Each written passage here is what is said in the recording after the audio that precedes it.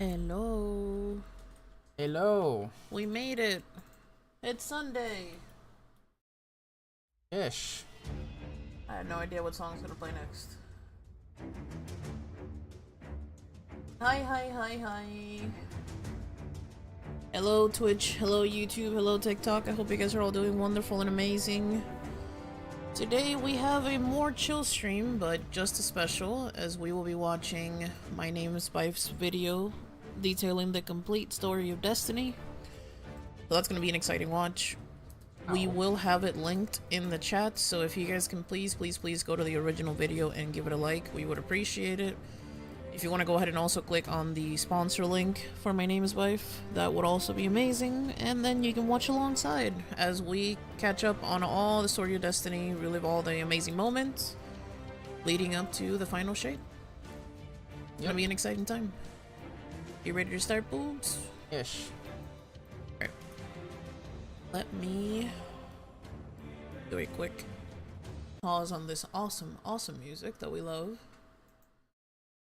And we're moving on to the other overlay. Let's see.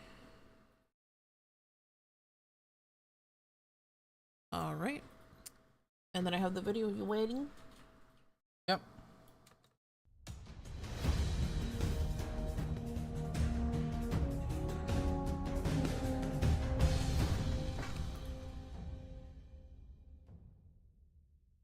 Greetings everyone, my name is Wifey here. I've covered Destiny's lore for just over 7 years now, and ahead of the end of Destiny's first saga, I'm taking this chance to give you all a look into the complete story of Destiny so far. But if I can take just a moment or two of your time, there are some things we should really talk about before we start this video. Firstly, I wanted to let you know that this video is the longest that I've ever made, and if you're watching this after the premiere, you will see that it is well over 9 hours long. There are 2 intermissions for you in this video, so be sure to use them. Get up, stretch, hydrate, and do all those other things that you might need to do in the break. Take your time.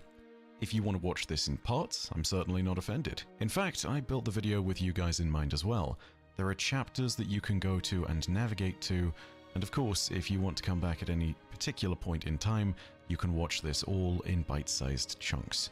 If you want to skip to a specific part of the story, it's there for that too. I also want to be frank with you guys about something. Making these larger projects is not cheap, and I make sure to invest in larger projects because, well, the quality will end up speaking for itself. It's not an insurmountable barrier, but it does mean that every big project is a very big decision to make. Oftentimes, it's a very scary decision to make because of the risk involved. And that's why we went looking for a sponsor who would help us cover the costs and justify the creation of this video. They gave me complete creative control over how to talk about them, so before we even mention who they are, I just want to go ahead and shoot straight with you all and tell you that this video was actually possible thanks to their funding.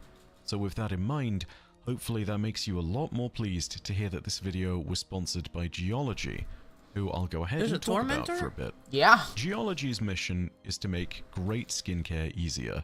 The important problem that they identified is that for most of us dudes, the whole process of skincare is way overcomplicated and pretty opaque. There's too many things to keep track of, and a lot of it varies according to each individual body and what you need as a person. Getting the right skincare can end up being a wasteful thing, and it can be very expensive if you don't have the right assistance. Geology's answer is to be the helping hand and easy guide that you need. It starts with their quick quiz, which you can take to help identify what you need out of skincare, and that takes about 60 seconds. After that, they'll recommend a personalized routine just for you, and each of the products that you get in there has clear labeling telling you which of the products you should use first and how often you should use it. It's just really simple. I have been receiving their products as a result of being sponsored by them in the past, and I got some more of their product from this, and I can tell you that I use their skincare, and I can tell you that I also use their shower gel. There's a lot of stuff they do, and all of it is just very good. I've been using it for months now. It's really simple, and Geology's system just works. You can tell by the 10,000 5-star reviews that they have. Okay, I'm not stopping the sponsor, I just need to check real quick. Yeah. If Watch on Stream is actually working or not. Oh, okay. and the over 30 prestigious awards that they have won. Getting better skincare isn't complicated with geology, so use my code for an absolutely enormous 100% off your trial set Oh, I just and noticed 50% off of something, any add-ons on your first the blinding, box. like the capture The only cards thing you have need to the, pay like, the for thing in your over the- trial box is the ammo. shipping. So, thank you very much to Oh, thank you Geology for letting me. for sponsoring this video and noticed that. making its creation possible. Whilst the sponsor was also very important, I definitely couldn't have made this video without the help of a few key people. First of all, let's talk about Aslar and Shrike. Aslar is the talented artist who created the art in the chapter cards and the awesome animated fly-throughs that help to really show the story locations as we move through the... I apologize. It's because I thought we were playing 14 at first, remember? Yeah. I fixed it. world of Destiny. I was so happy to work with him because much like me, he absolutely adores this universe, and he's a huge fan of the small details, which you'll see in all of his work. If you want to support him, his work is fantastic, and you can find a link to his Patreon and his socials down below in the description. If you want to commission him or buy his art, I know that he'd very much appreciate that too. You can find some of the art from this project being sold by Aslar right now if you check those links. Shrike, aka Martin, I'm gonna go do is this the patrol editor on and this project start and the the event. editor on my videos generally, and he has helped tirelessly to add context and visuals to each part of the video. Whilst this was a split effort, without him, I would never have been able to take on a project of this scale, so a huge thank you goes out to Martin as well. I also got in touch with a few other artists from some of my old projects. You see, there are some bits in Destiny's lore that just don't get portrayed in-game a lot, and so we lifted some stuff from old projects with their permission. This includes Metaworks818, aka Ben. Ben was kind enough to allow us to use the art that we had used for Dynasty, the complete story of Savathun and the Witch Queen and the Hive, and that was something which allowed us to fill in those relevant sections of the video. With that in mind, the Dynasty animation team, aka Reed, Drexus, and the Judd sub, were also kind enough to allow those animations from Dynasty to be reused. Duba Plays also gets a shout out here because to this day they have some of the best Vault of Glass B-roll ever taken, and I was allowed to use it thanks to them. Some supplemental footage was also taken from the Destiny Lore Vault, where my own archives were lacking, theirs were not. Their dedication to preserving Destiny's lore and story is utterly remarkable, and it's a great thing to have in a live service game where a lot of this stuff is going to eventually cease to be, unless Bungie eventually restores it. If, like me, you're a big lore junkie, they are a fantastic resource. In this project, you might also from time to time hear some fantastic I need to music. sub to them. Not all of it is the Destiny OST. That fantastic What? You need to know who? He just mentioned some people that keep like Music I guess that- archives. preserving Death Vault. Today, they have some of the best Vault of Glass B-roll ever taken, and I was allowed to use it thanks to them. Some supplemental footage was also taken from the Destiny Lore Vault, where my Lore own Vault, archives were okay. lacking, theirs were not. Their dedication to preserving Destiny's lore and story is utterly remarkable, and it's a great thing to have in a live service game where a lot of this stuff is going to eventually cease to be, unless Bungie eventually Dang, restores it. GG, If, Dwayne. like me, you're a big lore junkie, they are a fantastic resource. That's awesome, In this dude. project, you might also from time to time hear some fantastic music, but not all of it is the Destiny OST. That fantastic music that is not by Bungie's own talented artists is the work of James Thistleton, who created the alternative rendition of Deepstone Lullaby that plays at the intro and outro, as well as the need that Shattered song. Suns soundtrack for Rulk's part in this story. All the respective links to anyone who contributed to the video in any manner are found down below in the description. Thanks to the last-minute raid team who helped me to grab some of the missing footage I had from the Deepstone Crypt and from Rulk. You guys were all awesome, very patient, and you let us get critical parts of the video done. For that matter, if at any point during this Tormentor. video's creation you were responsible for supporting and helping me out on anything, thank you. My heart goes out to you as well. Hell did you do to that And thing, lastly, babe? to all of you, Strand viewers Super. back at Holy home, crap! thank you for just sitting and watching. Normally, at the end of my videos, I tend to say that your viewership is quite enough for me. And that's my way of telling you that I get that some people just want Can you to turn cancel up, this watch patrol? the video, listen It's to the bugged. audio, and then Yeah. call it a day. You're doing a lot of stuff, your life is hard as is, and you just want your entertainment without fuss. And I respect that, because yeah, life's rough. However, this is the one time I'm going to make an exception, and to ask you, if you are one of those people who has appreciated my content quietly for years, to just go ahead and hit the like button. If you are one of the veterans to my channel, if you've just come from the updated video, or whether you're completely new to Destiny's story, regardless of who you are, that like greatly helps me. And I know it's the same shtick you'll hear from every single YouTuber, but it does work, and I think that the amount of effort we've put into this video speaks for itself. If there is a video worthy of your like today, I hope it is this one. But with all that said, you have all been patiently waiting long enough. It's time I sat down and started to tell you all a tale. From the mysterious origins before time, to the potential end of everything and the dawning of the final shape. My name is Wifey, and this is the complete story of Destiny, the Light and Dark Saga.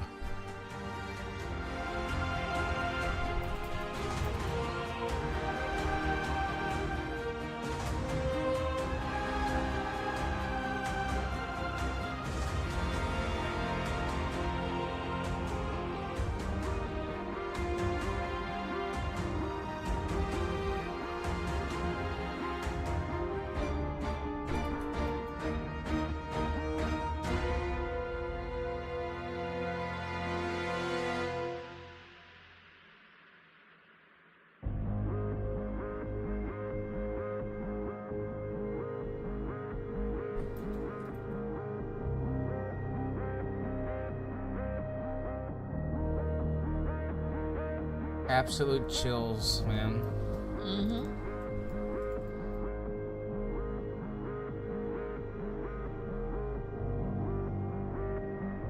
Wait, do you remember the last sectors, public events? A public event. This one's one of the harder ones. Oh, I'm on my way.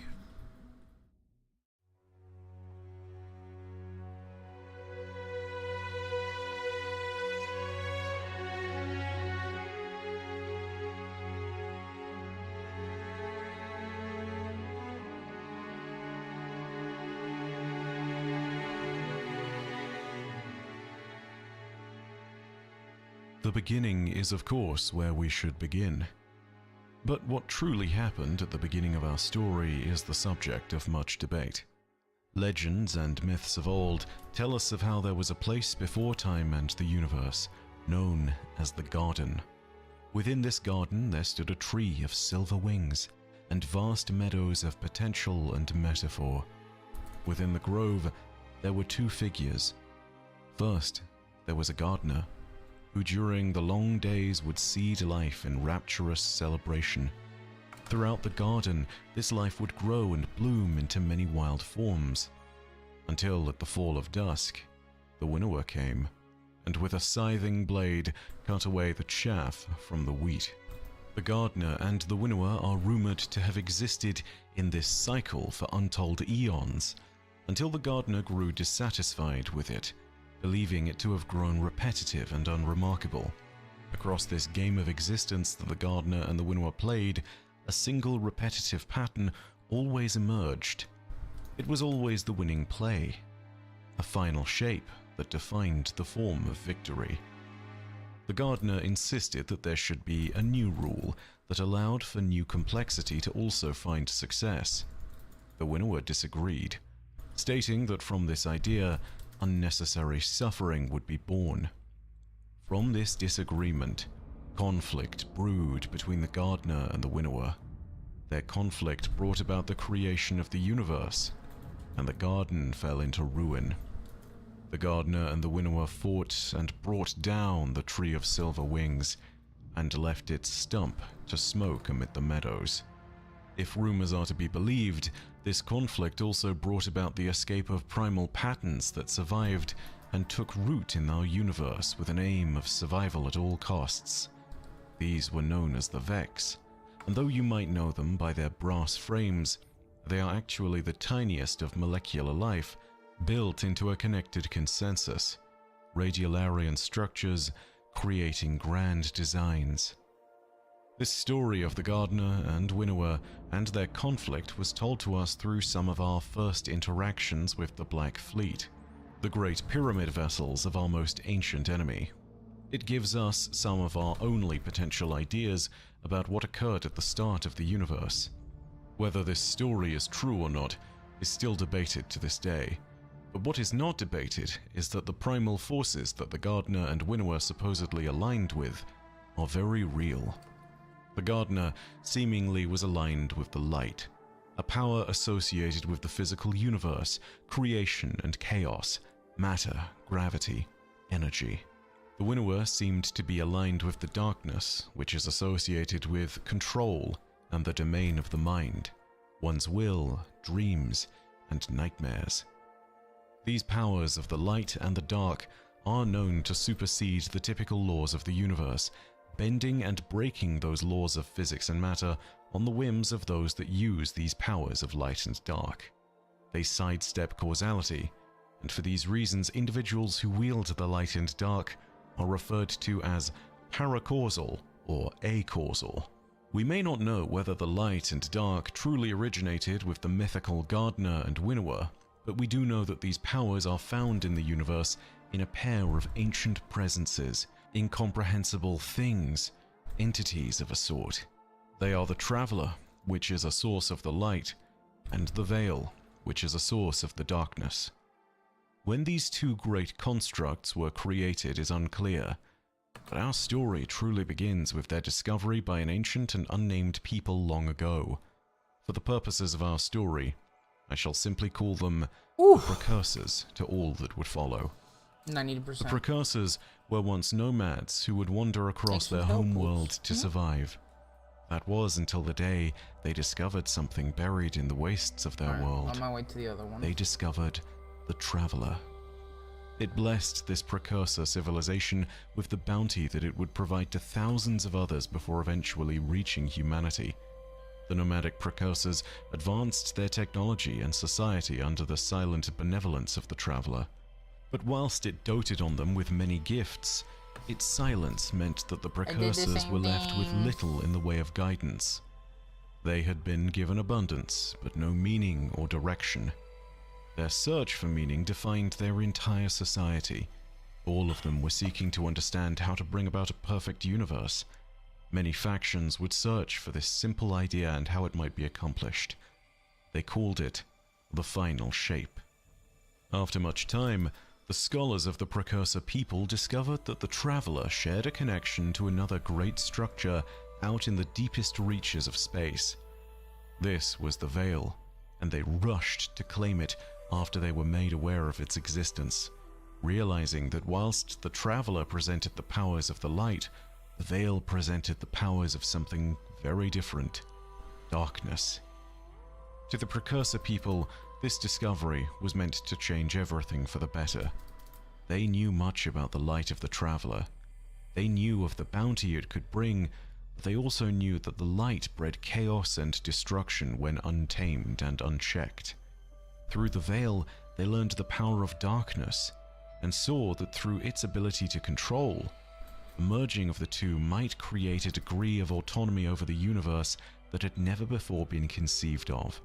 They aspired in that moment to control the chaos of the Traveler's light by strengthening its connection to the Veil and merging the two.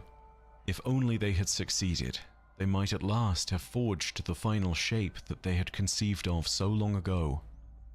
But when they attempted to forge this connection, the Traveler rejected the link and abandoned the precursor people. What happened next must have been the most calamitous time within the precursor society. Terror and uncertainty must have spread through their minds. There must have been bitterness. There must have been hatred. But no matter what they felt, what happened next would bring the ruin that they had experienced to untold trillions across the stars. The precursor people, having been abandoned by the light, turned to the powers of darkness for salvation. Understand that the light is not inherently good and the darkness is not inherently evil, but the precursors were fueled by hatred, and their desperation spoke for itself. Recovered records indicate that a group amongst them known as the Penitent struck down all others who dissented against their ways.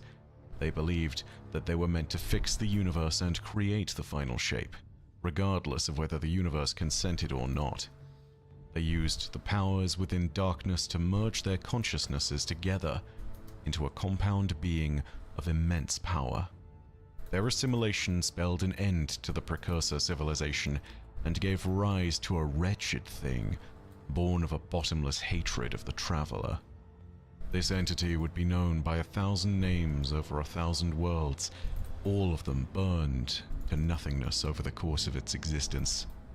We would one day come to know it as the Witness. And so it set out into the stars to pursue the traveler. I'm scared. With it, the Witness took the vessels of the civilization that had brought about its creation, an armada of obsidian black pyramid vessels, which represented destruction untold. Along with this black fleet, the Witness brought the Veil, pursuing the traveler with the same intent as its precursor creators. The Witness would see the combination of light and darkness, and with it, a world without change, a world without chaos would be brought about, an immutable, perfected, final shape to the universe. And this time, unlike the precursors, the Witness would not seek the final shape out of a need for perfection alone. It would seek it out of a desire to subjugate the traveler and all those that might oppose its will. But if it was to succeed, the Witness would need to gather adherents to its cause, disciples that would help pave the way for its purpose. That is what led to the rise of the first disciple, and they would not call him a conqueror or a mere tyrant. He was worse. He would be known as the Subjugator. 2% more. So, like a lost sector should be fine. There's one at the beginning. Let's go.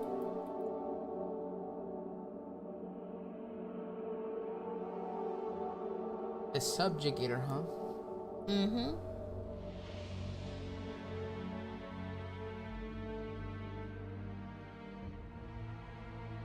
After the Traveler had left the precursor people to their fate, it enacted a pattern that it would follow for eons to come. It would move onward and find another civilization to uplift. This cycle has been repeated countless times, and as best we know it in the Traveler's wake, the Witness has always followed, meaning that wherever the Traveler has found itself, eventually calamity and ruin would follow. Over the course of its journey, the Traveler would arrive at a world orbiting a binary star called Lubrae. It had blessed the Lubraean people with the bounty of the light, and they would also grow and rise in much the same way as the precursor civilization had. But the Lubraean civilization would be split in two by this action. There were those who lived beneath the Traveler, forming a harsh regime that would rule the planet. This regime would send out its killers that hunted traditional tribal peoples and suppressed them. Those that lived free of this regime had to contend with the two harsh sons of Lubrae and with the terrifying fauna that called the planet home. By the time the Traveler had left the Lubraeans, the division in their society had become a wound that would never heal, Was a waste of a scar upon their people that governed their entire way of life, be they of the regime or of the tribes. Savagery ruled this world, a savagery that would be its undoing, They're on you. for it was into this world and these savage peoples that Rulk was born. Though he was originally born into the tribal nomadic society, Rulk's parents had come from the regime's city. As Rulk grew up, he saw how the regime's sanctioned killers, known as stalkers, hunted those from the tribal peoples and seemingly spared none in their quest for blood. There was only one who was bloodier than the stalkers, though, and that was his father, Relic. So strikes. Born of the regime's savagery, Relic would return the stalker's malice to them and defended his newfound people by bathing in the stalker's own bloody viscera as he tore them in two. But Relic's family did not approve of such savagery. and eventually they would be his moderating influence, and he would be drawn away from such acts of gratuitous violence by the family that he had chosen. Bonus progress for for his bow, son, hand Rolk, cannon, pulse rifle, or these auto actions rifles. were not the mark of a Use a hand villain. cannon. They were simply what was necessary to survive. With his father's example driving him, Rolk developed a sadistic streak and followed his father's footsteps into violence. By the time he had killed his first stalker, Rolk would see his father being carried away by a raiding band of the regime's killers, and in his father's name, he swore vengeance. He hunted the stalkers through the darkened wastes of his homeworld, seeking vengeance for his father Relic. He took a glaive from one of the stalkers and called it Relic Sword. It was his objective.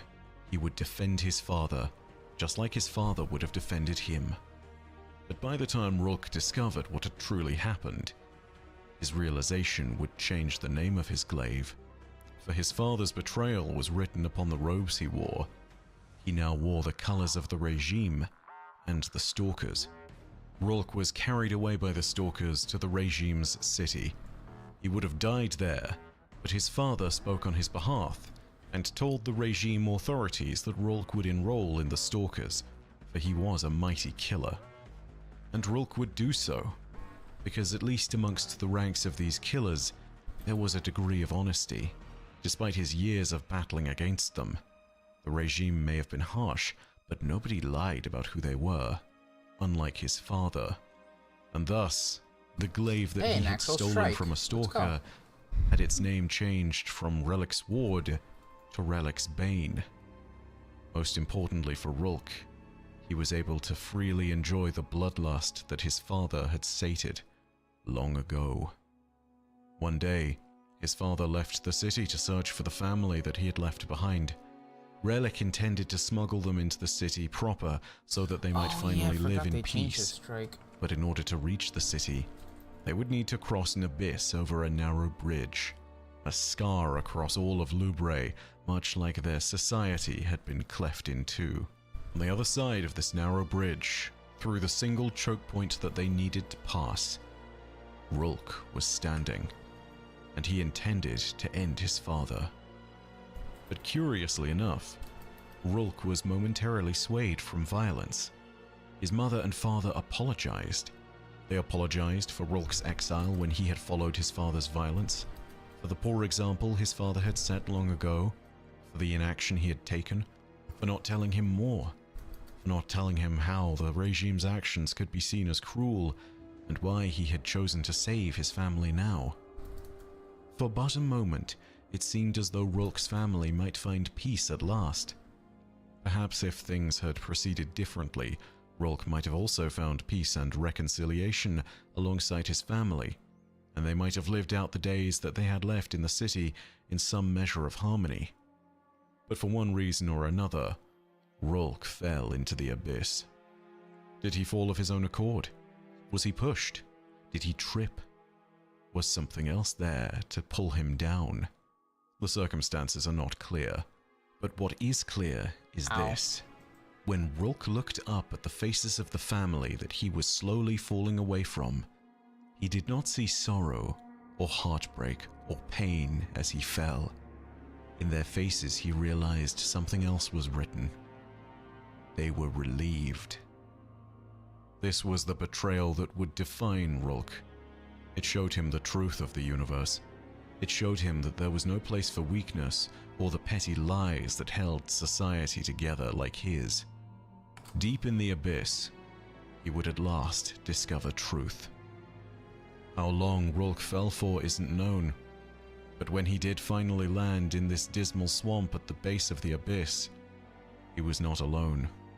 There were myriad creatures moving to consume his very body, broken as it was. But it was here as well that Rolk beheld something else. For the first time, he laid eyes upon the witness. It saw Rolk for what he was, a thing of hatred, ready to bring ruin to those liars above. The witness mended his body and his broken glaive. It empowered Rolk with terrible darkness. and with an ability known only as the Witness's luster, something we still do not understand fully to this day. When Rulk asked what he was meant to do, the only word the Witness uttered was ruin. With his newfound power in hand, and with a purpose granted to him in vengeance, Rulk climbed the endless ravine of the abyss, clawing his way up out of darkness until he beheld the surface once more. A confused sun had fallen into the pit, but what had crawled out was no sun at all. It was a monster, a new being of hate. Man, look at Rulk Rulk's picture returned there. to the city of Lubre and Scary. enacted his final judgment of his people. He first slew his parents, then the rest of his family. The city watched on in horror and saw Rulk for what he was. But in his hands, Rulk held a power greater than even the slaughter that he had enacted. He held the Witness's luster, and in the other hand his glaive. Rulk siphoned the energy from Lubre's own sapphiric sun, and channeled it into the Witness's gifts and his own glaive. He struck at the surface of his planet. The weapon had been twice renamed because of his father, and had been renamed once more in accordance with its new purpose, a purpose displayed with but this singular strike. It would be known as Lubre's Ruin. Yeah, And the beneath blade. Rulk's blade, with the power of the Witness, the planet cracked. Rulk destroyed his entire planet, and shattered the suns of Lubre. Seeing the chaos that he had wrought, for a moment Rulk was overwhelmed. Seeing the devastation, he fell into the ever-expanding abyss that had consumed his world, and he lost consciousness once more. And when he awoke, there was no Lubre, no regime, no city. Only he remained, the last known survivor of his entire species. He beheld the Witness once more and saw the totality of all that had happened across his life. He begged and pleaded and wept and regretted. But the lesson the Witness would show him, the lesson it was attempting to teach, was that these feelings were of no consequence, that all the life on Lubre was of no consequence, that they were of no consequence because they did not serve its goals, the Witness's eternal purpose, the formation of finality, the end of the universe. In this context, no one that Rulk had killed had mattered. Only Rulk mattered. Rulk had long believed that his civilization was but lies, and so the lies of his civilization melted away. As he stood and foresaw his new place in the universe, Rulk was asked by the Witness what he felt. And to this, as he took his glaive in one hand and the Witness's luster in the other, Rulk said, "Relief." It was here that he became the first disciple of the Witness, the first of its messengers of doom that would faithfully destroy its foes. Though not all would serve for the same reasons, all would serve. Not as kings, not as gods, but as disciples, prophets, saviors serving existence. Whilst the many disciples of the Witness would conduct many terrible campaigns of war and terror, Rulk would be the first, and by most accounts the most powerful, and from his actions would spawn a legacy of bloodshed that would make the stars themselves tremble. A legacy that would begin with Lubre's destruction, and whose heights would be found upon a distant gaseous world. Yep. An ancient Fundament. place with a roiling ocean beneath a depth of cloud. A world known as Fundament. This whole backstory, like the Witness, Rulk, and then them both creating the hive, that bruh, just bruh, it's crazy. Agreed. With his newfound purpose, Rulk would slaughter countless civilizations in the name of the Witness, in the name of its great final purpose. The greatest conquest of the first disciple and his dark master would take place on a distant gas giant called Fundament, a world with 52 moons and whose gravity was so great that smaller planetoids had been pulled in by its gravity and collided with its surface, collapsing into its oceans and becoming great continents on its surface. It was on this world that the Witness and its first disciple would feverishly go about the busy work of sowing devastation once more. The Traveler had settled above Fundament, amongst its moons, and was uplifting a civilization there known as the Ammonite. The Witness foresaw that soon it would move to uplift another species on the world below, on Fundament itself. They were the Krill. All the while, there were even greater forms of life here.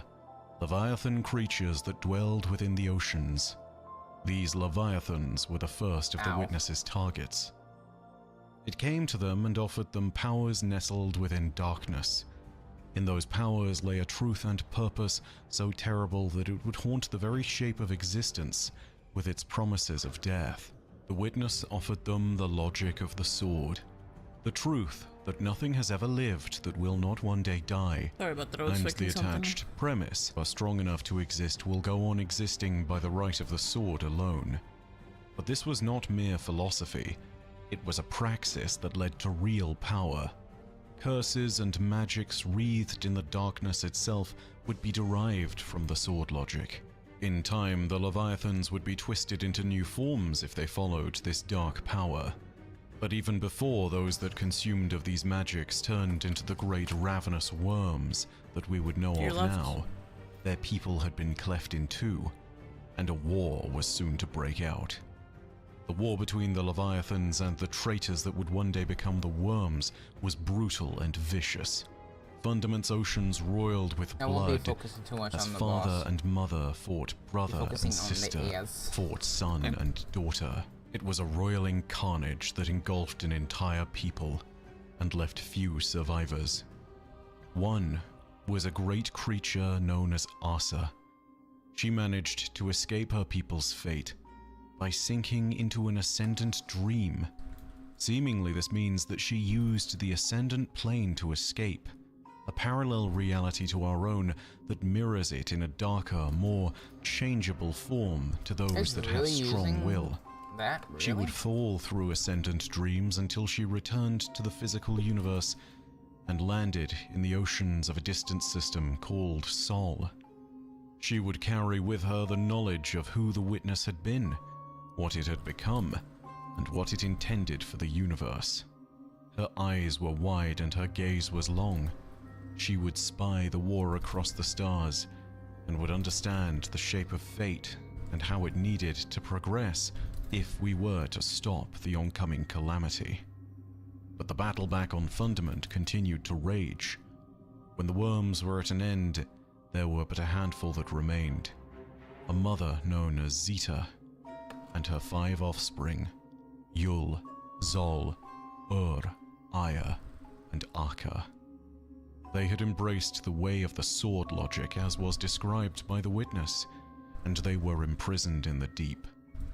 There, a Leviathan watched over them as it had them held in Fundament's crushing core. It isn't clear if this creature who imprisoned them was of the same species as Asa and what the worms had once been. It might well have been, and if so, it might well have been the last of the survivors of that great war, the last who rejected the Witness's offer. We simply do not know, but what we do know is that its power was great enough that it could dominate the remaining worms. It spanned the supposed size of continents, and was known to all others simply as the Leviathan. With the worms' numbers diminished, Rulk and the Witness would enact the next stage of their plan: subjugation. Rulk would dive into the deep and enlist the worms in servitude to the Witness's plan. He effortlessly conquered the Leviathan, which addressed him and demanded that he stop. Rulk responded by removing one of its ribs in a display of dominance. Descending into the deep, he spoke to Zeta, the mother of the worms, and offered her a dark pact. The witness had need of her power and of her children's power. It would offer her children sustenance and survival in exchange for loyalty.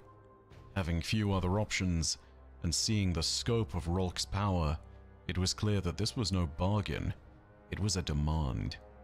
And so Zeta accepted. Thus, as he took their mother to the surface as both a source of power and a captive, the newly anointed children of Zeta, the so-called worm gods, named him the Subjugator. Rolk took portions of the worms that would form into their larvae, the small worms that we now know from killing so many hive, and with them, he enacted the greatest of the Witness's plans. He left one larvae in Fundament's oceans, ensuring that it would wash up and be found by a leader of one of the Krill nations, the next people that the Traveler was meant to uplift. The leader who discovered the worm larvae was the king of the Osmium dynasty, and this dead worm larvae would quickly become his familiar, for it would whisper the Witness's terrible lies to him, lies of an oncoming horrific calamity. The old Osmium king would grow obsessed with this doom, which would supposedly come in the form of a great god wave that would wipe away all things. He neglected all other things in pursuit of this truth, even neglecting his 3 children, whose now dead names, Orash, Sathona, and Shiro, would be spoken only in Apocrypha, but whose true ascendant names would one day go on to bring terror to the universe. Yep. Only the eldest sibling, Orash, had his attention, and only when the 2 of them were studying the stars for proof of the approaching doom. The Witness's plans for these siblings was thus. The most cunning of them would acquire her father's larvae upon her father's death. It would whisper to her of the same cataclysm written in the stars, and would tell her that to find salvation for her people, she would need to descend into the deep. These were the whispers told by the lying worm to Sathona. A simple lie, but one that would reshape the history of her people forever. All came to pass as the Witness planned, and in time the siblings dove down into the deep. There, Sathona's older sibling, Orash, stood within the deepest part of Fundament's core and made a pact with the worm gods, be careful. Zeta's 5 children. Oh, I thought it was gonna go If the forward. krill would consume their larvae, the worms I'm would dead. provide them with man, power and no. immortality. Immortality that they had long sought. An escape to their short lives.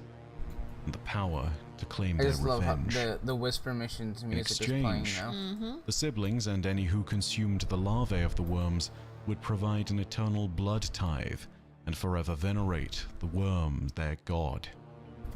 The krill would forever have to commit acts of violence and devastation by following their nature.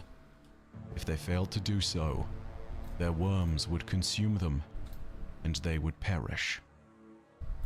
The bargain was accepted, and thus Orash, Sathona, and Shiro ceased to be. Thus Ulrix, Savathun, and Zivo Arath were born. Wow. Together, these I'm just 3 trying to get my siblings banner would so I can stand with heal the you. power of Zeta's 5 worm god children. They would be claimed by the Witness's powers before the Traveler had a chance to uplift them. Thus, the Traveler's plans were subverted. Ulrix, Savathun, and Zivo Arath would go on to unite the Krill peoples, now believing in the sword logic of the worms and in the promise of their own power. After cleansing the surface of Fundament, they would go on to scour its moons, destroying the Ammonite and butchering the Leviathan, all in the name of their newfound gods. A change came upon them as a people, and they would no longer be known as the Krill, as their new purpose of being the great winnowing blade was made clear. They would become known forevermore as the Hive. These would be some of the most fanatical servants of the sword logic. They would spread out across the universe, and beneath their blades, the Witness would see yet more worlds burn in pursuit of the Traveler. Though they would not necessarily know the Witness to be their true master, the Hive would serve their purposes nonetheless. Tools, puppets created by Rolk. But the Hive are a tale unto themselves. In their long and storied history, kings and queens and princes would rise and fall. Power would be gained, lost and forsaken. But always at the heart of all their machinations there would be a link to each of the three new Hive gods. Ulrix, the navigator and king of shapes. Savathun, the queen of lies and deception. And Zivu-Arath, the Hive god of war. They would leave Fundament behind and look for new killing fields and killing logics.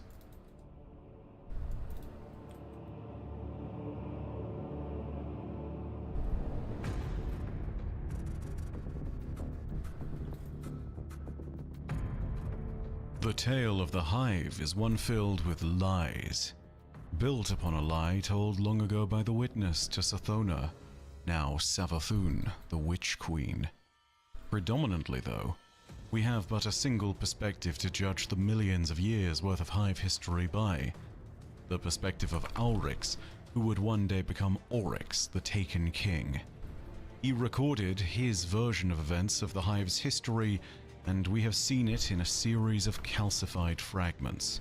We would one day know the knowledge contained in these fragments by a different name. Books of Sorrow.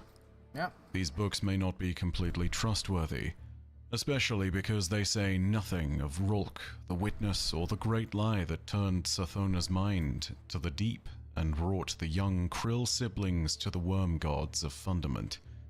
But they are our best and only record of the Hive's history, the history that is theirs to tell, Nice ass, babe. as they were so often the victors. Hundreds of civilizations were snuffed out by the advancing armadas, the swarms of the Hive. Yes. Through their slaughter and through the sword logic, Ulrix, Savathun, and Zivu-Arath would create throne worlds. Cysts in reality, pocket dimensions that defied the laws of the universe, nestled within the Ascendant Plane. Upon their deaths, the newly ascended Hive gods would be reborn in these throne worlds, and only within these throne worlds could they ever truly be killed. Thus, even in the face of fierce resistance, the three ruling siblings of the Hive and all those that would follow as ascendants thereafter would hold enough power to be nearly unassailable. They would be a scourge upon the universe, and for a time, they looked invincible.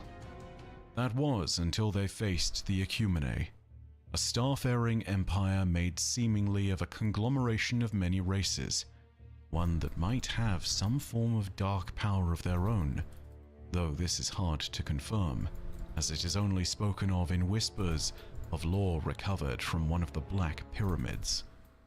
Thanks to the information obtained from the witness's own pyramid vessel, we do know that the AkiKebi had built a unity of minds, a chorus constructed from the powers of darkness but not one of evil, one of harmonious thought.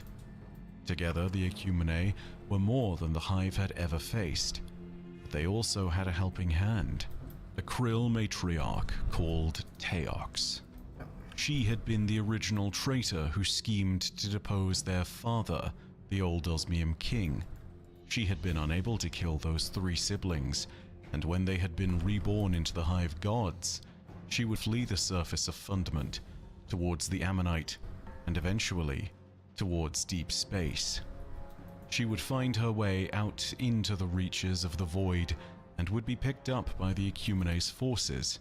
She gave them practically all the intelligence they would need to break the Hive's offensive. And break it the AkiKebi did. Their great fleets pushed the Hive back time after time, and they targeted and overkilled Ulrix, Savathun, and Zivu-Arath wherever they appeared on the battlefield.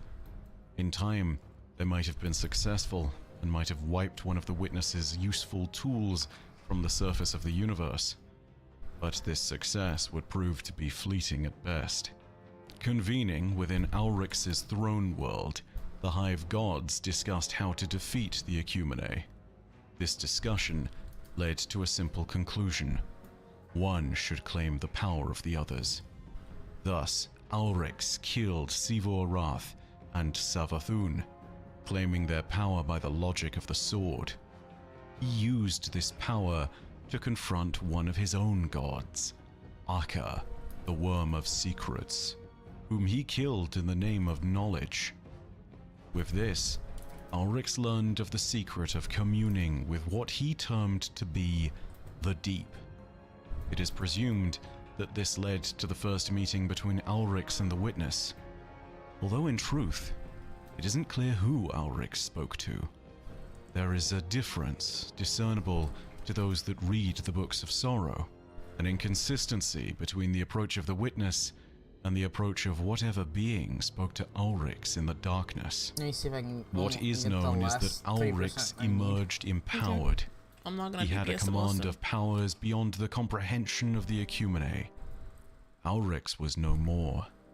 He had returned as Oryx, the Taken King, and he had learned the power to abduct beings through portals into another place, where his enemies would be hollowed out by malicious forces and could be returned to the battlefield as thralls under Oryx's command. These were the first Taken, and though Oryx would be called the Taken King, there would be many who would come to wield them in time. The Witness, Rulk, Savathun, Zivorath. Seemingly the only requirement to wield the Taken was a strong enough will to impose upon them, for the Taken are but husks, free of meaning and purpose until one is indwelled within them by a greater force. And thus, Oryx commanded them. He would unleash the Taken upon the AkiKebi, and his campaign would conjure back his siblings by embodying their different penchants. Where he was one of slaughter and war, he would summon back Zivorath, and in the AkiKebi's last moments, where he tricked them into a fool's gambit, he would embody his sister Savathun.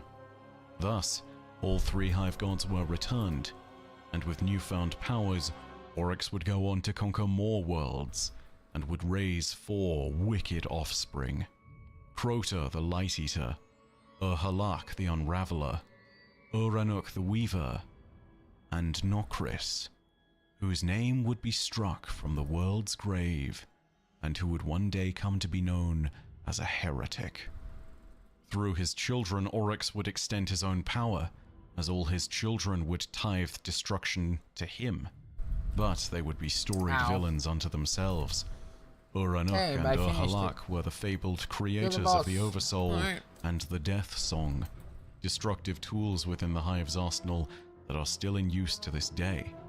It was Oryx's sons, though, that would be the most storied, albeit not for the reasons one might define as productive. Is it Mr. Crab's wallet? Nokris, who was weak of body but strong of mind, sought out hidden apocrypha that might grant him forgotten power. This led him to the worm gods, and in particular, Zol, who was weaker than his siblings and sought an alliance for the sake of his own survival. Zol promised Nokris a power that was forbidden to the Hive in exchange for loyalty, servitude, and his very heart. The power that Zol gifted Nokris was necromancy. Actually, level 95. One must understand, or 96. though death is the realm of the Hive, necromancy is a power that is beyond offensive to them. Death to the Hive is a sacred thing, indicative of one's place within the universe, of one's standing before the final perfect shape.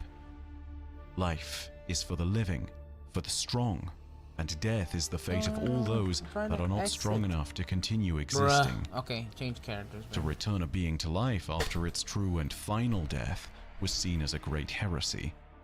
This was not the same as the return of Savathun or Zivorath, who fed upon the bounties of trickery and war that Oryx had conjured. This was not the return of any ascendant who had tricked death and become strong enough to defy the laws of causality and build their own throne world. This was an abomination. The weak had been given a second chance. On the Mac, it was unacceptable. they always like to disappear. For this crime, use synergy. Nokris was banished, and all memory of him would be stripped from the great archives of the Hive, known as the World's Grave. All record of him was destroyed, all trace of his story wiped clean. Only one statue, obstinate in its permanence, was left standing near the altar of Oryx. but the trace of Oryx's second son, Let's see. Let me see aside if I from can this, find it would all here. be gone. But Nokris would live on past his banishment. His chronicles would be told when we returned one day to Mars, but not before. Of Oryx's first son, though, there would still be many chronicles. One day, as Crota was attempting to learn alongside his two sisters, he would unwittingly be tricked by Savathun and would allow the Vex to invade his father's throne world.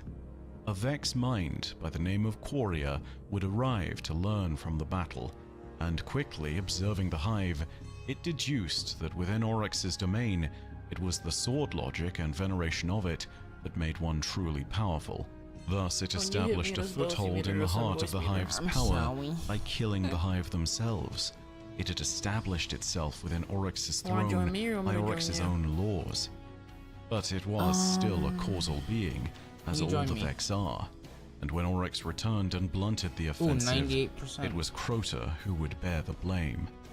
He took And- Crota and flung him into the Vex gate Getting network, close. How close am saying, I? "Come home 99. glorious, I'm almost at or 100, die babe. forgotten." Nice. And to these words Crota would hold. He would become a legendary demon, and would lead his brood to slaughter countless worlds in his father's name, Maybe I should just pay the dedicating dollar. secret temples to him and learning much of the brutality that his father would impose What's upon the world, I wonder what's the easiest I can venerating it do in time. now. But Crota's actions Take a look. had exposed the weakness in Oryx's own throne world.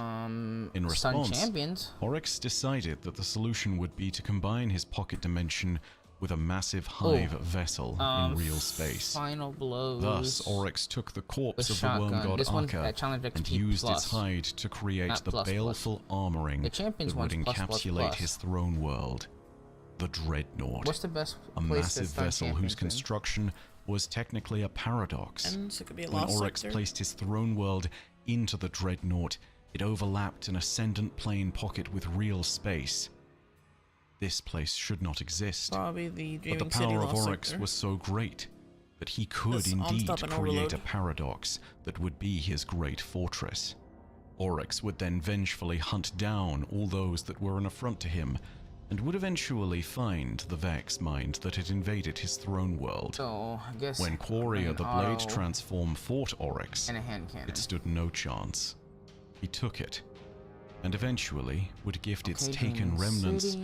to Should I just do that on Savathun. my own? In this moment, Oryx should have been truly ascendant, for is as it he the had invaded and Ephesion's found crest? the Vex, it was amongst the The fleet only of one the that's marked Harmony, the purpley, next yeah. who had Okay. been blessed by the Traveler's light. It had lied to their worlds, cute, and baby. now they stood within the gravity of a singularity. Yes, you are. You're Except cute. it had been paused, and the Okay, worlds were take your living time. in a flourishing light. Well, The this is Hive no, had by the way. found these worlds and were soon to tear them down, root and stem. The Hive had become so powerful, Oryx in particular, that he would constrain the growth of all other things in the universe, including Savathun and Zivur Arath. And so, the three divided. Before, as a united force, they could have stood and destroyed the whole universe. But Savathun and Zivur Arath took their broods and became distant, needing space to grow and to change into something more powerful. Thus Oryx was alone, and his sisters were split from him. His swarm had made an indelible mark on the universe and had helped to serve the Witness's purpose.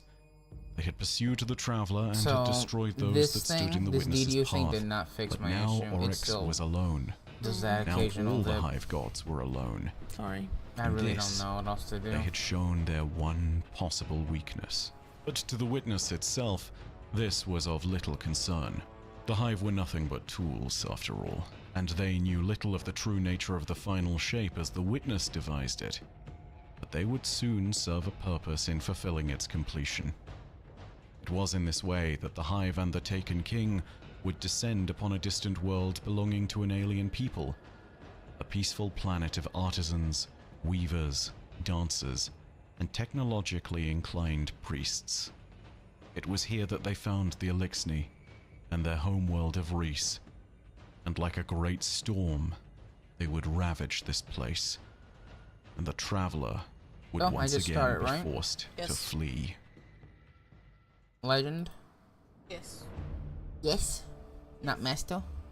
It doesn't matter because you're just stunning. Man, all I want to do right now, babe, obviously keep on listening, but I want to squish your cheek so bad. Please don't. Don't. Eat your poo boys. The Hive's rampage across the universe would bring them into contact with many peoples and many worlds. Their swarms were vast, the last thing and I as want to Oryx, do, once I Savathun, get and to 100 Zivu-Arath is had all get a split, few more kills with my they Dragon's had now Breath so I covered can different be ground. rank 7. and Oryx's that should be it. brood remained the most powerful arm, Okay. and their people would find another world seeded by the Traveler. These were the people of Reese, the Elixni, though humanity would one day come to know them first as the Fallen. Sources from the Elixni's own histories indicate that they Don't do held a damage, small 'cause number of unstops don't colonies recover. throughout several celestial stun. bodies. At the heart of their civilization, is the jewel of auto their rifle? small Hand empire cannon. that spanned a few stars was still set upon their home planet of Reese. They were a hardy but adaptable people. They would be sustained by a life-giving substance called ether. The exact chemical makeup of this compound is unfamiliar and unclear, but it can be created by a servitor from almost any remnant matter, meaning that the Elixni would be able to live on in almost any place so long as they had a servitor.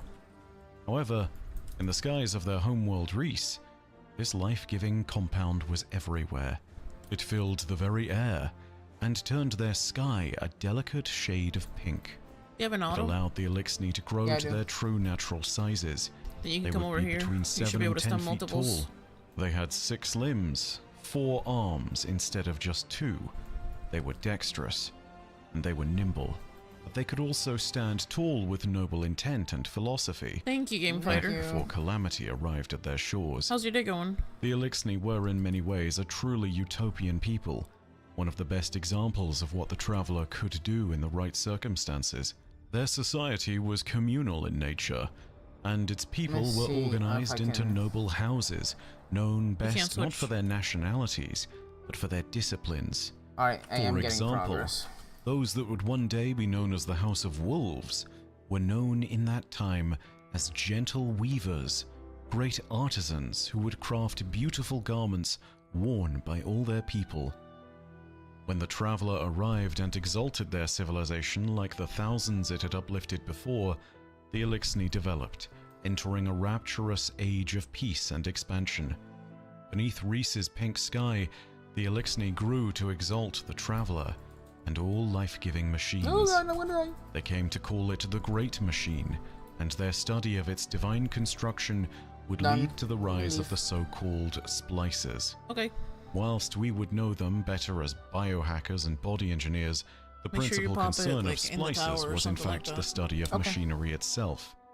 The Elixni believed that within all machines there was a spark of divine potential, and believed that within that access. divine spark, life itself could also be seen in some Whenever you different, decide to, somewhat man. more intangible form.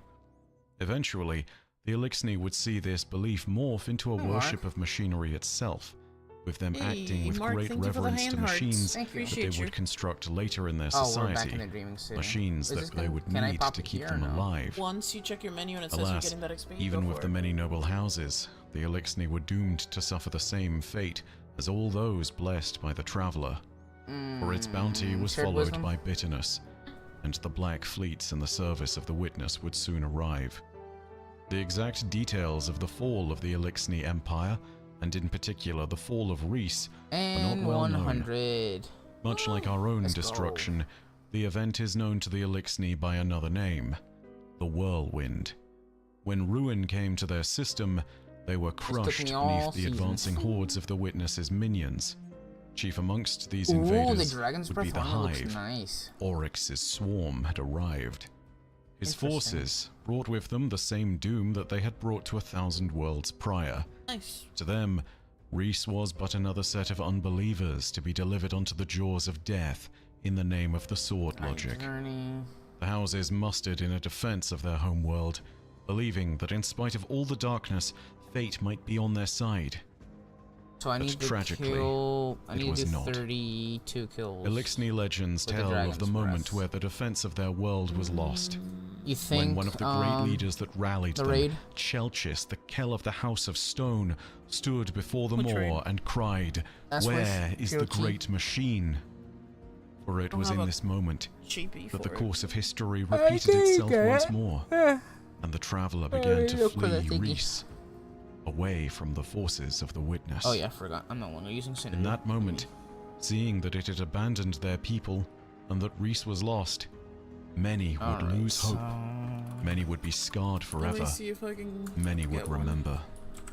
For scribes like Except to leave to do Varix, it so. would represent Okay. the greatest tragedy I that his can do the people had wish ever thing. seen. True. For What if I can warriors get like one? Aramis, it represented a betrayal so bitter and so evil that it would create hatred lasting for thousands of years. But for one amongst their number, it created a moment of determination Capacity. that defined an entire people. At capacity. Seeing that the At the Traveller, moment. the great machine, had abandoned their people and that Reese was lost, I'm joining. Kell of the house that would one day be known as the Oh, House you of already Devils found one? told his forces to break off from the Damn, you're engaging fast. attackers. He ordered his ship to pursue the now Traveller it's with his all fault. haste, and all catchers under his command were to follow this order. This Kell, Should I just wait? who would one day claim the Maybe name just of get natural Akilux, kills. abandoned all those houses who could not make war, and in his pursuit of the great machine, many others followed him. Thousands of Eliksni on thousands of catchers would begin the long exodus from Reese, chasing the Traveller, following Akilux's banner. An exodus that would come to be known as the Long Drift. Some houses gathered in groups of catchers, some followed the trail of the great machine alone. But no matter what, it would be a time of terrible hardship. Having left their homeworld behind, the Eliksni had little of the life-giving substance known as ether to consume. They needed to construct new If you machines let to it charge up create to ether 5, it has the synthetically, greater ability. and so How do I the do that? servitors were created. Just wait. They were made spherical Oh. in On the left shape, side it'll say how many you perhaps have. to venerate the Traveller. So I have to like. Whilst the just keep servitors it could like make this? ether out of any Doesn't necessarily need to abandoned be matter out, that to was my discovered, understanding. the scarcity of resources in deep space led to the devolution of Eliksni society. The once noble people became pirates, So 5 is scavengers, the most. and warlords. Barbaric practices became commonplace. There was not enough ether to go around. Those few that could get enough were the leaders of the houses because they were strong. They claimed the position of Kells, and those amongst them of religious inclinations would commune with the servitors, and thus the triad of power within each house was born. Oh. The Is that- Kells, am I done? the Archons, and the servitors. A new I guess I'm hierarchy done. had been born from the broken remains of the I old. guess I don't need it.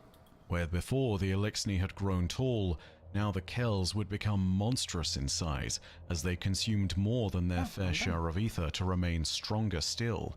With their utterly monstrous rank 7. strength, there was less chance of them being you're not until challenged you're by percented. rivals. For most, though, rationing I'm would just be the way wiping of at the their checkpoint life. I was taking for you. Those without sufficient ether I'm just wiping remained at the checkpoint I small, was taking for stunted, you. and weak. Worst of all, though, the punishments doled out by those who ruled became harsh to the point of being almost unspeakable. It is likely that on the Long Drift, the barbaric practice of severing an Eliksni's lower arms became a commonplace punishment for failure. This would be known as docking, and many who were docked were turned into dregs, or wretches, the lowest possible rung of Eliksni society. Thus it was that the Eliksni would pursue the Traveller, and become less of a people than their history would allow them to remember. The once noble banners of their houses would be cannibalized into symbols of dominance and declarations of territory. I think They would no longer now would be a the good time to utopian make sure people all of your that had settings grown you want up beneath the great are machine. on. The damage to their societal fabric was so great when that it final would save one, permeate two. through generations. There would be newborn Eliksni, but they would mostly be born in a time where few of them would remember the whirlwind or Reese. They had no home to call their own. It would be nothing more than a passing legend. the Eliksni's a plan was dream. called Reese. It came to the point that when humanity named them Fallen as a common peanut butter slur cups, and reference to their status as a people abandoned by the Traveller, Many amongst the Elixni did not completely reject the notion. They were a lost people, a tragic tale, a diaspora of vessels and cultures and long-lived memories that, should the universe be so harsh, could have been snuffed out in an instant. They would continue onwards and would follow the trail of the traveler to the next system that it had blessed. But that would take some time, and there were other civilizations who would make their way to our astral shores for reasons other than vengeance and reclamation. There were those that would make their way to our shores in the name of empire and conquest, and they too would be making moves, even though the traveler and the witness had never laid eyes on them.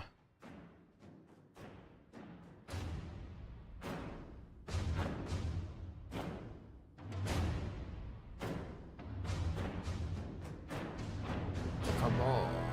Yep.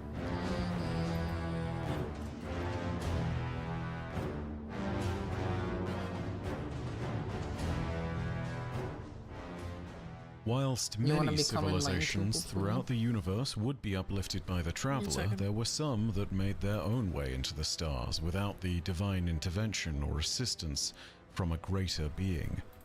One such people was found on the distant and rugged world of Tora Bartle.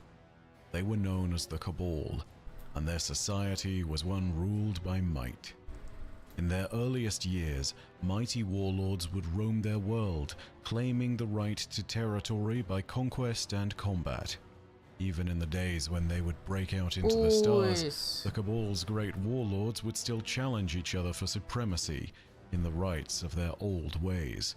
It is perhaps then unsurprising that one of the oldest legends of the Cabal is one that concerns their first emperor, a mythical figure called Akrios. The Cabal once saw the sun and desired it for themselves, so they climbed a great mountain to claim it. But before they could reach the sun to claim it, a great beast stood in their way. Generations of mighty and worthy warriors clashed against the beast, scoring small and seemingly insignificant blows against it, until one day Akrios came and struck the killing blow. He ascended to claim the sun and was crowned as the first emperor of the Cabal. This legend shows their lack of subtlety as a people, but it also has been a literal pretext for conquest. Kick the witness's the Cabal believe themselves to be righteous rulers in this universe, and they believe that it is so because they are mightier than their foes. The sun is theirs to claim because they are strong enough, and so they claim it. The legend of Akrios may or may not be true, but the emperors of the Cabal have been very real, and across their history, they laid claim to dozens of worlds. Some of these worlds were occupied by peoples that would be folded into the Cabal Empire. The Sindhu, the Karga Clips, the Arkborn, the Scions, all of them would have at some point been client races of the Cabal of Tora Bartle, and would be pushed into slavery and servitude of their emperors. The history of the Cabal is a long one, full of many conquests made by tyrants. But none of these despots and warlords have been more consequential than one who changed the fabric of their society so much that it led to his own downfall. His name was Emperor Callus, and while he was emperor, he was not truly powerful. In the time when his reign began, he would need to upend institutions for it to truly flourish. As emperor, he served alongside other powerful bodies that governed much of Tora Bartle's strength. Their people were ruled by a senate, and their military by a praetorate. The old military traditions of the Cabal were maintained, but Callus was different. He did not care for them. He was content with the idea of conquest, but he was not a martial Cabal. He sought song and beauty and pleasure in all things, and the praetorate stood in the way of whatever this. you want to clean up. The Senate all this is going to be erased, right? Like your main so engram, Callus so that you have space created a for stuff. populist revolution to overthrow them both, so that he might claim ultimate You're in the exotic authority and the weapons over and the his gear that own you're going to empire. want if Dim is down. Callus changed the Cabal people fundamentally when he rose to power. Nope. His populism saw Actually, the there is warlike one on ways of the my Cabal Titan. relegated in favor of a bountiful and hedonistic culture. Get rid of Even these at his ships. coronation, the nature of his rule The was made exotics that I clear, want. as he Most had the desert sands of likely- Torabatal this is what I cleansed to want, be pristine that. and white, having his army of minions get rid remove of this. every I single might offending wanna get stone my or plant Ophidians. that might stand out, and for his entire royal court to be recreated in the sands of Torabatal's deserts.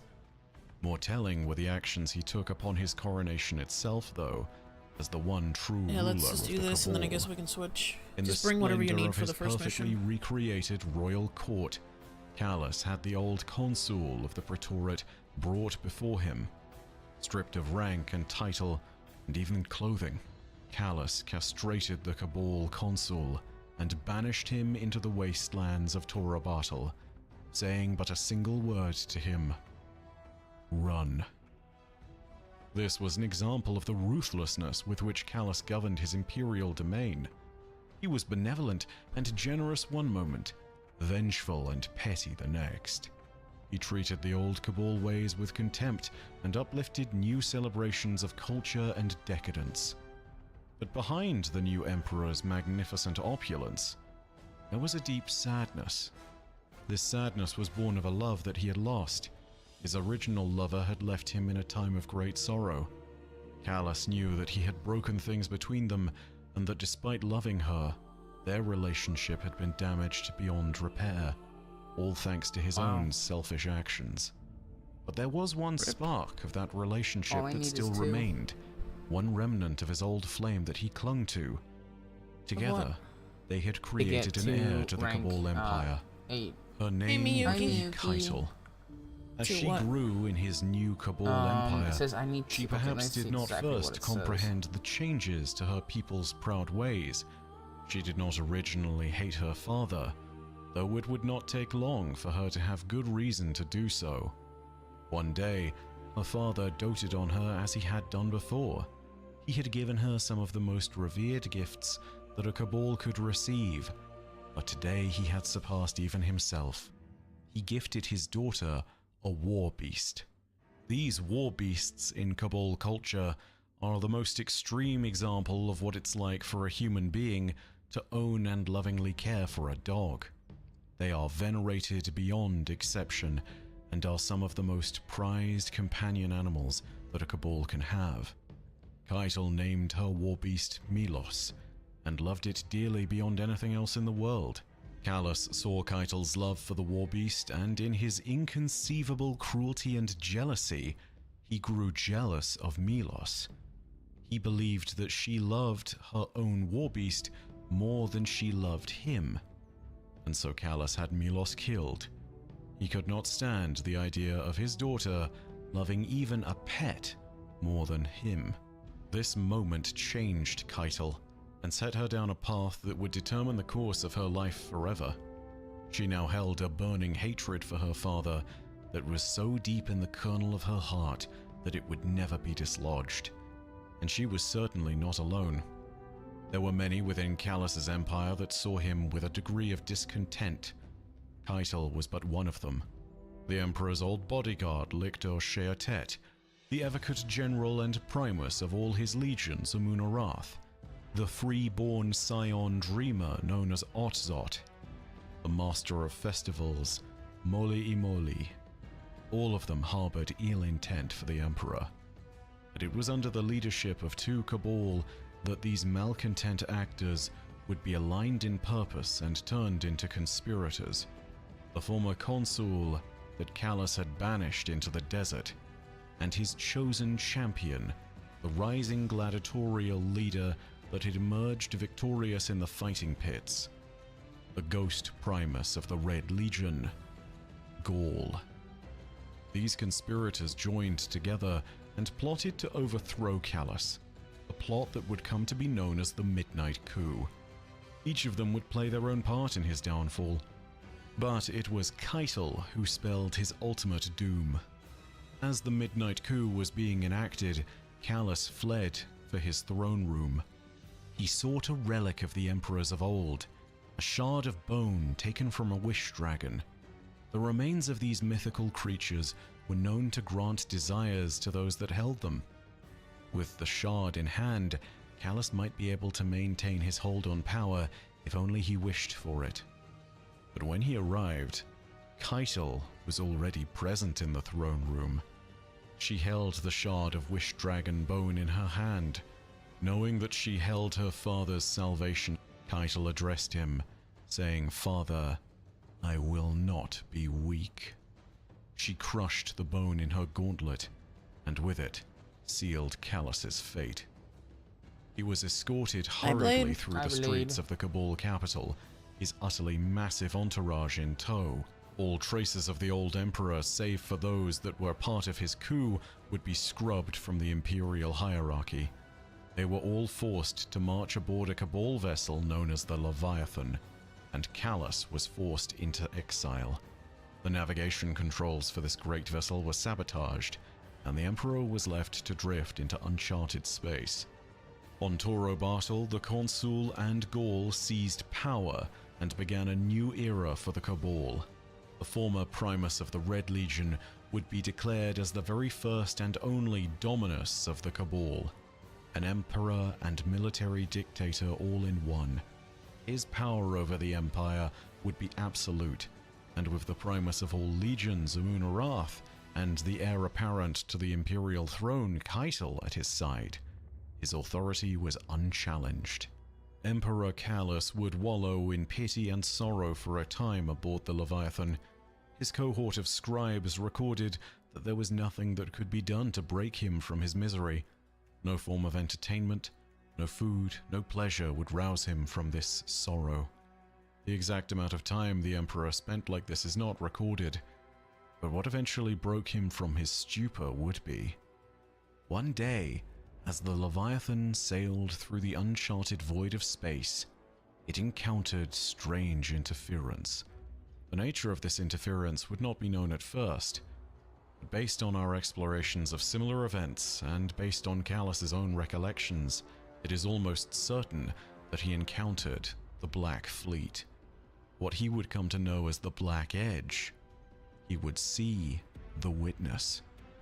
The pocket of astral disruption that they found themselves in caused massive quakes throughout the Leviathan, and Callus put on an environmental suit to see what had befallen the vessel from its own hull. Out on the exterior of the Leviathan, Callus beheld that thing that he would be defined by for the rest of his life. He would see the Witness, and it told Callus that there was to be an end to all things, and that the universe would end by its glorious design, and that he was to be its herald. After 12 hours and numerous terrible quakes, Callus returned inside with a look of mania in his eyes. He had first openly proclaimed the doom of the universe, and then, with a sigh of what seemed to be relief, he welcomed it. As he said at the time, "When nothing matters, what's left? Joy, comfort, freedom, the true freedom of pursuing pleasure for pleasure's sake, because it pleases you, because you desire it. I knew this during my rule, and I'd forgotten it during my exile. I shall not forget it again." Thus, Callus returned to his hedonistic ways, with a renewed vigor and a new mission. He would follow the directions of this terrible voice, and would be its herald. But first, he would also aim to acquire his revenge against those that had wronged him. To this end, the Leviathan's navigation systems were returned to functioning order, and the vessel charted its way back to known space. Callus would start to actively employ some of his deadliest servants in the task of seeking revenge: his shadows. Across the many worlds that had been conquered by the Emperor of the Cabal, he had found individuals of incredible martial skill. They were brought to Callus, contained in glorious armor, embellished with golden heraldry, and offered all that their hearts desired in exchange for servitude unending. Callus would send his shadows after the conspirators, and managed to successfully hunt down the Master of Ceremonies, Callus's former bodyguard, and a favored tea merchant that he had once believed to have served Gaul's command staff. These were but the first attempted assassinations, and upon Gaul and Keitel, there would be many. For his daughter in particular, he would send shadows with a specific weapon in hand. A blade that had been passed down from generation to generation. The Heart Shadow. Forged from a rare metal called enactine, this weapon could not be broken. It would always reform to its original shape if but a shard of it was exposed to psionic energy and the memory of what it had been like. The weapon was an heirloom passed through the women of Callus's line, and he had made sure that Keitel would eventually receive the weapon one way or another. His assassins attempted to take her life time and time again, and each time the mighty heir apparent would leave the blade shattered, ready to be reforged by Callus once again. In a strange way, this is how they kept in touch. Callus and Keitel would not communicate directly, but every time a new assassin came wielding the blade, Keitel would shatter it. In these reflections of each other's choices, did Keitel and Callus know of each other's continued existence. It was the only way to gauge each other's strength and intention. Assassins would be sent to kill Gaul and the consul, but likewise they would fail. The new ruler of the Cabal had set his sights on further horizons. He had remilitarized the culture of Torobatel, and had sent out many of the scout legions of the Empire to systems at the far reaches of Cabal space, each sent under a banner of war with a promise. Without victory, they would be exiled and could not return home. Gaul's forces would chart their way through the universe and would one day find themselves on the route to Sol. 5 scout legions and an elite group of scion flayers would one day land upon the shores of Sol's planets. But just as the Vex and Hive and Elixni would, it would take them time. Before any of them arrived in Sol, came an omen of prosperity and doom. A single event that would change the course of human history for all time and all people. Here is where humanity's part in this story begins, and it starts with the arrival of the Traveler.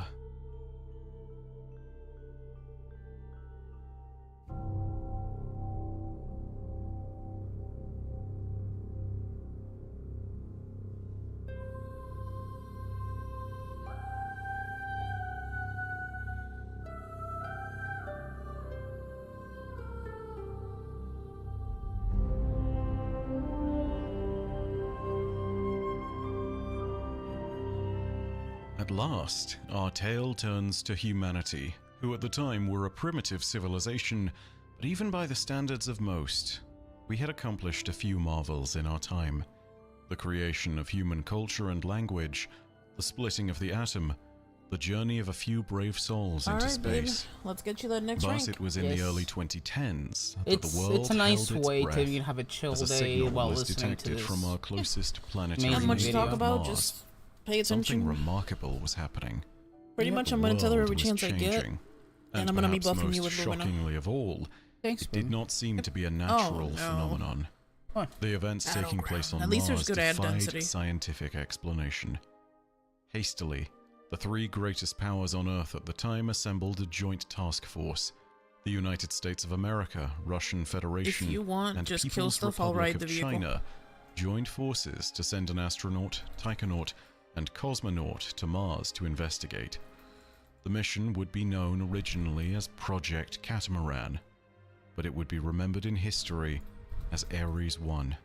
And so it was that on a fateful day in the year of 2014, the explorers Mielova, 2014, huh? Shao, Woo. and Hardy became the Man. first humans to step out onto the surface of another planet. They were unsure of what they might find when they arrived, and whilst all hoped for a peaceful encounter, they had been armed in case of a hostile event. Across mountainous terrain and through uncharacteristic Martian winds, they trekked toward the signal's source, Yes, Miyuki. anticipation building with their every So, step. just so you know, As they what we're crested the listening ridge, to they is the saw it. complete The story source of the Destiny signal and up the reason until for the disturbances. this last Together, they expansion, which is beheld coming the out entity that Tuesday. would change the fate of humanity forever. The A story Traveler. that has been going on, Beneath funny its enough, since radiant 2014. splendor, They bore witness to the first Martian rains in human history and saw life return to the Red Planet. But this was not simply the greatest discovery in all of human history.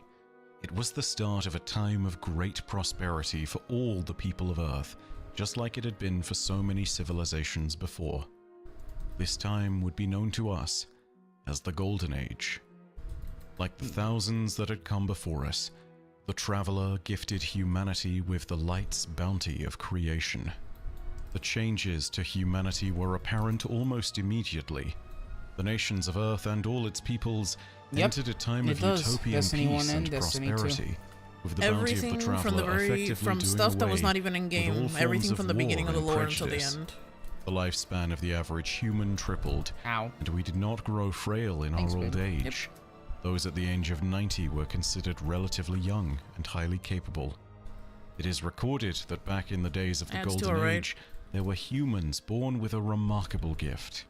They were able to hear the voice of the Traveler through involuntary dreams and sudden premonitions. They were known as the Dreamers, and would one day come to be known as Speakers, and their words were observed with reverence and respect. There were a whole people, not just one? We expanded out into the system of Sol and established marvelous colonies, an endeavor made easier by the Traveler, which had begun to terraform our worlds into hospitable planets. Mercury became a garden world and the breadbasket of the system. Venus turned into a lush planet of jungles and rivers. Titan was given a breathable atmosphere alongside its oceans of methane. Humanity expanded out to all these places and more as the Traveler changed the worlds around us from hellscapes into havens. Great cities rose from these formerly inhospitable places, from the marvels of the arcologies of Titan to the spires of the Martian city of Freehold. Hopefully they keep on Humanity took root and flourished in Sol. Many institutions grew on to take power, the most renowned of them being the thriving new technology firms and research groups that had set up throughout the system. There was the Ishtar Collective, who were primarily based on Venus, where they had discovered the Vex ruins that predated humanity by billions of years. Their study of the Vex would bring about the creation of technological marvels and new understandings all in their own right. Then, there was probably the most infamous corporation to ever have existed in the Golden Age, whose legacy can be found scattered across the system to this day, the Clovis Bray Corporation. Named after its less than humble creator, Clovis Bray I, it was responsible for starting entire research and development colonies, as well as sponsoring scientific innovation in countless areas from artificial intelligence to artificial personhood to aerospace defense. The remnants of Clovis Bray facilities can still be found across Sol, from Earth to the Moon to Mars, and even on some distant Jovian moons. They were known to work in collaboration with certain national governments as well, and held a great deal of power and influence across all of humanity. But perhaps the greatest legacy of humanity's Golden Age was our technology. In the Golden Age, we saw the rise of new creations that might have seemed indistinguishable from even magic to those living back in the early 21st century. Humanity quickly developed spacefaring craft capable of remarkable feats of transportation, including the first near-light-speed jump drives. There was also the creation of Glimmer, you can get a your programmable From laser it, you that get could the be turned prettiest into relics. almost anything imaginable when used in combination with the correct energy sources and the correct matter forge. In a very similar vein, but on a grander scale, Willa Bray, one of Clovis's granddaughters, was a leading pioneer on a project known as SIVA. This was a nanite technology that could be commanded to construct and create anything conceivable so long as it was given the correct inputs and control.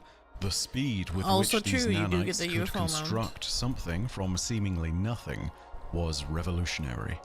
There are some who speculate that the great cities of the Golden Age colonies were built so quickly thanks partly to this technology.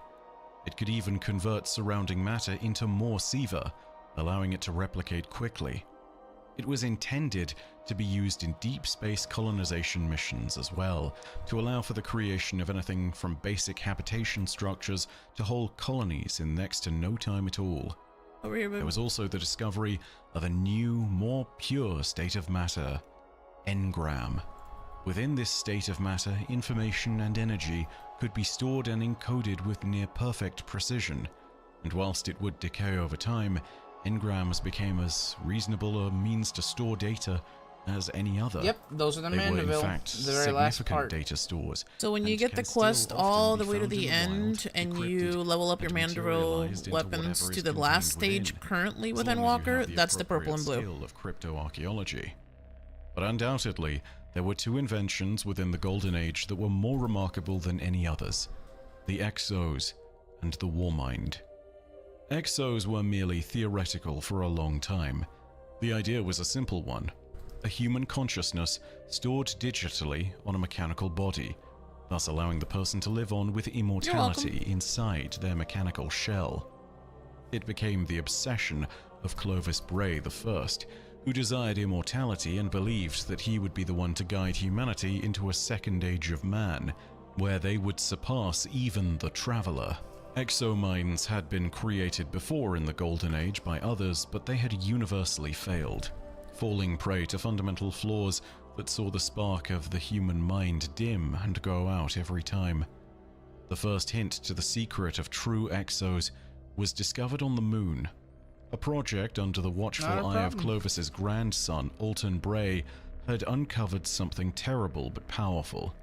The so-called K1 project had uncovered an artifact buried on the Moon. It was known as the Anomaly and had inexplicable properties, but chief amongst them was a series of hallucinations and checking your nightmares bounty progress suffered with your by the ghost? crew. Yep. Clovis Just need to do visited the supers site, and whilst and others rocket kills. experienced hallucinations, he heard something entirely I'm not gonna different. focus the boss. A I'm gonna voice that focus guided him these, It's like a to the couple distant witches. moon of Europa, promising in his And there's the dreams that he rocket would kills. discover the secret to his Give ascension, me 1 second so his I can entire check. purpose and You take reason care for of that. creating I'll the check. Exos. There, Clovis discovered what he would call Yeah, he's gonna go clarity away anyway. control, a statue of a tall veiled figure beneath the Okay, I need moon's to pulse icy rifle crust. kills now. This Okay. would be the first of many statues your of the outbreak? darkness that Ooh, we would good find, point. always veiled, You're smart, always boys. black as obsidian, and always brimming with dark power. Thanks to the visions he had received, he also divined that he would need to construct a Vex Gate. The combination of these two factors was key to the Exo's creation. Vex radiolarian fluid, or mind fluid, exposed to the influence of the veiled statue, was the Let's key gather them to the up real quick in creation this of a middle stable area, I guess. exo mind fluid. Maybe not. At a site that would Next be set of known ads as the I'll tether. Deep Stone Crypt, a mass of exos would emerge and begin to trickle down into human society at large. There you go. Little did That middle Clovis area? know that the K1 artifact and clarity control were fueled by darkness, and that Clovis might have played into the grander designs of agents beyond his comprehension. I The do have Warmind super, so was the other invention I of need to know. You Clovis can send them Bray if you want, that might but have you might want to save it for defined ads. the Yeah, I Golden wanted to Age. save it for But ads. whilst his granddaughter Elsie Bray would have been close to the Exo project, Ads behind it was you. Anna Not Bray a lot, who but was close to this one. The Actually, Warmind that was is a a lot. That creation is a that lot, would yeah. eventually supersede Did you grab my Clovis Bray orbs? himself. I got 6 It would kills be on that. inaccurate to call the Warmind simply an AI. There's The some orbs here. Warmind was a superintelligence, refined over years and given an unfathomable amount of processing power. It I is a just sent them. superintelligence capable of far more than any administrative or defensive intelligence. Its original template had Keep on been killing if you derived want, I'll from do the the Ares relics. 1 mission, where it was a smaller AI that had simply been nicknamed R. It would now be given a new name under Clovis Bray and his granddaughter Die, Sabathun, Anastasia leave me Bray. alone. It would bear the name Rasputin. Rasputin's systems were so vast that he would sometimes split himself into different sub-minds in order to partition different tasks into different working groups. I just sent her. In the Age of the Guardians, this even gave rise to the theory that there were many great war minds, of which Rasputin was the greatest. Charlemagne, Malahiyati, Martel, All of these ancient names that were once thought to be great virtual defenders working in parallel under Primes inter pares rifles done were in all I need fact just super kills. parts of the singular warmind Rasputin. I'm about to get my super Even again. with this in mind, they had Gotcha. their own thoughts and perspectives, and they would name Rasputin according to his influence. They gave him the moniker of the Tyrant. Rasputin's Wait a mandate second. as the Warmind was simple. His wanna purpose see where was these to ads be over here? humanity's shield, protecting us from threats to our existence Damn that it. might come from the What stars. What about next to this witch? He was linked in with almost every possible piece of infrastructure Yes. to Alright. assist him with this Skill. goal. I just Every died on the vessel, relic. every satellite, every automated weapon system. They could have all been commandeered by the Warmind at a moment's notice should an emergency arise. Rasputin more even strike employed a bindings? small private army No. of loyal Oh, human wow, I and got exo wrecked. forces You wanna pop him when you known come as back to life? Seraphs. Where manual intervention was required, Pop who? they represented The the bounties? long arm of the tyrant's yeah. will. Whilst hide in he a corner lacked and any pop 'em. paracausal abilities himself, he still represented one of the most advanced intelligences ever created across the whole of existence, Yeah. as evidenced by a moment give where you the one his completion? significant computational power was enough to Or overpower do you have to pick even it a up from Vex from and Sabala? save an entire Yep, Ishtar take off from Collective Super research team. World Collected. With this power, Rasputin was capable of devising solutions to problems before they ever Oh, truly you mean from the arose. journey? Oh, hold More on, let me often check. than not, this would lead to the creation of remarkable weapons created through independent sub-protocols. You're playing as a Yeah. buff man. Have fun. I do have to pick This it up. could be anything Okay. from traditional small arms, such as was made in the Ikalos program, or full-scale planetary defense systems. The greatest of these weapons was undoubtedly the Warsat network, which was launched continually from Mars and which spread throughout the system. Each independent Warsat held various sensors and communication systems, and was also armed with a variety of ordnance packages. Tethered. Clovis Bray I would at one point plan on using these weapons packages to do the unthinkable. In his hubris, Clovis believed that he could replace the Traveler with Rasputin, and so he engineered the possibility for Rasputin to See you later, strike bitch. down the mysterious sphere. A protocol called Abhorrent Imperative was inserted into the Warmind's code, allowing him the option to do just this, should the Traveler abandon humanity. This could have led to disaster, but luckily, Clovis Bray wasn't the only one working on the Warmind. His granddaughter, Anastasia, was concerned with Rasputin's capacity to understand the worth of humanity. If Clovis Bray gave Rasputin his mind, then it would be fair to Right, say to the that tower, Anastasia Bray gave him his soul. Yeah. It was thanks to her many lessons that Rasputin would lock Clovis What do you out want, of babe? his systems, Best dress or thought? Yes, best realizing dressed. that Abhorrent Give them green if Imperative you was can. something that he should Whenever probably we never do strikes and use. stuff. Whilst the protocol remained intact, it would never be used by Rasputin. Oh, Even if wait, Clovis am I had on tried to meter? force him to use it, it would have failed. Okay. Rasputin's love of You human are? culture would be reflected even to the What is last of his Poppy dying doing? moments. If you Trying to sit ventured down, into but his I'm not letting bunkers, him. every once in a while you could hear Tchaikovsky playing in the background. Look at him. With all of humanity's yes. newfound prosperity Here now, and Bife its is security explaining all how but she guaranteed gave by the Rasputin his Warmind, soul. we set our sights further afield. This was the time in which a colonization program known as the Exodus Program was conceived of. Dozens of massive colony I ships were hear constructed, stuff like this, each and packed I'm with like, colonists and shipboard and whoever systems thinks that would that- propel humanity to the stars that beyond Destiny's Sol. lore and story is The bad. Exodus vessels were designated by Yeah, color, you're wrong. such as Exodus Red, Objectively, you're wrong. Exodus Blue, Exodus Indigo, and Alright, Exodus we'll find Black. out if it counted. Under the supervision of General Chen Lanshu, these vessels were assembled and launched from the old cosmodrome in Baikonur, Kazakhstan, and negotiations with Clovis Bray were even undertaken to see Siva nanites placed aboard each vessel to assist with colonization efforts, or defense should the need arise. The Golden Age and all of its prosperity had been a great boon to humanity, but as history has shown us, this time of peace was not to last. Yeah, was one. There were signs that it would one day come to an end, Gambit now. but most Alright, you need unfortunately, to set up for Gambit? they were almost Yeah, I do. universally ignored Okay, by so humanity. auto And even as rifle, Rasputin quickly moved to counter the strand oncoming threat, abilities, it was readally apparent that there was supers, little that could be blockers, done yeah, to it's halt pretty the much coming straightforward. storm.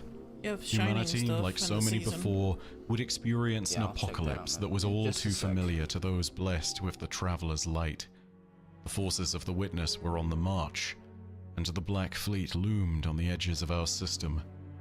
We would be powerless to stop what happened next. The end of the Golden Age had finally Like West, I come. mean. The collapse had begun. Ew. Yep, the collapse. And then check your seals. I think you have stuff in there that you haven't claimed either, probably from the raid. The Pantheon.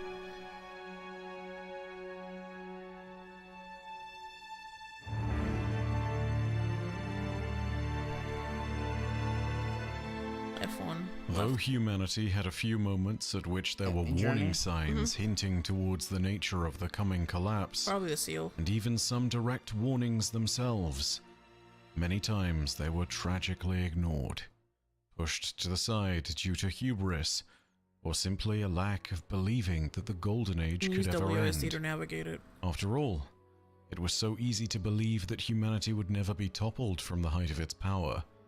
But just like every civilization before, topple we did. And this time the whole of the system would be plunged into terrible darkness, like so many others. Though the collapse might have happened quickly, it was not a single moment in time that turned the marvels of our Golden Age can't do from right step, but you can't splendor do up to and down. ash. There were warning signs long before this. What's up, Cody? And the months over which the collapse seemingly took place would have been brutal, playing host to countless tragedies. But our warnings would begin on Titan. The proto-worm god Asa, sole survivor of Fundament, had made her home in the methane ocean's viscous depths. There, she had stayed alone for eons, until the Traveler arrived and the new Pacifica Arcology was founded on the ocean surface above. A subsurface research team eventually found Asa, and she reached out to them with harmonious psychic resonance. She wished for friendship to break the loneliness that she had felt for so many eons, He but just she wanted also a uttered friend. dreadful warnings. The marine xenobiologists who studied Asa heard her warnings and even brought them to their superiors. But alas, the ancient warning of the single being that might have told them of the Witness fell on deaf ears. Ooh, Thus, our emblems. first chance to Ooh, avert that's complete cool. disaster was It's in there, scuppered. Postmaster, but check your seal. Go On back one more. Mars, there was another opportunity. A joint venture between the Clovis Bray Ooh. Corporation and the Ishtar Collective had borne Alright. significant fruit You should have and two would be emblems the in your next Postmaster. avenue by which we might have learned of the oncoming calamity and done something about it. By utilizing Vex technology discovered on Venus and in cooperation with Clovis Bray, a new AI was created.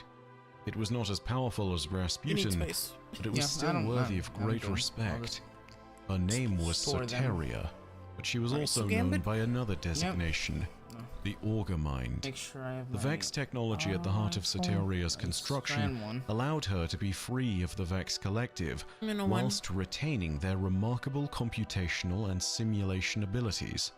In particular, the Yep. acquired Vex Ready. ability to simulate the future with uncanny degrees of accuracy was what Soteria had maintained. The Vex commonly use this power to chart a course to the end state of the universe, where they will be the only remaining form of life that will survive uncontested. Soteria used this technology to chart safe routes for Ooh, what's colonial wrong with my expeditions capture card? out beyond even the reaches of Got the it. Milky Way. Does it not look One weird to you, day, babe? the fabled Where? Ishtar collective leader, known as Maya Sundaresh, removed Soteria Like, from does it not suspension look and 60 asked her FPS? to run a few tests, And I can reset it if you namely want. to chart safe courses Yeah, for if you could. colonial echo pods heading from Sol to the Andromeda Galaxy. Soteria initially calculated over 300 preliminary routes. As she calculated I gotta those do so routes on a in different real time, scene. Hang on. her advanced algorithms recalculated. First down from 300 to Let me 27, know now. and then, moments later, to just 2. You finished all the quests for Real-time Outbreak? calculations Hey. were due to the presence of unknown anomalous Good job. variables that presented a near 100% Move the mouse. chance of total casualties on all colonial flights. Solaria didn't know it at the time, but she had just simulated and discovered the Black Fleet. and had realized that it was on its way. Any potential Yours looks colonial much flights smoother that than might mine. escape had a narrow window in which they would need to but do it's weird. so. Do it again? But the fleet was getting closer to Sol with every second. Soteria I have a shepherded faster this DPI data to than you do. Rasputin on a private communications band, and classified the threat under the subtext code of Rasputin's own designation known as Egyptian, a threat level used to When we define a get to force that actual, defied like, all fighting. causal explanation, Blade wants to and join. that might be capable of the extinction. We're gonna level fly into threat the EDZ to that test out something with the Rasputin capture was card. Go ahead and always join, working to Dwayne. counter. Dwayne, Jesus. Rasputin Blade. agreed with the assessment. Once we land, prepared for go for all-out it. war in the system. Soteria, for her part, was responsible for at least one attempt to save the lives of what human colonists were prepared to go beyond Sol. She prepared emergency launches for the fleet of colonial echo pods at her disposal and attempted to send them out in a desperate gambit to avoid the oncoming storm. Clovis Bray saw her actions and immediately Capture card's gonna reprimanded show her, no signal for a believing second. she had gone rogue. Yours? The echo pods were returned to their docking posts, and Soteria was confined to an AI pillory bunker on Mars, a prison for an artificial intelligence. A prison that was originally meant for the warmind Rasputin. This was a punishment for her defiance. In a moment of desperation, I'm closing the Soteria 4K attempted utility. I one opened it to last reset it. thing. Does it look fine? She tried to create a submind, sending out a fragment of herself as data reaching into There's space. something weird a last-ditch about it. effort to save Yours herself looks and warn good, humanity. mine doesn't. But it would be too little too late. I can't pay attention to the video and you complaining about it. What is wrong about it? It's full screen.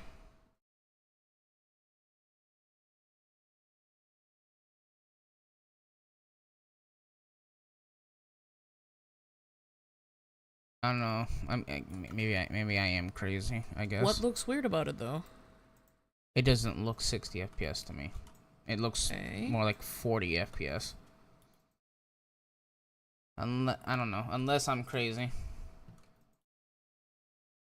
Now put your capture card on. And compare it. Don't look at your screen. Yeah, just join whenever you can. Stop shooting though, move. Cause like move around, turn the camera, make it go fast. Like go round and round and round, like if you were trying to turn around.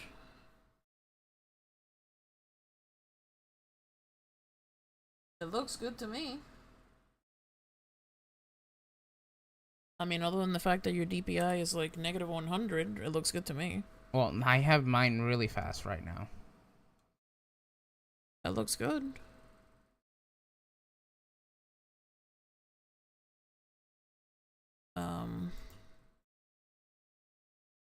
I don't know. I mean,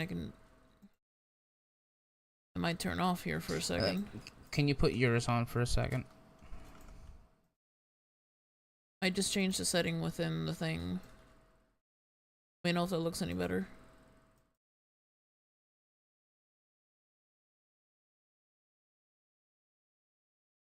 It looks the same to me. Okay. I mean, you're playing HDR, so that's gonna make it look a little bit more fuzzy and a little bit more lighty, but as far as capture card itself, it looks the same to me. Yeah, your game looks smoother. Then again, I'm using OBS capture. True. Yours maybe reset the OBS capture. I could do that. Alright, give me a second. But as far as how it's translating to me via the capture card, it looks exactly the same. I have the Elgato MK2 something or other internal HD 4K Pro, and then Kebi has the Elgato 4K Pro, which is like the newest one. Okay, It's kind of weird. Can you put mine back on? Yep. Let me switch. Alright.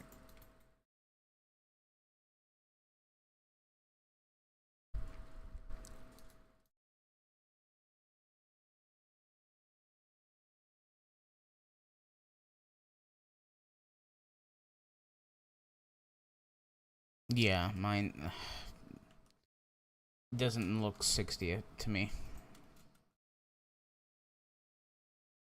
I mean... And yours looks 60, mine doesn't. This is what 40 frames would look like.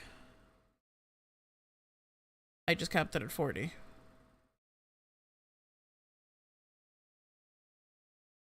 Yeah, it looks even worse. Yeah, because it's actually 40.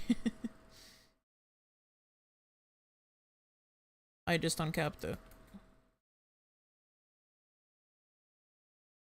Alright, let me check one other OBS thing. The only other thing I can say is unplug your HDMI switch.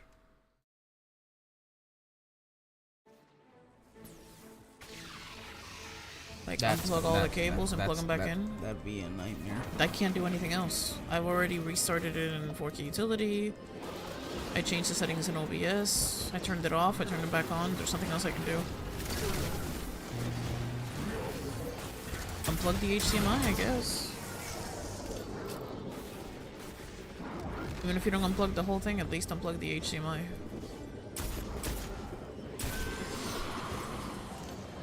Maybe make sure your OBS is 60. Yeah, it is. It is 60. Switch the compatibility mode within the screen capture. Compatibility. Did you check your 3D settings after doing the DDU? Yeah, I did. Like when you right click the display capture, like is it on Windows 11, Windows 10?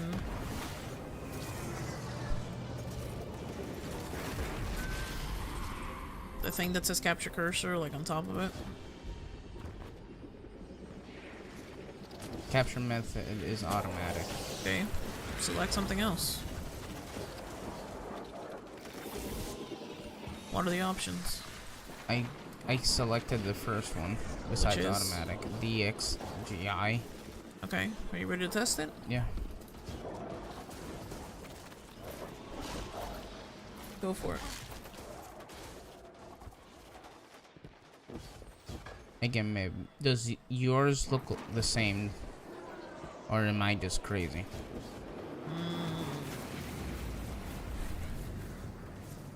I don't know.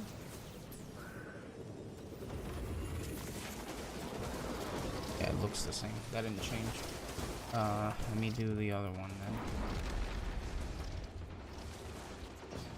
then. Ooh, no. Now it looks like shit.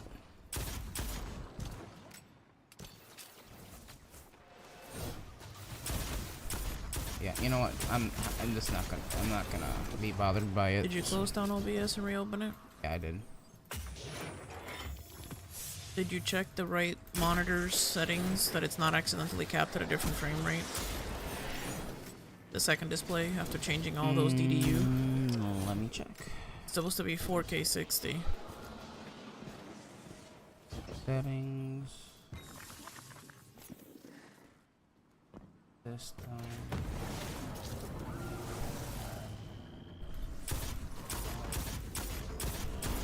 Yeah, it's 4K 60. Maybe uncap it and recap it. I can make it 120. Okay. Want me to make it 120? Fine, make it match your main monitor. Who cares? I can't make it match it. Make it 120 then. I can make it the most I can Make it 120 then. That's fine. Once you make it 120, completely close down OBS, reopen it, delete the source, re-add the source.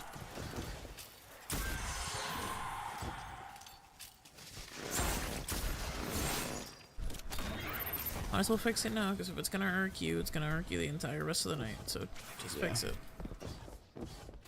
Okay.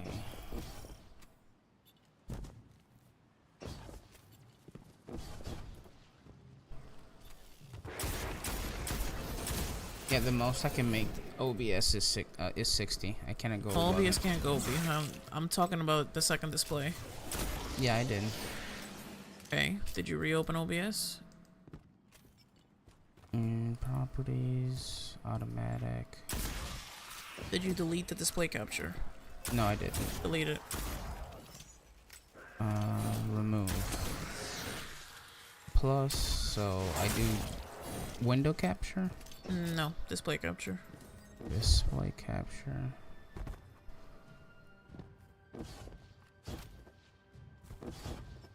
Oh, and then I had to force SDR. I don't remember. Yeah, it was there.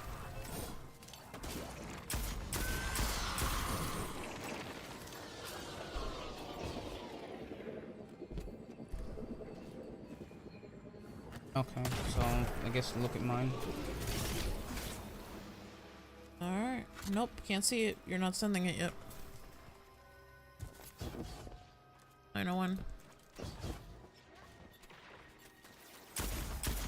Alright, do you see it now?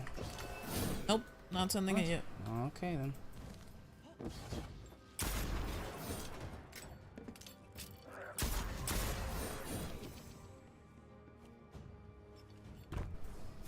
Alright, do you see it now? Nope, not sending it yet. What the heck?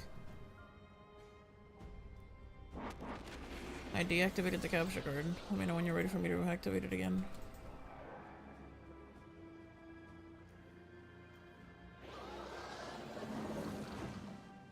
I did exactly what I normally would do. Check your second display because the signal that you're sending me is supposedly 1080p, which makes no sense.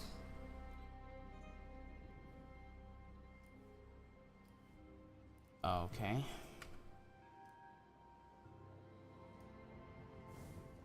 I think I should just do 4K 60, man, because I guess whatever I did making it 120 is making it worse.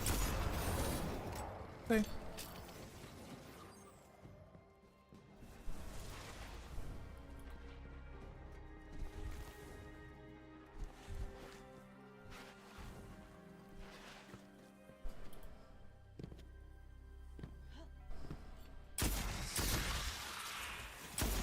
And this is also with the game still loaded, so I'm probably gonna restart the game.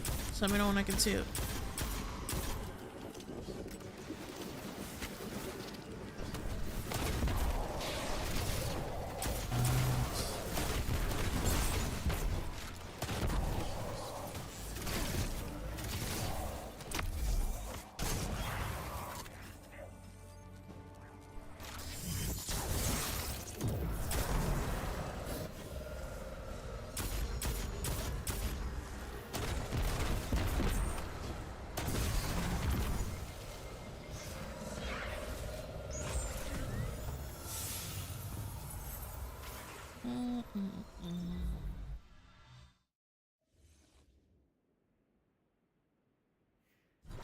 Okay.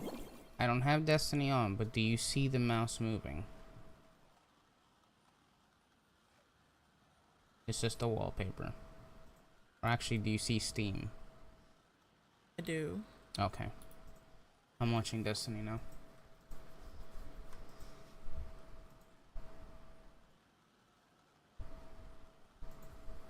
Continuously being picked up. Sorry. I'm gonna move it. Let me know when you can see the Destiny. It's loading. Alright. It's up there.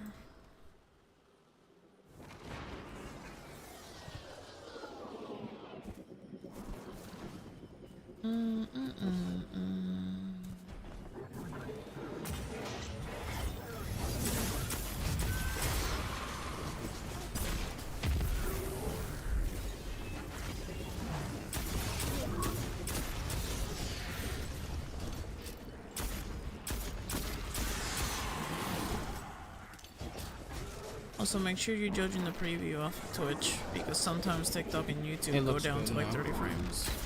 Yeah, it looks good to me now.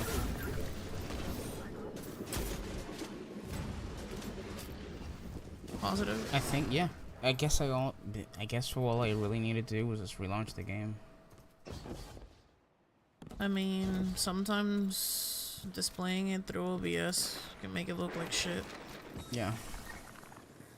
Just that's what it is. I still want to see you moving around.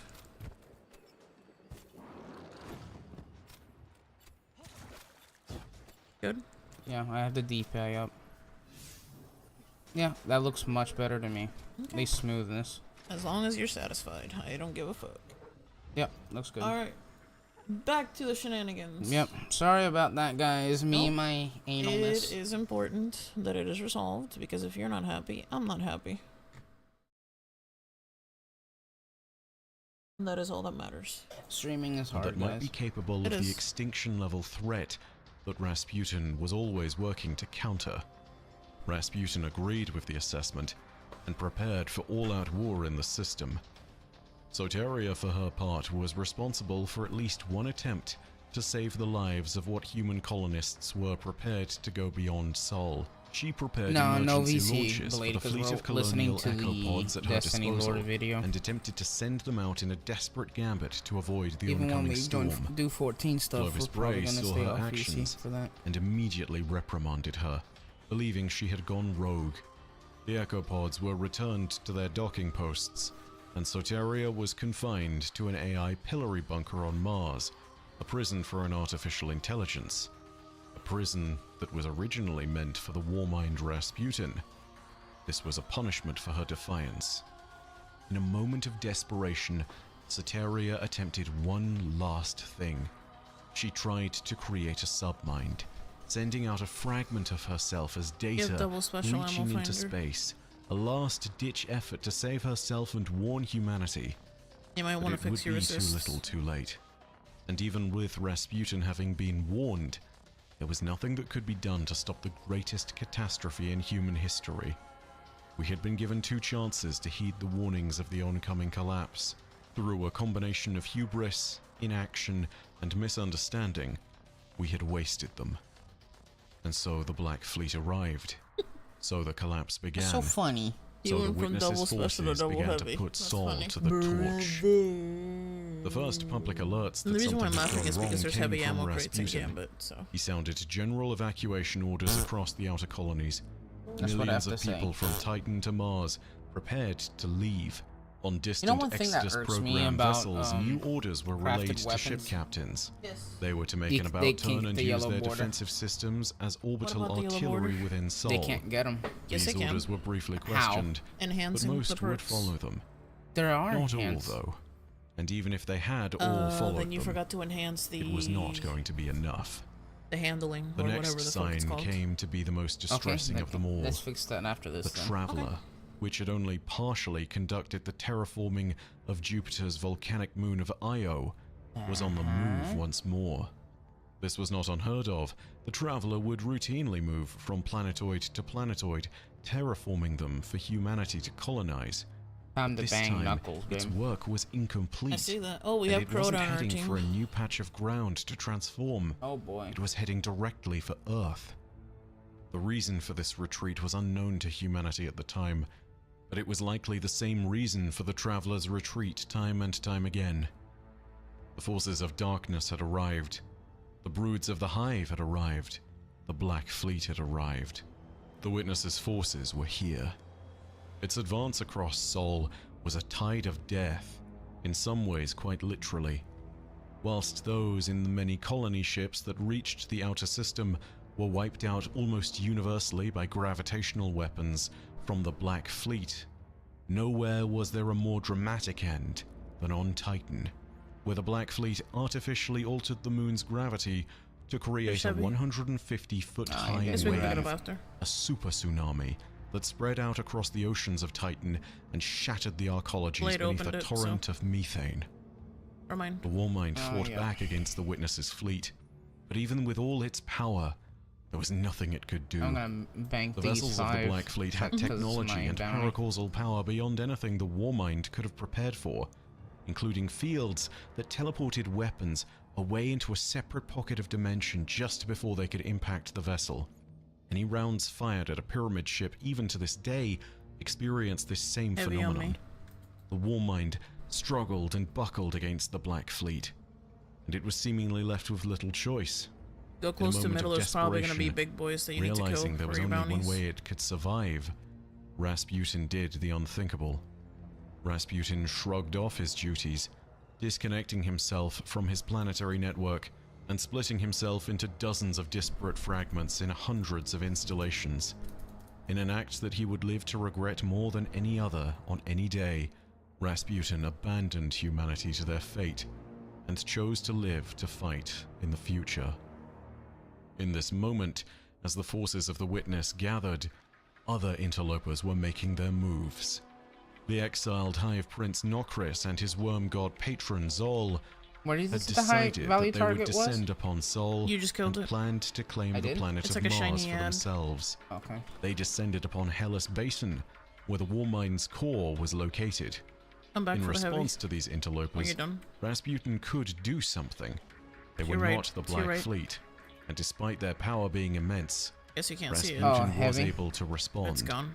It's fine. Against these interlopers, Rasputin deployed a me, it's defense not. system that flash froze Nokris, Zol, There's and a the entire brood of heavy Hive that had followed target in their thing wake. shiny Oh. here. Such an action would not only have the effect of creating an artificial ice cap on Bro. Mars, but it also suspended the Warmind, Worm God, and Hive Prince in stasis. I'm None dead. of them would be able to take part in the battles ahead, and only when the ice caps again began to thaw hundreds of years later would this new threat re-emerge once more. At the heart of the collapse, humanity would suffer without Rasputin. But even if he had died in their defense, it would have made no difference. Humanity would die in their untold Die, bitch. billions. The forces of the Witness Ain't were giving, unleashed ain't upon the worlds of Sol. Survivors from the Black Armory recall some of the Oh, moments Crota of the took Great off Calamity my on mouse. Earth, Wow.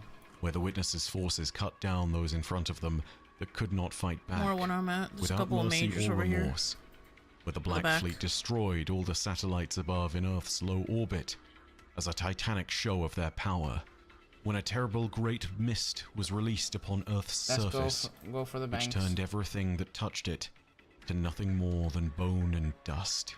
The forces of the Black Fleet were ascendant, and I'm then gonna go. triumphant. I'm gonna invade. Nothing Okay. would stop them as they slowly moved in, and soon they would be ready to take the fight to the Traveler above Earth. Soon they would make the killing blow. The Traveler was there, ready for the Witness and its got two. disciples to claim. Nice. And here in this final moment, they would finally be able to link the Veil and the Traveler and allow the completion of the final shape. On one of the vessels of the Black Fleet, one of the Witness's disciples Great. had been Where did he go? selected Where is for he? the I great have a honor rocket. of No idea. leading the assault against Probably where you Earth. just came from. His Or maybe name at the was top of the Nezarec, stairs on the left. The so-called final god of pain. Where His I'm dark at. influence had invaded the dreams of a Close-ish to few me. who'd lived Getting in shot. Sol long He got me. before even the time of the Traveler's arrival. He's And now he had come to this new dark I'm not gonna feeding worry about him. ground. We haven't even done damage. The Veil was in his possession, and from his vessel within the Black Fleet, he would tear humanity asunder at their home world. Be back. Yep. Alright, For this buffing. one terrible moment, all must have seemed lost. Humanity's outer colonies lay in ruin. Its great defenders all lay dead. The escaping vessels were dashed against There's the heavy. Black Fleet and its forces. And yet, in this moment, the most inexplicable turn of events would take place. And it was all thanks to one who the Witness had deceived long ago. Savathun, the Witch Queen. After she had split from the taken King Oryx's side, the Witness had She's taken probably note of her top right. cunning and her Yeah, I know. viciousness. It had planned for her to one day ascend to the rank of disciple, superseding even her brother Oryx. In a move that sparked jealousy from Rolk, the first disciple, the Witness saw her as a potentially great Oh, your bounties, asset. though. Perhaps it was to spite Rolk for his failures concerning the annihilation of a four. species called the Arslid.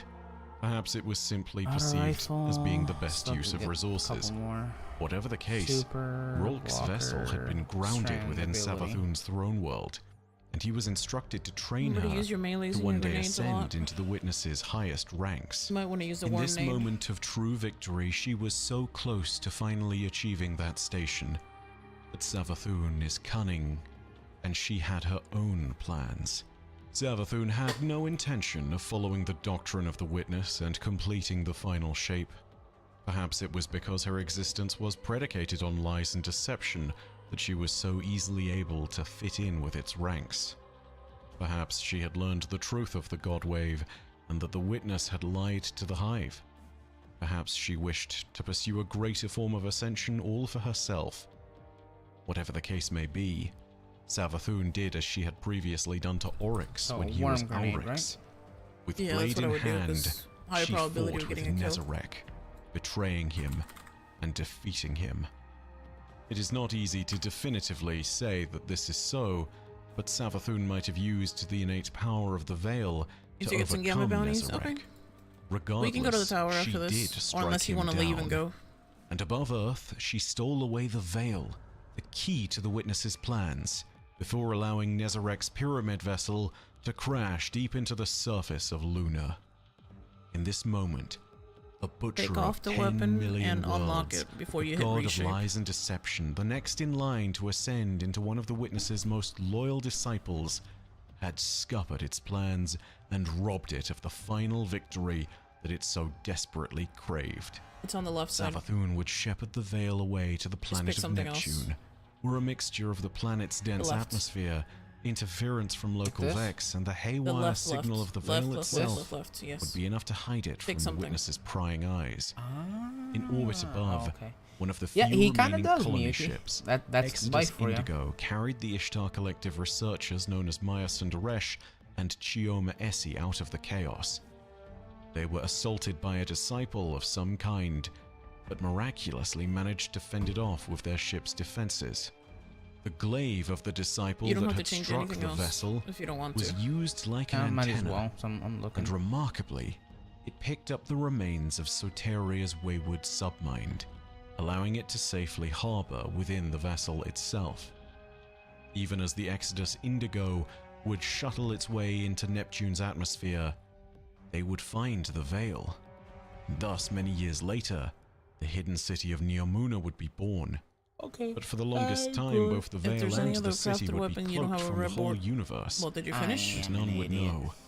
It would have been assumed quite easily that the Exodus Indigo There's was any just other crafted another weapon you have calamitous enhanced, but it's not casualty yellow, you of have the to do the same thing. collapse. But, in reality, their survival represented the one true hope for humanity. For here, the tide had been turned. Hey. Humanity's Thanks, man. doom was still all Anything but else you need to assured, do? but without the veil, not the that- Witness could not anything enact else its I don't really plans. care for. It could not merge the Traveler's light with the veil's Alright, darkness. he needs bounties, It so we're could good? not create Yep. the final shape. The details of what happened next are as vague and mythical as the Traveler itself. Make sure you lock it Some back believed that the Warmind had indeed attempted Oh, to lock it back up, destroy yeah. the Traveler. Others believed that in a single titanic battle, the forces of darkness were defeated by the forces of light. Others speak of stranger tales still. But what we do know is this. The Traveler sacrificed itself to save humanity, and as it hung low above Earth, it was left broken. A massive shard of the mysterious sphere can still be found as a remnant of that titanic struggle. It sits to this day in what is now known as the European Dead Zone. The forces of the Witness were either banished from Sol or left, seeing that the Traveler had sacrificed itself to save humanity.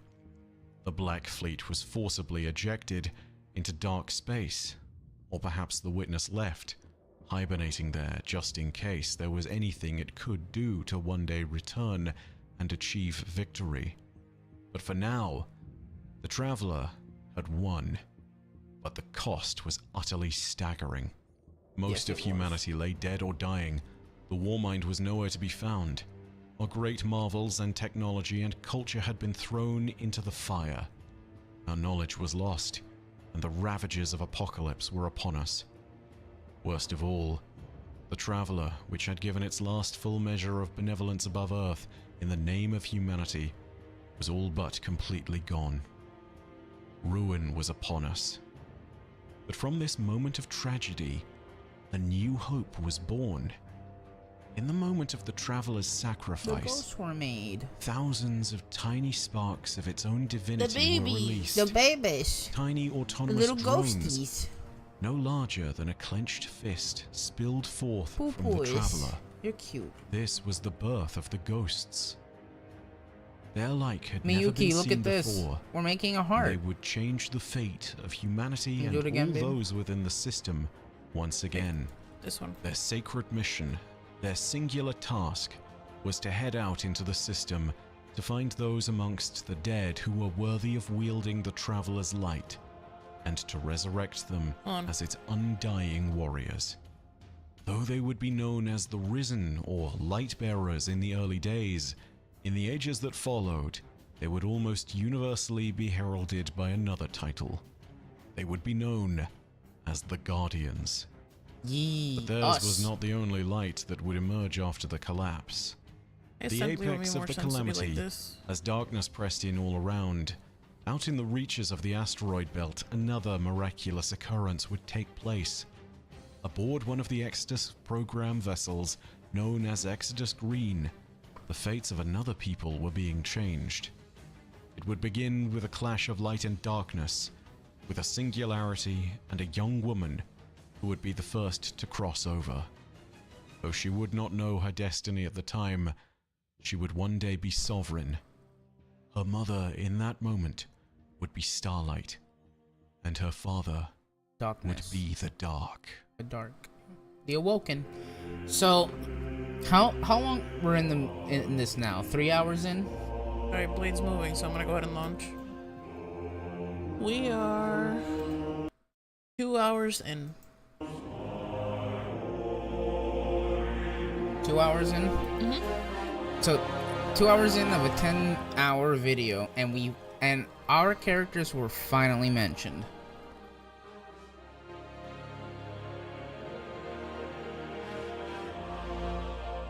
In the midst of the collapse, an Exodus program vessel, the Exodus Green, was partway through its journey into the stars. The passengers and crew were meant to form a new outpost of humanity somewhere out in the universe. Their plans were first interrupted by a silent shadow that was stalking their ship through the cold reaches of space. The ship's captain, Alice Lee, hailed the pursuing vessel multiple times to no avail. A phantom pursuer alone would be troublesome enough, but this vessel was likely one of the Black Fleet's pyramid ships, thus spelling an almost certain doom when it caught up with them. Their plans were further altered by the beginning of the collapse. The warmind Rasputin dispatched orders to the Exodus Green to begin using its defensive kinetic weapons as artillery and to return to the system to counter the arriving threat. Alice Lee, pursued by a mysterious assailant and being recalled to fight for a system that she would soon not even call home, ignored the warmind's orders and sought to save her crew. Her defiance would not win her any mercy with her pursuers, which quickly entered weapons range and began to violently grip the vessel with gravity waves. Alice Lee and the rest of the crew were being stretched on a molecular level, torn asunder slowly as they tried to flee desperately. In this moment, Alice Lee sent out every comm buoy and antenna that she could possibly extend. She sent out a request into the dark for anything to hear that might care. She declared her intention that her and her crew were to be considered a separate entity from humanity and Sol, a neutral party with no allegiance to Earth. Whether or not this made any difference to their fates is unknown, but there was at least one crew member who was determined to take fate into her own hands. Her name was Mara, and she had seen that soon she was likely to die. She wished to go out on her own terms, so she donned a I think Kebi's gonna Google it. I'm not sure what that is. Went out on a long tether from the main vessel. Her brother, Aldwin, as was his nature, followed in her footsteps. As Alice Lee sent out her message, with the Exodus Green surrounded by darkness, I think a sudden light appeared. In that moment, those are ultimate weapons you're looking at. Yeah, you have to do top for those, Miyuki. The universe buckled. That's an ultimate raid. Those of light and dark. Those are Began to drag the Exodus Green into its depths. Seeing his sister in mortal peril, Aldwin reached out and beckoned Mara to return to the Exodus Green. But Mara did not look back. And as the ship and Aldwin and Mara were pulled towards the singularity, the young woman who would one day be one of Sol's mightiest sovereigns cut the cord connecting her to the vessel and reached That's a full towards movie thing. infinity. To my understanding, She she would hasn't even choose her done own an ultimate fate. yet. She Maybe you will. would be maybe. the first. Within the singularity, everything would change. The people of the Exodus Green would awaken on the other side of the singularity, and they would be forever changed by the synthesis of light and dark that they had encountered. Alice Lee was the first to wake, and she discovered Mara Sov next.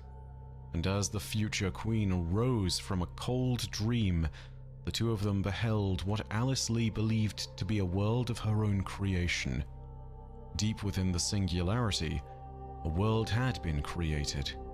Its rivers flowed like silver, and its endless forests teemed with life uncounted. They called this world the Distributory, and as it was located on the other side of the black hole, it was separated from the ravages of Sol. Inside the singularity, time also passed far more rapidly than it did outside, and so what might be but a second for us might have been 100 years for those that lived in the Distributory. Slowly, Alice Lee and Mara Sov began to wake up the others, until most of the 40,000 or so crew and passengers of the Exodus Green were also roused from their slumber. Their numbers were harshly imbalanced, with the majority of the crew being women. As a result, the society that developed within the Distributory was a matriarchal one, and the men of the new civilization that was born were not often assigned to any positions within their hierarchy that might be considered hazardous in any manner, with their lifespans being practically infinite within the depths of the singularity. These people were functionally immortal, and so each of them would grow to become a fount of knowledge and experience, mastering their many crafts over the thousands of years. With their skin turned hues.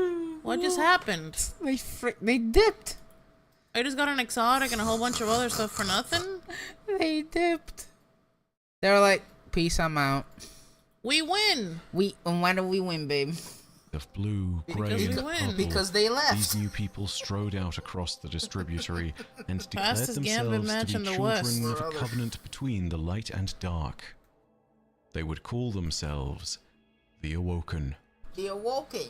The Awoken were immediately split between those of the 891 original remaining crew of the Exodus Green and the 40,000 or so passengers that had simply been colonists in stasis aboard. The 891 were considered to be leaders, and the 40,000 were in many ways subordinate. But regardless, there were questions that all the newly reborn Awoken would be asking about their foundational experience, the existence that they now found themselves in. Answering these questions could determine the balance of power amongst this new people for time in memoriam, and so a council was convened to address all concerns. Chief amongst them was whether the Awoken should return to where they had come from and leave the Distributory, or remain within its bounds to prosper eternally. Those that wished to leave were known as the Ecalists, who believed that the Awoken owed a debt to the cosmos that had saved them from destruction. Those that wished to stay were known as the Sanguine, who believed that the covenant of light and dark that had created the Awoken had been made with the understanding that they would forfeit all right to their history in exchange for a new start here within the Distributory. Alice Lee proudly proclaimed the Sanguine position and declared that the Awoken should go forth and explore the infant cosmos of the Distributory. In secret, Mara Sov would counsel others gathered by her reborn brother Aldrin, and would state that when the time was right, they would all return. Alice Lee would leave this first council in an ascendant position, and proclaimed herself to be the first queen of the Awoken, as she believed herself to be the first of the Awoken to have ever existed. After the many decrees about the Awoken people that day were spoken aloud into covenant and law, Alice Lee made her first command as the queen of this newly reborn people. There would be no lies amongst the Awoken. Little did she know that this well-intentioned Alright, ready? first decree Ish. would be the source of so much pain, and would also bring about her downfall. As the awoken people expanded out across Look the at little distributory, some would form tribal groups out by the forests and seas. Predominantly, these people were of the Ekalist persuasion. Those who dwelled in the cities, on the other hand, tended to be of the sanguine mindset. Unbeknownst to all but a few, the seeds for division were laid in this foundational difference. One day, a woman from the original 891 crew of the Exodus Green came forward with words like fire. She was the Diasarum, and she would loudly proclaim that Alice Lee had committed deicide, the murder of a god. It had long been accepted that Alice Lee had been the creator of the Awoken Peoples and the Distributory. The Diasarum stated that Alice Lee could have chosen for all the Awoken to have a divine form, that she had instead chosen to grant them the same mortal form that they had maintained in their past lives. The Diasarim stated that through this choice, Alice Lee had effectively created all Awoken suffering in the universe. She had killed their potential divinity in its crib. The real damage of the statement was not simply the notion that all Awoken had been denied an existence without suffering. It was also that Alice Lee had potentially lied by omission.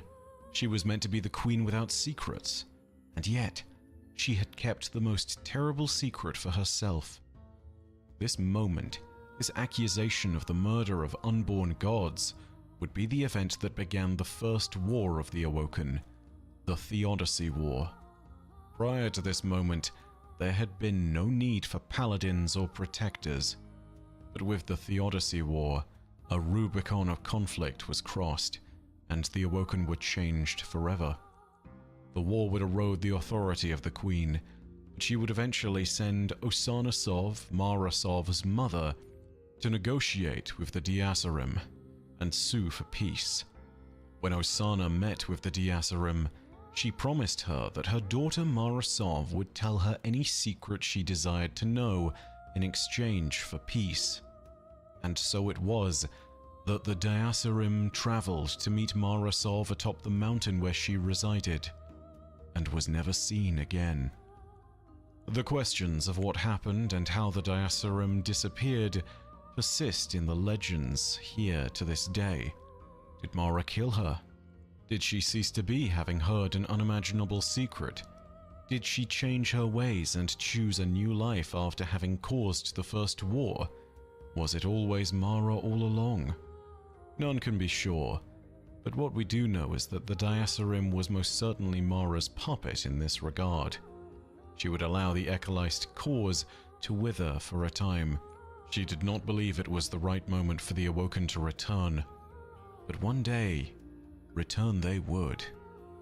Before that time would arrive, Mara would have a chance encounter that would change her life forever. As the Sanguine's faction's truth flourished, their scribes gathered all knowledge, including portents and prophecy, to their side. In this way, they heard the discontent of Mara and Aldrin, who still quietly supported the Ekalist position. To these scholars, they represented something of an existential threat. Problem. If Mara were to ever gain power in the future, she could be the spark that started a second Theodicy War. One day, a colossal Awoken warrior would enter the court of some of these scribes, armed with a longbow so massive that only a woman of her unchallenged strength could even string it, let alone draw it to its fullest length.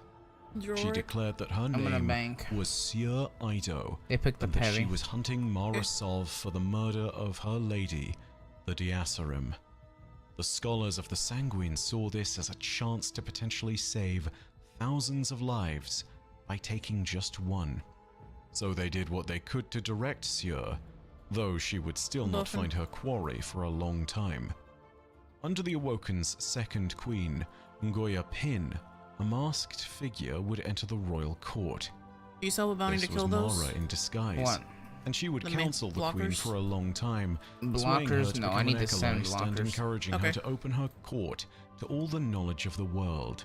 The many scholars gathered there would be set to work in a way Heavy. that suited Mara's cause. But one day into this Heavy. court, many years later, Sieur Ido would walk, still furious over the death of the Diasarim, still hunting Mara. But when she found Mara in her laboratory, she was stopped in her tracks. Her fury was suddenly tempered by Mara's grace and beauty.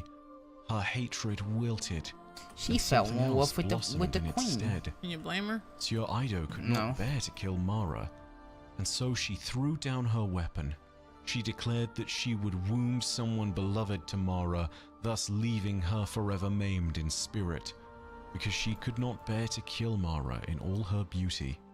Mara could not refuse this challenge, and so her brother Aldrin became her chosen Alright. champion. I sent blockers. The two warriors would battle each other with blade, with rifle, and with fifth-generation superiority fighters. The If you news wanted of to this invade, I duel guess you sent the can. scribes that had sicked Sieur on Mara into a wild panic. Over the centuries since they had sicked Sieur on Mara, they had found a place in the new Queen's court, and realized that if they were found to have sanctioned this murder, they would be banished. Luckily for these idle scholars, the duel between Aldrin and Sieur would have a most unexpected outcome. When fighting with blades, the brute strength of Sieur was equal to the finesse and footwork of Aldrin. They both fell together, and thus it was a tie. When fighting with rifles, the two warriors fought in the distributory's great jungles. Whilst Aldrin was the better Alright, hunter, I'm gonna send a large. Sieur used her disruptive power Okay. to brute force a victory, swaying nature's balance against Aldrin, forcing the fauna Let me know to when there's a whole expose bunch of him. ads. I have a super. In this way, which she I need that for secured a bounty. victory and have been able to Maybe in this red severely zone, wound because Aldrin it in the just process. changed. Invaders Their here. final battle, Fuck it, come over here. both of Fuck them him. were Fuck him, fuck supplied him, with fuck any him. Come choice get a of ship super over that here they before we desired. banged. Sieur had chosen a powerful There should be a bunch ermine somewhere. tack interceptor. Aldrin had chosen an outdated ship Still called a need? Dart. Yeah, super What kills you. Sieur failed to realize was that per the terms of the duel, any weapons that could not be supplied would be simulated instead. The Dart's standard weapon loadout was capable of being switched with an air-to-air nuclear munition. Using couple this more modes. simulated munition, Aldrin Boom. scored a kill from Heavy. over 80 kilometers away, and Sieur Ido lost before she could even see him. The score was all tied up. Realizing the stalemate, Sieur threw herself before Mara and said that Another with one. the tie, her fate was in Mara's hands. She pleaded for a more kind fate than that of the Diasarim, who she had sworn to avenge. Okay, I wouldn't damage. Mara approached the humbled warrior and said, "Rise, Sieur Ido. Why Let are we us take the stars damaging? together."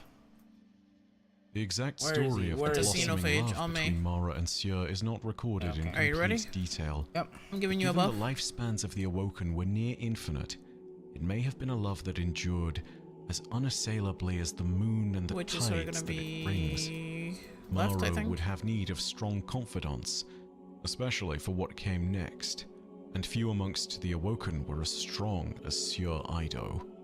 Mara scoured the great archives of the Awoken, looking for knowledge. She had to prove what she already knew, but the Awoken had to return to the greater Wizard then. universe. Alright, To do Stack this, on me. she launched countless satellites you're buffed. Go and for it. instruments of observation into the orbit of the distributory's planetary gravity. Fuck. When she had sufficient proof, she would address the Awoken people and tell them of this most I fundamental hear that of truths. Xenophage. Mara at I this just killed the point was witches, try to face see- of I got the Ecolized invader. belief, and Okay. with data to back up her Oh, the witch is assertion, still one shot. she would inform the Awoken of the reality that they had to face.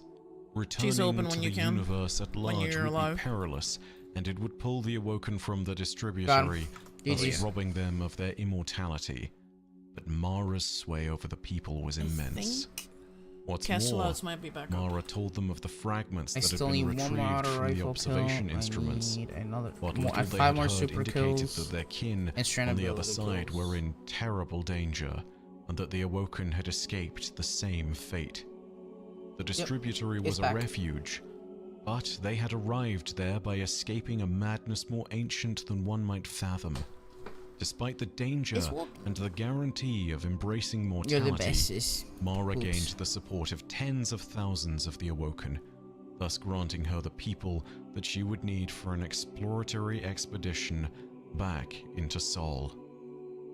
Before she left, she deemed that there was one thing she had to do. Yeah, she had to tell the truth. Mara went to Alice Lee, the first Queen of the Awoken. She Okay. who had believed the distributory to be of her design. Pass on this for 1 second. So I was looking at your armor. Mm-hmm. What do you have as far as strand mods? Like, what gives you a benefit? Do you have like plus resilience or plus recovery? I have If a you- plus recovery, I have a plus intellect, And plus intellect, okay. and a minus discipline. So resilience is obviously the most important thing. Stay alive. It's like dealing damage generates grenade energy, so that does help for my grenade. So if we get you to 10 resilience with this armor set that I'm looking at, Mm-hmm. I can get you up to 8 recovery base, which means your subclass will give you 9 recovery. Okay. Now, the problem is if I do that, your discipline then goes down up to 5, because obviously you said you're at 4, right? Well, that's still better than 4. 'Cause it's at 4 right now. What's your intellect at? 81. See, but the intellect goes down. Well, that's fine, because the intellect is not that big, huge, super huge of a deal. Now, if I put you at 7 recovery, plus your 10, it gives you 8. You could have 6 discipline and 6 intellect, and then 10 resilience. Yeah, I think that's better. That might be better? Yeah. Alright, let me try to equip it and see if it goes through. Before you infuse, check out the stats. Let it completely equip. Give it a second. Alright. And I'll play around with the stats because it's not necessarily going to do it correctly. I guess have to put on... So obviously you can take off the resilience and fuck around with it. Yeah, So you put can do discipline. Yep. Now it's 5 discipline and 7 intellect. Do your basic mods and then go from there, like your special and your heavies. Alright, and then Should I do powerful friends or radiant light? both are excellent. It just kind of depends on what you like.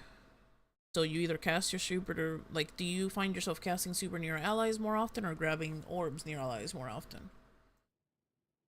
It just kind of depends on your particular take. Damn. Or should I do scout? Heavy You ammo can do scout. Yeah, Heavy ammo scout is very useful. And then what you could do, play around with the rest of your mods because something might be off because you're having a wasted stat with intellect. Check the rest of your gear. Open up your gauntlets. Open them up. Wait, are you even wearing the right gauntlets? Because unless you just infused them. This is a 10 resilience, 80 recovery, 5 discipline, and 7. It's not supposed to be 75. Check the rest of your gear. There has to be something off. Well, this is resilience. This is resilience, and What's your and recovery at? 80. 52. Do you have a tiny discipline mod somewhere under artifice gear? A tiny discipline. Yeah. Have a recovery. This doesn't have artifice, and this doesn't have artifice. Well, then I guess that's probably the best it's gonna get. Maybe it just showed tier 7, but it didn't tell me it was 7.5. Is that better than what you had? Yeah, it is. Alternatively, you could lower the intellect, and... I can't lower the intellect. Well, I don't have anything that's intellect right now. with another set of gear, I mean, if you wanted to. That's fine, babe. It's better. The thing is that technically... Oh, the reason why it's 6, babe, is because I have a fragment that takes gives away you a little 10, 10, yeah. discipline. Is that better, though, than what you had? And there's also another artifact that gives me 10 intellect. Here you go. Is that better than what you had? Yes, but the thing is that my helmet is poo. Why is it poo? Because it's 1600. Well, you should fix that. Maybe I should get rid of this doo-doo stag. That you'll never ever use because it requires you to die for the perk to activate. This ain't Call of Duty. Is the stag doo-doo? Yes. Are you sure? It's doo-doo butts. It's doo-doo, boss. So, your stats better? Yes. Alright, so then go to the left where I taught you. I'm Mary Poppins, yo. And fix your loadout once you have your look perfected. Do you think this helmet looks better than the other one I had? And this one? This is the default. I do like that one, but this I mean, one? up to you. I'll leave this one on there. Save the loadout. Don't forget. Or if you don't want to override your OG, then you can just, you know, use one of the other slots. There you go. Now you have better stats. 100% Yes. resilience, 80% recovery, you get your grenade pretty often, and you have your super pretty often as well, and you have more strength. When I do more damage, it gives me grenade back. Exactly. Ready for another one? Yes. Go. I was using that part of DIM yesterday. Okay. Who the Diacerum Which is why I thought about doing it for you accused too. so long ago of robbing the Awoken of back divinity, to your regular scheduled to programming, whom chat. Mara had told the first lie. You can get to hear the Sitting sexy with her, voice of Bite. Mara would tell her the truth. It was not Alice Lee who had created the distributory. It was not Alice Lee who had been the first amongst their people. It was not Alice Lee who had denied the Awoken their divinity. It was Mara. She was the first. Alice Lee was enraged at the truth, knowing now that Mara had engineered all that had happened across the history of the Awoken, knowing that all the suffering of their people was her fault, knowing that Mara was guilty of the very thing she herself had been accused of, an accusation so strong that it sparked anew the concept of war itself in a universe unblemished by it. Alice Lee would then throw her support behind Mara's expedition from that moment, not out of agreement, but so that she could rid the distributory of Mara forever. The last thing she called Mara was the devil. Damn. After some preparation, the expedition would be successful and Mara would return to Sol. It was then that she discovered the system in utter chaos. She quickly established habitats and outposts You have the engram within tracker the in your reaches inventory? of what had been Yeah. known as the You have any wish asteroid engrams? belt. Oh yeah, It was plenty. now strewn with the abandoned derelict We might want vessels to go that see had if we can fled pick you up during the some gear collapse, from that as well. only to be destroyed by the Black Fleet. A foul reef of dead ships. Mara's Utex, the same group that would one day become the Techians, also discovered that various members of the Awoken expedition had developed new powers upon leaving the distributory. These powers manifested most strongly in Mara, and Mara was in herself like an amplifier to those around her. It did not take long for Mara to proclaim herself as the new sovereign of this people, of the Awoken of the Reef. There were, however, many who wished to immediately depart for Earth and to assist their long-lost brethren. Mara urged caution and believed that they needed to build up a stable base of power first. Many vehemently disagreed with her. There were even riots on the matter, which momentarily plunged the reef into chaos. Exploiting this opportunity, a new set of interlopers descended on the Awoken.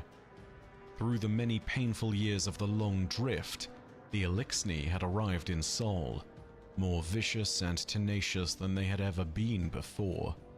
These Fallen would momentarily clash with the I'm seeing it happen Awoken, right now. and Mara, Sieur, and Cool. Aldrin had to rally their people to fight off the invaders. No. As the raiders were fought back, I can see some it. of the Awoken had taken the 5 opportunity seconds, to act on but their I can't desires, tell what it was. and a vessel was quickly launched away from the reef before anyone could stop it. I don't know. Seeing her control start to wither, Mara relented. Sorry about that, The guys. Awoken would be We should be given back in a one bit. choice each. They could either remain in the reef under her rule and build It towards was a everything future from for the Chrome system to on their OBS own to like terms, all the streams. or they as could far as I can leave see. now and assist humanity at the cost of never returning again. At the almost 3-hour Thus, mark. the Awoken, who had already Yep. been torn apart by those who left the distributory and those who stayed, were riven once again into the Reefborn and Earthborn Awoken. Those who left Mara's control would go on to do an immeasurable amount of good for the people of Earth. Many would even be judged as being worthy of becoming guardians upon their death. But the world that they had emerged into would be a terrifying one. Where before humanity's golden age had stood, now there was only ruins, rust, and the remains of those who had died in the collapse.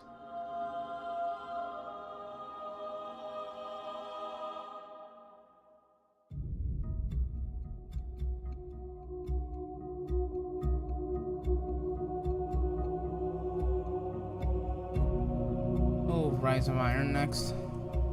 The Dark Age. Oh. As the Awoken were given their choice, and some of them made their way to Earth, they found a solar system in turbulent chaos. The Black Fleet and its disciples had been pushed back. 3 There were freaking many 15s. other threats that rose in their Brother. absence.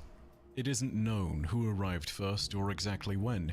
Records from this time are scant and next to non-existent. Such was the nature of history and technology.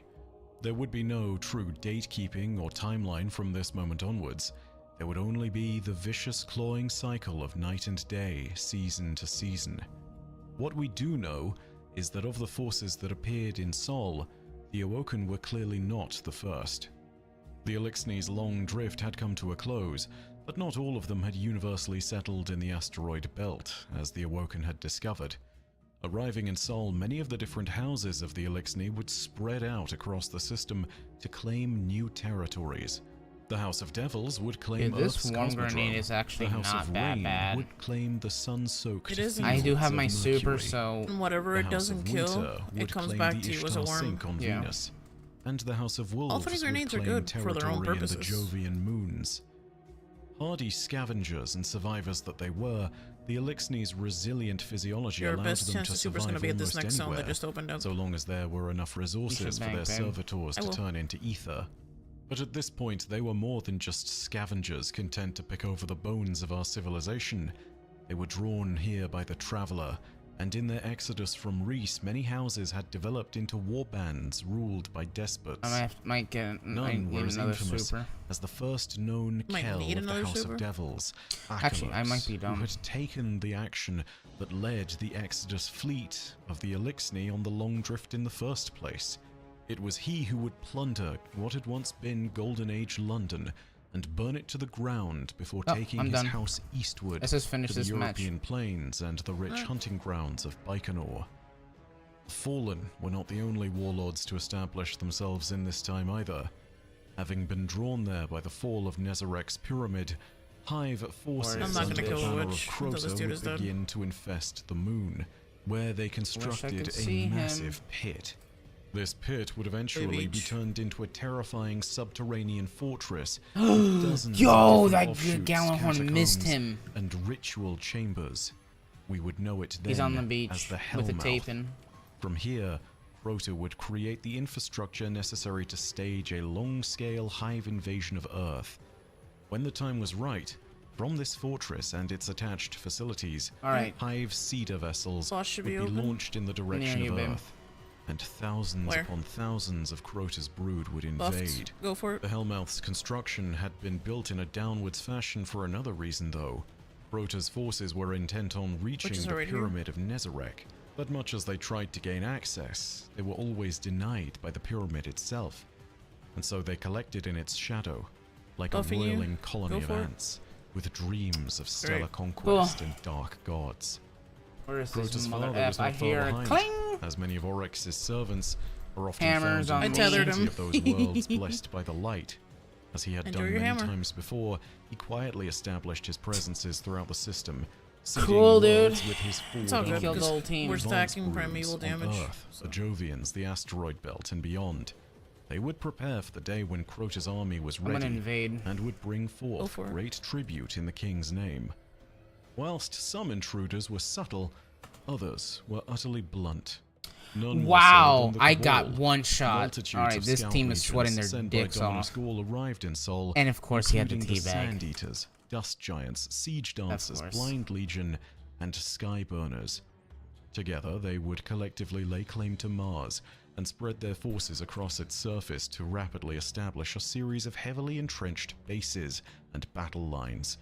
Their control over the moon of Phobos was so complete that they were able to establish an entire fleet base there, Fleet Base Kulros, Near one. a staging ground for the Skyburners and their vessels, and a defensive hub that would coordinate the operations of the Cabal throughout the system. There were indications that even these initial scout legions were capable of some terrifying Sweaty levels of vicious. destruction on a planetary scale. With that in mind, one of their most powerful assets was probably a trio of Scion Flayers that had evolved into their greater forms. This The trio, tower? known as the Ice Reapers, was responsible for intelligence gathering and the retrieval of advanced technology, but their psionic powers were also put to display in a most prominent fashion. The Flayers began to pull remember Mars's this- moon the- of the Phobos Scion Flayers into from an D1. unnaturally low orbit to the point where you could prominently see it in the Martian sky. Supposedly, this was to be used as a weapon of last resort that could be deorbited from Mars, thus destroying the entire planet if the campaign was going badly. Such force feels excessive, but it is characteristically the Cabal way, and their powerful munitions and strong logistics operation would allow them to contend with the awakening of the oldest beings within Sol. Deep within the cores of many of our planets and moons, lakes of radiolarian fluid began to flow with a renewed purpose. All across the system, from Venus to Mercury to Mars, the Vex began to awaken. The Ishtar Collective had Cool. previously discovered them on Venus in the Ishtar Sink, and had determined that their ruins had been there for billions of years. Now those ruins began to spring You to haven't turned on life, your thing. and Vex frames Yep, began to going there emerge now. from those You're not ruins to going there now. accomplish the inscrutable missed goals of the Drifter. Vex.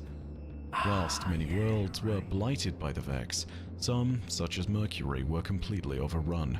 Mercury's core was consumed and completely hollowed out to create a giant Vex simulation engine known as the Infinite Forest. The once lush paradise and breadbasket of the system that Mercury had been was transformed into a blasted wasteland pocked with the stony spires and metallic Rank plating 8. of Vex installations. gotta Just the turn it car. on. And then, at the heart of it all, there was humanity. Broken, fractured, surrounded, and desperate. The collapse had been a body blow to us as a species, but we now faced the grueling task of surviving the hostile system that had once been our dominion. Whilst the whole of humanity was threatened, there was one Come with group me, who found boys. themselves in an Oh. utterly unique situation. I On will the in a edges second. of the system, the Exodus Indigo had landed on Neptune, having been damaged by an attack on their vessel by one of the disciples of the Witness, or what is presumed to be a disciple. On Neptune, they were able to use their ship's supplies, including a another small set of amount of swarmers. Seaver, to establish a basic habitable colony. Ooh, the one And that I then have are better. came the remarkable discovery that Savathun had left for them: the Veil. Amongst the number of the Exodus Indigo were the Ishtar Collective researchers Chioma Essie and Maya Sundaresh. They would set about studying the Veil and would eventually find a way to derive power from that it. would depend on the even though weapon it would blade. have many adverse I guess effects Louds on may many still of be the having exo members issues. of their crew. Yeah. It didn't take long for the Vex What to discover weapon? them, and whilst they would be able to push aren't into any of the Neomuna's Gambit outer weapons defenses, good?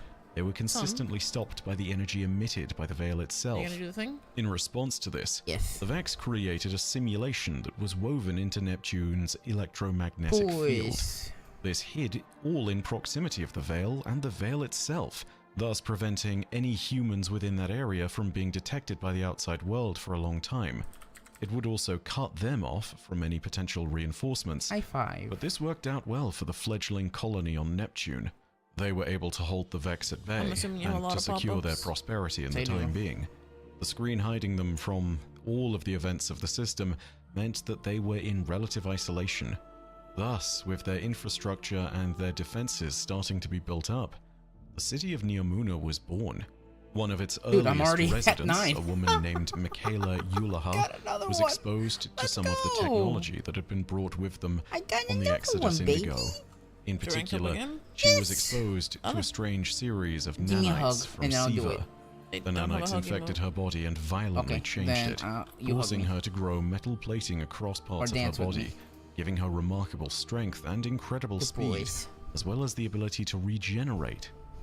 She used this accident to Yeah, her the advantage brave and weapons became are a really, vicious really fighting good. force against Neomuna's Alright, Vex here we go invaders. for another one. Though she would only live for about 10 years after the accident. I'm not She sure would about be the known submachine from then gun. on as the Strider, and her selfless actions were the creation point for the Cloud Strider shakalaka. organization. As time went on, the establishment of the Cloud Striders was made far more Baby, I entrenched. did it again. They had a device that they would eventually use called the I think this is where it Sidereal, might be and like that would allow them Yeah. to to do create Grandmasters or new something, Cloud but check. Striders. But given the nature of the experimental technology being used, only 2 Cloud Striders would be created at a time. Yeah, I have One to of the later do Cloud Striders, by the vendor call rank sign of ups, Stargazer, would something head out on a legend. mission to Earth in order to make contact with any remnants of humanity that they could find. They had hoped to find segments of Fisher human powered civilization 1810. I did that that. they could establish diplomatic communications with, perhaps even Animated. uplifting them to rejoin Oh. humanity on Neomuna. What they discovered Yeah, on that's Earth was anarchy. Earth's people had not been as fortunate as Neptune's, and many of them had been eking out a living from what little remained. Worse still were those that had been blessed by the Traveler's Light. In these early Dark Age days, there was little to stop a light bearer with a ghost from being considered a god.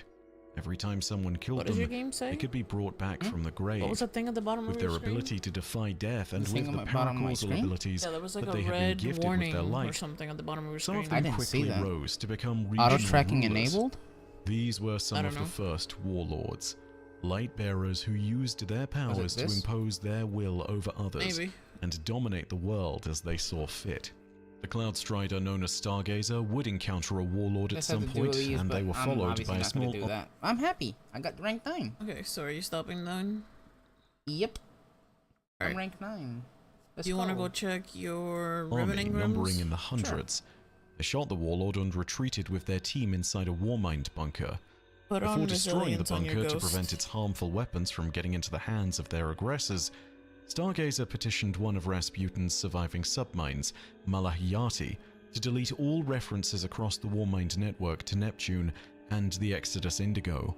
This would keep the presence of Neomuna truly secure and would make us blissfully Is it unaware of its Resilience existence for armor? hundreds of years.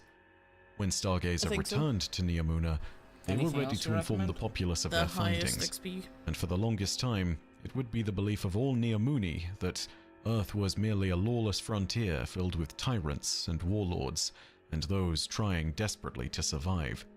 For the longest time, they would have been right to believe such a thing too, for in the earliest days of the Dark Age, war ravaged the entire system, and nobody was truly safe. Twitch is The working. Neomuni again were on not the Caster only Labs. ones to note this. The Awoken were keenly aware that the system was treacherous. It was for this reason that Mara Sov sent out her brother Aldrin to seek a source of power for her that was unique in this system, thus Can you granting open up her the an focusing? asymmetric advantage. Aldrin scoured the system And go to the right and returned page. with a mysterious paracausal Okay. creature. So with these, not doing the regular engram, but doing the independent engrams, Yeah. they should drop you things that are going to be at least 10 resilience. And it might have like 10 discipline or stuff like that. So if you wanted to, this would be a good way to get rid of some shards, but at the same time try to get some better rolled gear. What do you, out of what you see on me right now, what do you recommend I should roll for?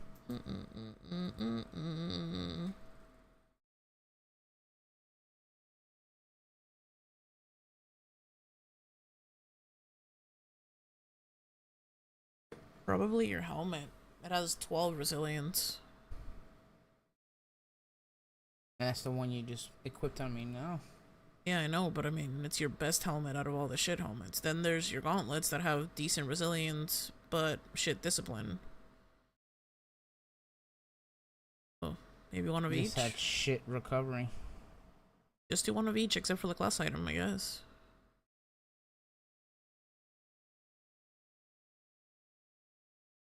Second screen.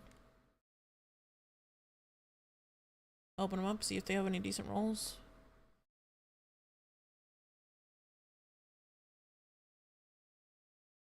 This has shit for intellect and recovery. The intellect's really good. This has Put it really on. good discipline. This chest. Yeah.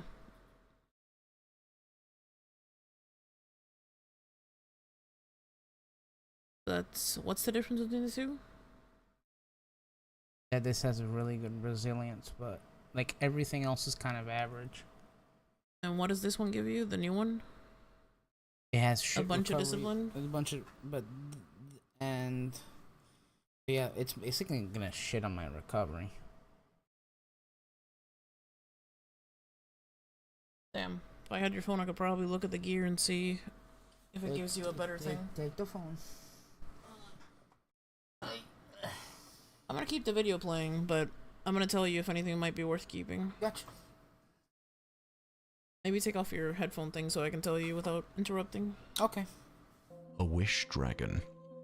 Also known as an Ahamkara, these beasts were shapeshifters capable of completely altering their form. The Ahamkara were also armed with a terrible power, wish magic, a paracausal ability that allowed them to read the desires of their prey and then grant their wishes, whilst also twisting the threads of fate to do so. Unfortunately, in the twisting of such wishes, Faustian bargains would be created. Thus, petitioning a wish dragon for one's desire was a perilous process requiring great discipline. The creature that Aldrin had discovered and presented to Mara called itself Riven in honor of its new hosts, honoring the twice Riven awoken. But it was not alone. Wish dragons populated the system on almost every planet, but were particularly concentrated on Venus. Together, Riven and Mara would set about creating a grand home for the Awoken and the Ahamkara. Mara declared that they would be more than survivors, though. They would be a people, and thus, through Mara's vision and Riven's magic, the Awoken would build a place worthy of their people, the Dreaming City. This would not be the Awoken capital, but it would be one of their most holy sites, a place for them to learn, connect with their ancestors, and meditate on the nature of the world. Ahamkara would flock to the Dreaming City, and they would live alongside the Awoken for a time in a mostly peaceful, albeit cautious, symbiosis. Yet another secret enclave was constructed in Sol, but this time on Earth. There was no place for people to run to, not yet at least. In those early days, refugee caravans trailed across the world looking for anywhere that they might find some degree of safety. Some would attempt to establish small settlements and towns like Palamon or Coyote, and whilst these places would be home to some, they were not fated to last. Fallen raiders, rogue light-bearers, and the wilderness of the frontier would be the forces that eventually spelled doom to these settlements. Hope was scarce indeed, but slowly from the ashes of ruin and death, a spark of hope would be kindled. One day, a group of 5 warlords set a village to the torch. Another group of light-bearers made their presence known that day, and at great cost they defeated the would-be tyrants and vowed that there would be no more death. There would be no more without protectors. Humanity needed its protectors. And so it was that these first 4 light-bearers present on this day would become some of humanity's first great guardians. Radagast, Perun, Yolda, and Saladin would be counted among the very first of the Iron Lords. In time, they would bring more legendary figures into the fold: Silumar, Gelion, Scori, Timur, Ephrodite, and Felwinter. And when Felwinter was folded into the Iron Lords, he agreed that they would be able to use his peak. Though he kept the name of Felwinter Peak, from it the Iron Temple was born, and Earth had its first small enclave of relative safety for some.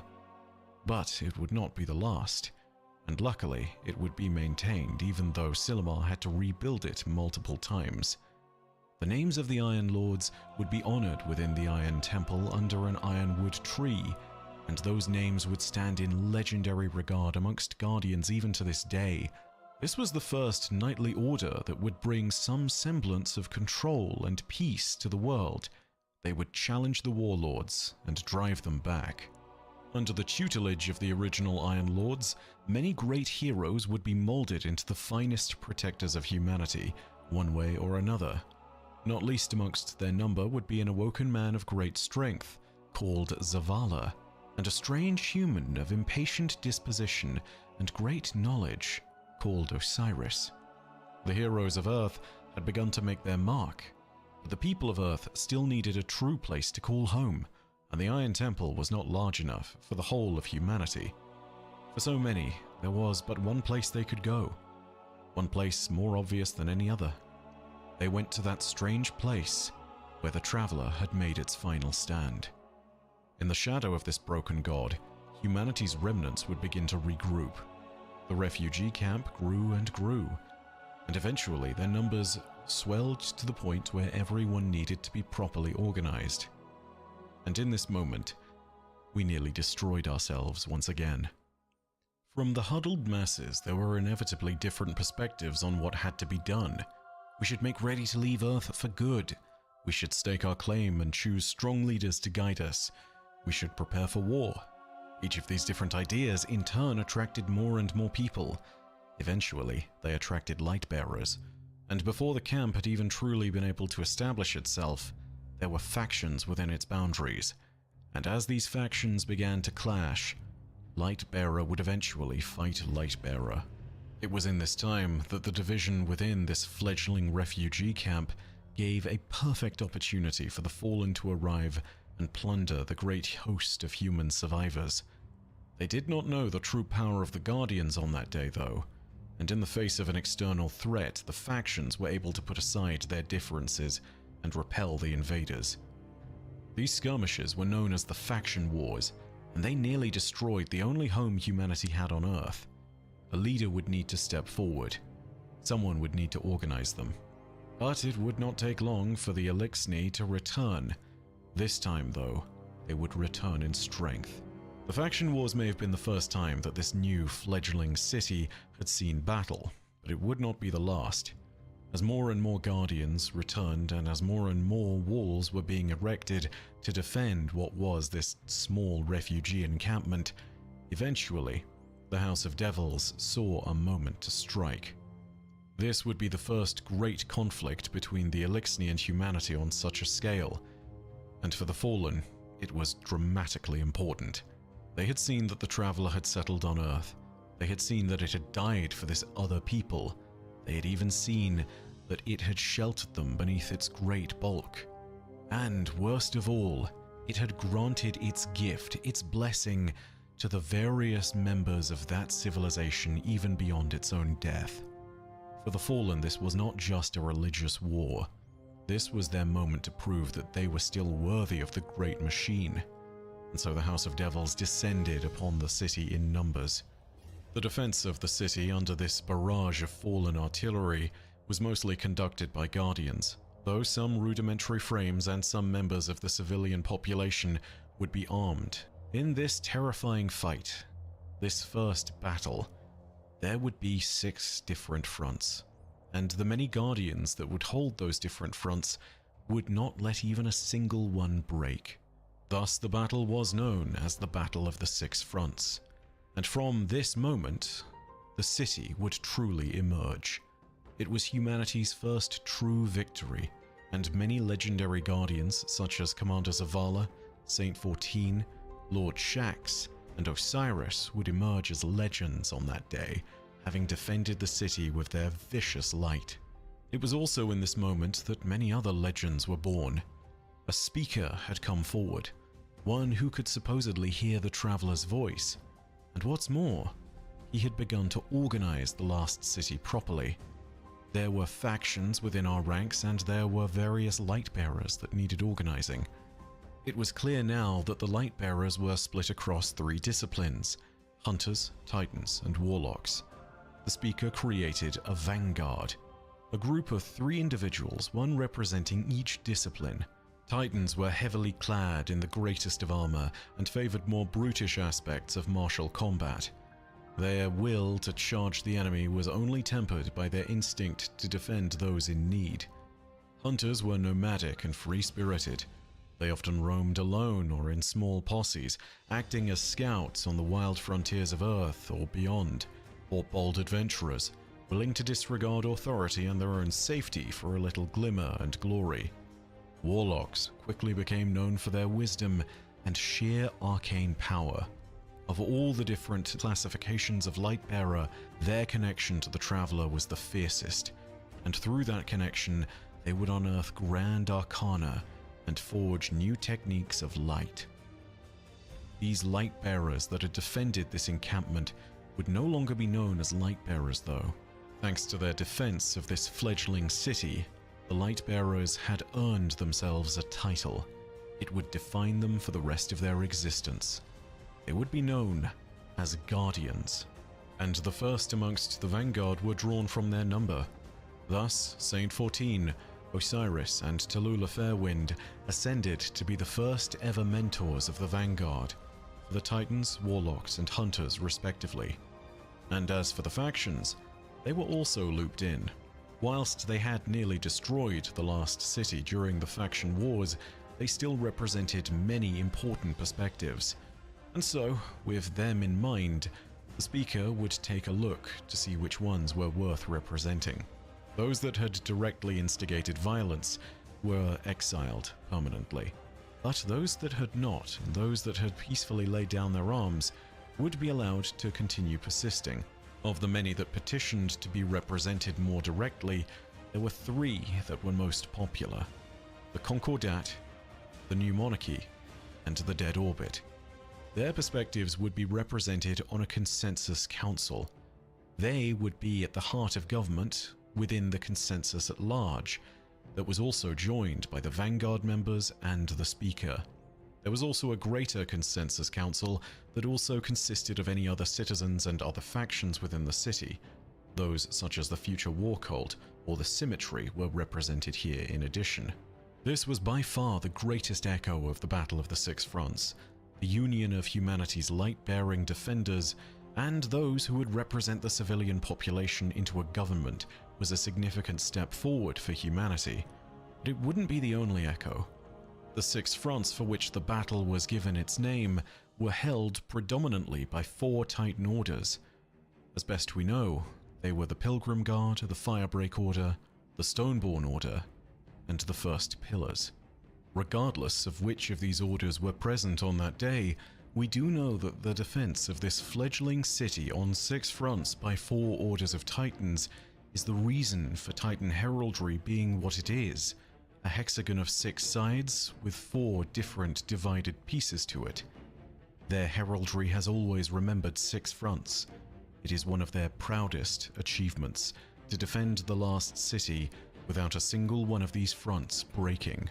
And as it began to grow, this fledgling city that had once been nothing but a refugee camp simply became known as the Last City, the last safe haven for humanity in Sol, as best we knew at the time. Whilst there were some amongst the Titan Orders who lamented the way that 6 fronts ended, in particular the Firebreak, who wished that they could have their glorious charge into the ranks of the retreating Fallen, there were many other dangers throughout the system, and soon the Guardians would be rallied to deal with them. In particular, securing the city's defenses would allow us to turn our eyes to the rest of the system. There were terrible things happening on Venus. In particular, the Ahamkara was starting to transform it. We didn't understand why at the time, but it is likely that this is thanks to the intervention of the Nine.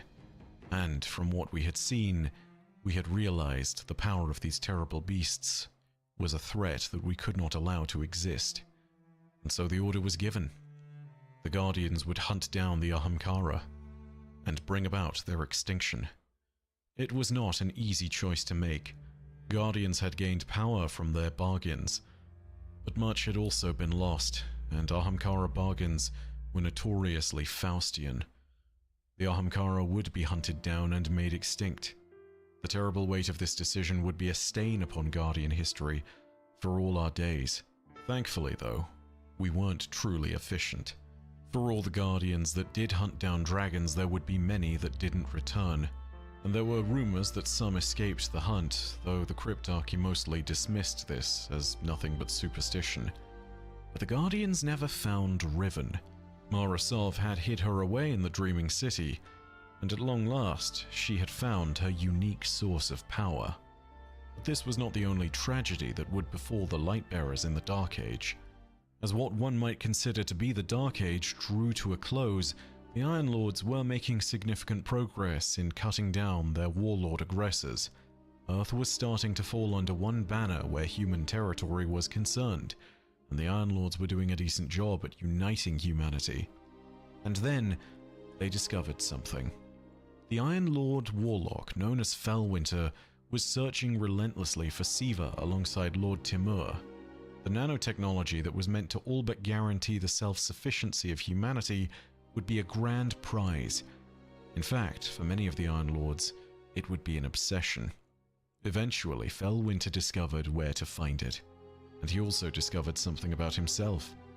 He learned that he was a Siddhartha Golem, an exo risen to be Rasputin's eyes and ears within humanity, effectively a spy, but more accurately, someone who would be able to keep tabs on human civilization and for Rasputin to learn from.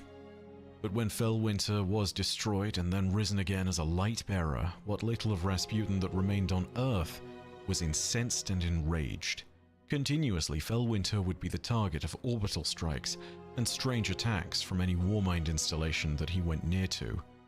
Fellwinter was in many cases like a son to Rasputin, and what little of him had recognized Fellwinter in that moment was jealous of the Traveler for having stolen his son, or what he would think of as his son. And like so many jealous fathers, Rasputin would seek to punish his offspring. Eventually, with much work and dedication, Fellwinter would discover that there was a production site for Siva nanites in the eastern section of the Cosmodrome. This was what the Iron Lords had been looking for. It represented a way to lift the people of humanity out of squalor and to return us to the Golden Age. The Iron Lords descended upon the Cosmodrome in force at the order of their leader, but first amongst equals, Lord Radagast. More than 100 Iron Lords descended upon the Cosmodrome, but what they found that day was not Siva as a tool, but Siva as a plague. Siva had been given orders upon noticing the intrusion and presence of Fellwinter. These orders came from the remnant of Rasputin that controlled it. It was a series of orders contained in only 3 words. 3 words that Rasputin would live to learn and regret till the end of his life. Replicate, eliminate, immunize. The nanites were unleashed as weapons, and there was nothing that the Iron Lords could do. Over 100 Iron Lords descended into that place, which would one day be called the Plague Lands.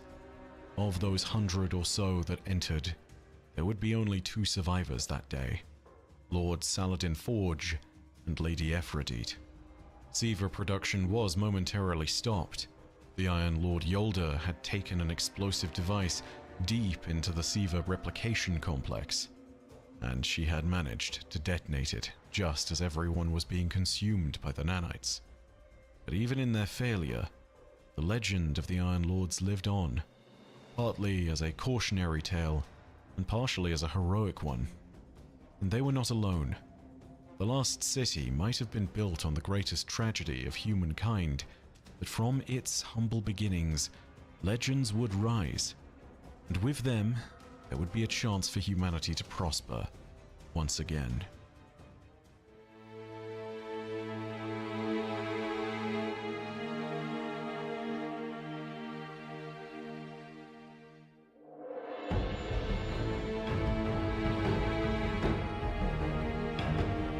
Something that regularly proves to be a frustration when talking about Destiny's lore and its timelines is that in the relatively early dates, before the actual foundation of the city, after the collapse, and from then on onwards, there are very few actual references to actual dates. The people of Earth had little time to record keep, and as they fled for their lives, the days bled into each other, the months bled into each other. Thus, it is often hard to determine where one age begins and another has ended. There is no greater example of this than with the transition from the Dark Age to the City Age. Some say it began with the completion of the first of the city's walls. Others say it began at the conclusion of the Battle of the Six Fronts. Others still believe that it began with the formation of the Consensus. No matter the truth, the result is the same. The Guardians had arisen to find their city alive and with hope for the future, and in their noble defense of the last city, The Guardians would push out into the wilds to deal with strange and deadly forces that had plagued our worlds. A new order was a real possibility that at last lay within reach. Or so they thought back in the days of the City Age. These moments might have been separated by days, they might have been separated by centuries, but regardless, we know from the legends that stand before us even to this day that they did happen. There are small hints as to the chronology of things, but still, there are moments where things might be inaccurate. So, with that in mind, the events are chronicled in this order, as I believe they are indeed the correct order. There must have been first a time of peace, where Guardians were allowed to reflect on their greatness, and when the city was assured of the supremacy of its defenders. It is perhaps the only thing that makes sense, because of the hubris of what happened next. The city was keen to expand its territory further. It started with small expeditions to the outer worlds of the system, and to the inner core. In particular of note, Saint 14 had been tasked with leading one such group of survivors to try and recolonize Mercury, before realizing that it was overrun by the House of Rain. Whilst these initial failures had slowed them down, the Last City was still looking to reclaim humanity's lost wonders, and they set their sights in the same place that pre-Golden Age humans had long ago. They looked to the moon, our one true celestial neighbor within striking distance.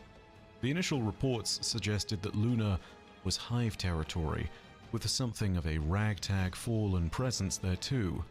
The consensus was committed to securing a foothold on the moon and retaking it for humanity, and even as they suddenly realized that it was also home to the hive, they did not believe they could be stopped. But in the meeting where the forces were being committed to war, and where the consensus was ready to vote on an invasion of the moon, they were interrupted by a guardian called Lord Shax, a former warlord of great renown and power. Shax was one of the most tested battlefield commanders in the city, and he knew in his gut that the assault on the moon was a terrible idea. He had seen what the hive could do. He remembered a key victory that the city had fought against them, a conflict that they had barely won. It was known as the Battle of the Burning Lake, and there Shax had witnessed firsthand the power of the hive's blades, and understood that in them there was a potential answer to the light of Guardians. They were not like any other force in Sol. They could summon the true powers of darkness to their side. But despite his pleas, Lord Shax was ignored, and the Guardians of the Last City began to assemble into the greatest army of Guardians that had ever been seen. A host of thousands would assemble under the banner of the Cormorant Seal, led by the Praxic Order, and they would march on Luna with the intent of reclaiming humanity's stellar birthright.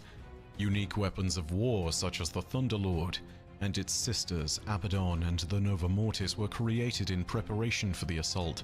It was meant to be the great liberation of Luna, but it would be known instead as the Great Disaster. Upon their arrival, the forces of Guardians would spread out to capture their objectives, and would encounter fierce resistance from the bands of Fallen that they came across. But when they hit the depths of Luna, then things would change. The hit and fade tactics of the Fallen would be troublesome, but they were merely a band of exiles trying to scrape out a living on the moon's harsh surface. The real threat below were Luna's true rulers.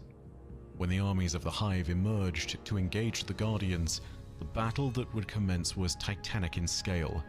The Guardians would see the strength of this terrible power firsthand, and would be forced to face their champion at the height of his power. Crota had arrived, and his brood washed over the army of the Cormorant Seal like a tide.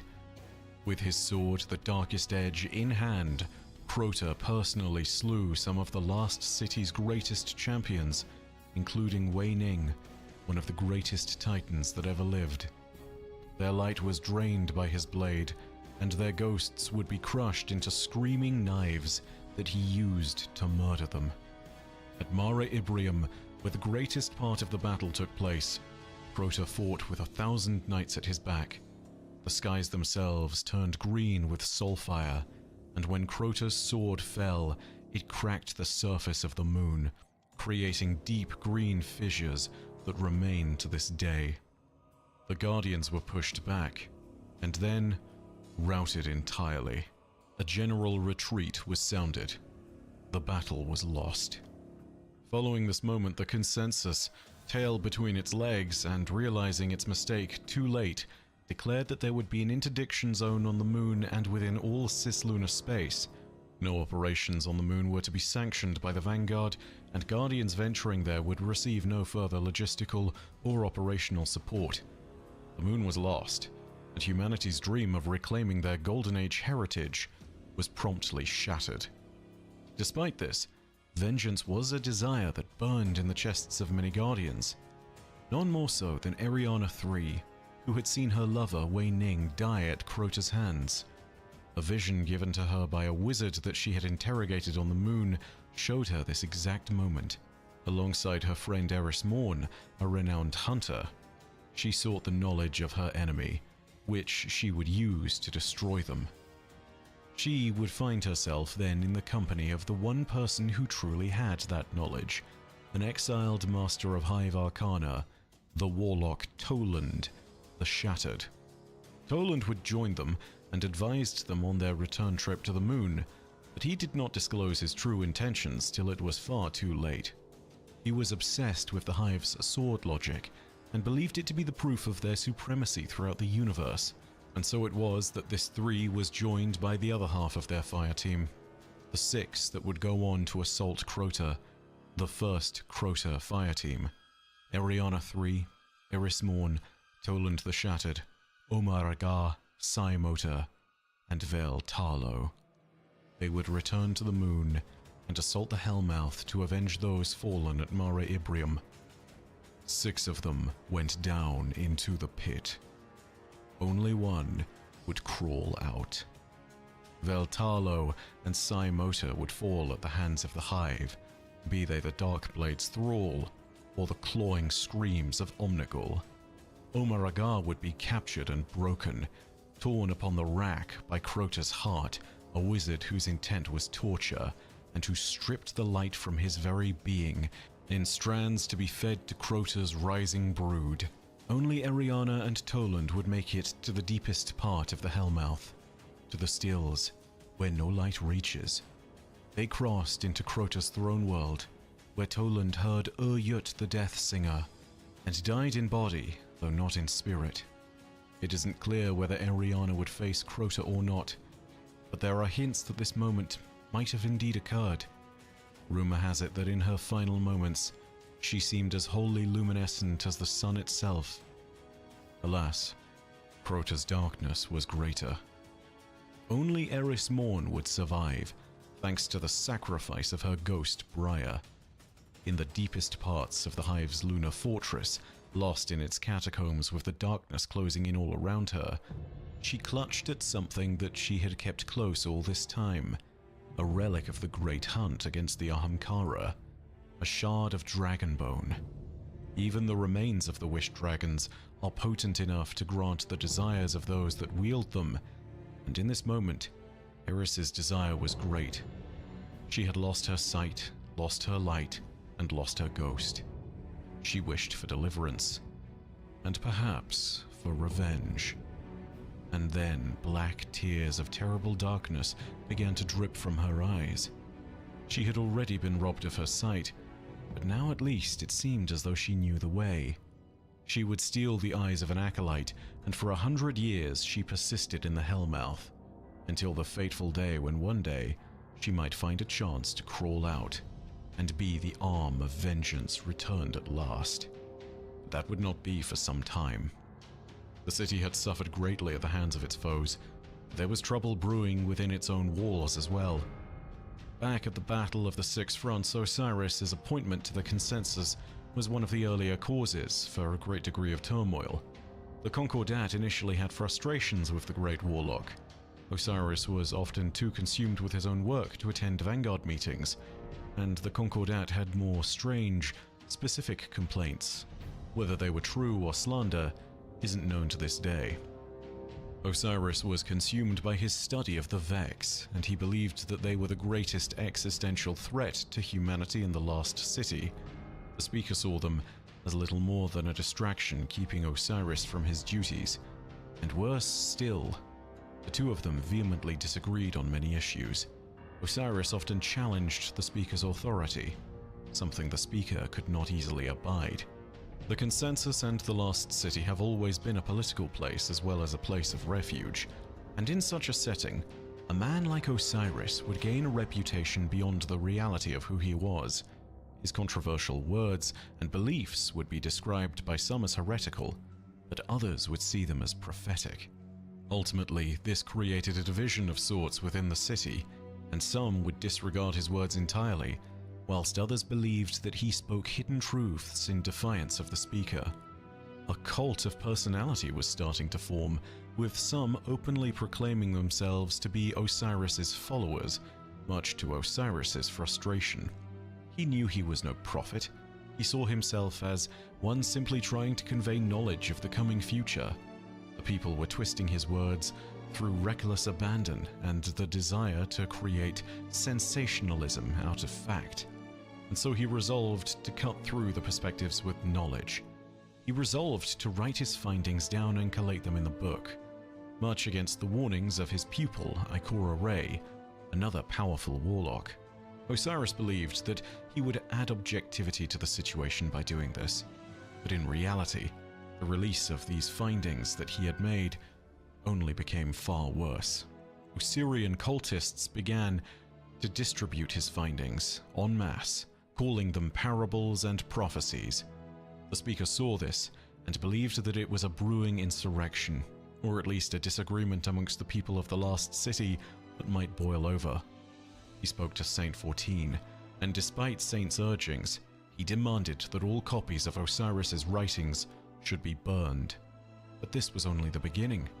Osiris still believed that the speaker wasn't listening to his warnings.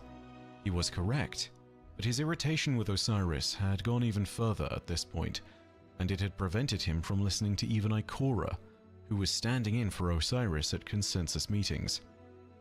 This inaction, as Osiris saw it, had even gone so far as to weaken the city. Osiris claimed that in particular, the defenses of the Lost City were weak around an area known as Twilight Gap, a prescient prediction, though none would know it until much later. The speaker reached his breaking point as the divisions between those that followed Osiris and those that rejected him were growing to a boiling point. In a full session of the consensus, the speaker moved to exile the warlock Osiris. The motion was presented in all its grandeur with a great speech by the speaker, and just as Osiris was about to be exiled, he arrived and declared that he would leave the Lost City regardless, imposing himself in a time of exile. Ikora Ray from that day onward would hold his position as the warlock vanguard. Followed by his ghost Sagira, Osiris would head to Mercury to understand the Vex better and to prepare to face them should the need arise. A gaggle of cultist followers would leave the city too, heading out into the wilds to make their homes beyond the speaker's influence. Some of them even followed Osiris to Mercury and set up a camp within the Caloris spires. Losing a few cultists is one thing, but Osiris's exile left tangible scars on the fabric of the city beyond even just a few people leaving. It was the first time that an internal force had split the city since the time of the faction wars.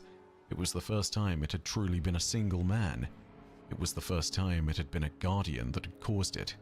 Whilst this hadn't spilled over into real conflict, it had split some of the guardians from the speaker's authority. Osiris's influence had started to inspire guardians to act independently of the authority of the vanguard. This weakened the city, as some of the legends that we had known for so long as great defenders instead headed out into the wilds and never returned. Most notable of those would be those who followed on from Osiris's words that the Vex were indeed the most dangerous threat to the Lost City and humanity. Of them, the most infamous were the Hunter Pahanin, the Warlock Pradith, and the Titan known as Kabir the Legionless. These three would head to Venus, to the most infamous fortress of the Vex that had been around in Sol for billions of years. They attempted to infiltrate and destroy the Vault of Glass. So it was that they entered, but only one came out. The hunter, Pahanin, witnessed the power of the Vex and was forced to flee against it, being haunted by it for the rest of his days. The warlock Pradith of the future war cult was lost within the deepest reaches of the vault and was imprisoned there seemingly for all eternity.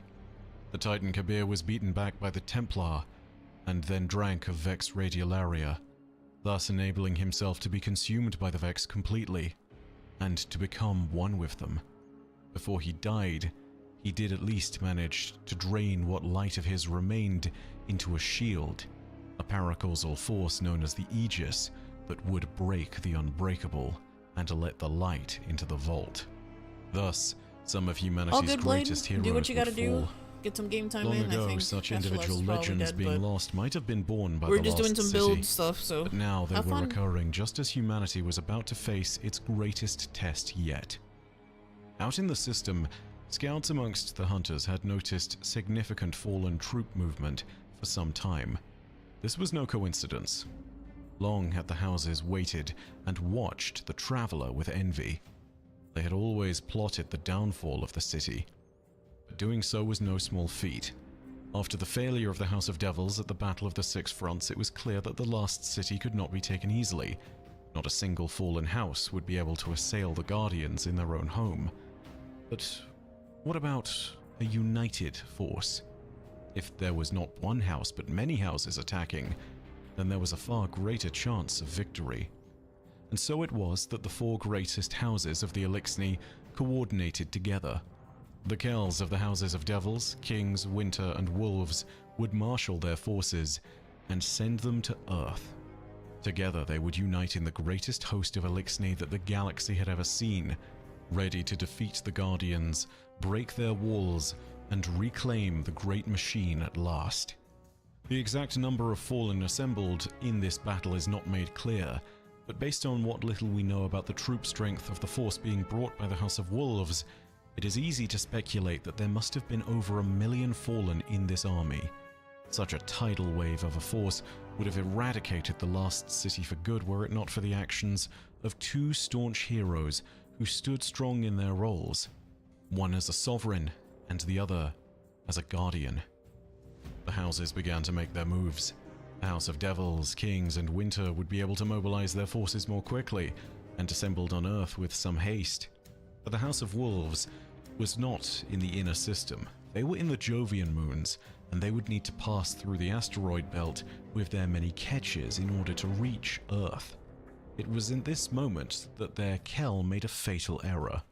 He stopped their catches at the largest asteroid in the asteroid belt known as Ceres. What he didn't know was that this was firmly in the middle of the territory of the Awoken of the Reef.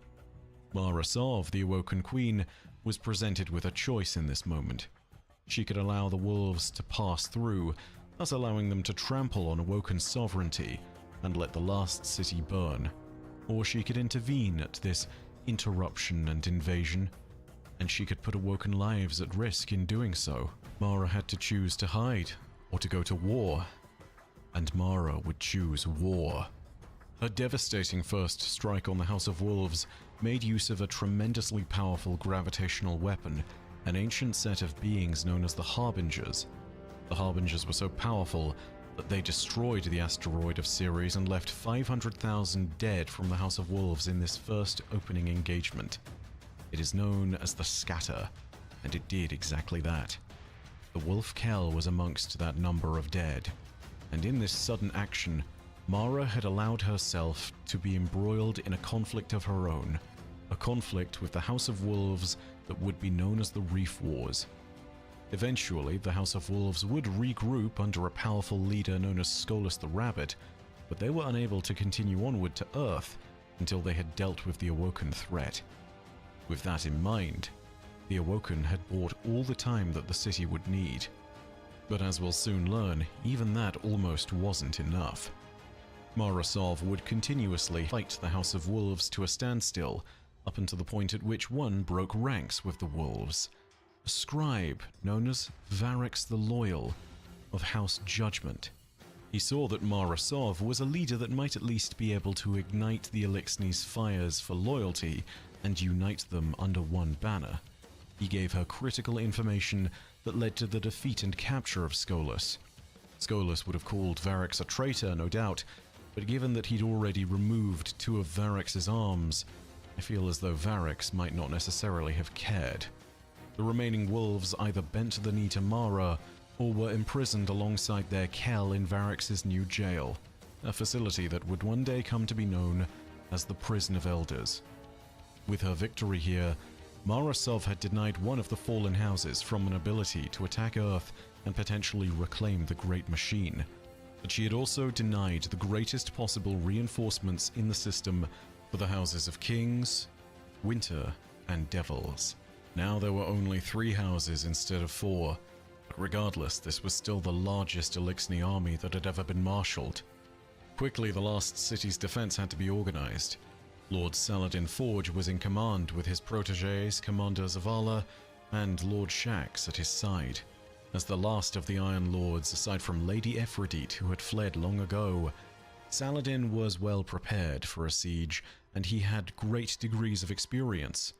But so did Lord Shax, and Shax also had an uncanny ability to see when a battle could be turned, something which would happen in the greatest and most heated moment of the battle that would ensue. In the end, the actions of a single fire team, Shax's fire team, would determine victory or defeat that day, and that fire team was present at the weakened part of the city's defenses that Osiris had pointed out to the speaker himself, at Twilight Gap. Here, Lord Shax was forced to hold the line, which he quickly saw was starting to buckle and break. Saladin also noted this, and believed that this would be where the tide broke through. If they broke through, it would be the end of humanity. The forces of the Elixni would overwhelm the city, and none would survive. Lord Saladin made the awful choice of sounding a general retreat to the city's Ridgeback district, believing that that might be the only place they could hold back the fallen. But Lord Shax knew that with such a move, doom would be guaranteed for the last city, and so he disobeyed Lord Saladin. Alongside his fire team, Shax held the line, dying over and over, back to back, until eventually reinforcements could arrive. Legends were born that day, not least amongst them Anna Bray. The same Anna Bray who had designed Rasputin in the Golden Age. She had been risen by the light of the Traveler, and had seen her name tag and badge on her person from the moment she was risen. She would remember her name, and so would many others, thanks to her actions in the battle that day. Wherever her golden gun shot, a whisper of the Traveler's light would be left. These remnants of her light would still be present to this day. It was also in this battle that she faked her own death so that she might explore more of the legacies of her own family's past without the interference of the last city. The battle was fierce, but eventually the Guardians with their rallied forces would push the Elixni back, and the counterattack was decisive enough to help break the Fallen's charge for good. Lord Shax and his fire team had saved the last city. The losses from the battle were staggering. A whole generation of Guardians was devastated, in more ways than can be imagined. The Battle of the Twilight Gap would change the lost city forever. It marked a point of remembrance and a turning point in our story. The Guardians had held their own in an age of great uncertainty, but now the true danger of their foes was also made more clear than ever. Some chose to look on Twilight Gap with remembrance. Faisal Crux and Victor Lomar, 2 of the city's great industrialists and the creators of the Crux Lomar Foundry, would use this opportunity to design a new weapon of war in commemoration of the battle, the Yalahorn, forged from the armor and light of Guardians that had fallen that day. It was said to ring out with the power of the fallen, giving voice to their strife once more with the howl of wolves. Others looked upon Twilight Gap's events and saw the city's place as being ascendant. Never again would the Elixni assemble a force of this size, and never again would they invade the city with the lofty dream of reclaiming the Traveler. They would be a broken people completely from this point onward. Others saw that the battle had left the city weak, and endeavored to protect it against even those recovering foes that were on their way.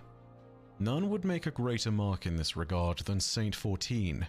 With the blessing of the speaker and with a certain fury in his heart, Saint 14 viciously hunted the Elixir across the system, becoming a legendary monster in their eyes. He hunted down the leaders and Kells who had fought at Twilight Gap, killing as many as he could get his hands on. These would be known as the Crusades of Saint 14, and they would come to a close when he went to battle the Kell of the House of Devils. At the time, the Devils were led by Sulcus, whose might was so great that he managed to grab the Titan and hoisted him clean from his feet, choking the life from him. In a famously Titan move, Saint 14 summoned all the power he could, ready for one last strike in melee. There was just enough space to land the blow. But it wasn't a punch. Winding back his neck, Saint 14 headbutted Sulcus, the Kell of the House of Devils, so hard that this single strike was enough to cave in the Kell's skull, killing him instantly. Saint 14's helmet still has a dent from this fabled incident Saint that 14's can be insane. seen even Yes, to this he is. day. He was ready to return to the Last City, but then the speaker crazy. contacted him with new information. Osiris had been seen on Mercury. The Titan changed course and went to search for his friend, his lover. He would find his way to the Infinite Forest, the Vex simulation engine that Osiris movie had begun boxes. to enter and study. Yeah, might as well. Into the deepest recesses of the Infinite Forest, Saint 14 would disappear. His seat on the Vanguard would be left empty for a time, for he did not return. Soon it was filled by Commander Zavala, and it was assumed that Saint 14 had been lost. Legends had begun to disappear. At this point the city was still weakening. A rot was setting in, and it was in this moment that, smelling the blood of the city, the Concordat would rise and make things so much worse. The exact reason behind their rebellion isn't well known. Much of their history has been scrubbed from the Last City's records. What we do know is that they rose to overthrow the Speaker and the Consensus. Their betrayal would lead to the ascension of a faction that replaced them, the future War Cult. Their revolution was short-lived, and they were finally defeated in one of the Last City's towers by the Guardians and forces of New Monarchy. The Concordat and its leader Lysander would retreat into the wild, where they have remained ever since. Even to this day, when the Witnesses' forces crowd all around us, we still know Lysander is out there, somewhere. With so much calamity and so much conflict, Lord Shaxx felt it necessary to act. He put a proposal to the Consensus.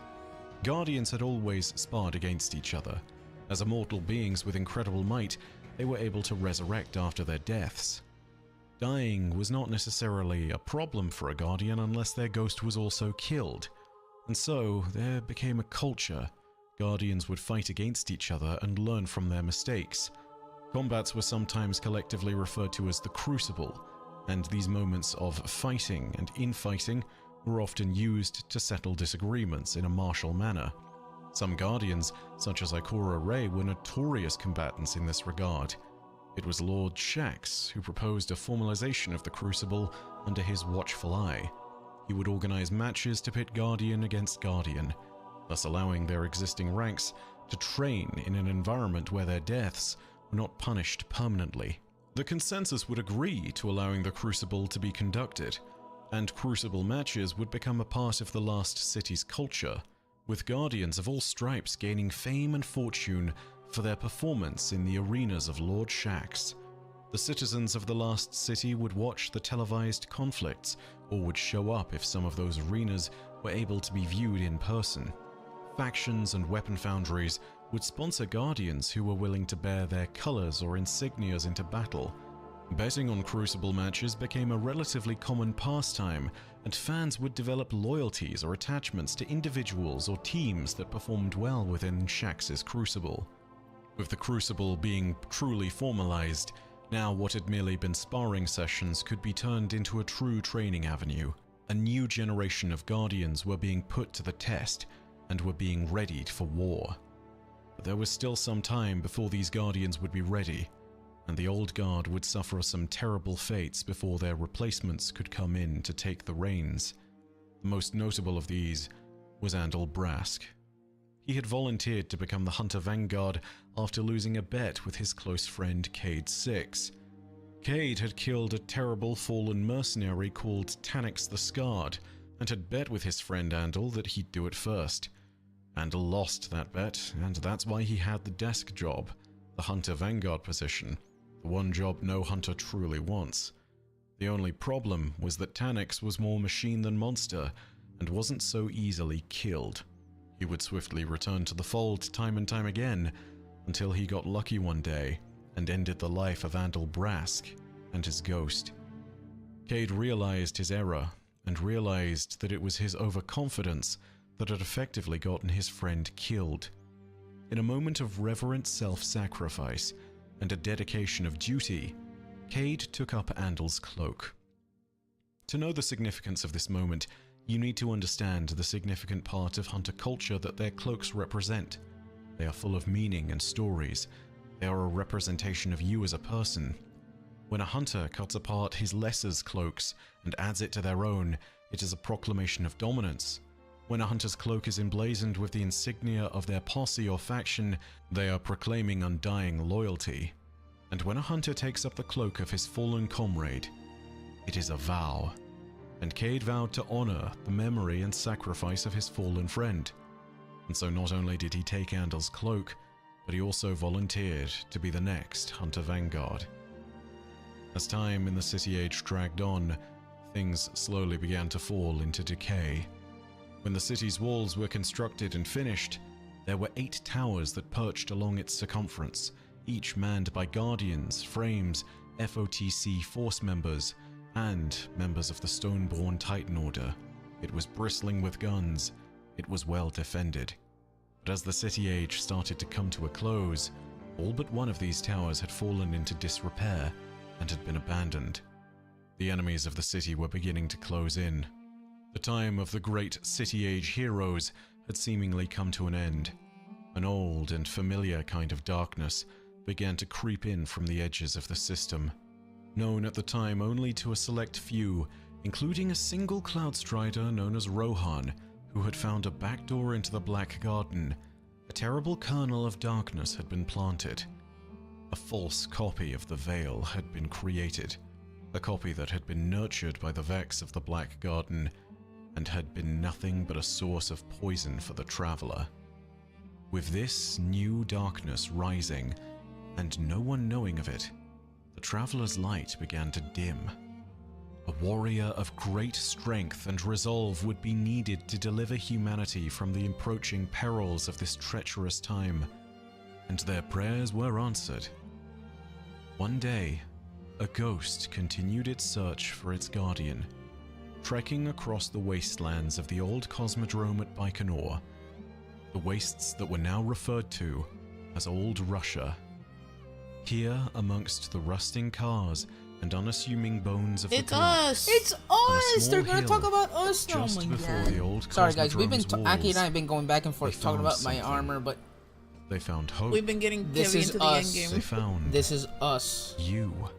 Alright, boobs. And with so, you, take off the whole minor stat on your world boots. would be changed. It's our forever. story! Let's go.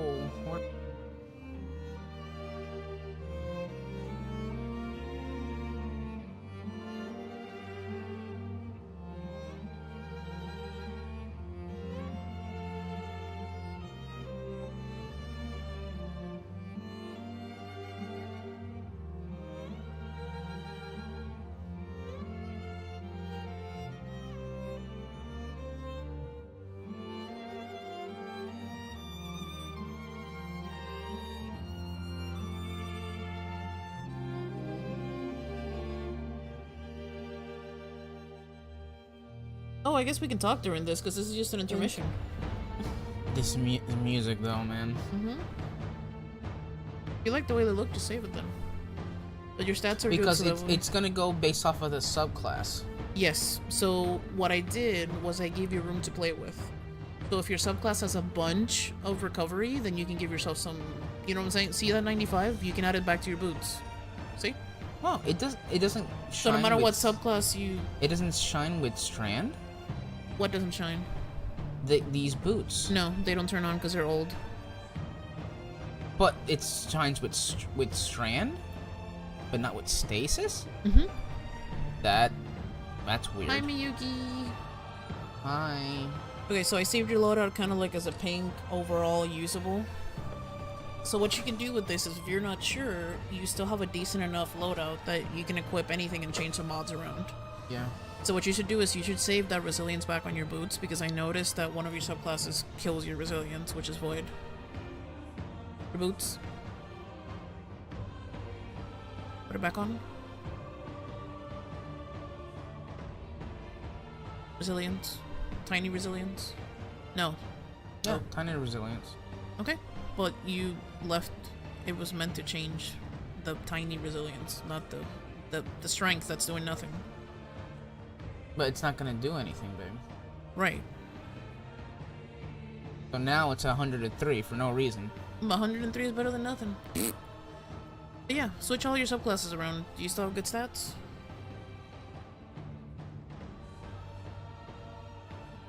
Whenever it's over the top at 100, then you can just switch it. Okay? Alright, save it to number 5, override it. Ding, ding, ding, ding. F.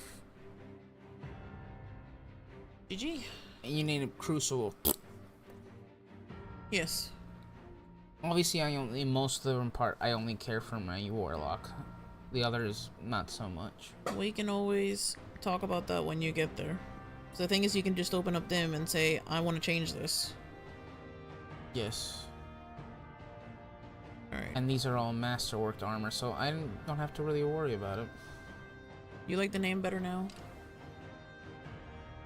PvE, yeah, sure. Yeah, now you have a build for everything. And then obviously all you need to do is change your weapons.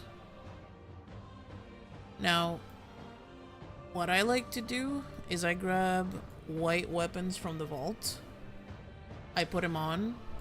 I override my builds. And then I delete them. So that when you're in the middle of an encounter and you want to switch from void to solar to whatever, it doesn't take away your ammo. Because the weapons don't exist. My mind just blew up and I didn't understand. You want me to give you the steps? Yeah. Okay, so go to your collections. Should I get rid of these swarmers, I guess, then? If you're not using them as part of your build, I would. Make sure you have the right... No, equip the build. Don't mess it up. Delete the opposite ones. So go to your collections with F1, I believe.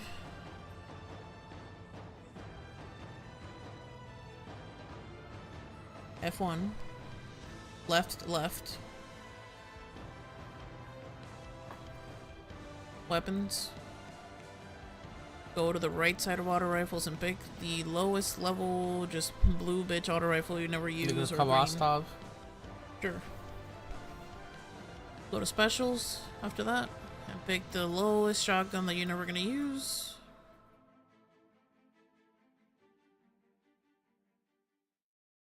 Go to heavy and pick the lowest. Ah, yes. The lowest sword that you're not gonna use. Or grenade launcher. Doesn't matter. Oh, there's no white ones? It's irrelevant, just pick one. I'm getting emotional, man. I'm a big giant pussy, I swear. Our journey began. Alright, before he continues, go ahead and put on your 3 weapons. Done. Alright, very carefully. You're using your strand one, right? Yes. Your strand build? Yes. Okay, go to your build and you're gonna hold F over strand. Now click on your second one. And switch the weapons. You're gonna hold F over your second one. And so on and so forth. Third. weapons. And this will help with. It will not switch your weapons when you switch the loadout. Might as well lock these then. No, doesn't matter. We're gonna go into the abyss right after we're done. Third one, hold F very carefully. F on third, which is arc. Equip solar. Put the weapons back on.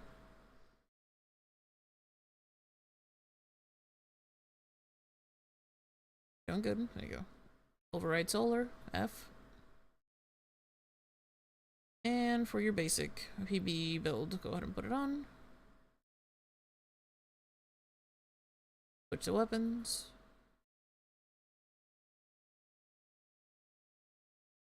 Override. Now put on whatever weapons you want to put on. And then delete those shit weapons. Delete them? Mm-hmm. And then when you switch to loadout, there's no weapon.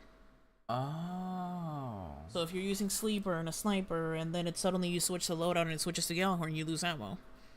Not anymore. I see that. As long as it's a weapon that's not in your vault.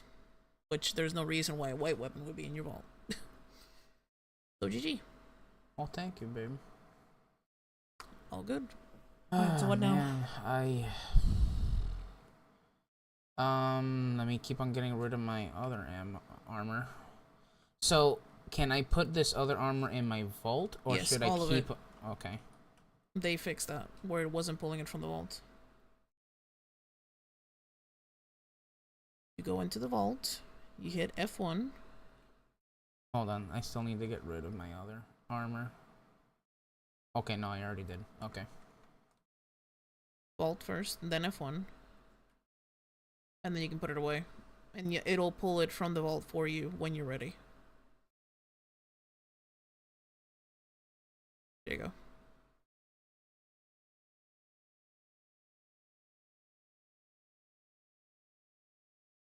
The only thing it won't do is it won't put it back. Yeah. Now, if you had specific weapons, for example, if you wanted to use a specific fusion rifle with any of your builds, you can override the fusion rifle in. Mm-hmm. I wouldn't do that because weapons are switched on the fly at all times. That's true. That's just me. But yeah, I'm gonna keep on playing the video. Yep. Need anything from the kitchen? No, I mean, obviously I would like to. We do have to switch to 14 in a bit. For the Alexander raids. But I'm in the mood to play a little bit more Destiny. Okay. So maybe we can, I don't know, fuck around somewhere and do something. Sure. Ooh, let me switch to my Titan real quick. Okay. But yeah, I mean, I do understand that I love Final Fantasy with all my heart, but man, I also love the living shit out of Destiny as well. Even through all the BS that's happened this year, I still love the shit out of this game. It's just one of those games that I always come back to because I truly love it. All right, let me know when you're ready for me to hit play so we can't interrupt it. Go for it, man. All right. I just want to make sure I'm prepped fully as much as I can for all I would do shape. is I would empty out as many engrams as you can, get those out, dump all of your legendary shards, max out your glimmer, clean out quests and delete armor you're not going to use and stuff like that. And then I guess we can just try to figure something else out to do. Yeah, I mean, we have 1 more hour for the raid, so yeah. Yep. I could always try to see if I can get a checkpoint for the dungeon, see if we can get that exotic sidearm. Alright, I'm gonna hit play. What do you think of my Titan, babe? Looks good. You just gotta figure out if that's how you want to look in cutscenes.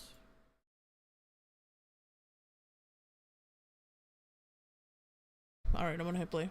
Mm-hmm.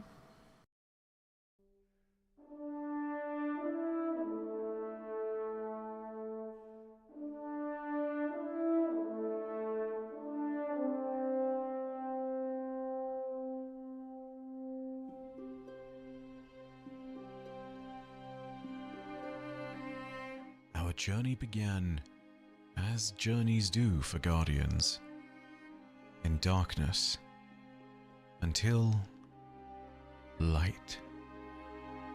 Not some great and glorious thing filled with triumph and fanfare, but a slow and steady thing, like the rousing of a great hero after a long and well-earned slumber. We awoke to the sights of old Russia and the voice of our ghost, and we realized that we knew nothing of our past. When one of the worthy dead is chosen by a ghost and risen as a guardian of the light, they remember nothing of their past lives. Some might get lucky, and they might have an object from their person that identifies who they were. It could be as simple as a name badge. It could be something as extensive as a journal for those who are lucky enough. But most of the time, Guardians are risen with no idea of who they were, and no connection to their past lives. So it was for us. We would have no conception of who we were and what we had done, or why we were in old Russia. But it didn't matter. The Cosmodrome at Baikonur was a dangerous hunting ground, and immediately we were being pursued by a squadron of fallen raiders. Our ghost would search through the wreckage and ruins until they found what they were looking for. Us. But they were now not the only ones taking the risk. We needed to escape, and so narrowly evading the fallen House of Devils, we found our way into the wall and found an old jump ship. It had not been operated in hundreds of years perhaps. It was rusty and in need of repair, but it would be enough to get us to the place we needed to go. It would take us to the place we would one day call home, the last city. From atop the wall, we took our first steps into the tower, and we saw that we were surrounded by a company of many heroes. Maybe it was here that we quietly made a choice to do good and to fight for these people. People we didn't know yet, people we had only just realized existed in this strange world on the brink of collapse again. If we made this decision in this moment, that was perhaps our first true unspoken act of heroism, but it would not be our last. After speaking with the Vanguard and listening to the speaker, we knew our purpose. As a guardian of the light, we were bound to defend our home and our people, lest all of Sol should fall into ruin. The speaker warned us of an imminent threat, that the darkness was coming back, and that we would not survive it this time. We would need to push back the darkness, alongside with guardians on Earth and beyond. We would not know the face of this evil for some time, and the speaker would die before he learned the truth. But we would ride out to face this evil nonetheless. And so we went forth. We first returned to the Cosmodrome, where we acquired a jump drive for our ship from a fallen Archon who had initially pursued us alongside the scouting team that found us. His name was Rixis, and with his defeat, the House of Devils had suffered its first major blow at our hands. We would also go on to defeat the High Servitor of the House of Devils, Sepix Prime. Across the Cosmodrome, we first encountered the Hive and their wizards who came from the moon. But it was our discovery of Rasputin's remaining systems that would be most valuable. Through both fallen meddling and the reactivation of an ancient communications array that we had discovered in a portion of the old Warmind bunker system within old Russia, the portion of Rasputin would be sent out to the rest of the system, a portion that one day would be reunited with the whole. The Hive's presence was worth investigating further, and so we followed their trail to the place that Guardians had long feared, to Luna. Touching down on the surface of the moon, we were able to follow the signal of a Guardian who had ventured here. We followed their trail until we discovered a massive pair of doors and a looming Hive structure. Before these doors, the Guardian was found, and they were dead.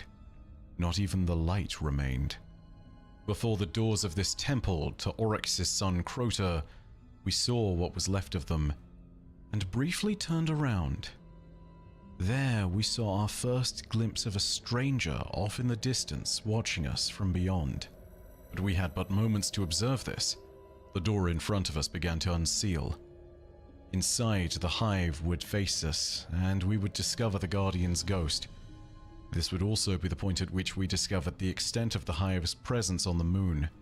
For centuries, they had been building up their forces and had been waiting to launch a full-scale invasion of Earth. We delved deeper into the hive's secrets, stealing from the world's grave the archive of the hive, and defeating the abominations that they raised in their summoning pits. We shattered the remnants of Crota's sword to the darkest edge, and defeated a warden of Oryx's shrine on the moon. The deepest parts of this infestation were remarkable, but the true malice of the hive was unknown to us until the speaker contacted us out of the blue. He stated that the hive were engaged in a ritual to drain the traveler of its light, and so we rushed back to the Temple of Crota, where we had first descended into the Hellmouth.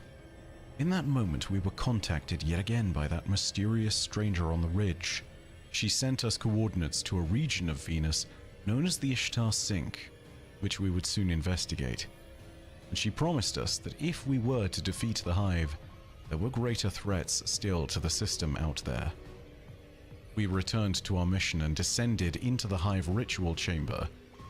There we discovered what the hive were experimenting on, a shard of the Traveler itself.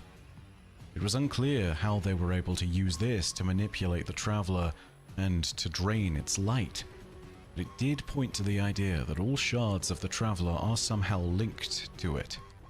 After successfully freeing the shard of the Traveler, we went on our mission to Venus, emboldened by our successes. We found ourselves cutting through the overgrown ruins of the Ishtar Academy. It was here that we first encountered another foe, the Vex, the time-traveling machines of unknown origin filled with millions of radiolaria. After defeating them, we met the Exo-Stranger at last. To cut a long story shorter than was necessary, she informed us that the Traveler would not truly heal until we found the legendary Black Garden's heart and ripped it out.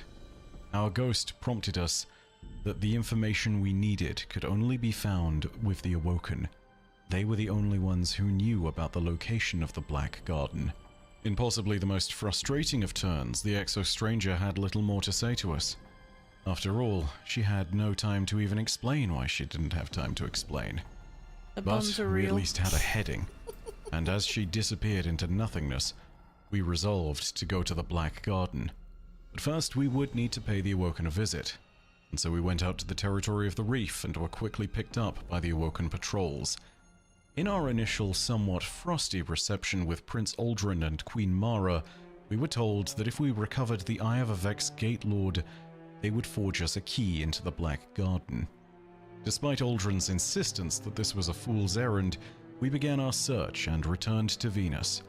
Along with discovering a Golden Age Ishtar Collective lab and defeating the Kell of the Fallen House of Winter, we were able to pinpoint a location where we would find a Vex Gate Lord, a place called the Endless Steps. As we ventured there, we had to battle through many Vex frames to reach our target, Zydron. But even this powerful Vex Gate Lord, an Axis mind in control of all the local Vex, was not enough to stop us. We struck it down and took what remained of it to the Queen. Aldrin begrudgingly obliged and ripped out the relevant components from the Eye of the Vex Gate Lord. Unfortunately, the component was broken and would need to be charged in order to allow us ingress into the Black Garden. Aldrin gave us our less than functional prize, and at Mara's request informed us that an entrance to the Black Garden could be found near Meridian Bay on Mars. The Queen also demanded that we would one day return to repay her generosity. She had shown us mercy given that we had barged into her kingdom, and she would allow us to leave, assuming that we returned when the time was right. But that would have to wait until another day. The Martian sands were calling our name. Meridian Bay was a heavily contested zone when we arrived, filled with Cabal forces from the 5 scouting legions that had invaded Sol. Pushing through them, we first laid eyes on the gate to the Black Garden, in a place called the Valley of the Kings. Now all we needed to do was properly fix the Gate Lord's eye. As we explored Mars for a way to do this, we carved deep into Vex territory, shutting down many of their nostalgia is portals real, that man. allowed them to exit from the Black Garden in great I'm numbers. just We also remembering had to all these contend with the things we Cabal did back forces in there, D1. and dealt many serious love it. blows to them, including taking out 3 of their Scion Flayers, and even defeating the infamous Valus to Ark, who was stationed on the Cabal land tank of the Cerberus Vey 3. Alongside these great defeats, we also discovered something remarkable. We found Rasputin again, the same fragment of him that we had aided in the Cosmodrome. He was here as well within the Warmind systems of Meridian Bay. He was starting to regrow in terms of strength. Soon, perhaps, he would be ready to fight once more. Eventually, though, our ghost would discover our true objective, a means of charging the Gate Lord's Eye. A massive Vex spire deep in Cabal territory would be our in. This particular firebase, where the spire was located, was controlled by elite Vex clearing units of the Cabal Blind Legion, and their Primus didn't take kindly to his territory being invaded, but we managed to defeat him and successfully interfaced the Gate Lord's Eye with the spire. All that remained was to return to the Valley of the Kings and enter the Black Garden itself. As we approached the gate, Vex poured forth and the gateway reacted to us. We defeated them and crossed over. We found ourselves in a strange place, a world of stone and brass and moss. Ancient Vex frames stood here, motionless, covered in the growth of the garden. These were the sole divisive, the Vex that lay within the Black Garden itself. They had seen the divinity planted here by the Witness not long ago, and had sought to bind themselves to it for their own survival. That divinity would be what we faced at the Black Garden's heart. Unbeknownst to us at the time, this roiling, formless mass of darkness was a copy of the Veil, a flawed copy that had begun to poison the traveler with its imperfection. As we stepped forth, we saw the Vex frames doing as they did within the presence of this unknown divinity. They had decided that the greatest means by which they could survive was worship, and so they had reverently decided to enact the behavior of worship, bowing eternally to this new, fetid thing. We saw the Vex frames leaving this state of worship and reacting to us, and in their adoration, some of them were empowered by darkness. 3 great Vex Axis minds known as the Soul Progeny were calcified into statues before this black heart, each of them representing the past, present, or future. They would all come to life one at a time, empowered by the Black Garden's heart. But with its power attached to each of these Vex, the heart was weakened each time we struck one down. And when the last mind fell, the heart began to collapse in on itself, in a great torrent of cascading energy. As the light from this moment overwhelmed our senses and blinded our eyes, the heart was destroyed. The destruction of the heart of the Black Garden would send echoes out across the universe, and would set in motion everything that followed. The Traveler's light would begin to return, and slowly it would start to heal itself at last.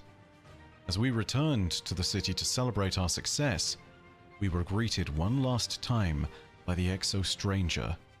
She gave us her weapon and reminded us that there were more foes that we would soon need to confront. Her words and whispers would send us forth, and we would pursue the rumors of the dark power that the Vex had sought to unleash from the Black Garden.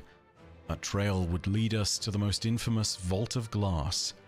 The fire team that had tried to raid the vault before us was lost mostly to time. Little is known of the exact details of the assault of Pahanin, Pradith, and Kabir, but we do know that their ill-fated attempt to destroy the Hazen Lords was unsuccessful. What we found within the vault was the remains of Kabir, the Aegis, the last vestige of his light, and we would put it to great use, using it to break the unbreakable within the vault. To assault this great stronghold, though, we would need to face Vex with true control over time itself. The power of these Vex was ontological in nature. They would be able to cut the threads of the timelines themselves here within the vault, a unique power vested in this place alone. To put it simply, If you were removed from the timeline here, it would be as if you never existed at all. To fail was not simply to die, it was to never have been in the first place. We faced down their great constructs, including the Templar, the Gorgons, and the greatest of them all, Atheon, Time's Conflux. Defeating these Vex would undo their control of the Vault, and leave it as an empty shell of what was. Our first great conquests were complete, but many more battles awaited us. The resurgence of the light had drawn the attention of others, of those that lay on the moon, of those with envious eyes and hungry, slathering jaws.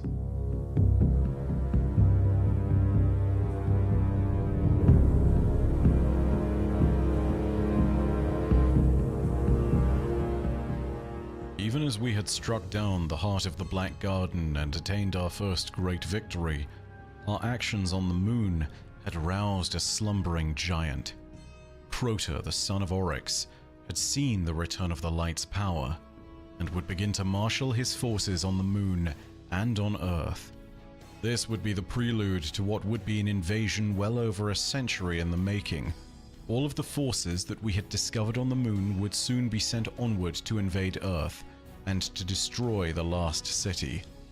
But a remnant of Crota's past persisted still, a remnant that would be the bane of him and all of his kin. For long ago, 6 of them went down into the pit, and now, ragged and scarred, but enlightened and determined, one would crawl out. I love you. Eris Morn, the last. She would quickly find a vessel and make her way back to the last city, but her return was not the happy reunion that some might have hoped for. Her time in the Hellmouth had left her changed, and having lost her sight long ago and having had to replace it with the eyes of an acolyte, she was seen as a terrible abomination, a thing of darkness. Her ghost Briar was gone, her connection to the light was severed, and now she wept an eternal veil of shadows, like blood drifting through droplets of rain. The Speaker and Commander Zavala wanted to immediately exile her, but Eris had been a member of Ikora Ray's organization known as the Hidden, the great order of spies and scouts that Ikora used to keep tabs on the system at large. At her request, Eris Morn was allowed to remain. Eris immediately sought us out and told us of the coming invasion of Crota. How dare you? To counter it, we headed to the Cosmodrome first. Crota's disciples were making their landings there, and so we needed to blunt the offensive before it could truly begin. We went to kill Sardon, the Fist of Crota, and to prevent Omnigul, Crota's will, from corrupting the systems of the Warmind Rasputin that were found within old Russia. The Seraphim bunkers beneath the surface were held, and the Hive were not able to use the Warmind's weapons against us. Rebuking these assaults would leave Crota's immediate invasion plan halted. It broke the tip of his spear. Seizing on this momentum, we would return to the moon, and defeated the son of Oryx for the first time. We would discover Crota initially in the darkest ritual chamber of the Hellmouth, the Chamber of Night. But we would not face Crota as he had been in the Great Disaster. We would face a weakened fragment of his power. Long ago, a Hive Knight of Xivu Arath had clashed with another knight bearing tribute for Crota's father, Oryx, and, by extension, as part of that chain, Crota himself. Both knights died, and their tithes never reached their overlords. In the case of Crota, who would have tithed this knight's portion to Oryx, it meant that he believed he needed to retreat, to regain his power in this crystalline form, so that he could safely be manifested again when he was stronger. Trapped within this crystalline matrix, and unable to take true physical form without the intervention of his brood, Crota was vulnerable. And despite his still overwhelming power, we proved more than a match for him, and shattered his crystal, banishing him from this mortal plane. His initial assaults on the moon might have been stopped, but as one of the Ascendant Hive, as the son of Oryx no less, Crota was uniquely positioned to survive death. He would only truly die if he was destroyed within his own throne world. Thanks to the teachings of Toland the Shattered, Eris Morn knew this, and she asked us to assemble a team to do what she had tried many years ago, to do what the others had failed to end Crota once and for all, and to secure vengeance for Wei Ning, Eriana III, Sai Motar, Omuragar, Veltalo, and Toland the Shattered. Once again, 6 of us went down into the pit. And this time, we would not crawl out. We would go deeper. We fell at the heart of the Hellmouth. We fell into the stills, where Eriana and Toland had once seen the light of Crota's Netherrealm for themselves. We battled through Crota's seemingly endless hordes to reach the keyhole, the gateway that led into the Netherrealm of the Son of Oryx. On the other side, we were greeted with a green flame sky beneath the Oversoul throne, and we would face Crota, the Son of Oryx, one last time. Though his might was remarkable and his strength was boundless, we fought the Hive God with strength that he himself would muster, with the logic of the sword, the immutable rule of the universe that the Hive had learned so long ago, that only the strong shall live, and that the weak will die. And what's more, we would triumph. We took Crota's own sword, the Darkest Edge, and plunged it into the Son of Oryx's heart. In his final desperate moments, as his cries rang out across the night, the sea of screams shivered. When Crota's cry was ended, silence. But something out in the night had heard him. Soon it would be upon us. But till that moment arrived, we would believe this to be our greatest victory. And the vengeance that would soon stalk us from across the stars would not arrive in the system for at least a few months more. And in this time there were other concerns for us to deal with. We were called back to the Black Garden to deal with a new Vex Axis mind called the Undying Mind. It was attempting to return the heart of the Black Garden to life. Needless to say, we could not stand for such a thing, and so we shut it down for good. But the echoes of this mysterious construct would still persist in the infinite weave of time that was the Black Garden. Just like the other soul-divisive Vex, these Vex would bide their time until an opportunity presented itself once more. And back in the system, there were other forces on the move. Strange happenings were occurring out in the asteroid belt, and soon the Queen would call on us for that favor we owed her.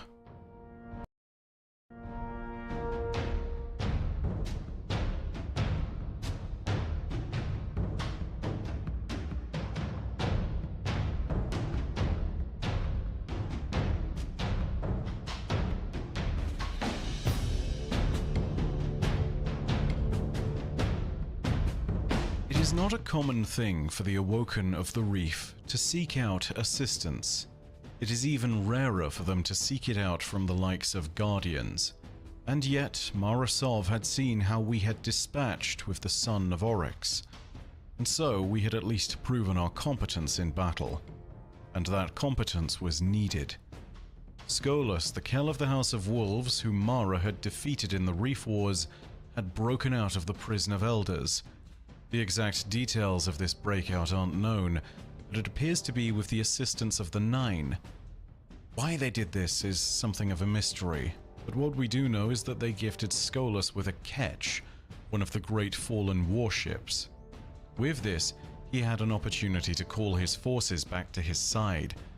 Many Corsairs of the Awoken would die in the ensuing chaos, and a few infamous fallen wolves that would come to be known as the Queenbreakers even attempted an assassination on Marasov herself. Corsairs died in her defense there, and her fury was palpable. As the traitors turned tail and fled, Mara tasked us and her recently appointed Queen's Wrath, Petravenge, with hunting down Skolas and all the treacherous wolves. We would also be assisted by Varix the Loyal, the same scribe of House Judgment who had originally betrayed Skolas. We quickly discovered that his fallen wolves were converging on the Simic Fell, the ketch on Venus that had once housed the leadership of the House of Winter, namely the Winter's Kell, Draxis. We briefly interrupted Skolas, making a proclamation before the crew of this ketch. Varix translated this, and as it turned out, Skolas was proclaiming himself to be an Elixni legend, the so-called Kell of Kells, who would unite all the Elixni houses, have all servitors and ketches bent to him, and even receive the blessing of the Traveler itself. Before we could defeat Skolas and put an end to such delusions of grandeur, he escaped, and had succeeded in rallying what remained of the House of Winter. And then just buy that Our piece. first mission was a failure, but we didn't let that stop us.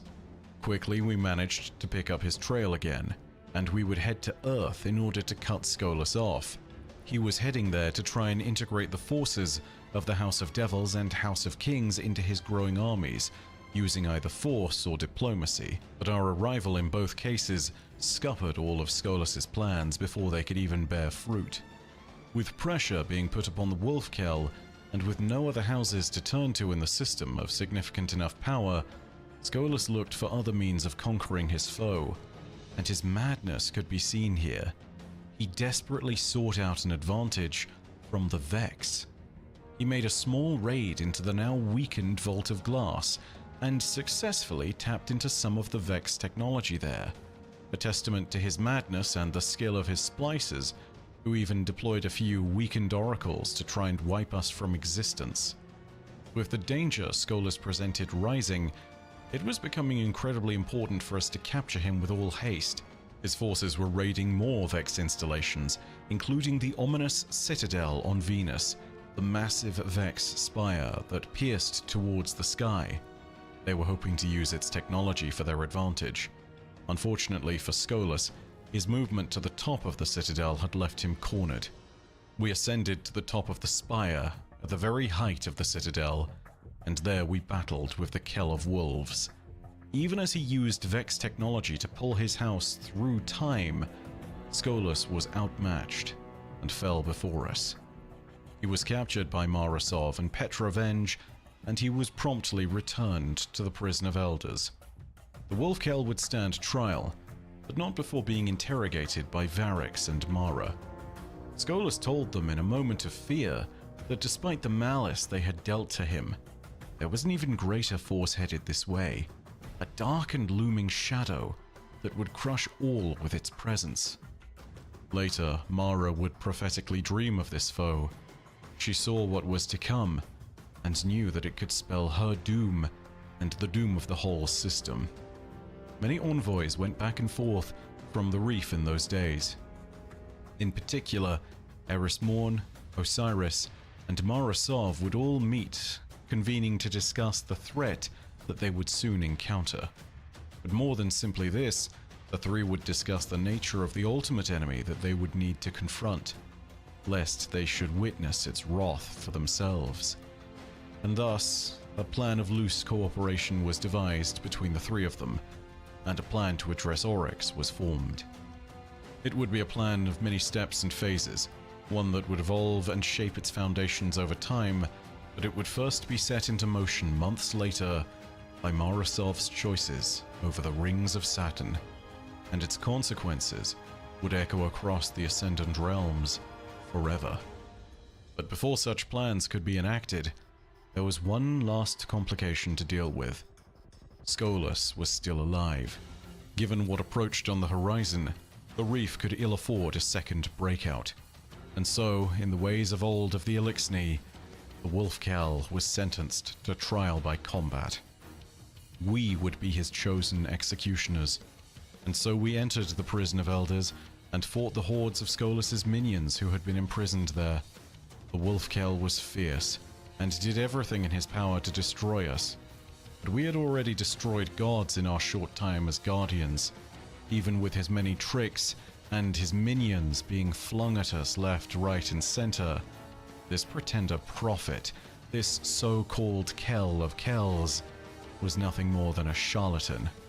He was no match for our light. Skolas the rabbit would be vanquished. The wolf Kell was no more. For a short time, things seemed calm across the system, and we reinforced, preparing for our next battle. Little did we know that what we would soon be engulfed in was no battle, but a war. A war against one of the greatest champions of the darkness that the system had known since the collapse. For only recently we had slain Crota, and his death rattle had echoed out across the night. And now, the night would answer.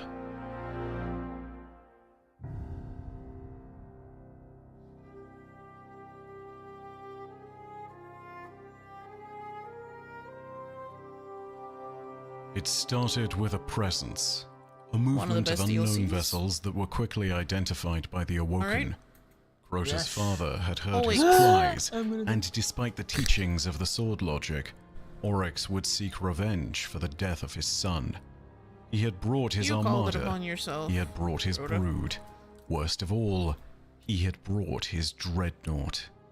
It was the Awoken who would encounter him first. Marasov marshaled her fleets and the many ketches under her command. She met the king out in the edges of the system, and at the rings of Saturn, the two monarchs did battle. As the fleets engaged, the combat at first seemed even, until Mara unleashed her harbingers like she had done in the Reef Alright, Wars. babe. These ancient anomalous So, creatures the brought goal with is them to the get you as same many strength kills as devastating force possible. of gravity that they had before, Gotcha. and So Oryx's use your fleet abilities. was crushed between the debris of Saturn's You want to grapple? rings. Did you not switch to The grapple? harbingers No, it's not grapple. slammed Then into yes, grapple, Oryx's please. dreadnought, leaving the rest of the hive Not even the fleet worm in ones? disarray. Grapple. But the dreadnought Okay. still Grapple stood. punch. Remember, banner of war benefits unblemished. from melee. Now it was Oryx's turn to unleash his own force. Using the dreadnought's mighty weapon, Oryx projected his own throne world into real space. First thing you Mara's want to fleet do was crushed, is you want to get a She was melee, taken. a finisher, The Techians or were taken. and as they attempted to flee into Super the kill, dreaming basically. city, Oryx's your banner going, and then corruption stand next to me. spread forth across the system and through the gap that they had tried to use to escape. And then anytime you get Oryx's your melee, go echoes get would melee spread out something. across the system and found their way into many places of power. They took Hazen Vex within the Vault of Glass. They took powerful covens of witches on Earth. There were fleeting steps The made higher you're by stacked, these the higher your echoes melee into damage the does and your resurfaced super Black does. Garden, and they even ventured into the Dreaming City, where And through destroying one of his tangles echoes, or throwing them Oryx on would us gives us speak protection. to Riven of 1,000 Voices, the last known Ahamkara. After a brief bargain of sorts, the Wish Dragon herself was taken as well. Feel free to go Thus, and super stuff, Oryx melee stuff. proclaimed his arrival in Sol. Thus ended the Battle of Saturn. Thus began the Taken War. We would first learn of it when we saw massive Cabal fleet movements from the Skyburner's base on Phobos. We went to investigate and discovered that this was not the Cabal forces marshalling. It was an evacuation. It didn't take long for us to discover the Taken for ourselves, and we barely escaped before being overrun. The Vanguard quickly convened to analyze Okay, the threat, that's Stranded crazy. busted or and what? thanks to Eris, I they too felt would like learn I of was Oryx. I wasn't Being dying one at for all. decisive You're not. action, Cade had a plan, one which he immediately So contacted us swords, to enact. melees, We went to finishers, one of or Cade's supers old stashes enhance in your old banner Russia of war, to recover and it ancient continues to stack with your stealth kills drive or my technology kills, stolen as long as from I'm in your Rasputin. radius. Even here on Earth, the Taken was starting to make their appearances. And the melee from your It was grenade here does that we count faced as our empowered. first echo of the Taken King So just himself. keep your abilities After up. recovering the drive, Use them on we took cooldown, it to pretty Cade, much. who installed it on Eris Morn's And anytime you get a ship. ball, throw it on yourself. Eris wouldn't fly the vessel herself. That honor would be ours to undertake. Or on the But the ads. vessel was ideal for this mission. With the stealth drive Finishers, too. installed and with it still covered in hive Finishers, detritus, melees, it grenades. stood the best Unless chance you of get masking caballed. itself from hive detection and getting us close enough to board Oryx's dreadnought, shut down his superweapon, and prepare a landing zone for Guardians to invade. Which is exactly what we did. though we discovered Grapple often and that then punch. the stealth drive Have and fun. Eris's ship weren't exactly going to make a return journey. We also realized that we weren't the only invaders, as the Cabal Skyburners had crashed one of their vessels, the Dantalian Exodus 6, into the Dreadnought's hull as part of a general boarding action and response to Phobos. After we'd secured a landing zone, we had to go after Oryx, an idea that these Cabal had also had in mind. The Primus of the Skyburners was pushing deep into the Dreadnought with his forces. Oryx put a stop to his throne-breaking ambitions by taking him, and thus the Cabal forces were mostly shattered. It was also here that we discovered the way deeper into Oryx's Dreadnought, Shall we? and also I died it was Did you get locked. caballed? It could only Yes, be I got accessed caballed. by certain Yeah, that's like Ascendant Doom. Hive. We were at a dead end, but Eris still had a plan. We didn't need to actually be an Ascendant Hive. We just had to pass as one. In order to accomplish this, we were going to have to when go you come back to the back, place where we climb had on top of the defeated our the first rock, great there's a Ascendant Hive. Free empowerment. We would need to return to the places where we had killed Crota, both in his throne world And then let's and go. on the moon. First, we would need a shard of crystal that we had destroyed in the Chamber of Night. Upon reaching it, we had to fight off Bax, the Gravekeeper, a powerful ogre who was guarding this site. Free heavy. Given his failure to defend it, Ooh. he was also taken when he was starting to lose his battle with us. Oryx clearly had other plans for him in mind. As we recovered this think we gotta shard of shoot him crystal, from within the little Oryx wells. unleashed his Taken in an ambush, attempting to stamp us out for good. He nearly succeeded, but thanks to our swift exit, we were unharmed. We also briefly raided one of Rasputin's bunkers I to broke him. recover Go for another it. copy of the stealth technology that Cade had used, this time from an actual underground part of Rasputin's network. This was all being done for the You next can do part of our grapple, infiltration. punch, and then punch. Crota's throne world was heavily guarded now, It's good and a deeps. death ceremony was being hosted to send Crota's You see me? soul onto the next realm. Yep. That. From there, we would need to infiltrate the ceremony and steal some of Crota's essence, indwelling it within the crystal. Melted Oryx's it. two daughters were present. Oranuk and And I had just enough Ohalak time were to grab the praying heavy. at the side of their brother's tomb, I didn't mean to do that. and when we started to steal It's the okay. brother's essence, the two reacted We'll get it violently. done just by The transgression killing of stuff our here. light here was quite the insult. We would have been snuffed out, but thankfully Eris Morn was able to help us escape, using some of the Hive's own magic to pull us out. We now had all we needed to confront Oryx, and so we returned to the Dreadnought and passed through into the sacred space where the altar of Oryx could be found. There, we would find the taken Primus and Bax, the Gravekeeper, once voice again. open. They would be Remember, our final you can grapple test punch, before we and then faced punch, Oryx punch. himself. Before Oryx's altar, we found the Taken King, He's and almost in this gone. place There you of go. darkness, we would fight and match our light to his shadow. It would have been a hard-fought battle, but regardless of Oryx's millennia of conquest, Ow. our light was stronger. In the moment of his defeat, he Game has channeled a his sense of power humor. and took himself, cheating his death and allowing him to pass back into the deepest parts of his throne world. All that remained blow of up the the Taken crystals. King was his sword, Willbreaker. From this sword, Eris took a shard boys up. and gave it to us. It would take time and guidance from Lord Shax, as well as a large amount of a purified Hadium alloy from the Dreadnought, but eventually the shard of Willbreaker was purified and would be infused with our light, allowing us to Ow. wield our I got own the mighty tamed and blade. wyverned. In the Nothing much I final can do there. moments of its creation, we would need to destroy Ekthar, the Blade of Oryx. This symbolic conquest reforged Oryx's old blade from a thing of darkness into a thing of light. Armed with this new tool, we would prepare to conquer the rest of the Dreadnought. We defeated a potential successor to Oryx, a dark blade known as Alakul, in the Hanging Crypts. I remember Alakul. We prevented the Agonarch Coven from raising a great Taken abomination and unleashing it Grenade, upon melee, the melee, system. melee. We prevented Heavy, a heavy, pair kill of 'em. Bond brothers from destroying the Dreadnought's core and half the system along with it. And we set our sights on Oryx's court. In this place we would destroy many of his ascendants, preventing them from tithing their strength to their king, weakening him further. Because Make make sure no you mistake, open the right chest. Oryx was The still one with alive. the symbol over it. In his throne world he lived on, and was more powerful still there than he had That been complete the in bounty? the physical world.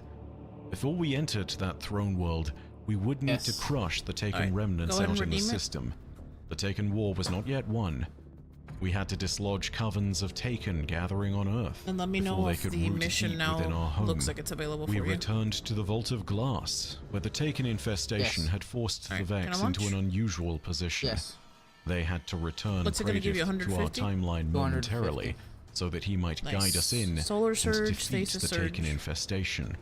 Stasis On surge. Mars, the We're not Taken were switching. at risk of overrunning the now surfaced Black Garden, which had How momentarily many been strands does she have dimensionally now? locked to Mars's surface, after our destruction of the Black Garden's heart. Finally, we It's returned to the 175. first place where we encountered the Taken, and on Phobos we fought them there as well. They were strongest here, but we carved away the infection before it could truly threaten Sol any further. With his minions scattered and his armies in chaos, Oryx was left weakened. All we had left to do was to dethrone the king himself. We assembled a fire team and struck out into the heart of the Dreadnought. Throwing this on us for protection? Oryx was our target, but by passing into the Dreadnought's heart, we would also need to face Oryx's remaining retainers. The king's war priest was engaged in ritual Bro, combat, this freaking and by It's the ball killing bag. this yeah. millennia-old destroyer, we were able to gain further ingress. But we took an unexpected forward path. Venturing through Regular a portal melee also summoned stacks your after banner the of war war. priest's defeat, we found ourselves in Golgoroth's cellar, where Oryx kept drafts of slowly Oh, corrupting there's light a for champion consumption, Oh no. like fine vintages or artworks painted in suffering. Here we found Bye. and defeated Golgoroth, So an tough. ogre corrupted with the power of the Hive and the Worm Gods, an ogre who had been created to tithe violence to Oryx, to corrupt the light within the cellar, and to contain one of the tablets of Now we ruin wait. within its flesh. After defeating this monster, we would progress further, and eventually we ascended to the final overlook. Here we slew Oryx's two daughters, the Death Singers Ur-Halak and Ur-Anuk. There was no alternative for the Taken King but to face us. He would destroy us by the right of the sword, or he would die trying. I'm not dead yet. His I'm power not dead was all yet. but certain here. I almost died. Titanic in form, Oryx attempted not to dead. crush us with all the might at his disposal. But by using the corrupted light and detonating it, we were able to burn away Oryx's darkness and send the Taken King screaming back into the void. As his final scream rang out across the stars, yet again, just as had been the case with his son, a terrible silence fell over the ascendant plane. It fell over the whole dreadnought, the whole of the system. And this time, nothing would answer. All of creation could breathe a sigh of relief, for we had defeated Oryx the Taken King. Unknowingly, we had set further events in motion with this. We had sent signals to the rest of the Hive Totally Pantheon fair. and the rest of the Hive swarms. Totally fair and The balanced. king was now dead. What? The light had subclass. triumphed.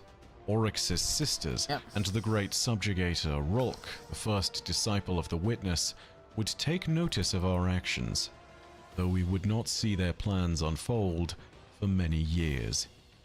With the death of the Taken King, we also had the chance to recover 3 strange artifacts: the Blade of Famine from the War Priest, the Shroud of Ur-Anuk from the Daughter of Oryx, No, yes, to make and the the trip Taken some King's own ravenous heart.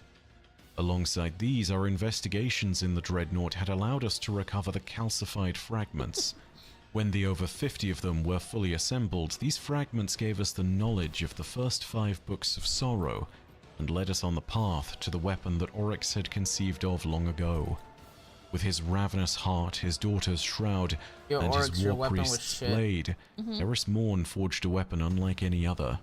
The remnants of Oryx's soul and purpose made manifest the touch of malice. With this powerful weapon in hand, Guardians had begun to feel somewhat unstoppable. There were more Hold on, troubling give me a events second. still unfolding. Having lost all their commanders, the remaining cabal aboard the Dantalian Exodus 6 were sending out a distress signal. We rushed to the heart of the carrier's command deck to try and stop them, There was an but on-stop. it was I was already too scared. late. The message had been sent out into deep space, and it was requesting reinforcements. The message receiver at the time being was unknown to us, but Hi, we did know that it Elfies. had been sent Hi. to the ruler of the Cabal Empire. We're just finishing up something in That Destiny ruler 2, would and be then we are Dominus good to Gaul. raid. The one who would arrive soon and change the system forever. How you guys It doing? would take a full year for him to marshal his forces and reach Sol. And before he did arrive, Guardians would have to face a new threat from an old enemy. The House of Devils were on the march, and this time they had discovered a weapon that would change the fates of the system forever.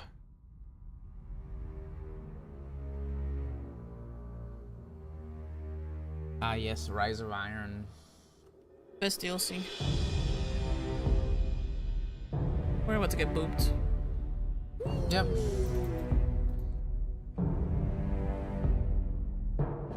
Approximately a year after the defeat of the Taken King, Lord Saladin summoned us to the Cosmodrome. In particular, to an old snow-covered mountain with an abandoned fortress at its Bro, summit. why no? Little did we know that this would be some of the holiest and most storied ground Guardians This could freaking set foot ball upon. murdered me. We strode out Oops. onto the mountain and for the first time entered Fellwinter Peak. The mountain was being I'm dead. raided by the House of Devils, and whilst Saladin was still trying to find out why, we were able to fend off the invaders. But we did discover something strange. It was Sepix Prime, the same servitor that we had destroyed 2 years ago. But this time it was different. It was changed, covered in a strange red and black mechanical growth, like a plague of machines, like infections, like tumors, and somehow, any damage we were doing to Sepix, it would regenerate. Upon reporting this to Start getting our banner Saladin, back up, he babe. exclaimed with shock and demanded Get a that we punch off. destroy the construct with all haste. Same. Sepix escaped in the end, and as we secured the Iron Temple with Saladin, the Hunter Sam. Shiro IV, and the Cryptarch Tyra Khan, our next objective would be to pursue Sepix, who had retreated into a previously sealed-off section of the Cosmodrome. As we pursued the servitor, we saw the source of its infection. Siva, the nanite technology that Rasputin had used to kill the Iron Lords all those years ago. The House of Devils had found Big boy it, should be coming and their out sometime splicers soon. had weaponized it, I got my soup turning off. many of their There's a soldiers wyvern. into cyborgs. In the view of the Fallen, to become a machine is to become a god. There was a wyvern. And so with Siva, the Devil's Splicers had discovered a source of divinity itself, There was a an means by overload. which apotheosis could be achieved. There's a big boy. It You want to also super made this them one? far deadlier than Yes. they Go already for it. were. Pushing deeper into the Plaguelands, we discovered that the Oh, Devils had bitch. used Siva in all sorts of ways, not only modifying Adds to your left. themselves, but also their forces, and any of the Cosmodrome's old defenses that were still inactive, which could be repaired using Siva. These guns were powerful enough to threaten the city, Please tell and me so this is while balanced. they were active, It's incoming not. reinforcements could not be dispatched.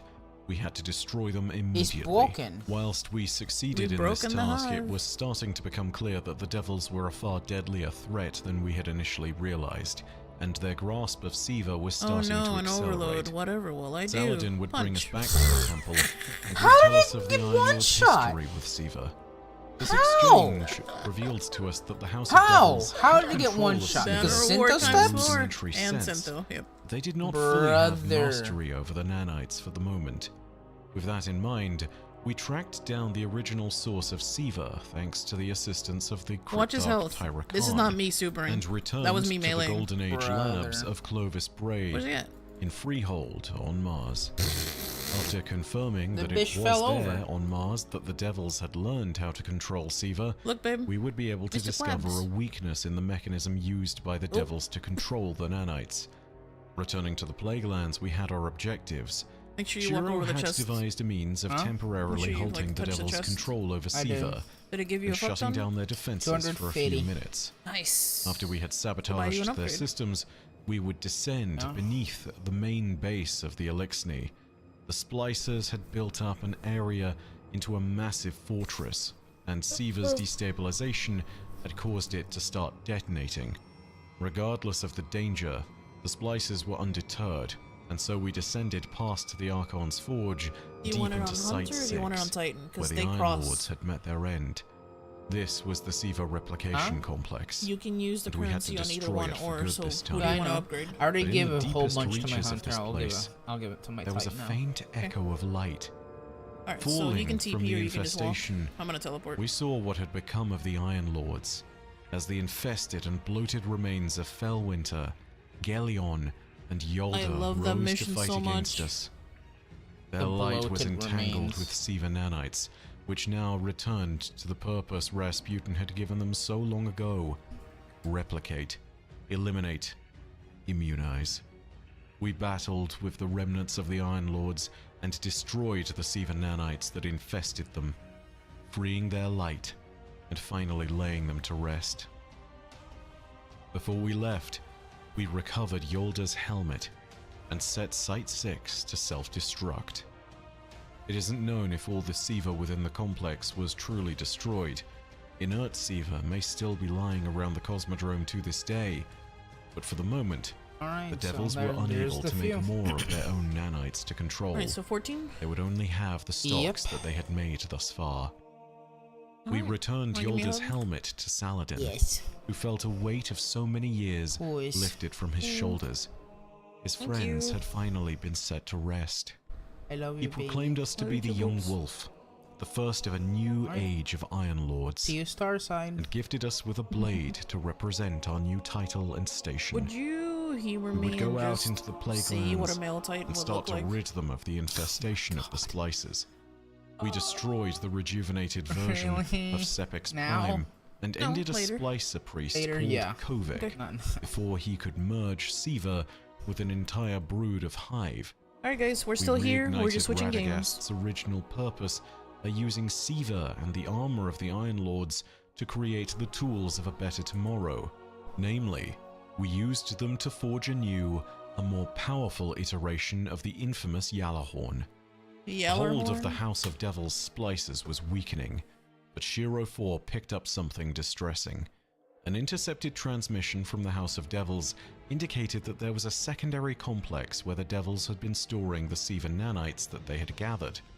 From within, the leader of the splicers was calling out to all other Fallen, encouraging them to gather in the so-called Perfection Complex, where they could be freed from their mortal bonds.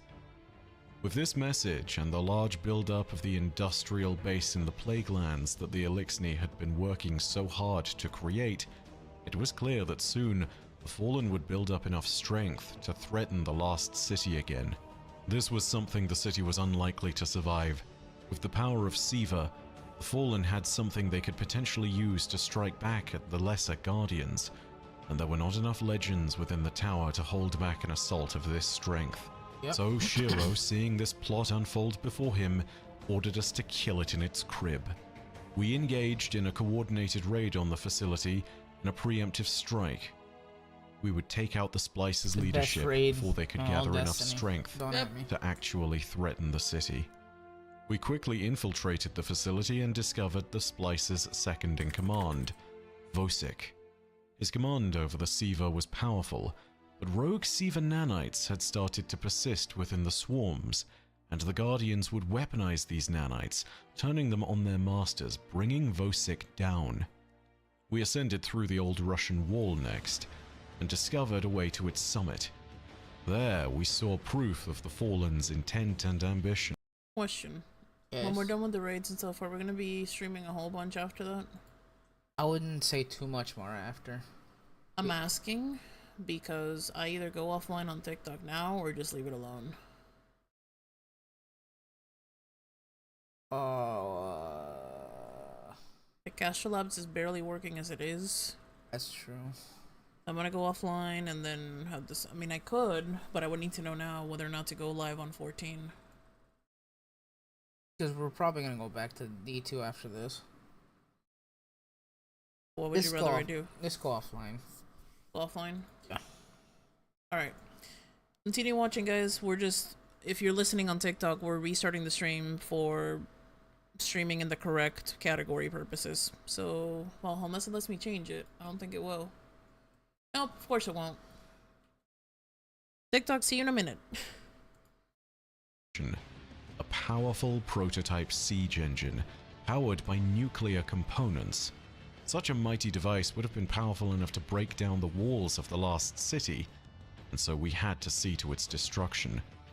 After overcharging it, we saw to its doom by sending it tumbling down off the incomplete section of the Cosmodrome's walls, where it crashed into the seas below.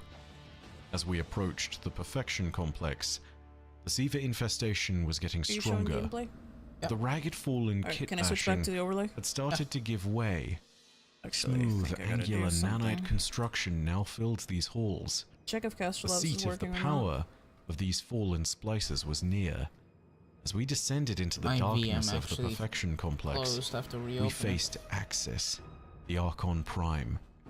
He had not just combined himself with the machines, he had ascended into one, leaving behind his biological self and truly achieving the Elixir's version of godhood.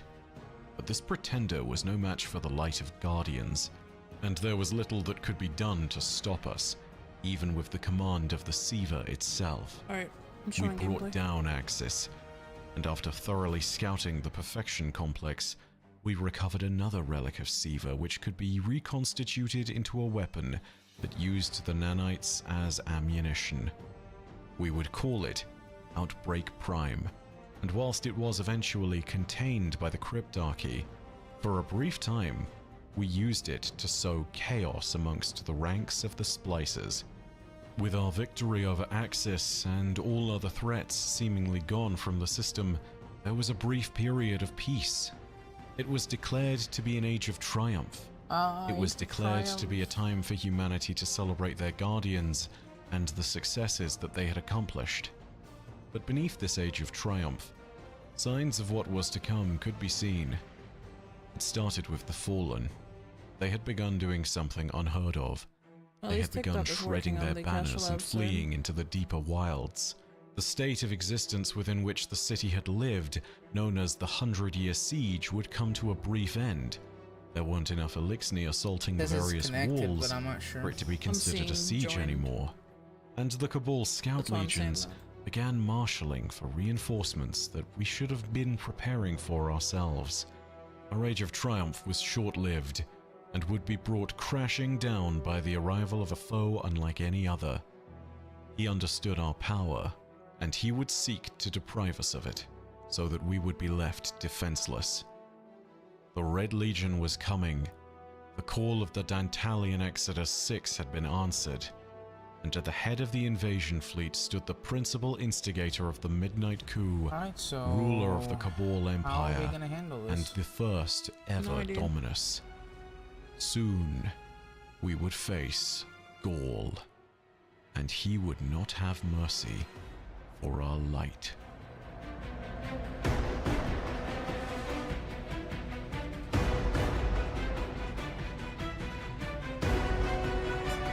Vanilla There D2. were some The warning Red signs War. of Gaul's approach, but we were blind to them. And so the Red War began with a swift, all-out assault on the last city. The walls that had held back Are the the Fallen FAs for live? 100 years I don't know. were shattered in mere moments. The Cabal fleet left the tower in ruin and rained drop pods on our home Yeah, they from are. above. They just went live, I think. At the head of their fleet, a massive looming vessel began to unfold and made its way toward the Traveler.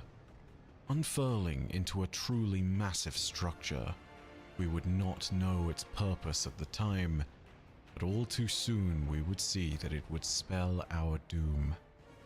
We returned to the tower from the wilds after coming back from a patrol, and saw the devastation firsthand. Our vaults were destroyed, Our home was crippled, Not and in the the opening vault. moments of Yep, the war, the the Cabal vault. had captured the speaker. After pushing through the tower, we rendezvoused with the Vanguard and Amanda Holliday, who shepherded us up to the Cabal command carrier.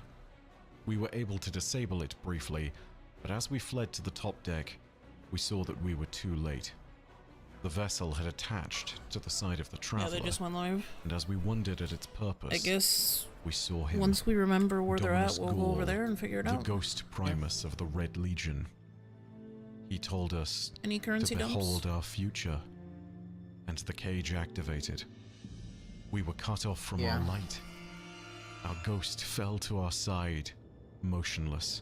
Oops. Our powers were gone. Oh, bye. Gaul Bye. proclaimed our weakness and our I unworthiness can't join. before kicking us from his command ship. Our drained ghost fell with us down into the ruins of the last city that we had failed to protect. We fell into unconsciousness, and all seemed lost. But out of the darkness, a faint light flickered. We saw a vision of a silver hawk in flight. We saw visions of new weapons, of light, and new challenges that we might face. The vision ended with a view of a shard of the Traveler. Hey, thank you for liking the In a live. place we had Thank never you. been to. A place we would know one day as the European Dead Zone. Hey, And poops. then we awoke, Oops. lightless. We struggled to our feet. We were in the ruins of a city canal, I'm gonna go to the and house. thus far we had been Haven't able to entered it evade the in Cabal. a couple days. We found our ghost, and we had to choose the only option that was available to us. We could not face the This Cabal song in this gets me every state, time. Yeah. and so we fled. Oof. For weeks, we trekked across mountains and through valleys. Hey, We Chicky passed the Nuggy, thank you for bodies the of our follow. fallen comrades, Welcome. and eventually, Welcome to the house of We saw a FF14 familiar and sight. Destiny. a hawk, just like the ones from the visions. We followed it, through mountains and passes, until at last, we collapsed from exhaustion. When we next awoke, a woman was bringing us to our feet. The hawk was hers. Her name was Soraya Hawthorne, and she lived out here in the wilds. She escorted us to a safe haven in the Dead Zone called the Farm, and there we reunited with another familiar face, Tyra Khan. She instructed us to follow our vision with caution, as the area around the Shard of the Traveler had been converted into a dark forest by the wayward light of the Shard. Following our only hope, we pushed through fallen marauders and held close to our ghost. As we reached the luminous Shard, our ghost felt the Traveler's presence once more, and was filled with light. In a Yay, cascading got our array of light returning power, we I felt our vote strength Guardian. filled once more. We were not empowered in the same way as we had been, but once again we were blessed with immortality, and we could wield the light as a weapon once more. Our newfound powers Are would we in the same represent a world? turning Probably point not. in the Red War. We were the only Guardian in existence Oh, to have Castro recovered our Labs. light, Why? but we had to make the most of it.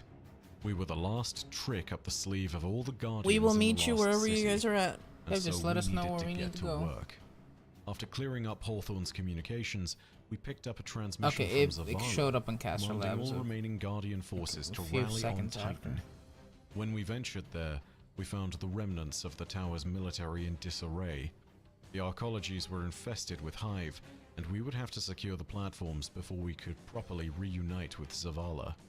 After doing so, we would be able to take our first steps against the Cabal. The forces on Titan had intercepted a multitude of Red Legion transmissions. Using one of the Golden Age CPU Yep, cores Scarlet, we're just from waiting within to the see where they're at arcology, right now. we would Yep. be able to decode That's those why we logged in. transmissions and discern Primal. the best way to Primal? strike back. Alright, on our way. It was also there that we discovered one of the deepest recesses in the lower decks of the arcology, just as we acquired the CPU core. Yes, we We are, Scarlet. stopped and saw a giant looming shadow just outside of the observation deck. There was something What are we running in magnificently 14? large in Titan's We have a oceans. couple of streamer A friends from leviathan the Twitch likes of that are which we going have to never be seen. doing Alexander. This was technically the first I think time the we first had 4. seen Asa, So we're joining to the help. proto-hive worm god that had escaped the witness and fundament. We were just watching Though we 5 didn't hours know it of at the Destiny 2 time, lore preparing we were for beholding one of the the greatest next DLC, signs but yeah, of we're gonna help hope them with that Alexander we real would ever quick. lay our eyes upon. We didn't have time to It should be marvel a at her fun passing, time. though. We had to escape with the core. Unfortunately, the secrets it decoded left little good news. Along with the cage, the Red How are you Legion doing, had Stella? brought How's your another day going? massive construct with their fleet, a space station known as the Almighty. This station was capable of devouring planets, but it did so for an even more destructive purpose. Using its core weapon system, the Almighty could be used to cause a star to prematurely go supernova. Even I if the agree, Cabal lost, Hellface. You it can could definitely get destroy some stuff all of done in it Sol casually, and but wipe if you want to get into humanity like the from end face of game, yeah. existence. Just like 14, Even with you this gotta put in the dire time. news, Zavala's resolve wasn't broken. He sought to reunite his fire Man. team and to take back the Aki and lost I, we've city, been no playing the matter game the since cost. D1. So our next objective was clear. The first We had to DLC go of and D1. find the other fire team members of the Vanguard. We're stuck at meant the hip going after at Cade this game, 6. and it means a lot Fortuitously, to us. With the CPU in hand, Unless they we were absolutely able need to VC, intercept we would probably various rather not other because we're signals listening to the from lore around the video. system. And one of But we them can would be definitely a type back signal and from forth Cade's whatever's ghost needed. Sundance. That signal drew us to a planetoid called Nessus. If they do prefer it, then Here yes, we otherwise discovered that we would Cade rather had just been listen to the video tangled on in some stream. Vex technology that he didn't completely understand. There was also a colony ship that had crashed here, the Exodus Black, one of the Exodus program vessels from so long ago. Its crew were all dead, save for the onboard AI, Failsafe.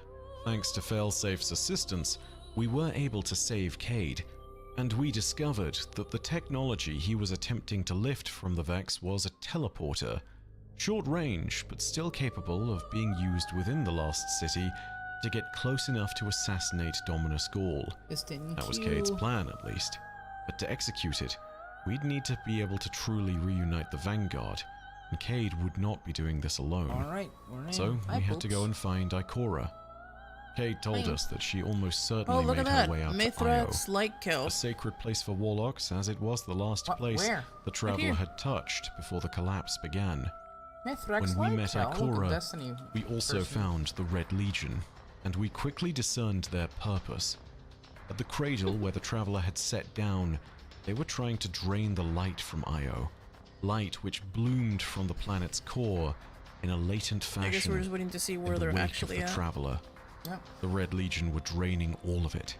Oh, We had to Stella's here, prevent then. the Red Legion's sacrilege, and in the process we also discerned their plans. They weren't That's just Stella, oh my draining the God, light so Scarlet, that they nice. could prevent us from having it. They were trying to take the light for themselves. My bad. The taken population on Io also converged on the Red Legion's experiments. Amongst their number, observing the Oh, Cabal Mr. and the Elfie's Guardians here. alike, were a few envoys of yet another dark figure in the background. Savathun, the Witch Queen, showed her hand for the first time on Io. Her forces marshaled and kept a watchful eye on us as we did what our work demanded, though we wouldn't know the Witch Queen's purpose until far later. Suffice to say, her observations of the Cabal and the Guardians fighting over light now make a lot more sense. Ikora was starting to formulate a plan, even though she had only been back with our fire team for a brief amount of time. We realized that in order to discover more about the Almighty, we would need to leverage one of the oldest assets in the system, a Warmind bunker that was still active on Io. We would be able to use its systems to scan the Almighty for a weakness. From here, we determined that we couldn't simply destroy the Almighty, as it would take the sun with it. Instead, we would need to board the station and sabotage its main weapon. With this knowledge in hand, we reunited the members of the Vanguard at the farm, back in the EDZ. The plan would be to engage the Red Legion in a two-pronged assault. The Vanguard would engage in the initial attack on the Lost City, and would focus on getting the Vex teleporter as close to Gaul as possible. When we had disabled the Almighty, we would rendezvous with them and use the teleporter to get close enough to Gaul to assassinate him ourselves. It was a risky plan, but it was our only realistic hope. But in order to board the Almighty, we would need to commandeer a command vessel from the Cabal, and there was only realistically one option. We needed to steal the personal shuttle of one of Gaul's chosen, a warrior known as Thumos the Unbroken. We dislodged him from his personal command carrier, the Oribas Vectura in the EDZ, and proved that his name was in fact not well earned. Just as quickly, the plan had to be initiated. We boarded Thumos' ship and boarded the Almighty. It was already in the process of charging and was consuming the planet of Mercury for fuel. We fought our way to its core, disabled it, and allowed the assault on the last city to begin. But all this time, as we had been gathering our allies, and as we had been fleeing to find our light once more, Gaul had also been planning. Campaign backs. His capture of the Speaker, our leader at the beginning of the war, meant that he had an extensive amount of time to interrogate him about the nature of the light. Gaul made his desire clear to be chosen by the Traveler, and even though the Speaker had pushed back against him, his resolve was starting to break.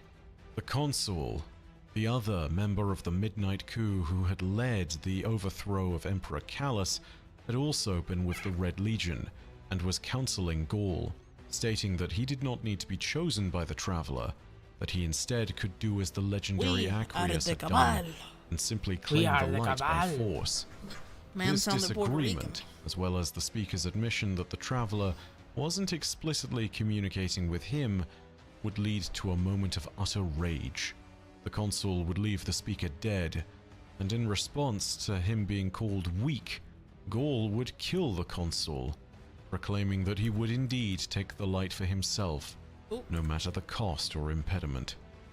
As we returned to our home, the city's sky was ablaze with gunfire, and the Vanguard were under pressure. By the time we reached them across the city rooftops, they were all but spent. We used the Vex teleporter that Cade had painstakingly set up, and went forth to face Dominus Gaul. We found him aboard his command ship, and before the cage of the Traveler itself. As we approached, an inferno of dark, twisted light Make it a legendary was ahead campaign. of us, Please. and light had been siphoned into containers all Make along it a the legendary command deck of campaign, the I will ship. cry. Something terrible had happened. In front of the cage of the Traveler itself, we fought with Dominus Gaul, and realized that Gaul had indeed harnessed the light and infused himself with it, temporarily but painfully gaining a twisted measure of the light's own power. We faced a paracausal threat that day. We fought Gaul as an equal. He was one of the most powerful Cabal to ever exist, a raiser of 1,000 worlds and an annihilator of suns before he had even claimed the light. Yeah, I remember he said that. But now he had our own powers. Now he too had become legend. In a battle of light against light, we proved the superior force. We struck down the Dominus. It's kind of interesting to think about how he literally concocted this entire plan, right? Yep. He pretty much, Hercules movie Hades, planned for 18 years. Yeah. Until he was ready. And at the end of the day, the Traveler said no. Nah. The Traveler said nah. The Traveler blew up and said, I'm not doing this. Go back to your hole. Now, Sabathun, on the other hand, literally bowed down and said, I am here as a supplicant. Save me. And then the Traveler said, okay. Okay. That's fine. You can have it. Obviously, probably for their own ulterior motives, because they're planning ahead probably more than we are, but it's like Gold tried to take it. It's like you cannot just take the light. It doesn't work that way. It's like the Traveler has to choose to gift it to you. They choose, they give, they taketh away, But it's just so funny how he thought he was just gonna get away with just trapping it, like it was a puppy. Like, just roll over and do as I say. The Traveler was no. Yep. The Traveler You got a taste of it for 2 seconds. So funny. In spite of his rage and his belief that the light should be his to wield. But as his body fell, the light erupted from it, and Gaul momentarily manifested in a godlike, towering form, a luminous being standing before the traveler, almost the same size as it. He addressed the traveler, believing that he had indeed become a god. But he was mistaken. As he proclaimed the dawning of a new age, something awoke within the traveler. Power, boundless and pure. Whether through our actions or as a response to a divine challenge, the traveler had awoken. It was alive once more. It shattered the bonds of its cage, casting off its shackles, and it immolated the false god that stood before it. In a blinding explosion of light that destroyed the foundations Guess what of the happened cage from itself, that explosion? light erupted from the traveler, Ding, ding, ding, shattered the ding. cage, They woke in the freeing Black itself Fleet. and proclaiming its return triumphant as humanity's protector. The light that emerged from the traveler would spread across the whole of the cosmos, starting at Earth, and then spreading out over the planets of our solar system and beyond. The light poured across the universe as far as it could reach. The results of this moment would take time to emerge. Many worlds in Sol would be changed. Many great beings would react to this moment where the traveler had returned.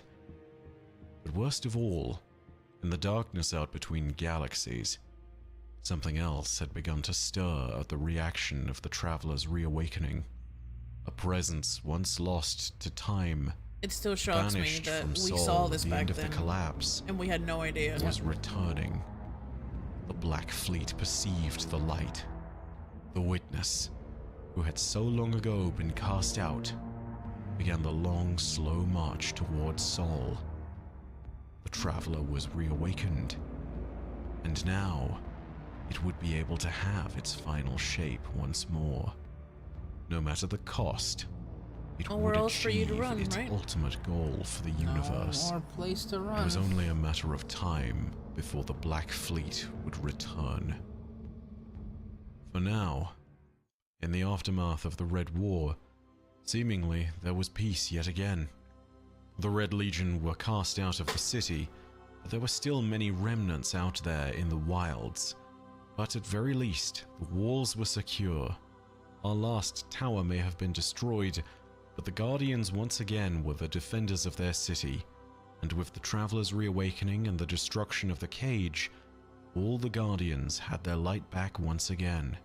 But the defeat of Dominus Gaul also prompted another actor at the edge of our system to make their move at last. I need to ask you something. One day, Yes. we received a strange invitation. Gilded and covered in Cabal heraldry, it was a letter. It was a long letter, an entire treatise, from someone known as Emperor Callus, the same deposed emperor who had been removed from power by his daughter, Gaul, and the consul in the Midnight Coup.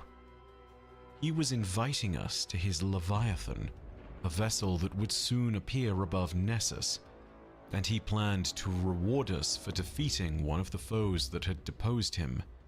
An invitation from the former emperor had the vanguard notably concerned, as did the following arrival of the huge world-eating vessel itself.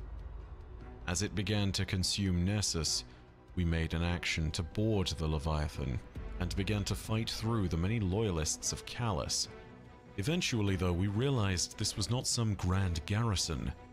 This was more of a pleasure barge, a palace built in opulence for the purpose of entertainment. Eventually, we would make our way through all of Callus's games and found ourselves in a throne room. There, we did battle with the Emperor of the Cabal, or at least, we at first thought we did. The more we battled with this Emperor, the more he started to break down, until it was eventually very clear that we weren't facing a real Cabal Emperor, but instead a robotic double of himself, a facsimile designed to render his true self protected.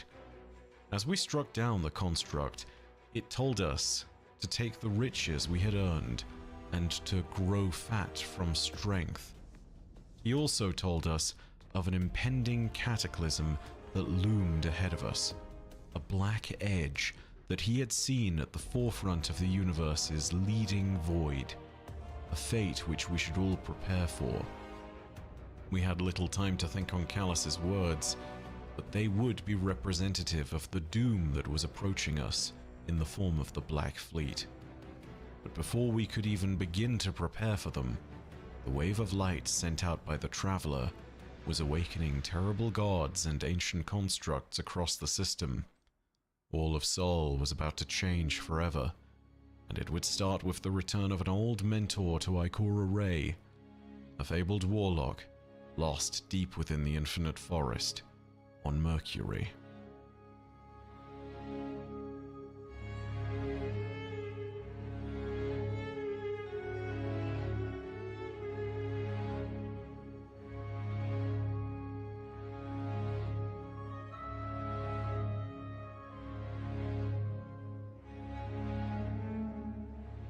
It had been barely a few months since the return of the Traveler, and already the system had gone through a vast series of changes. But unseen to us on Mercury, Osiris and his ghost Sagira were also experiencing strange happenings. In part, they saw how it was affecting the Vex, and our futures should they be the ones to build them. I think I might post the One video day here. as they explored the Alrighty. Trying to coordinate. Fun times. Let me see if I can. I'm upputting our sound now. Maybe, I don't know, do you want to turn on music in game? Sure. Go for it. Hello? Hi! Sorry. Yeah. We're just a whole mess over here. I was trying to listen to stream, read chat. I'm just like, ah! It's like, yeah, we can do these things, no problem. It'll make it more fun. Let me...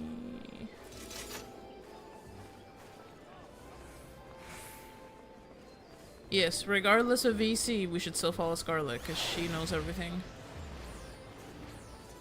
Wait, she actually wants us to follow us. I'll follow her now, baby. Oh, what, right now? Yeah. Oh boy.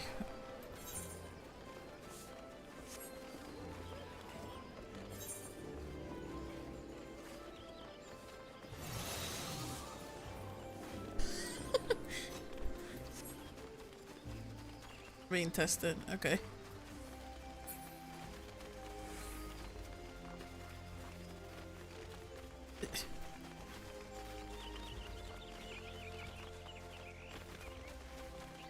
There we go. Got it. Rude. Aim on Scarlet? Yeah. Okay.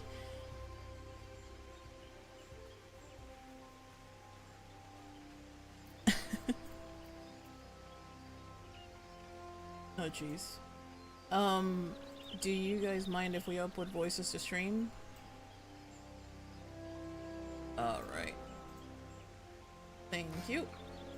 Okay, Scarlet. I always ask just to make sure because, you know, you never know what people are comfortable with. Yeah. Alright, so why are we up here again? I don't know. Ask Scarlet. I was just told follow Scarlet, so that's what I did. Okay, now I see. Because we look cool. Wow. Right. I mean, we do look cool. I guess. Scarlet, please. Alex, what are you doing? Alex is like, this way, please. This way.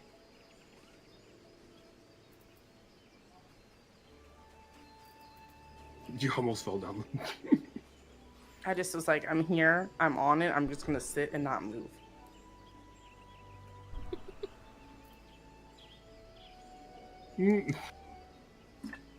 Come on, Thumberry, you got this. Believing me. You didn't stand there as a point of reference? Oh, ready, check. Throwing it out there for Scarlet.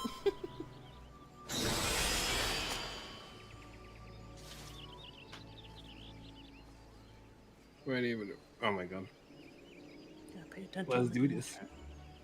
Promote me and I'll set it to minimum level. Oh, You're did you Oh make her? boy. Yeah, No, you are still, baby. still, I promote her. Charlotte's out here better. making us sweat. I like it. Okay, I have to To make it more fun. Oh my God. I don't know about that. call it. Her and her fun term are not the same as mine. Yeah, I don't Yeah, know. her concept of does. Scarlet does end game for fun. I don't know about all of that, but Her concept of fun is not the same. Not at all.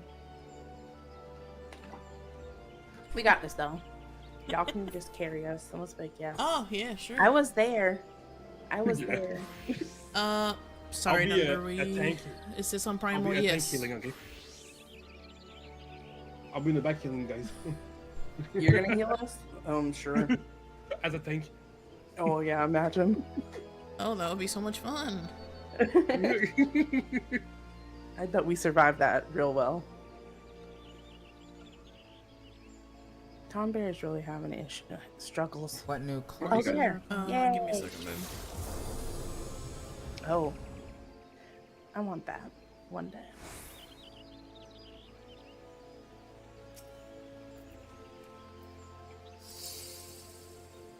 Yay. Guys, give me 2 seconds, chat. I'm just trying to set something up. I love how you went from being the tallest dude in the group to the smallest dude in the group, babe. Literally. Okay, sorry, catching up on chat because we're in a VC with people. Since I'm primal, yes, we're on primal with friends, but we usually are on Ether, Midgar, Stormer. What new classes are coming out? Viper and Is it not? Pictomancer. I made sure it was all of our things are. I think we're sitting at like 255 or something like that. Right? Pictomancer. Is it us? Are we holding something back? Wait, what? Huh? I don't know, Scarlett's saying something about our gears not permitting minimum item level. Probably my fault. We're 265s.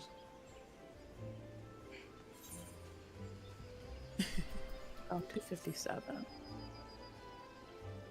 Ah, it's because it has to be with a full team. Gotcha. Oh, gotcha. Okay. Speaking of which, if you guys want to know who we're raiding with, go check out this lovely couple. We're not full. Yeah, that would be probably why. I don't know, I've never used minimum eye level, I don't think. Also, you have no choice to be 8 to do it. You can't just join randoms. I guess to do well, I think they're saying to do the minimum item level thing that Scarlet was Yeah, trying the to do. Scarlet wants to do. Because we did it just the three of us last time, remember, babe? Because we've Yeah. done the first round of Alexander, first level. Oh, that was not the Alexander, baby. Huh? That was not Alexander. Yeah, it was, baby.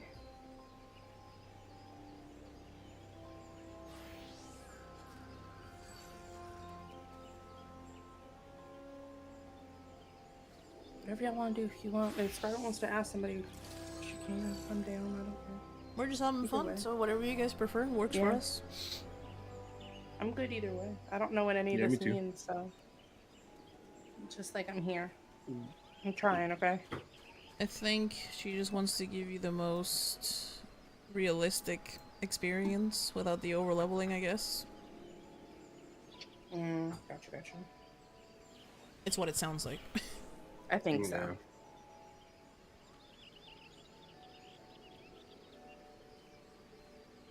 Which we've never done, so that's kind of interesting.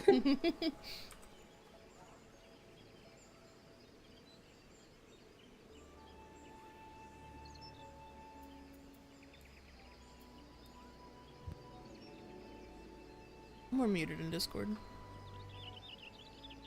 Yes. This music's lit.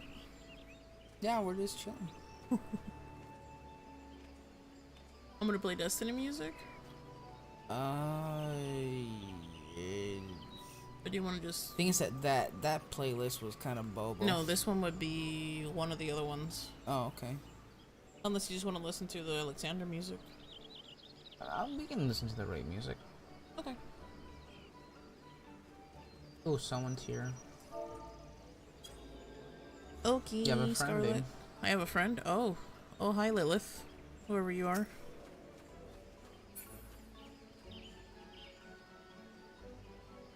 Just waving at you, babe. I don't know who that is, but I'm waving back. No idea. I'm in the stream. Oh, they're probably watching then. Oh, hey. Oh, Hi.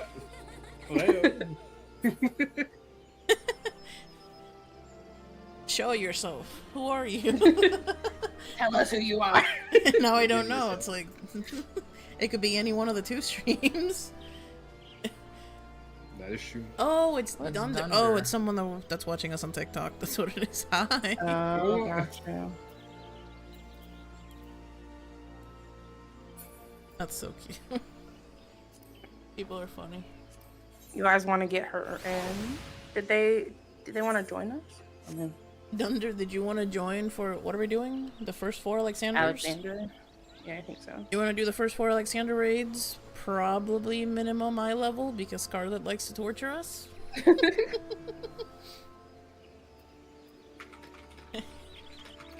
You're welcome to join if you would like. Yeah. Yeah.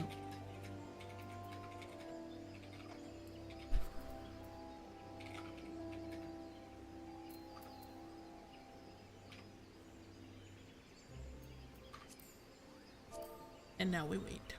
yes.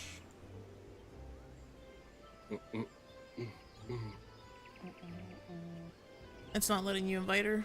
Oh no.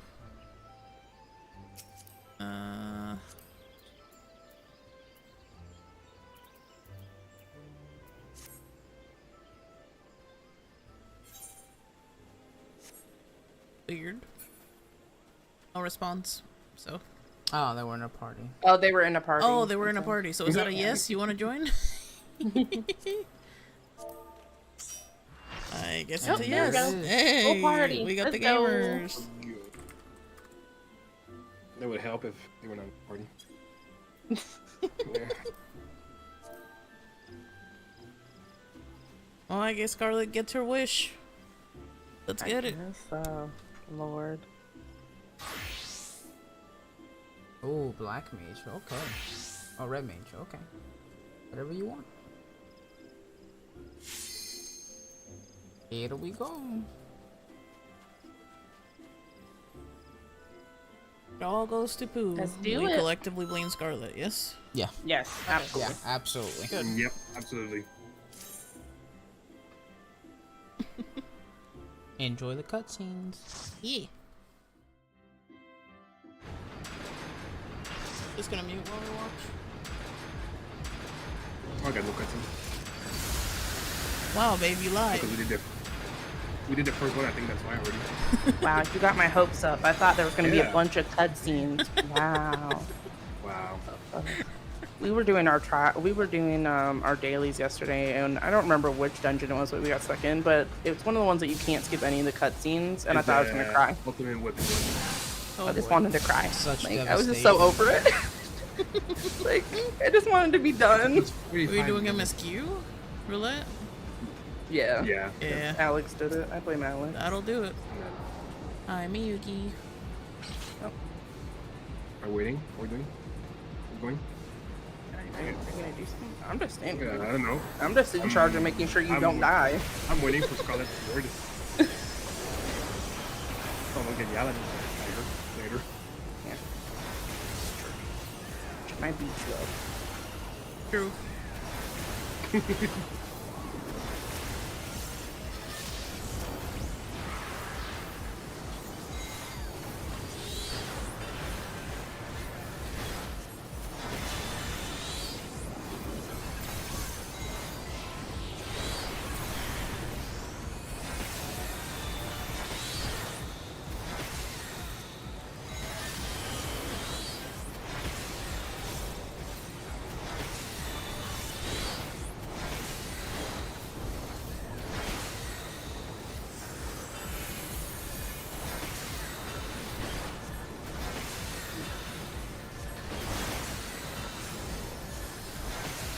Oh yeah, I can definitely feel the eye level. Right? It would have been dead by It now. would have been dead by now. It would absolutely. We would have already been in the next encounter for sure. Jenny, thank you so much for the follow. Welcome, welcome. I did mute for it. Appreciate you. All the love. I'm unmuting. It's been 3 days since we started killing this ad. Like, it's funny because you guys say that, but like for us, it's Right. We're over here like, this is normal. And the normal roulette, you would have already been done with the normal raid, the whole thing. That's funny.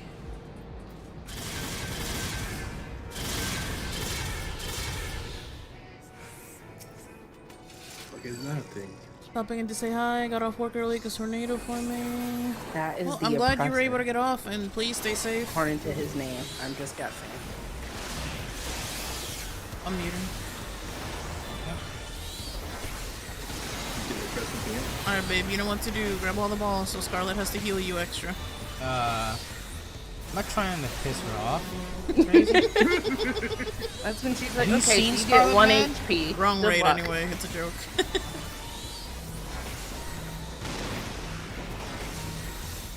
Hey, Centorius, how's it going?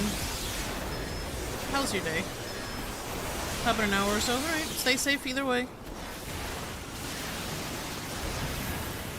Yeah, we do need to split DPS equally. I'm muting. Yes. Just like Lilith said, we're gonna have to DPS equally. Even more so, I'm assuming, at this level.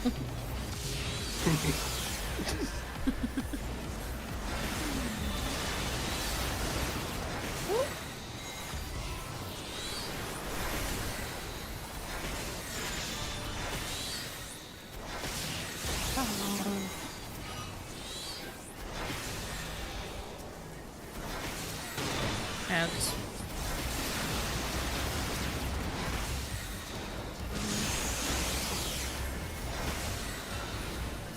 Hey, Rusties. Oh my god.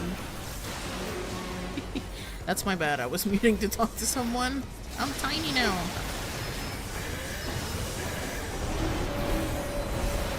Hi, Rusty. How's it going? I totally missed the mechanic, so I could say hello to you, but it was worth it. Alright, let's split the...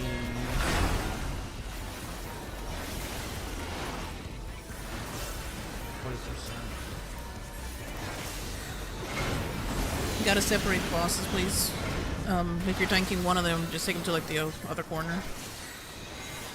There's 2 buffs? Yeah. Yeah, you don't see the other one? No. Yeah, so whichever one has your aggro, take it away from the other one so that purple tether breaks, if you can, please. There's some one. A little bit I'm so further. tiny. Keep moving. There you go. You're good. Yeah, I'm in the corner. Yeah, because the whole point is I'm that so tiny, I if they're tethered, they're not taking damage.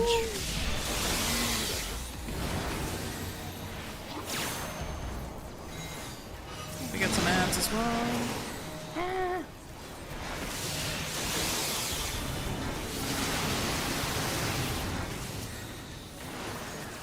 The bosses. Oh, wait. One of them go. What am I looking at? Remind me. They're pretty close. They're 23, 25. Oh, shit. Oh, I'm I dead. have no health. Mrs. Healthy, I got you. I've never seen this before. I don't know what to do. Yeah. We don't know what we're doing! Where are you? Oh, Scarlet's down! This Where's I have not Scarlet seen. at? She's fine. All the way we over just gotta there? get some people up. I can Okay, risk Lilith, please. Scarlet, if you can hear me.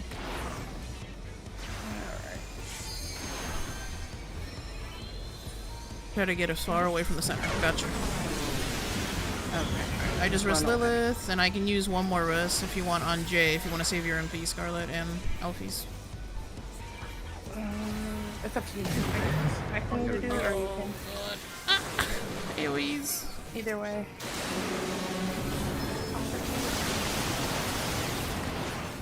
Oh boy.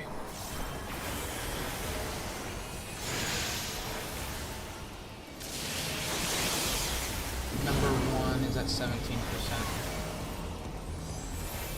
I have a bunch of ads following me. What am I supposed to do with these? Never seen them before. Don't die. I'm definitely gonna try, I promise. Alright.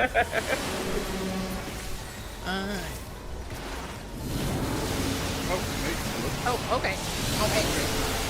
Okay. Oh, Alex is getting smushed. Oh, this hurts. Yeah. Oh, my Yeah. okay. Yay, we Everyone's won. dead. Woohoo. Oh, God.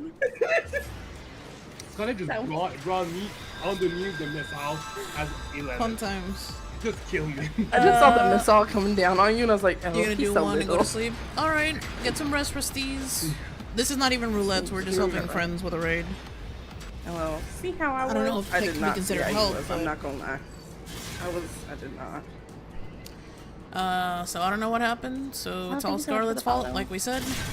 Yes, absolutely. 110%. Thank you for the follow, by the way. Yeah, no. I'll try to remember to mention next time. I have not done minimum eye level, so don't ask me for help. Not when it comes to that. I mean, I'm not opposed to trying it again, I just don't know what we did wrong. Was it just DPS? Yeah.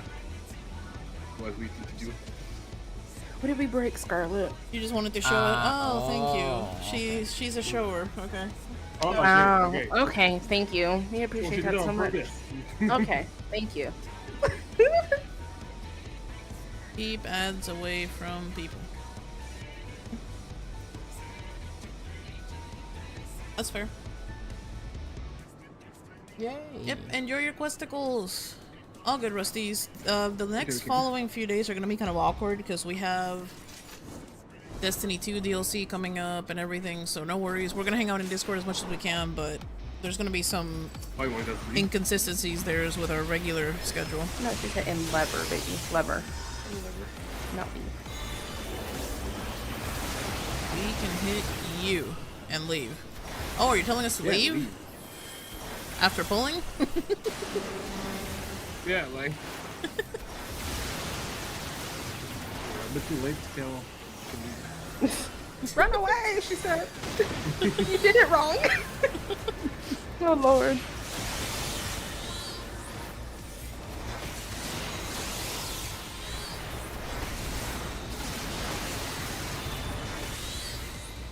Definitely excited, Rusty. So yeah, no worries. I mean, if we do roulettes, which we probably might, we'll definitely alert in Discord. But if you need to get some rest, no worries. Getting ready to do some daily Centurias, enjoy them! Wow. Lilith with the that sounds like Twitter talk. Okay, okay, okay.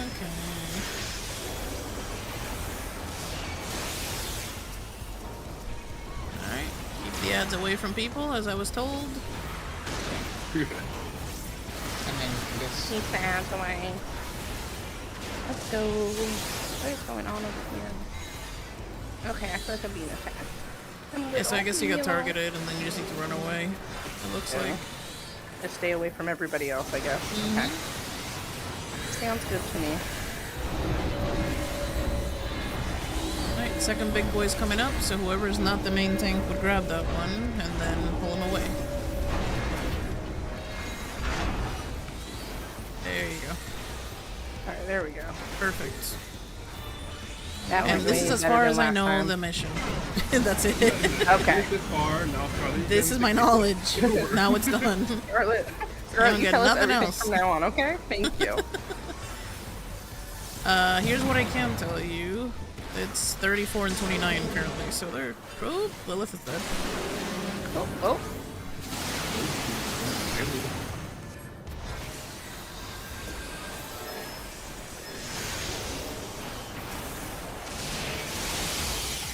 Alright, bringing the ads away from the peeps. Oh boy. Somebody. Get away from Aki, I'm gonna die. Ah, fuck, I died. That was unfortunate. Hi Thor, how's it going? Happy late birthday. Yeah, I have the ads and then I got targeted by that little thingy that exploded on you, Mrs. Healthy, so... Yeah. Oh, No okay. way I was surviving that. Yeah. Okay. Well, it's been fun. This is not going well. Scarlett, what are you not telling us right now? I think Scarlett's withholding information. Absolutely, Yeah. 100%. I don't know what it is, but I just know there's a paragraph I'm coming. bored. I'm gonna It's write a Sunday paragraph, night. What Joe. can I do to embarrass 4 streamers? Let's bring them Right. into minimum eye level. Exactly. No, let's leave. Okay. No, she said leave. Leave. Now let's leave. Okay. Oh, and then she wants us to hit leave so we can look even worse. Quitters! Yeah. Right. Wow. They're gonna be like, oh, these streamers. Click out. Click out. We're gonna have to unfriend everyone and play offline, just the 4 of us, because we're so embarrassed. The shame. Look, play dead. Delete. Delete the game. Control Alt Delete. Alt F4. Yeah, all she's saying is just press U and then just leave. Yeah. Well, so much fun. Thank you, Scarlett. Now I have to mend. It's so great. I got blown up. Thanks. I tried. She's like, She said they're not Then again, ready this for is the same Scarlett that literally walked up to Kebi and I, hey, you want to do this super awesome badass raid that I can solo? And you guys can just stay there? Oh my god. That's literally what she did. She's like, okay, we're gonna go do this, and I was like, okay. And then she's like, yeah. I was like, We "You would told probably me to not do this. I'm just here, okay? Look at Jay. That's exactly how I feel.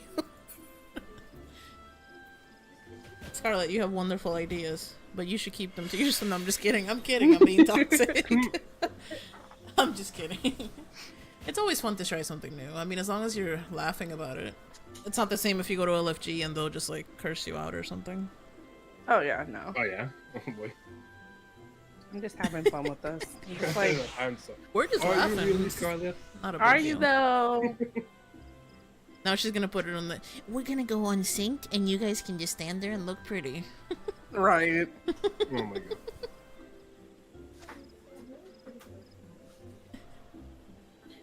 Where's my training wheel, Scarlett?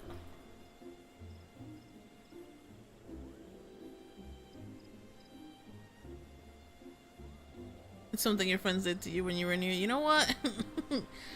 I'm not gonna say nothing because if this was Destiny 2 and I was taking someone through a raid, I'd be doing the exact same thing. You're like, there's a secret chest all the way down here in this hole if you jump right now. Yeah, we've done that before. And then you So jump and then you die. it's fair. It's fair. Fair game. No, yeah, that's yeah. I expect it. It's all good. No one's over here raging, so Yeah, it's we're all just good. having fun.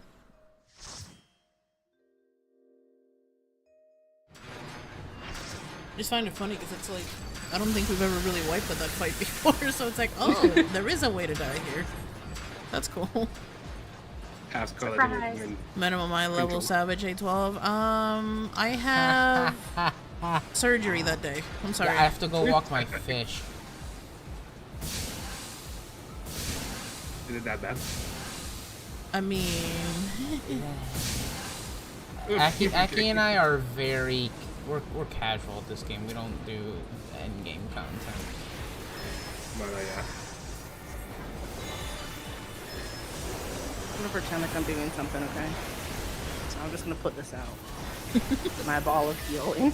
your ball of Look, healing. I'm helping. I love I'm it. helping. You The are. healing dome. And you remember how long it took us the first time doing this little part?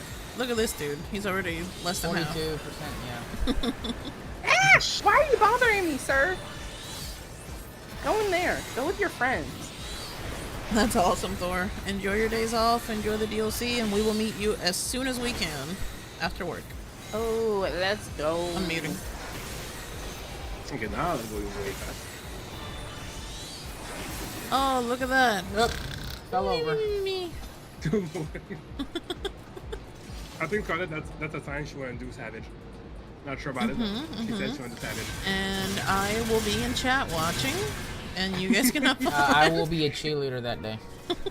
I'll be cheerleading. What are you talking about? I'm not gonna be there. Oh no, my internet went out. Oh no! I have no electricity. I'm watching on my phone.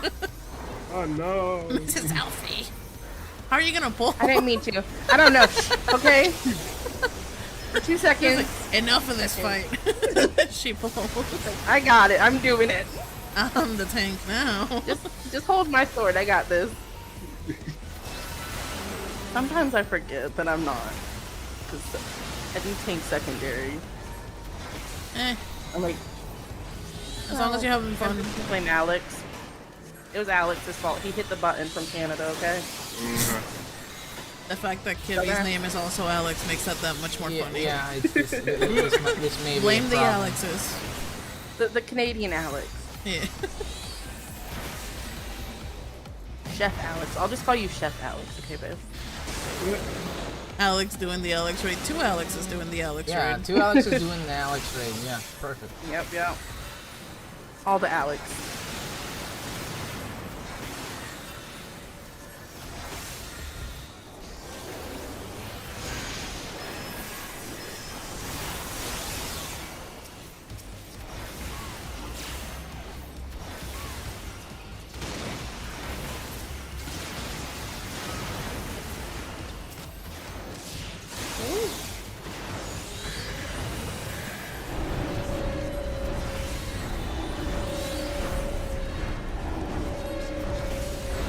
Alex doing the Alex raid while Alex is tanking Alex, and Alex is fighting Alex while Alex is basically being perfect. There you go. Oh my god. Exactly. That's a tongue twister right there. At the end of the day, Alex. Alright. The answer. The 0.5 is at We don't talk about minimum eye level Alex. 16%. All the Alexes. That's way easier. Oh shit, hey, we We might want to do damage to this other one that's near the door. We should be fine though. Yeah, we should Ah, yes. My best friends are following me. Yay! I'm so proud of y'all. Y'all did so good. We're Way to go, so team. great. Oh god, you and leave. Babe, leave. I don't want this. Stinky loot. I don't want the stinky loot. I'm good. Have fun. Abuse. use. I have no inventory space. Oh well, not my problem. That's my life. Yes, Thor's gonna be so hyped, dude. I literally was just walking Kevy through making fun builds, so he has like 100% resilience, really good recovery, a shit ton of discipline. Random. I was getting him some nice exotics. We masterworked a bunch of stuff, got him some golf balls and prisms. Like, we were just kind of getting him ready.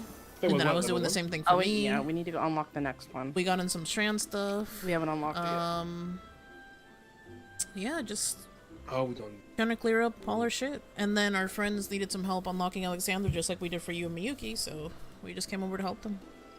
Where's the next one? But it has been an experience. Servers off yet? Not to my understanding, no. I would hope not. I think they tweeted out earlier today that we had less than 24 hours, so I'm assuming it's gonna be sometime before reset tomorrow. I think.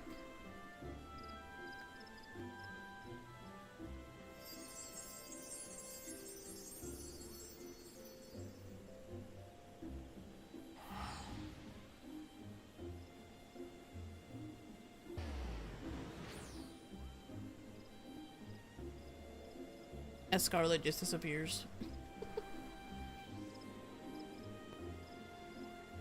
I don't know. What's the cup of the father?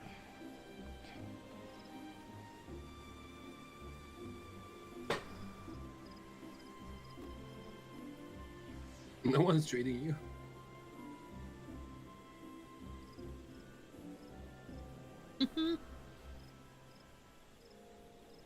You take the blame? No. You're trying to TP you all free? Yeah. Where do we have to go? Go knock the next one. It was higher. That's a lot of Where to go? TPs. All the TPs. All the TPs. All rolling out. All the toilet paper. Anyone need a ride? Wee wee wee. Okay, Scarlet. Let's go. Scarlet said, get in the whale. How about mute? This is the Alex car. What are you trying to say? That we're whales? The rest of us? Okay. Oh, you want to? Everyone go on the whale? Okay, I got you. Everyone in the whale. Yeah, no special Alex mobile. Math pod. One of these days I'll get the math pod. Why, I don't want to talk to you. Anaki, you're missing a Lilith. What do you mean? I'm not the whale. It's Scarlet. Oh, it's Scarlet's the whale. I gotcha. Oh no. I'm just so used to you bringing You don't up see her in the baby. driver's seat?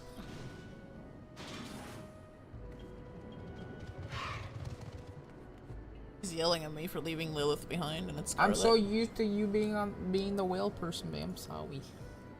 He just called me a whale. Everything's wrong with that. It's okay. I'm We just so won't used to kill you him being a next whale. time, okay? The We just whale won't kill him. person, but okay. He can go down. How is that any better? Not a whale, but you're a whale You're person, a whale okay? person. I have feelings. That's awesome, Thor. I think when we're all said and done, I'm pretty much just gonna drop my whole rest of the legendary shards on buying every phantasmal fragment. I want all the glimmer. I think we're gonna need it. Oh, we just got deposited. Okay. So which one of these people? Which one is it?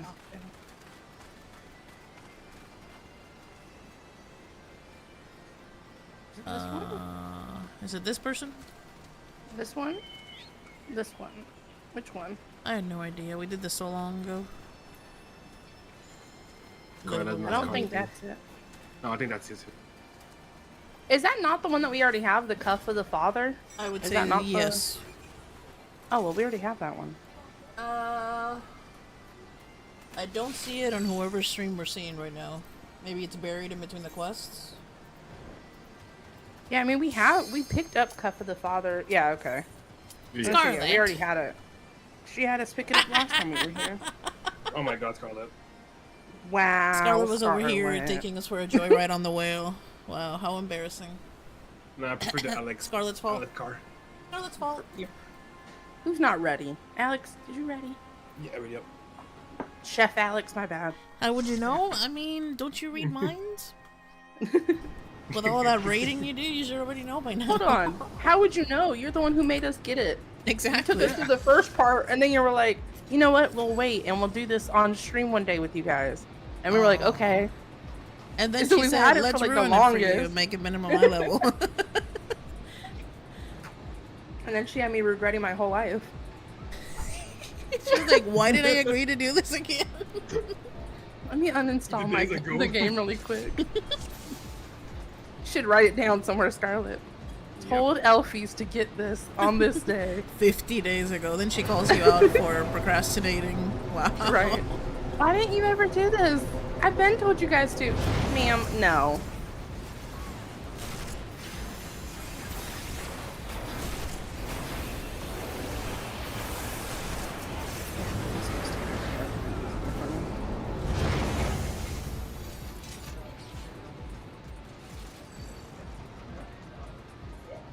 Let's go. Yeah.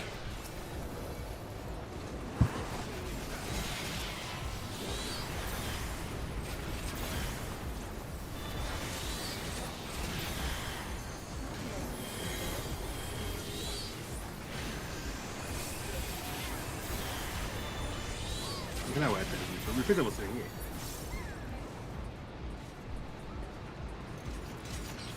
What'd you say, baby? Reaper se venía. When you can pick it up? I think so. Why, are you trying to become a Reaper now? Yeah, whatever. Valid. He saw the 3 Reapers and said, I want in. Can't blame you, Reaper's fun. Literally it was Reaper. Yeah. Except me. And I keep them in Live in me. Black Reaper. Some kind of me. So slow.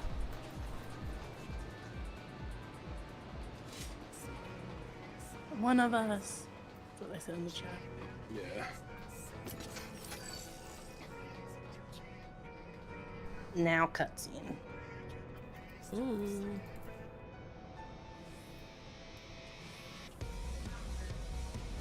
I just muted. You're cute, boobs. You're cuter. Scarlet, if you want to say I have bad damage, just say it to my face. Okay. Wow. Aki, since you're useless, can you go ahead and take care of the bombs? I'm just kidding. Wow. She just labeled me as you're bad DPS because everyone else is melee, so me. Yeah, I should be able to. I've only ever done it once, but I think I remember the concept, so yes. I was gonna offer to do it anyway. I'm just messing with you. Or mark the bombs to help you. See, you're so cute. And so nice and helpful when you're not making us do minimum eye level. I appreciate you. And I'm still probably gonna bring a bomb right to your face, Scarlet, just as a thank you. In game. Just to show our appreciation. Yeah. Yeah, Scarlet. Happy birthday. This is the Scarlet bomb. Happy birthday. So Aki, you're gonna be like a cat when it gets a hunt and just drops it on at their Yeah, I'm gonna master's be feet. like, here's They your call present. here's a mouse. Here's a dead mouse for you. Yeah, give you a bomb. Let me see if I remember which one is which. Okay, I think I know which one it is. Alright. Now, please tell me you don't want this as a mount. Let's be real. What is that? Oh, what the fuck is that big thing? Oh my god. Yeah, see, I'm terrible. I moved it once. Yeah, you kind of pull it. I see it. I'm gonna pull it to this side. Yep, and then you just pull it again. Yep, there you go. You're good, Poops. You're good. Good job. Thank you. Good job. I'm proud of you. Spider Aki. But Spider I didn't Aki. see a bomb near Scarlet. You didn't see the Scarlet Bomb yet? Nope. Oh, I got this one. Scarlet's running away. Scarlet's like, She's "Not like, let me get away today." from Aki because I don't trust her. I would never intentionally hurt you. Intentionally. No. Oh no, I accidentally. If I was pushed to that be button. dumb and accidentally drop it on you, that's different. That's a given, but intentionally, never. Oh, that's a bomb. Oh god! That's already ready to blow, my bad. Scarlet, you didn't mark it. You played me. Scarlet said set up. Just testing to see if we're paying attention or not. I see this one. I see this one. Like, alright, Aki, enough of the poop talking. Alright, bomb is moved away to safety. I cannot imagine this encounter with minimum eye level. Oh boy. With those bombs. Oh god, there's one over here.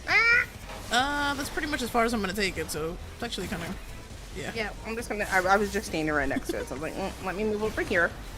We have crit shield. And Scarlet's hold my beer. Yeah, pretty much. Not a good spot.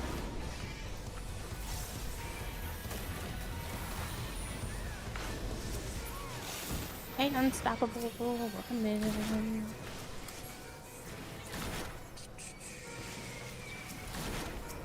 Alright, bomb is out of the way. Leave me alone.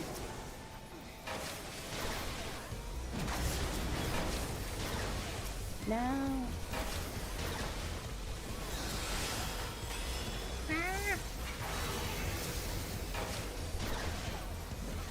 I don't know what any of the other Keep running buttons away. do, so. I really don't. That's valid. though. Smashing That's buttons. valid. I'm just smacking Just everything. push like- things and hope something happens. Oh look, I can pull him away from you guys. Well, now you know. Can I keep this? Can I keep this? I'm pretty sure you had that. Is it mine now? I definitely do not have that mount. I would never use anything Oh, else. it was one of the other ones I did with Faludo and Brawler. That mount. We don't talk look about like, that. Have you guys ever played the Scarlet, I hate you. Sunshine Mario on the 64? Yeah. hmm Yeah, it looks like those cannons that shoot stuff. Okay, stop showing off right now. Take, look. Nerds. I have it, babe. Take. I hate you. I have this one too. Okay, they got it. Okay. This one I only care really about like. the spider mount, okay? It has wings. See? Congratulations. What were you doing when we were farming these? I don't remember. Something on Destiny? I was probably doing Pantheon. Yeah, you were doing Pantheon. Which is way more important yeah. because That it's was time-gated. that was very important. Yeah. So that's understandable, babe. Yeah, Lilith. Yeah, I see you're flying cockroach. You're fine. One of these days we'll get Omega. It seems Omega's the hardest one to do. That is. I want this one! This is the one I want. But I know it's gonna be... Ugh. Well, come down trail when we're level 100. It might be a little bit easier to do. Silver wings, something like that, Thor.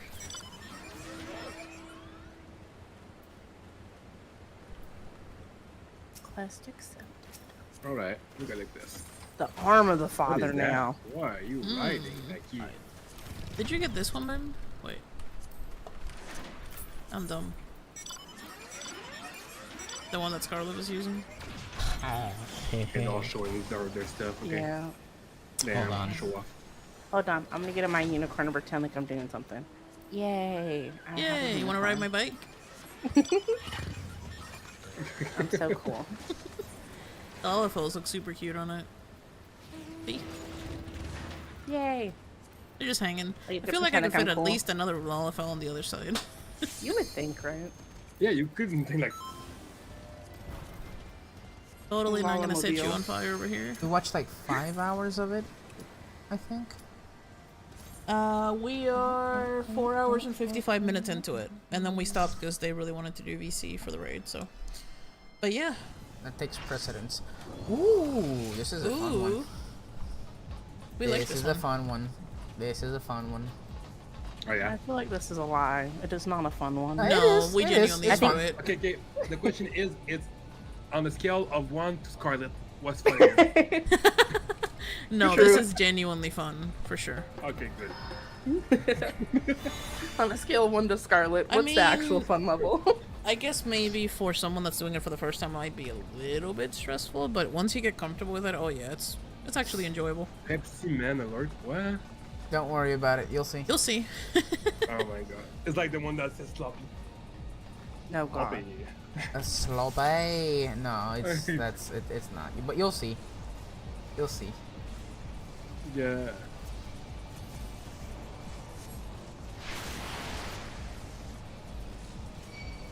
Oops.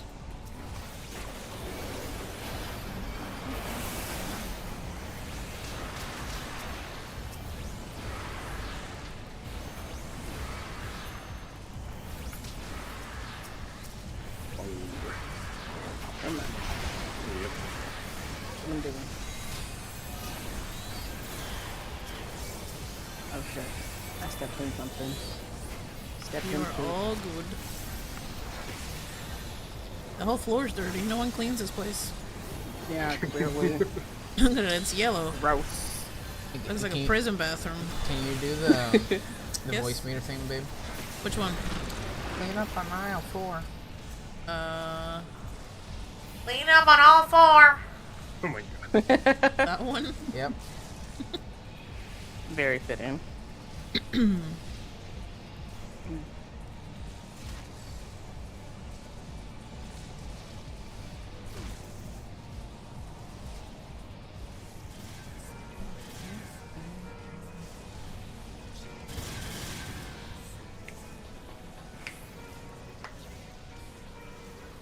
Oh. Okay. Mm-hmm. Who the fuck is this? Fast questions. You like your book, babe? Yes. He's living liquid.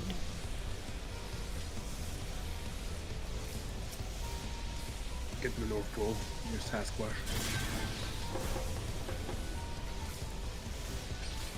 Close. Don't stand close to tanks. Get away from me, Alex. I don't like you anymore. Gross. Well, Chef Alex. Specify Alex's. Get away Alex, from the both. little one. You can't trust Alex's, to be honest. That's true. Yeah.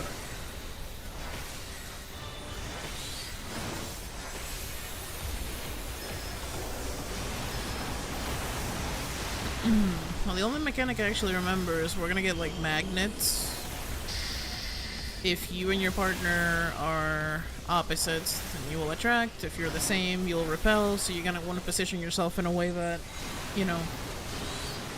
Like, if you're all the way outside and you're opposites, you want to stay that way. That way you get pushed into the boss. If you're, like, all the way inside, you want to get... It's kind of weird to explain. Yeah. Basically, good luck. I never do it right, so other than that, it's fun.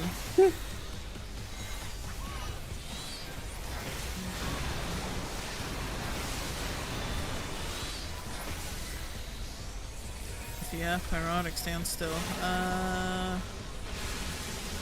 Okay. What the fuck? Okay. It's the hand now.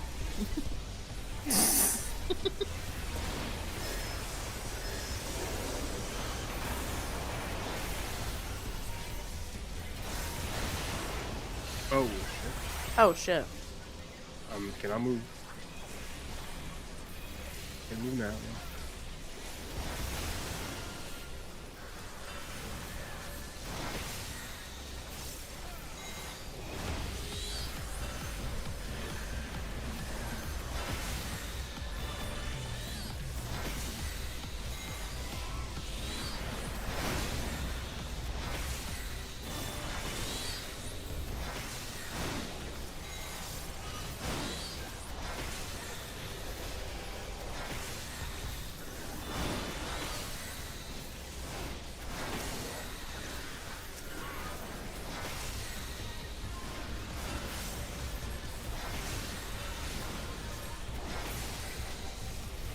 Got one.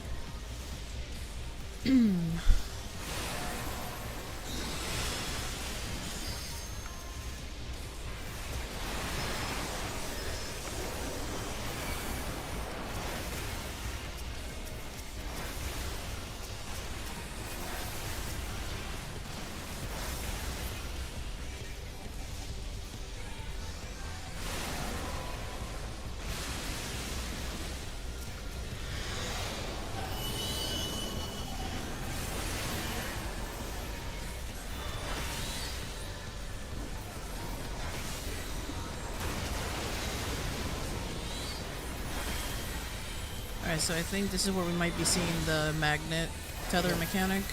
So you want to position yourself in a way that you're not going to hit the water if you get pushed back. You'll see what I mean. Like in these open spaces right here. See, so they're opposite, so they're going to attract towards the boss. There you go. Okay.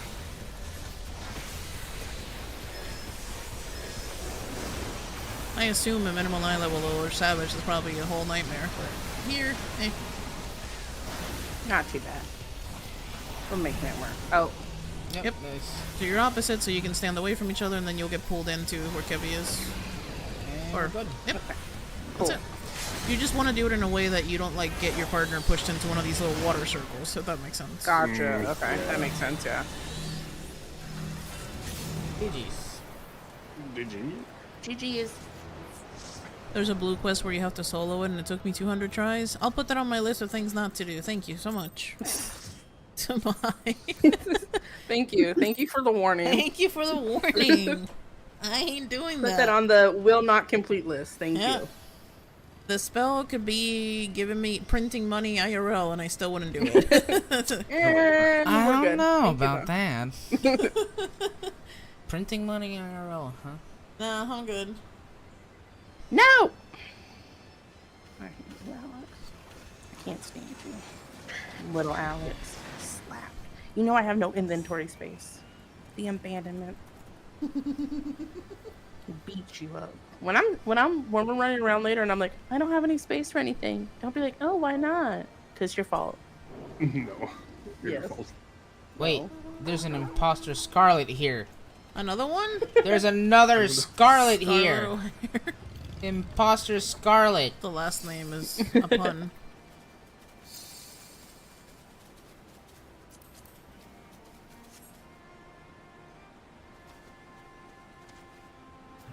They kind of have the same color hair, though.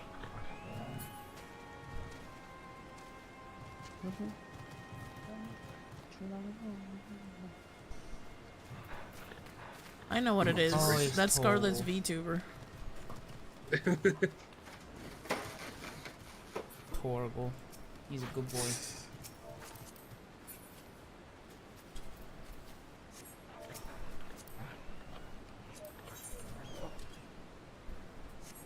That's a good boy. Yes, he is. Now it's the burden of the father. Yeah. Oh, sorry. So we're starting So to sorry, level up, Father, you know, that we we're a go burden. from... Exactly. So sorry.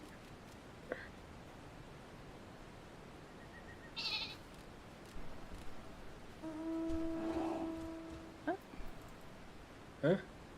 That's a big bear. Apparently, Scarlet has some kind of a plan. Oh, okay. Oh. Scarlet. We know how Okay. those end. Right. Good luck with that plan, y'all. As I said, I'll get this two out for now, and we go get it ready. Okay. Everyone get my TP after that. Wait, this chocobo has cake on the back? Okay. That's a nice barding. Look at that, it has like tea and cupcakes and stuff. And it has like a suit. It's a fancy. It's a fancy serving chocobo. It walks around like, you want something? You're like, oh, you got out of the rain. You want to eat something?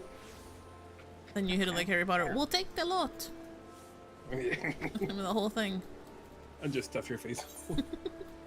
Your Scarlet baby. Huh? Yeah, I'm following her. What's Carl's gonna do? Oh my god. Lord only I knows. guess we're gonna find out. I'll just sit here and wait. Oh, Scarlet, do you feel tiny?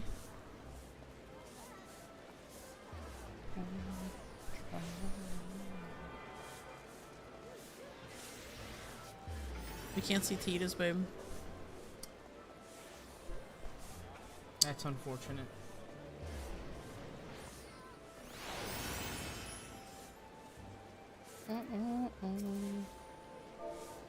I'm just gonna go hit this bug.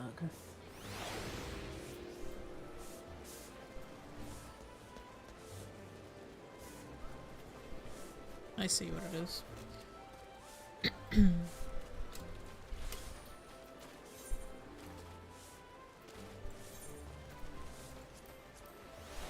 Alright, I'm not gonna make a plate, I'm just gonna glam it independently.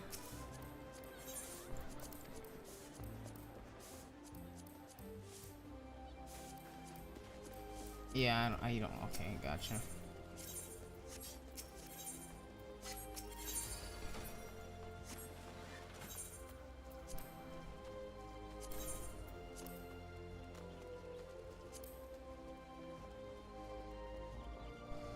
What is it called again?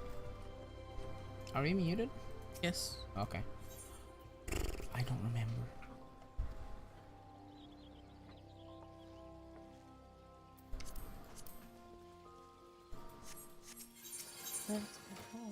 Let's see.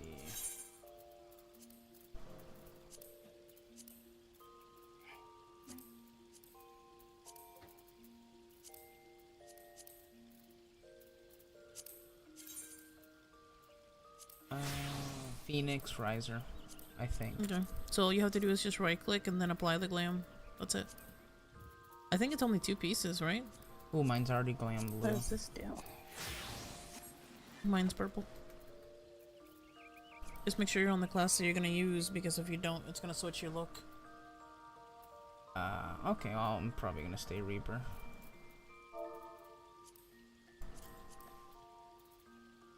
Oh, I see. It's the whole suit thing.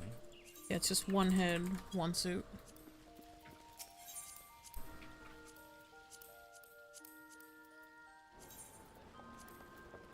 Shit.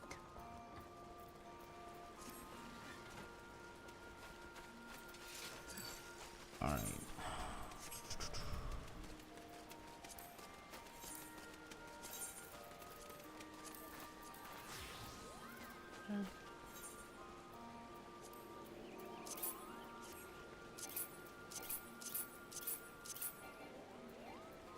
Do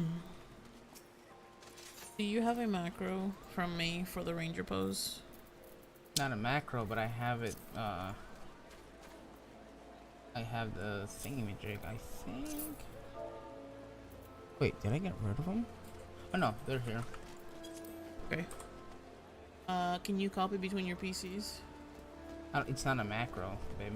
Yeah, I know, but can you copy between your PCs? Yeah. Okay. I love Copy the this little from your llamas, Mac. guy. It's the best. Yeah. Oh, I don't have Synergy on. Okay, then I'll do a BRB screen then. Make a macro out of that, so you and I will be opposites.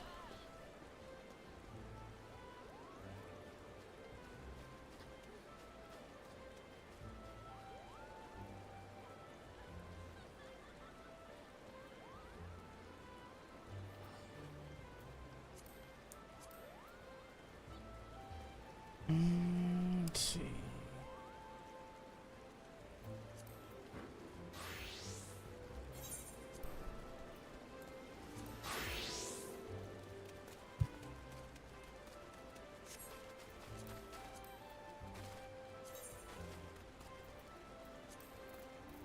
Did you already copy it? Yeah, I'm gonna make it. Can I show our screens? What should I name it? Whatever. Can I show our screens? Yeah. Alright, just put it somewhere on your hotbar or like on your regular combat hotbars. So you don't have to replace it.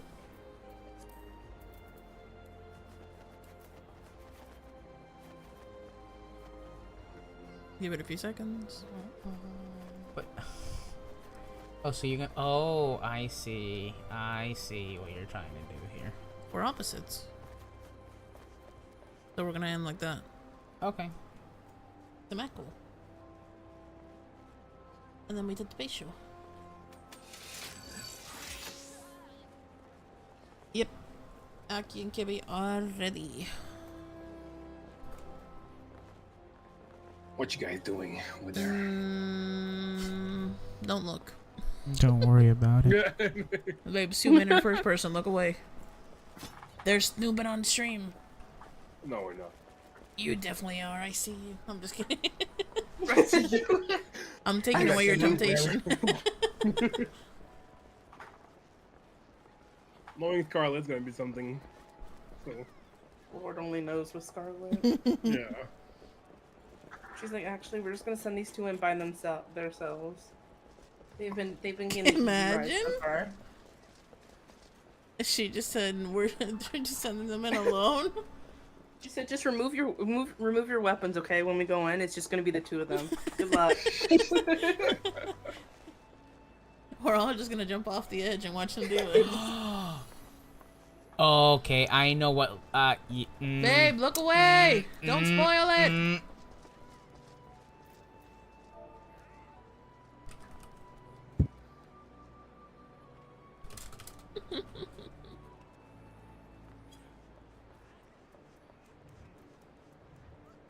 I gotta look out of the corner of my camera to stop their temptation from checking in.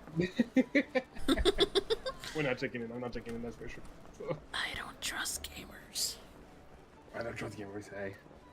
That's valid. Gamers Definitely got- shouldn't trust gamers with beards.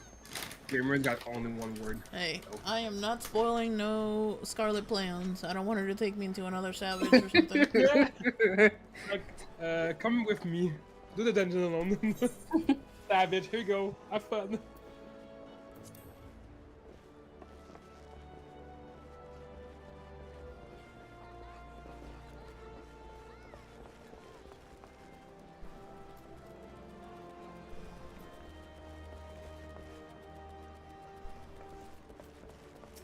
Da, da, da, da, da, da, da.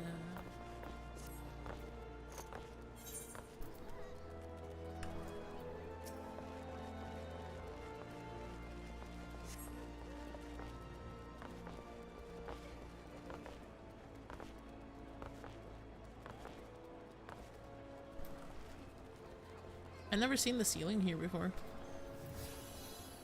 That's so great. It's pretty.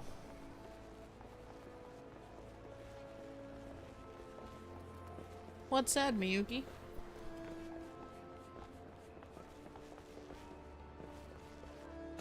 Is it at least a clean ceiling? Yes, it's very clean. It's green and beautiful. That's good. Just like other stuff will be. I'm kidding. Oh, now we're allowed back in the now, party, now babe. you're inviting me back. Wow. Look what Miyuki said. What? No, Miyuki! I totally get why you're sad. Totally get it.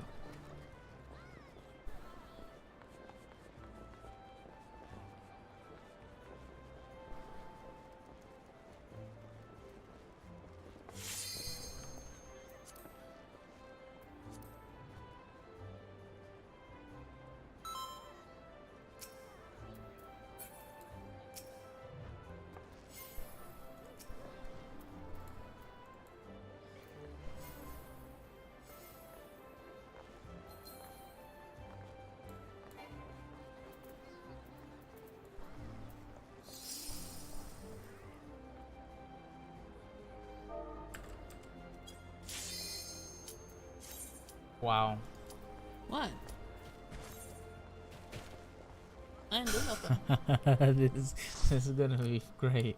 This is gonna be great.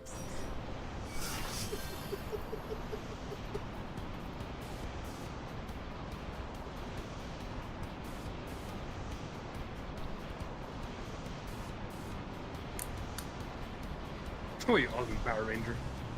No. Oh, Yeah. Y'all are some cool Power Rangers.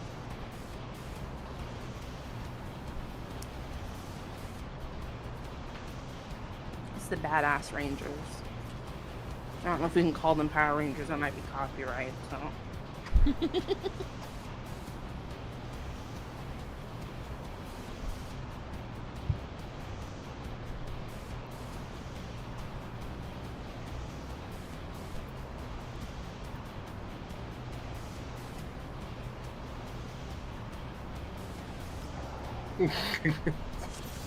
Okay, focus on one leg. If you get a debuff, what?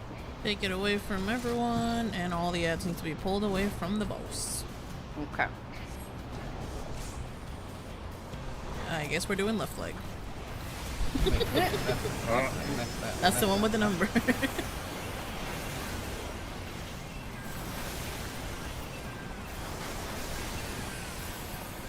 Mrs. Healthy, you lonely over there? I see you. I feel like I get in the way, so I'm just like safer back here. Fair.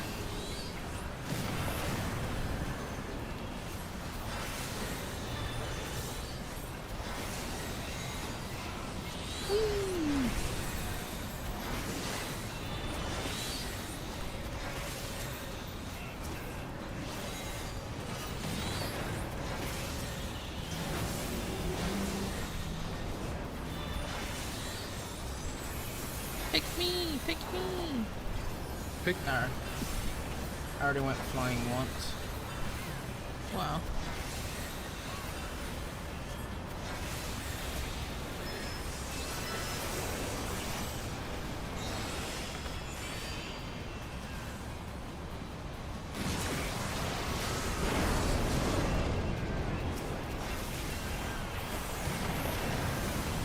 Let's go.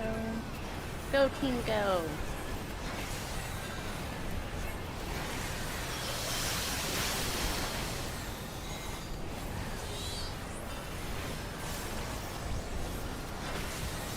Whee! I'm going. Who are you with, babe? Francisco? Oh, I they think. went. The other tank? Yep.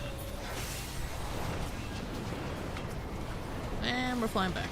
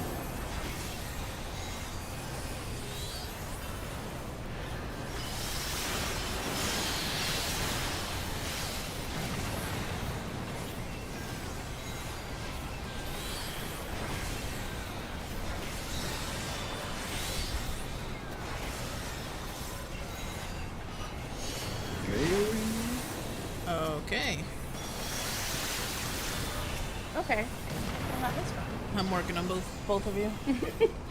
Oh, both of them are good. Yeah, we both just got knifed. That's like I think I got you both. Yeah.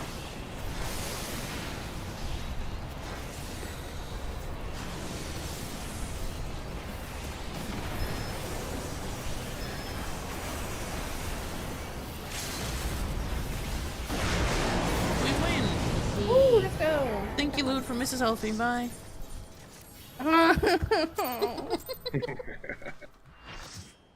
It's a belated birthday gift. Oh, thank you. Eventually my thing's gonna be like, yeah, you have no more space. Stop taking things. The lost and found is calling you. Don't skip. I didn't skip. Oh, Alex skipped. Oh. Bad. Haha.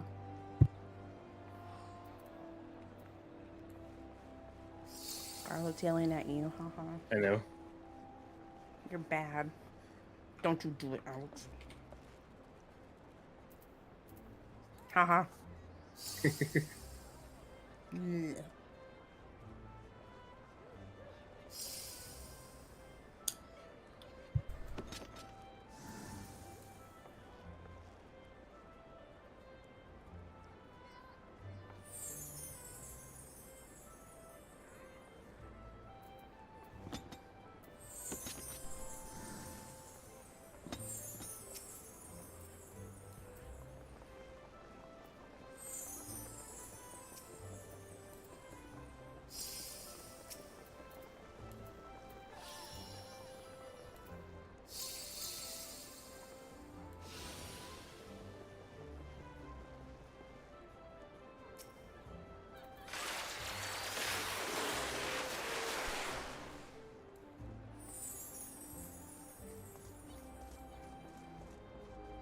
Which cutscene did we miss, Scarlet? Guess now you'll never know. I guess not. I mean, I didn't skip anything. The boss one. Maybe Alex did. Yeah, I watched did. everything. Oh. Alex is. It's always someone named Alex. Oh.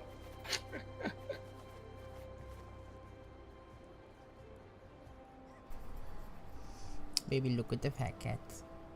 Yes. They're having a conversation. They're congregating. They're planning on taking over the world with their cuteness.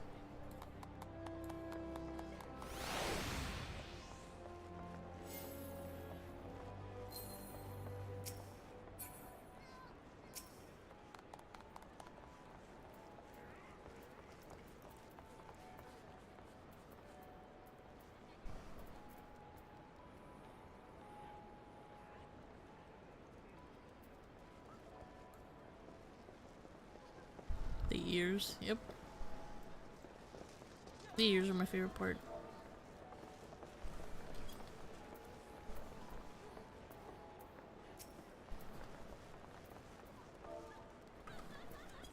Someone's asking why are they saying rangers?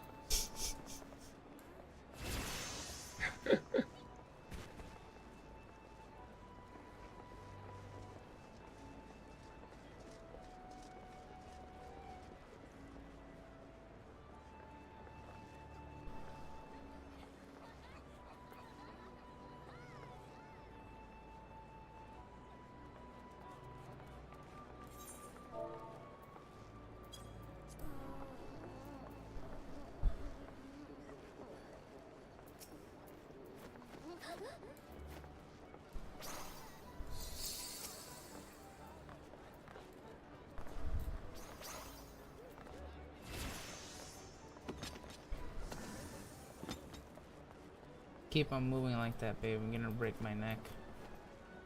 Okay. I'm sorry.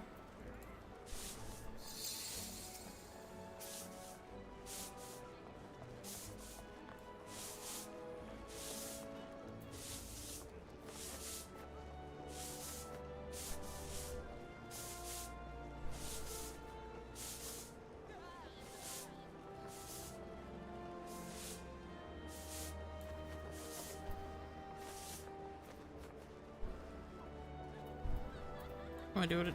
Hold on. You want to do it synced? Yep. Ready? Yep. 3, 2, 1, go. Oh, sorry. All good.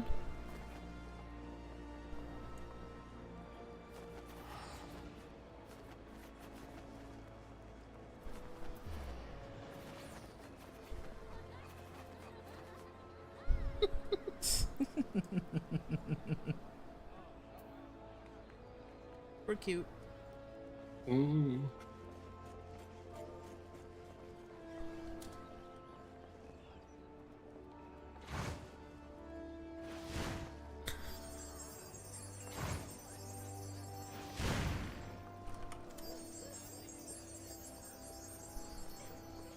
Oh, wrong one.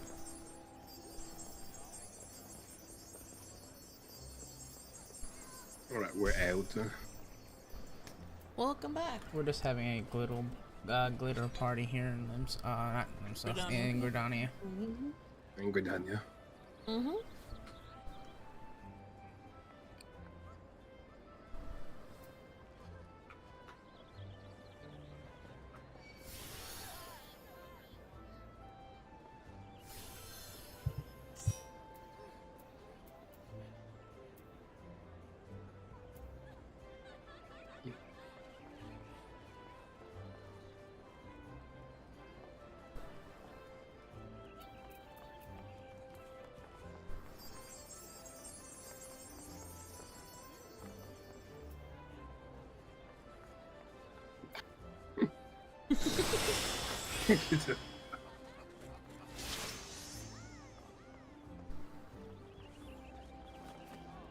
They made it.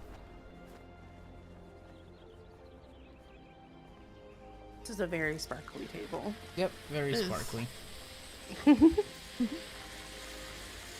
That random sitting down was like, what the fuck? I was about to ask, did someone start frying some chicken or something? But no, I see the little glitter thing. I want some chicken. Me too. That sounds good. Yay.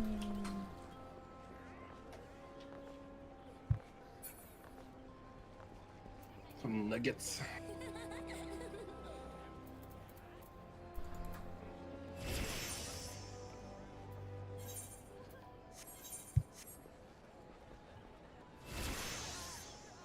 Yep, let's go. Let's get it. Or did we need to do something more?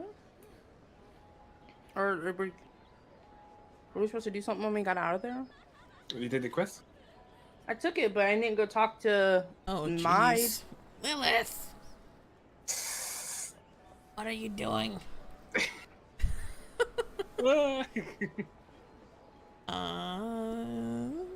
Hi, kitty. Hi, kitty.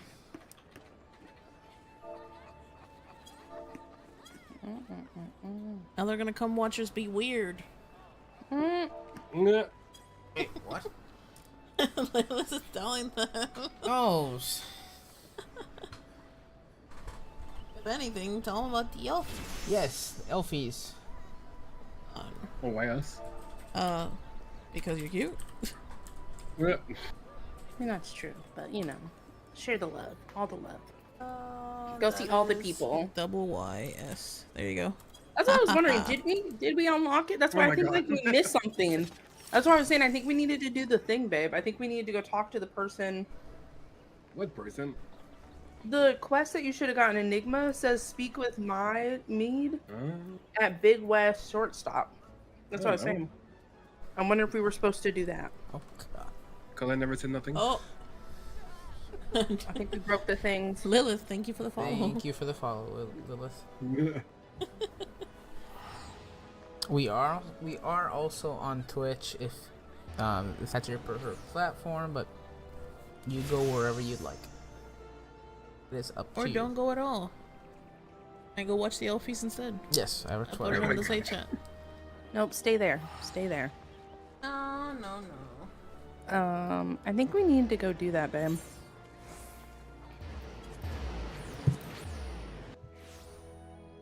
Oh, that's unfortunate, Kitty. I'm sorry. I'm sorry to hear that.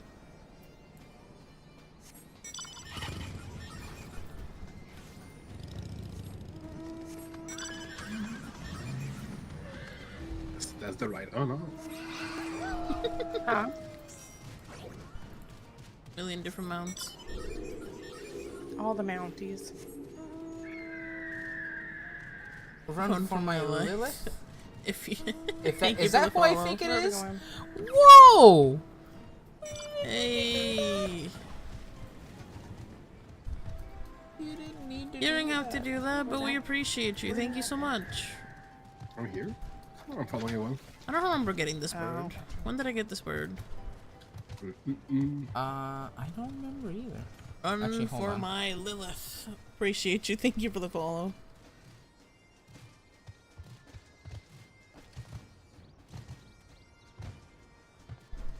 Lilith, look what you did. Shell, thanks for the Mount that she follow. did like 90. Thank you so she much had for to the try follow. 90 times to get. Yeah. Welcome, welcome, welcome. Wow. That, so. I apologize if you're the person from Gdannia that'll be scared. Yes, we do apologize. 486 times? Oh, Lord. All the times. You're the angry frog. Forever Mount. We are the Power Rangers. Basically we're helping our friends unlock the Alexander raids, essentially. But our other friend, Scarlet, thought it would be fun to dress up as Power Rangers for it. So that's why we were standing there looking all weird. Okay, Alex, this time you don't skip cutscenes.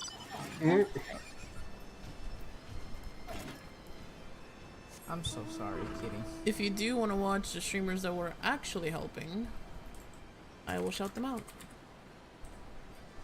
They're the ones that are unlocking the raids. We're just helping. Yep. So, hold on. Good to know it's for a good cause. Exactly.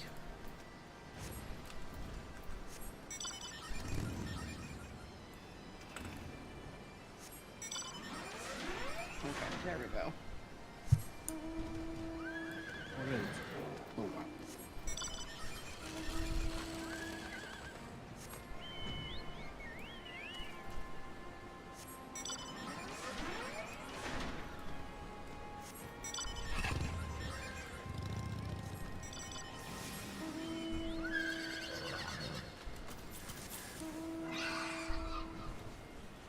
I was pressing the random mount thingy. Pressing buttons.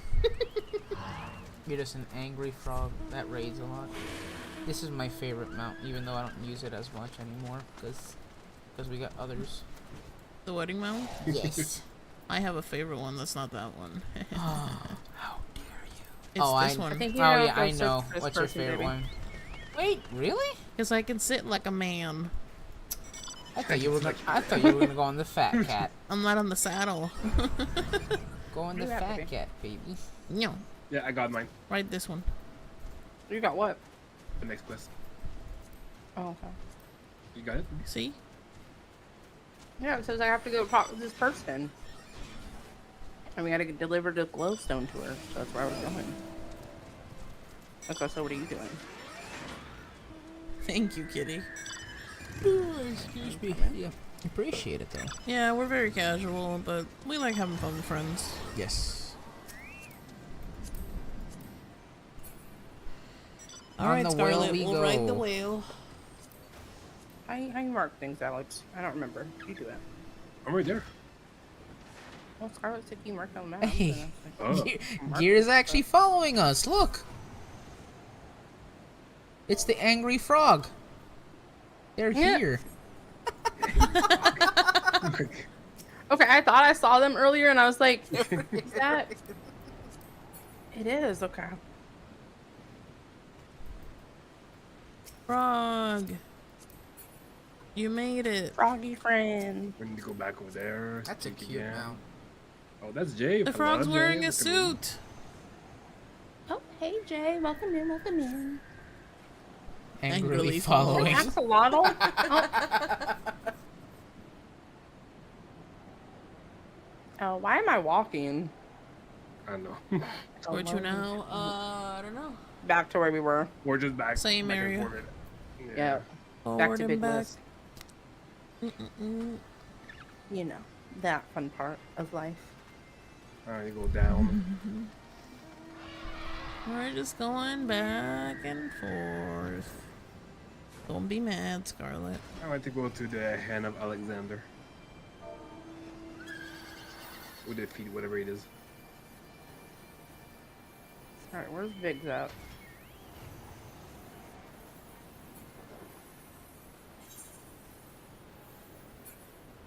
How the hell did you get there so fast, babe?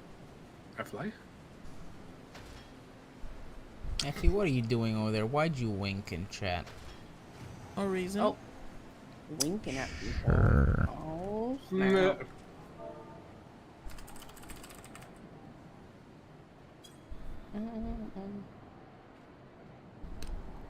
Oh my god, the back and Wait, forth. did I come here for no reason? Mm-hmm. The back and forth.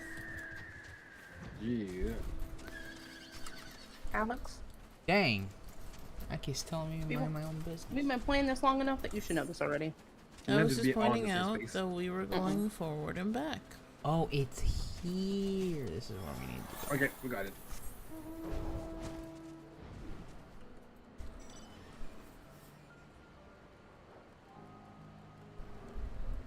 Okay, with your fancy dog lightning. I see you, Jay. I want that. That mounts so badly. What the fuck is that, Aki? Forward and back. Me? Oh, it's a cat couch. Oh my god.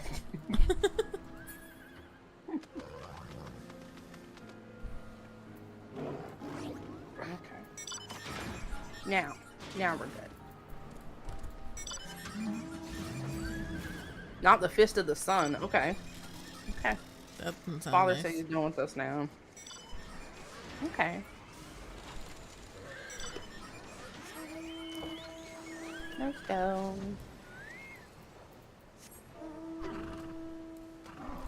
That's the angry frog. Our angry frog friend. I want to be an angry frog. Bye, Angry Frog. We'll see you in a bit.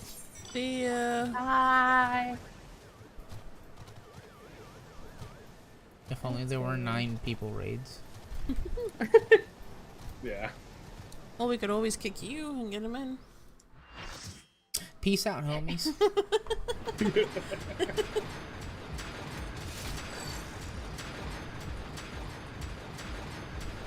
Am I the only one that didn't get the memo that we were switching back? No. Yeah, Lilith is still on theirs. Lilith's cosplay was really good.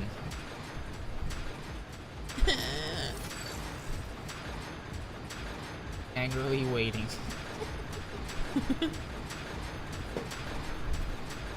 Let's go. Run!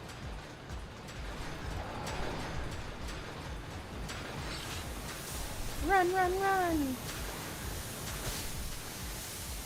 Oh, okay. Super Mario. What? How did you do this? Oh, Aki, this is our favorite Alexander raid. Mm-hmm. So much fun. yeah? That was so much fun. Oh, So, that- so much fun. The It's way gonna that be sarcasm great. is happening right now. It's Yeah. gonna be Yeah, great.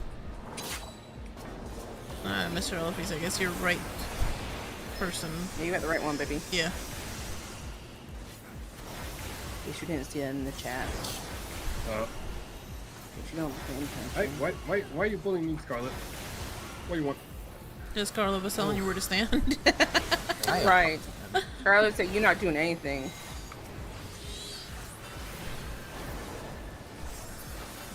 Oh, Good this job. one is so much fun. What's going on?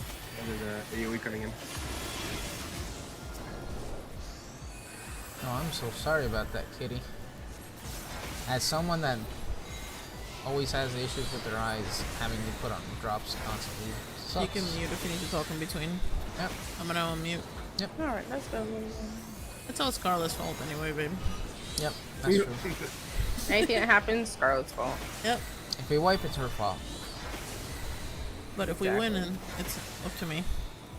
Point enemy away from the party.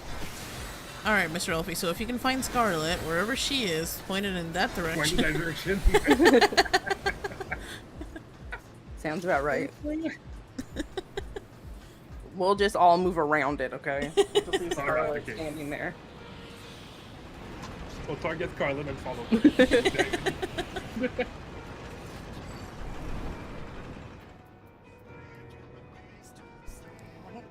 Worry not, your Power Rangers here.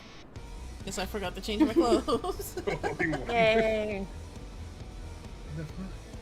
Scarlet is the goat.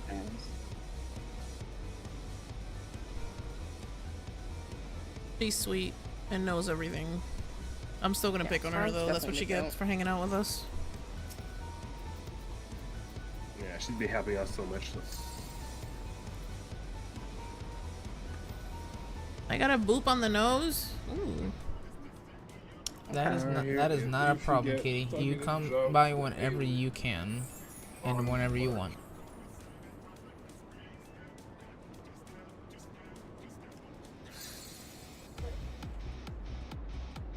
And on 1 mark. Okay. Tank on 1, and she said if you get an AoE venom, go to the A. Okay. Now, whether or not I notice I have an AoE venom is a whole different thing. That's what I was just thinking. Yeah. Gotta pay attention, alright. Focus. You reject humanity. Reject humanity, become monkey. Oh, you'll understand that in a second. We should have dressed up like Tarzan for this. I'll take it off here. Get a box back. But for us to do that, Mr. Frog, we all have to be warriors. Just be angry. Be angry and skip mechanics. Way to go, Mr. Elfie. You made him big and mad. Wow, Alex. Boo. Blame Scarlet good. Oh, it was Scarlet? This is Yeah, gonna you're be right. on you. Never mind. I'm blaming Alex. Bearded Alex. Chef Alex. Whatever we're calling that Alex. No, the other leg's fine.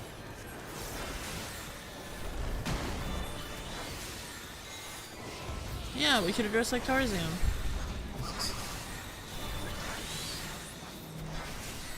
I'm assuming that's what you take to A? There you go. We're doing it. And then we stood in it. Oh my god. Yes. Oh, there's a big Who's bomb. gonna be? Okay. Scarlet. Scarlet's doing Start the Oh, gorilla. why Scarlet the gorilla? Because she needed to punch the bomb away. Pretty much they were like, Aki, we don't want you driving again. So Scarlet was like, oh, just punch it out. Scarlet's like, hold on, I got this. Fuck the rest.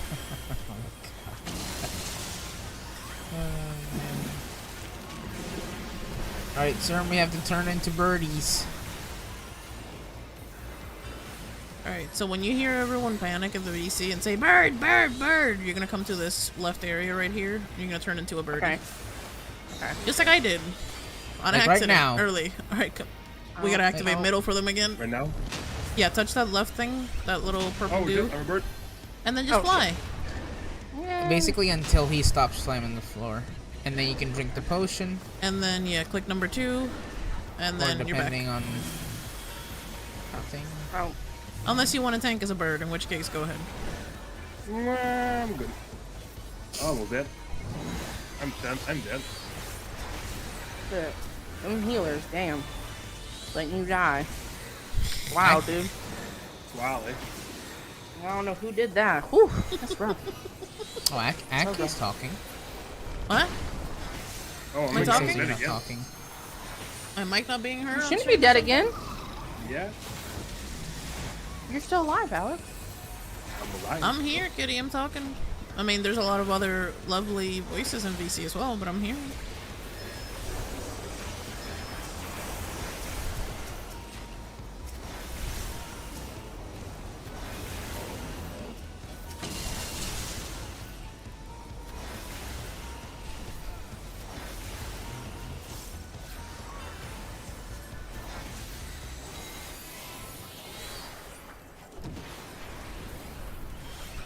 Alright, Scarlet's doing the bombs.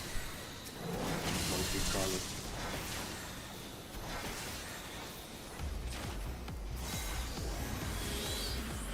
Oh, not a problem, Kitty. So, oh,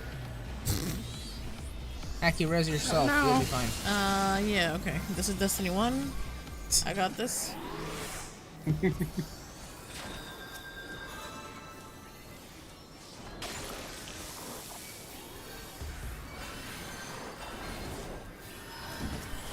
Oh god, bombs.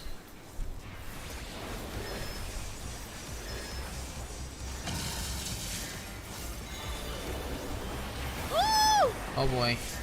Oh, I'm gonna run away. Oh, Oh, fuck. Okay. All right. oh, this is fun. Well, at least Scarlet's still alive. That's good.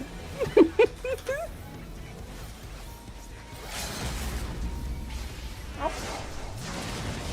Get it, babe. Oh god, I'm the tank now. Oh god. Go, Lilith, go. Y'all got this. Uh-oh. If she get hit by that, that's it. Did you? Ooh.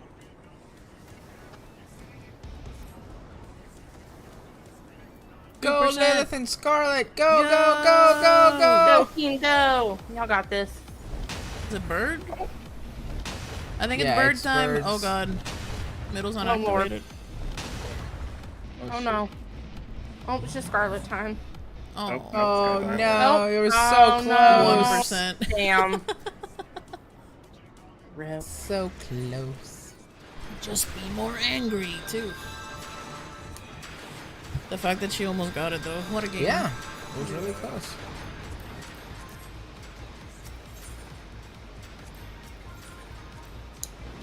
It's all good.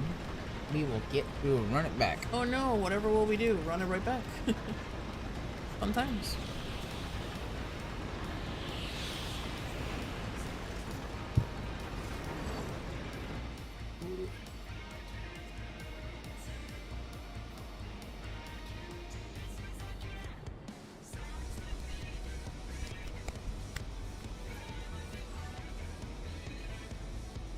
Okay, let's go. Let's do this again. Embrace inner Palpatine. True.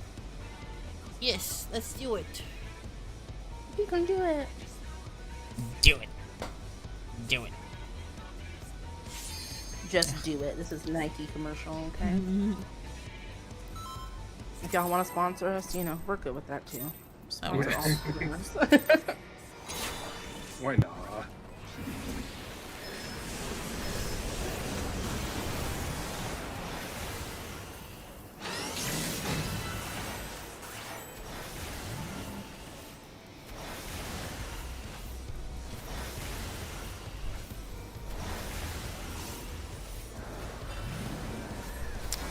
I mean, yeah.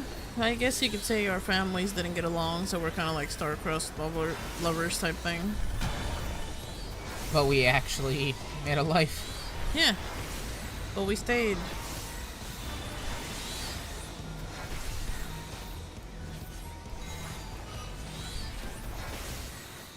We got this. I'm muting.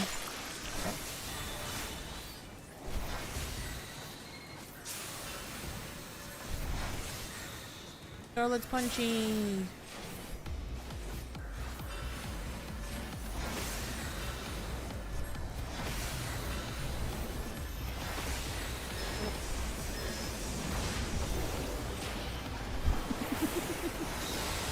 Did you get Scarlet handled?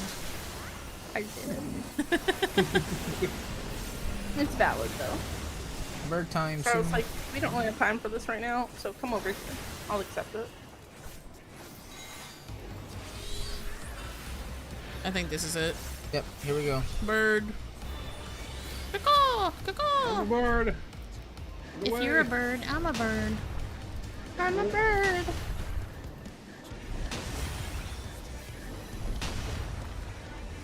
Oh no. Alright, take the potion and back to action. Back in the fight. If only I could turn into a bird when I wanted to avoid other stuff, IRL. This is really embarrassing and awkward. Fly away. A bird. Oh yeah. Run, not run away from my problems. Fly away from my problems. Right. Not the Like, same. I don't want to go to work anymore. Fly away. That'd be the day. And no more traffic. That would be great. Let's fly over the traffic. It'll be great.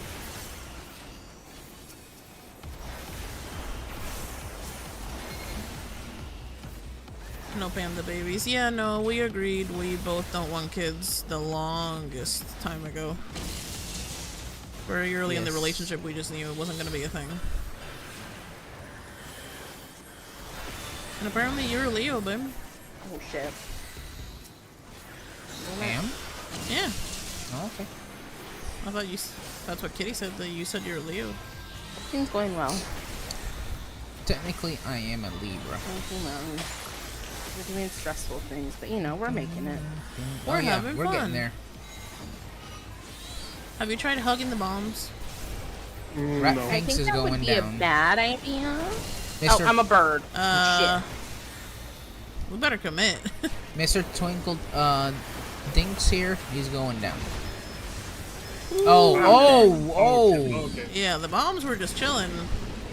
Yeah.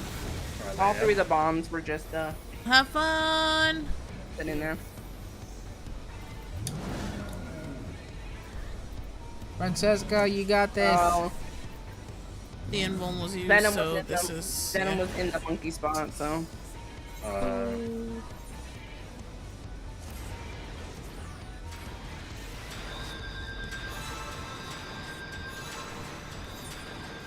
Well, unfortunate. That is unfortunate. Okay, I'll push up with it. It is Yeah, just Remember, fun. if you have the We're stuff, just doing Alexander, so. if you got the stuff, try to take it to where Scarlet pointed, please. No, not a problem, Kitty. It's all good. No need to apologize. Nope. Someone else, not someone in the We got party this. chat. We got it. Okay.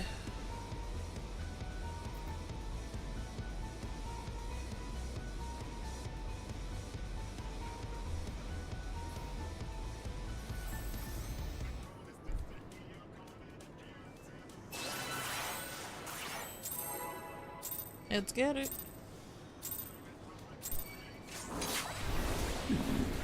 Well, thank you for the region. Appreciate it. Yeah, I figure I'll start early.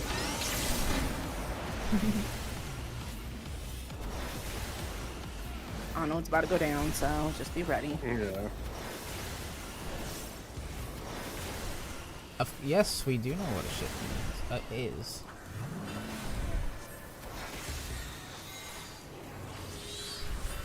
Let's go. Get down, get down.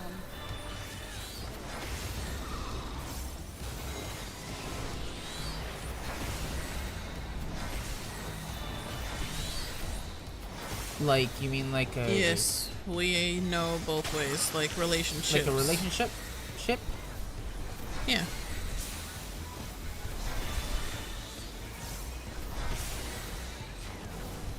I mean, for example, our ship name is AkiKebi. Liv was trying to hug the bomb. Since I am Shikebi and Can I Aki is watch when you hug it?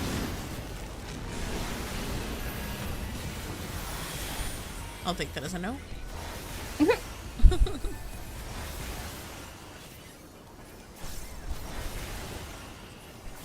Get ready to be a bird. Like, ASAP. Yep. I'm a bird. Bird time. I'm a bird. Oh. I'm a bird. You can just reactivate middle Yeah, and do it again. I did.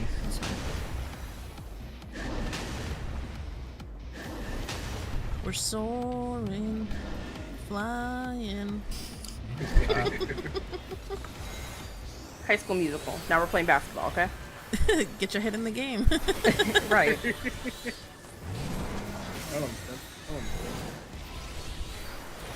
Oh, I'm dying. You're not, you're fine. Fish. No, I'm still dying. Oh my god. It's like as soon as we heal you, you die. It's This not our fault. He has particular- he has a 3 It's the stack. stacks, those little threes that he has. If the tanks don't switch, they get pelted really bad. Oh. It's something he's doing wrong. That's just how this is designed, unfortunately. Alex, don't listen to them and it's your fault, okay? I mean, it's still your fault, you know, because you should know how to fix it. Right.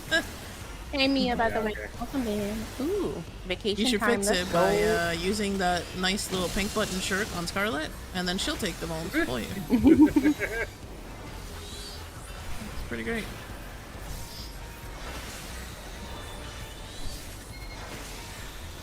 Bombs. Oh, all the bombs. We got our Lilith and Scarlet doing the thing.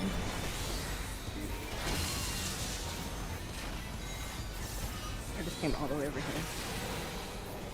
I It's like every think time I there's have bombs, watched a Scarlett's few like, family "Krista, reunion if you don't movies, but it may move-" not be the one that you're particularly referring to. Like Medea I don't think so. or something else. Am I supposed to do it this time? Usually it's take it to A, but that's fine. I think I that'll was be trying. okay. I was trying to move as fast as I could. You're good. I'm just slow. You do have short legs. So short. Commit! Maybe try to go for the LB, baby, just in case. Got it. Go, go, go, go! Let's go! Yay! Let's go! Woo! Gamers! Because there were like bombs in the middle. I was like, Thank you, Luke, for Mrs. Selfie. Bye! Bye, Stinky Luke. Rude. So rude. I just have to make sure I get out the cutscene before Alex. You can't skip it either, Alex. That's cheating.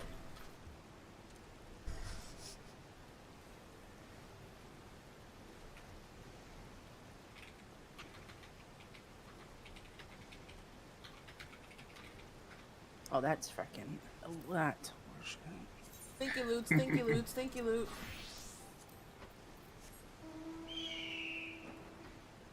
Oh, Mrs. Selfie. You still got So it. rude. Well, at least with you, the loot just goes in the void. Hey, look! Angry Frog is still here. Yay! And he's writing toast. it's angry frog. Yeah.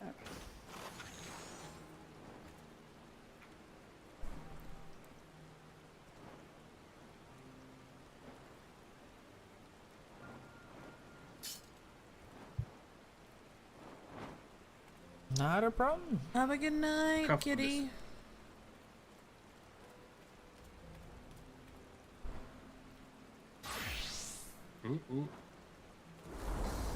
At least that one was a direct one. Like, you picked it up, you go. Ooh, that's hydrate. Everyone hydrate, doing the dungeons, doing the raid. I will join you on it. I have my cup. Yeah.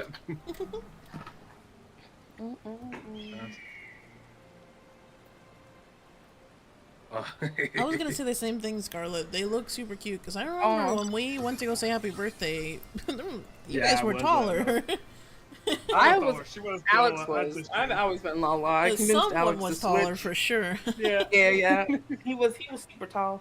He went from Yeah. being super tall to super short. I'm like the shortest Lala you can eat.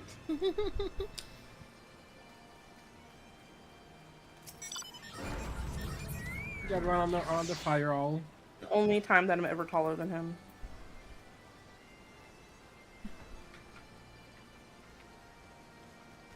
Oh my God, Scarlett. I should turn Lala too, my god. Scarlett, no, we're cat people. We don't betray our friends.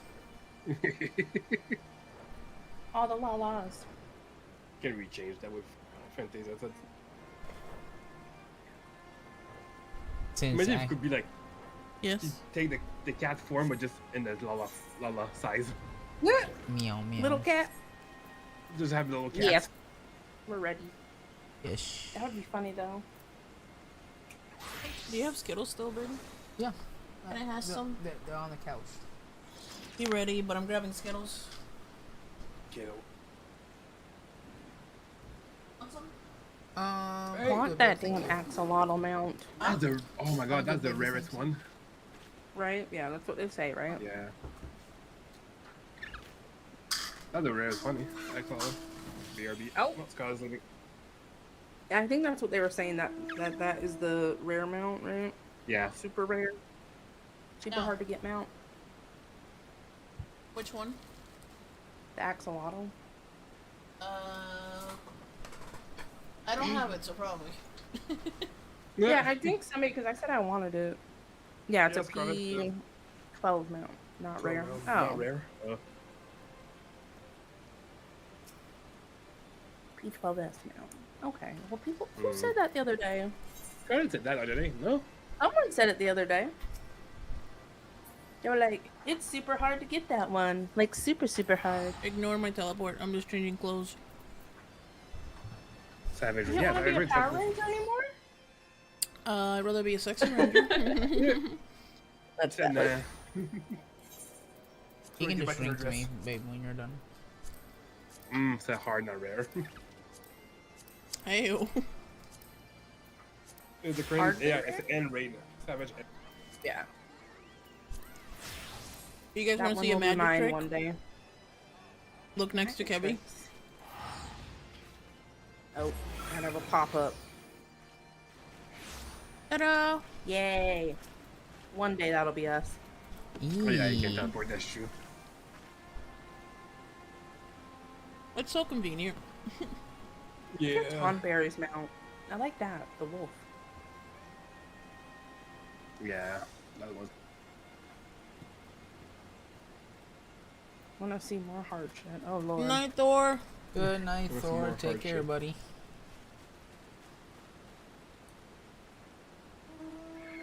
I can call my sister. Oh my god. There you go. Ayo.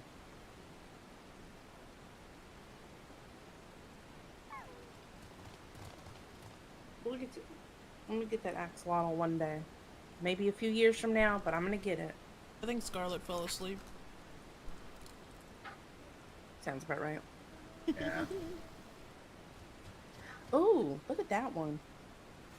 Look at Tonberry's mount there. Yeah. Oh shit. Fuck is that? My lord. Oh my god, what is that? It's Eden. Oh my god. It's.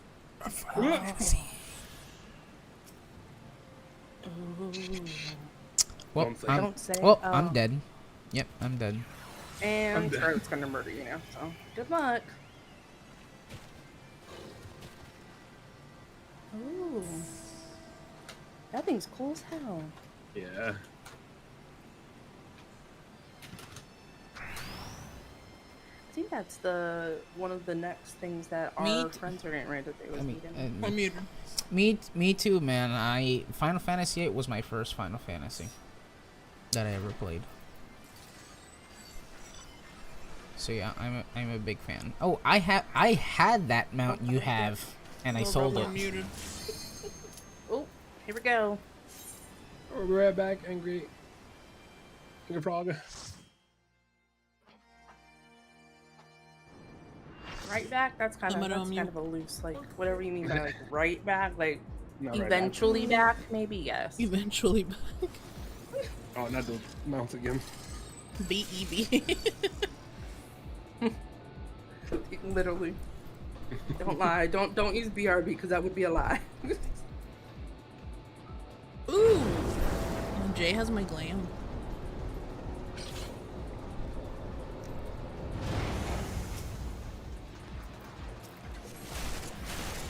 Hey Stella, Hey, how Stella. you doing? Hope you're doing well.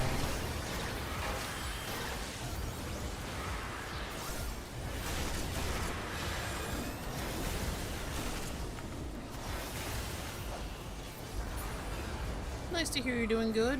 Hello? How was Adonis, How was he? my fellow Kingdom Hearts connoisseur?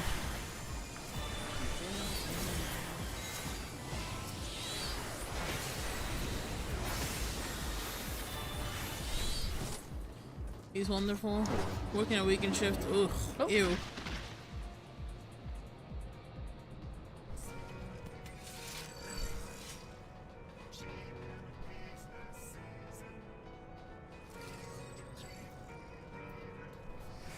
Yeah, I don't know. Angry. What the actual? Gotcha. Oh, okay.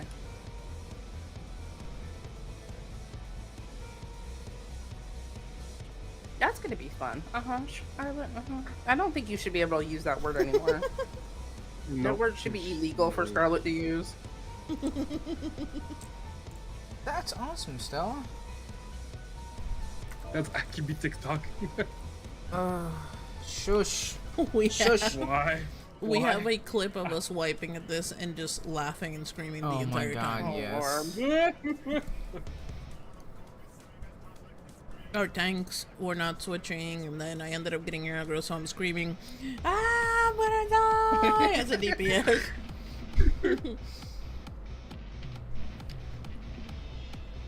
Weekend shift ended up getting an opportunity.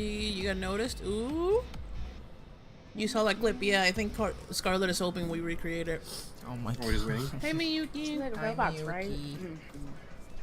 Scarlett, I am not here to recreate that clip, okay?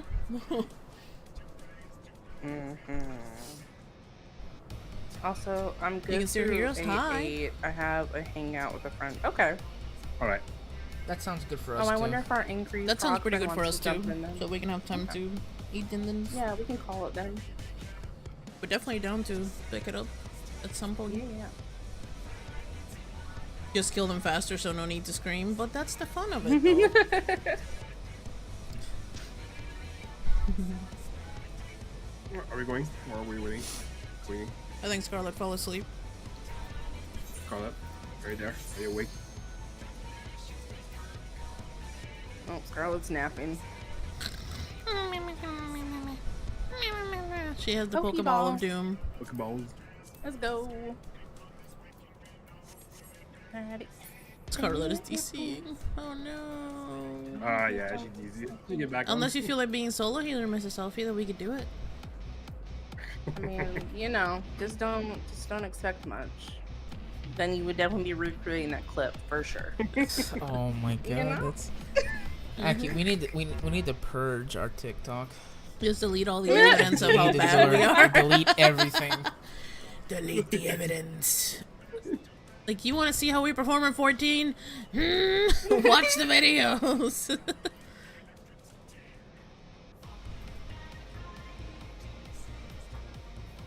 See, it is relatively easy, but we want her to have a good time. You know, she deserves to enjoy her first time, not be stressed out covering for Scarlett. As she leaves. He's on our way back. I know, I'm just kidding. Yeah. Yay, hugs. Head pounce. I regret nothing. That's valid. I just love how it literally makes me, like, Oh, kneel. so you're telling me you have some embarrassing clips too, Stella? Oh boy. I feel like everyone does, right? Like, I feel like if you're a streamer, I feel like you have to have those ones, right? Oh yeah, absolutely. It's okay. I'm incapable of cooking rice and overcooked too by myself, just so everyone We understands. are gathered here today in loving memory of Scarlett. That's so messed up. Oh god. I'm really good at burning rice and And overcooked then too. for a second, so, Carlo. Damn. you know. It's okay. Alex's internet does that all the time. Really, it's his lights. It's not even the Oh yeah, internet. people it's quote his me whole from lights. Birth by Sleep days. Oh boy.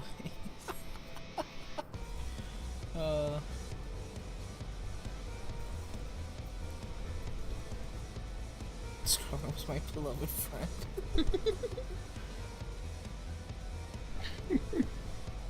And we lost her to bad internet.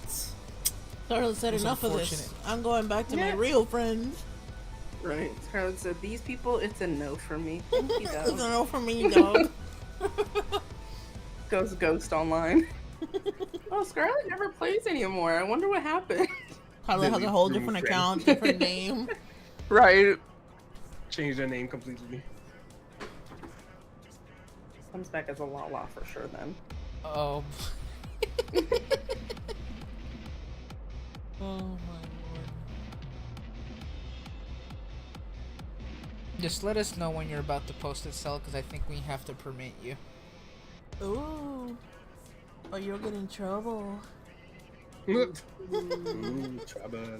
So, sadly, we lost her to the Lala gang eating her internet cords. Oh no! Why would you guys eat her internet cord? Hey, she said she wouldn't come over, so I'll give you a she wanted to reason. be a cat. So instead of Lalas being ankle biters, they're cord biters instead. yes, we're internet chewers. Oh jeez. You're back. We missed you. Yay! Welcome back. Yay, Scarlett! Yay! We wiped 3 times already while you were gone. So many wipes. Okay. I couldn't do it without you, Scarlett. There you See, go. I hate how the WoW Cheers. emote is so cute, but then if I'm this close to her, it's like, It's like, oh yeah, Scarlett, I'm your biggest fan. need chewers. Jesus. Like, why am I in her ear? Should I do the voice, babe? Go for it. Hold on, Scarlet, stay still for a second. No, don't start it! I was gonna, No. I was gonna do my phone voice. You can do it after, babe. You can. I was gonna scare Scarlet into never raiding again. You missed your chance.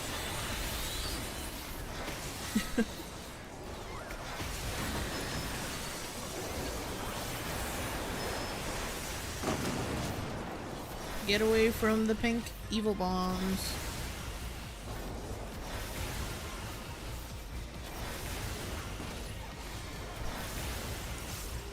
Oh, we need to knock them so they can't escape. And I guess get that away from people. I don't remember saying that before. Surprise! Then again, I don't really pay attention, so there's that. No, no, Lilith.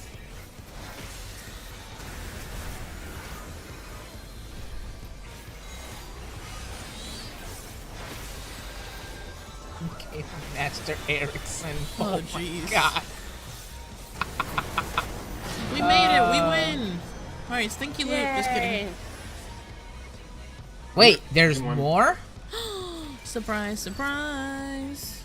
Oh my gosh, it's the dungeon that keeps giving. Thank you. We appreciate you so much. Raid. It's so Whatever great. we're calling you. Thank Okay, you. This one you Bra- think you're... Huh? Aki, what's Brawler doing here? I don't know. With the boss.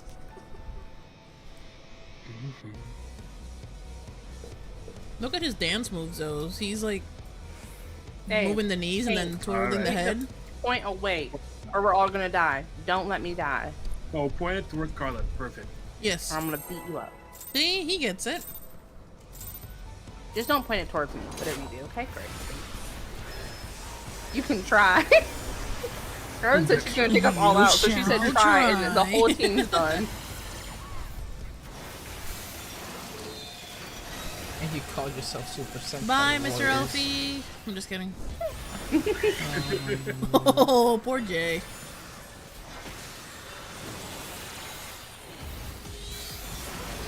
There it is. It's choosing its next victim. Woohoo. Ooh, No dying.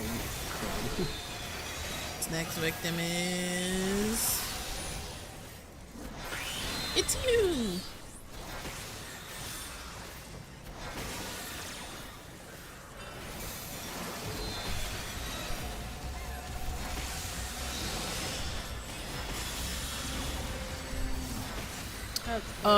Okay. Just give us 1 second after this If you want boss. more people to see it, I would say post it in Discord. If not, you can just post it in chat. I'll give you the permit. let's go. Let's go. Next team. Next team. Next bomb. Next boss. Imagine if I could type, how great it would be. Typing, that's hard. Yeah, it's hard. Okay, real quick. Yes. All right.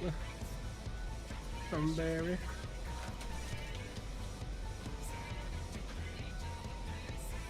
Oh god, what am I ready for? For the fight. Red Red. equals down. Oh yeah, I'm Red equals good. Down. What? Ooh, I appreciate equals that, down. Stella. Really Purple appreciate is it. up. What? Okay, Red is down. Purple is Purple's up. up. Yep. so the floor, you So know, how look it at has the floor. you know how the floor has a bunch of squares, right? Mm-hmm. Some of them are going to be lower on the ground, and some of them are going to be higher. So on your debuff, if you get red, you want to be on a lower floor, and if you get purple, you want to be on a higher floor. Is what they're trying to say. Oh, okay, I got purple. Higher. Now I don't remember how to do that, so I'm still going to take damage. Yeah, but if you like hover over your little debuff, it'll tell you which one it is. Okay. For me, I'm never gonna remember the numbers, so I'm still gonna hover over it and read. Down. Thank you for posting it.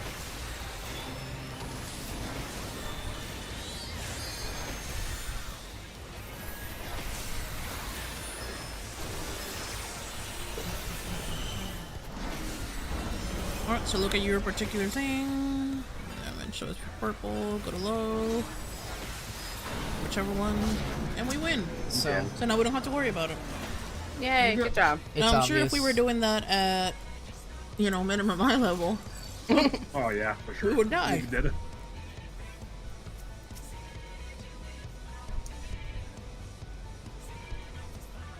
Good job, team. Good job. So proud of all of us. No dying. No dying. No dying, y'all. We're good. We're good.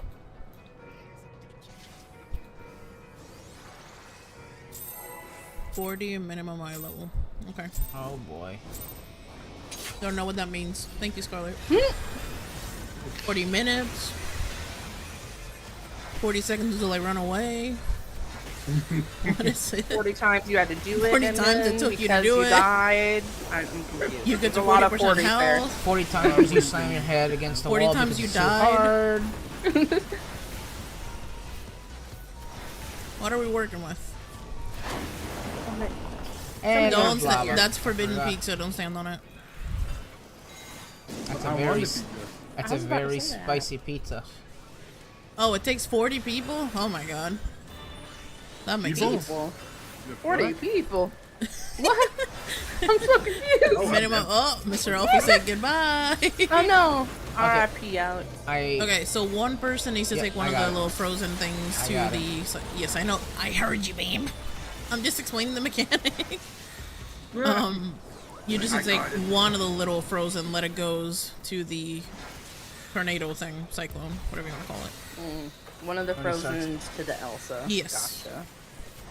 Bring Elsa her frozen power up. Exactly. Because if you don't, Alright, now we have to go behind. hide now. behind the rock. Oh, hide behind the rock. Yes. Yes. please. Run to the Run! rock. Run! Jay, Run! I'm dead too. I was behind. It's okay. It just has to be really, really, really Damn. quick. You gotta be faster, Alex. You have little legs now. Nah, I was really behind everyone.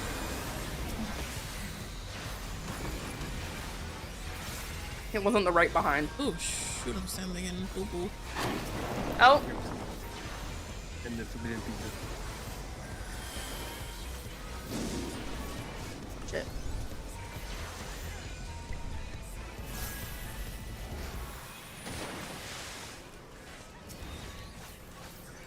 Just kill him.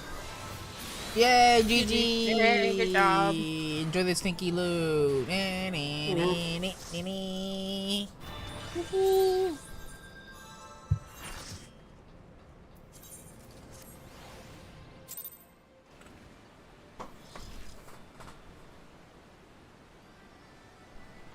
Now is actually a good time for me to watch that clip. Let's see.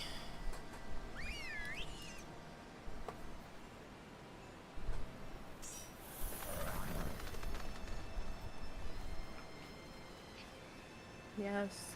Oh boy.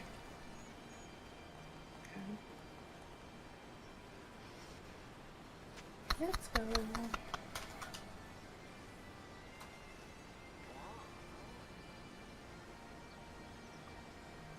Well, I know what Kebi's gonna be watching for the rest of the night.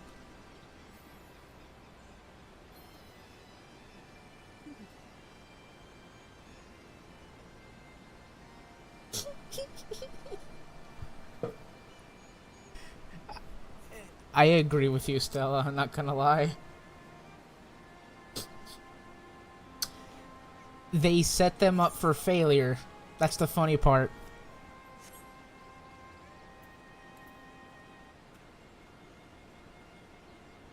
Yeah, Master Jensen and Ericus, they're all cryptic. Oh, they'll figure it out. Yeah, they'll figure it out. Oh, you have to learn the power of waking too. Oh, wait, if you keep on doing it, you're gonna... Yeah, well, then, you Another know, one yeah, bites the dust. yeah, another one bites the dust. Like, they say, oh, do these things, but we're not gonna say the whole thing, and then when they're set up for failure, and everything is then you end up with a birth by sleep situation, where everyone's pretty much SOL.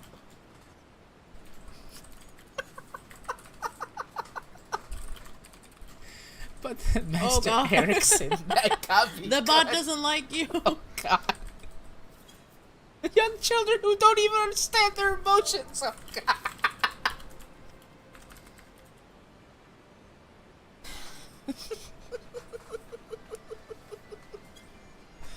But yeah, I definitely agree. Definitely agree.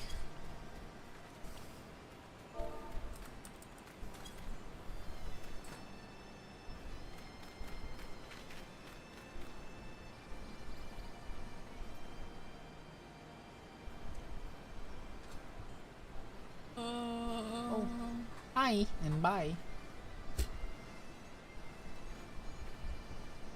Who just joined and left? The series that gave me here in terms of the adults. You're telling me stuff. Why are you yelling at Scarlet? It's like, I'm not.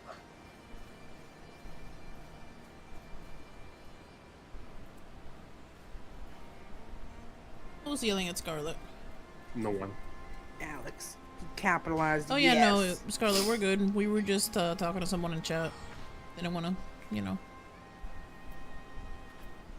Streamer etiquette stuff. Exactly. Yes. Like in, I.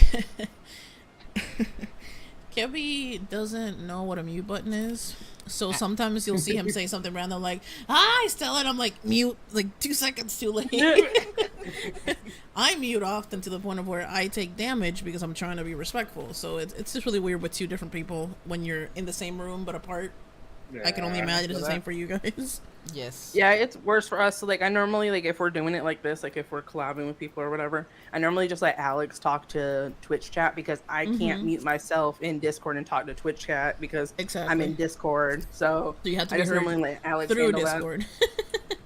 Yeah, so I'm just like, okay, well, I just type in the chat, I'm like, hey, y'all, here goes I'm here with you. Pretty much.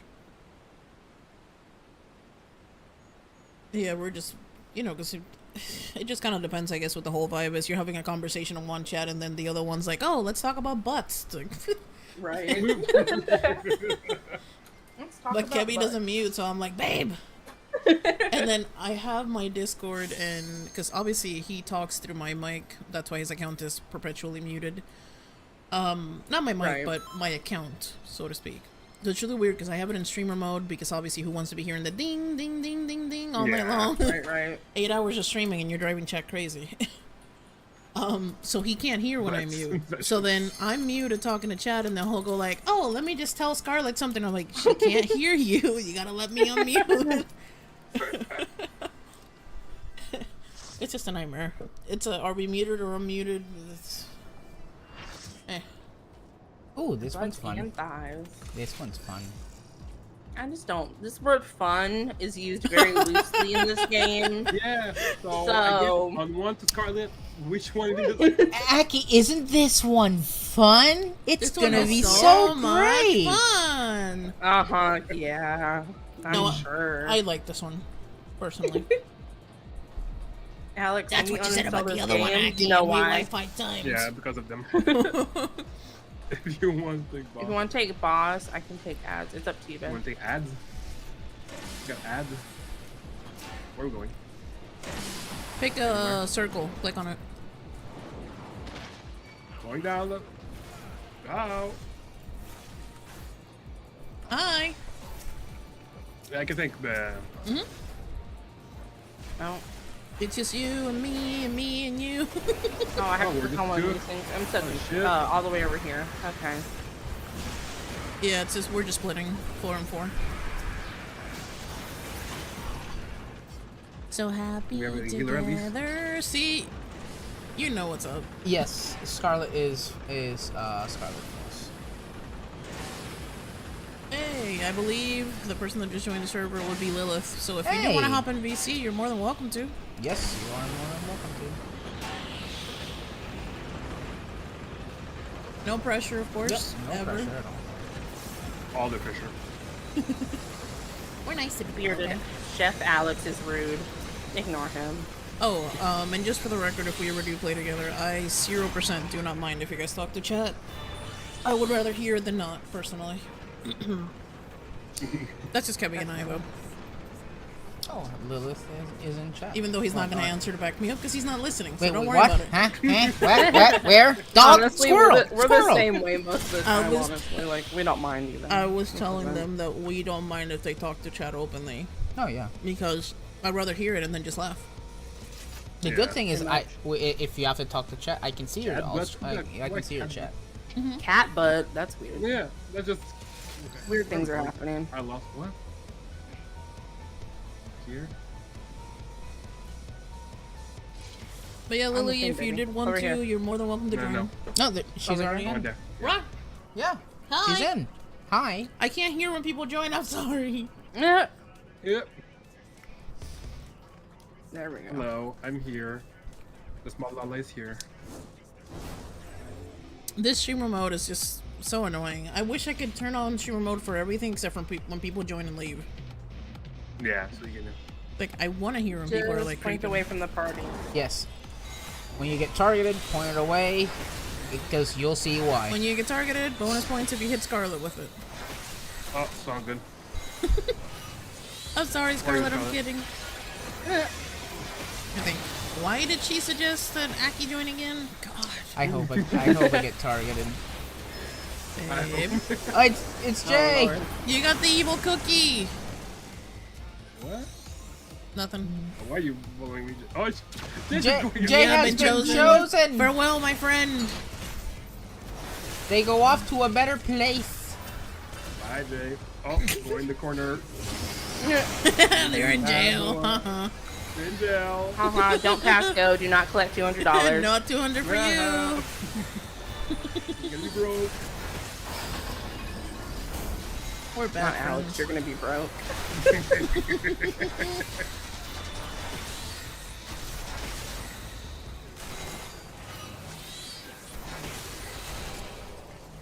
Hey, what did we talk about? Where's Scarlet? Way to go. Wow. Opportunity was there. Wow. Fumbled the bag. Oh look, there's a cat. Wonder why is there a cat in this boss room? Where's the cat? Meow, meow, meow, meow. Break the the heart. heart. Destroy the heart. Oh yeah. Okay. Well, they said. They did. Whose minion is out here running around? Not mine. I don't have a cat. Look at Scarlet being so nice. She tried to get you. Wow, Scarlet. I didn't even. I'm on the Hey, side guys. of you, and wow. We're playing bowling. Watch out. Oh shit. You're about to be a Little. pancake. Literally.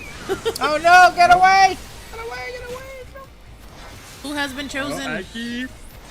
Yes! Mr. Alfie got chosen! Yes! No. It's Mr. Alfie! Run Goodbye, away. Alexander. Bye!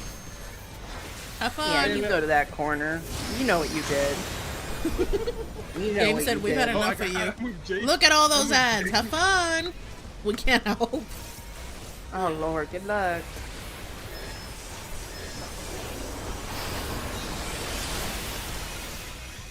Look at this badass over here. I'm gonna mute you real quick. Okay. So, Miss Scarlet, I'm not sure if you're still Miss Scarlet. I keep on saying that. I don't know Stella. why. Stella. At some point, I would like to have at least a little bit of a conversation with you and Adonis, because I don't think. I'm trying to remember the last time I actually was able to talk about Kingdom Hearts, like the nitty gritty of it, with anyone. Babe, we gotta unmute, please. Okay, I'm mute. Sorry. Yes! Scarlet was chosen! Chosen one is fine. Yeah, you go to jail for all the fun that you've given us tonight. Mhm. Oh no! Minimum eye level jail. Hey, who farted? Why is the air green? Yeah. Who Oh, let us sorry. think you I won? forgot. Toxic gas is definitely the Lala. Blame the tank. A lot of pressure. Lala pressure.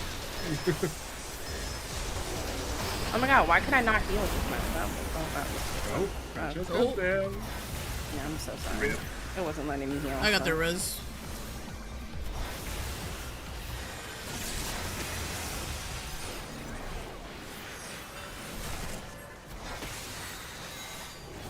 Dang, Scarlet, you got a big enough shield over there? She's ready to face the Avengers or something, I don't know. Ah! Evil floor! The floor is angry. The floor is lava.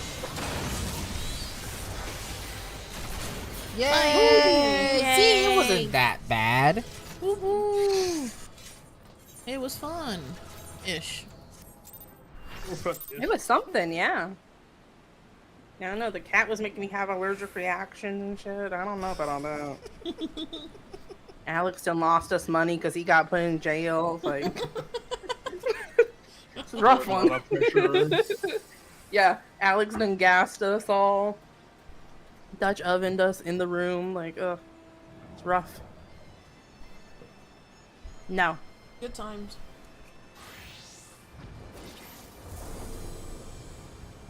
Get good. But yeah, whenever I know that he's very busy. You Wait are a second. too. No. Hold on. Hold on a second. Wait, what? Lilith, Oh, hold you're on, babe. in Clyde's Discord? Wait. Go ahead and say that again, babe. Because we were muted. Oh, I'm sorry. Were we muted? Yes. Fuck. Yes. Lilith, you're in Clyde's Discord? Are you a backpacker? So wait, so that means they play Destiny too? Hello? Okay. Do you love the backpack? Because I love the backpack. Did we just become best friends? Hey! For a while. Remember when we played that for a little bit? Yeah. Yeah. Remember when we did that for a little bit there? No pressure, but if y'all ever wanted to play, y'all let us know. I swear we're actually better at that game than we're at this game. I don't know. At least Yeah, but Aki is. with- At least with Aki you is. saying, with you saying, there's gonna be a rare item over there and let us jump away. I don't trust you guys on this thing. Right. You guys use the word fun like Scarlet does. I don't know if I trust y'all. No, D2 is fun. I don't remember why we stopped. Because there were double Other games. primaries. We had other games, that's why. Garden of Salvation is a good raid. Oh my god, look at all these people that know about Garden. I have... Hey, Garden of Salvation is a great raid. I think it is I a great raid. have 300 garden clears. 50 of which were divinities. If you think Aki no likes this game, oh boy. Oh boy. I have a story to tell you. Oh, what is that cool thing? I want that now. I live in D2. Yeah, we're a 2 MMO house. Even though the D2 is more like a MMO-esque, MMO light. It has its end game and stuff, but yeah, we love both games. We both really do. I remember when they invented raiding. You always lie. I always hated it. Thank you so much for the resub, by the way, Clint. No, are you kidding? You forgot to pick up your divinity quest? The way that I would die of embarrassment. Oh, that's bad. We did help someone one time, Lilith, do a divinity, and we told them to stay back when we beat the boss, and they went forward. Got stuck in the pyramid. They got sucked up in the pyramid, and they did not have any heavy ammo to blow themselves up. We should have changed the Power Rangers. Yep. Well, at least we Rip. did. Fun times. Let's go. So you're saying there's actually people that like multiple games? Imagine enjoying multiple Imagine? games and having fun times with can't friends. believe it. Could not be me. Imagine.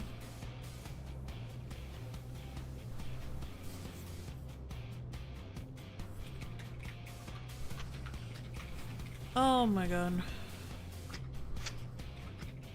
So exciting. Ooh, this is a fun fight.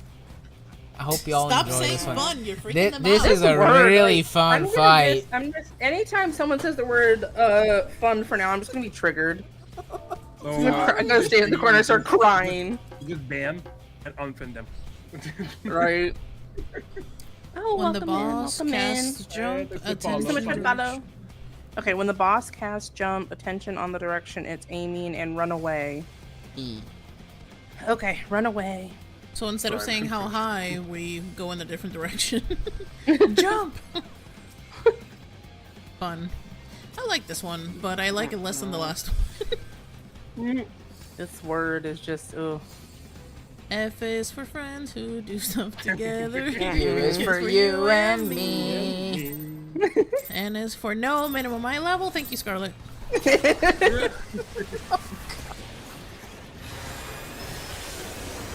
Though N is for no survivors, it's pretty accurate to be honest. Yeah, pretty much. True. Mega beam. Ooh. No one wanted to stand in that? It looked like it might be fun. It might tickle. You wanna do that?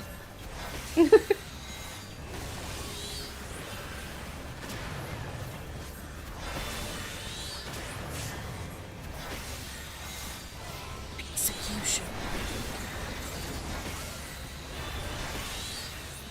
Alright, there's ads. We like ads here. Oh, yeah, we. Angry floor. Angry floor. Mega beam, get away from its front. Here you go. Not me like. Though you can't really running tell for what it, the front though. is unless you're paying attention. Like, I was like, what is the front? And then I was like, oh, nope, that's wrong. Wrong spot. Looking like a dang fly. Oh, to look at life. that. We killed it in one shot. We win. Fun buns. can Hey, go now, fun right? buns. Let's go. He's not dead yet. Yeah. Yeah. Alright. Yeah. As soon as they said, oh, we can go now. Yeah, the setup. Time to divide and That's sad. conquer. Fun buns, fun bags. You know, all the fun. Yeah. Yeah. Why am I running towards the train? I don't know. That's something, I guess. Torturing myself. Forbidden pizza. Okay.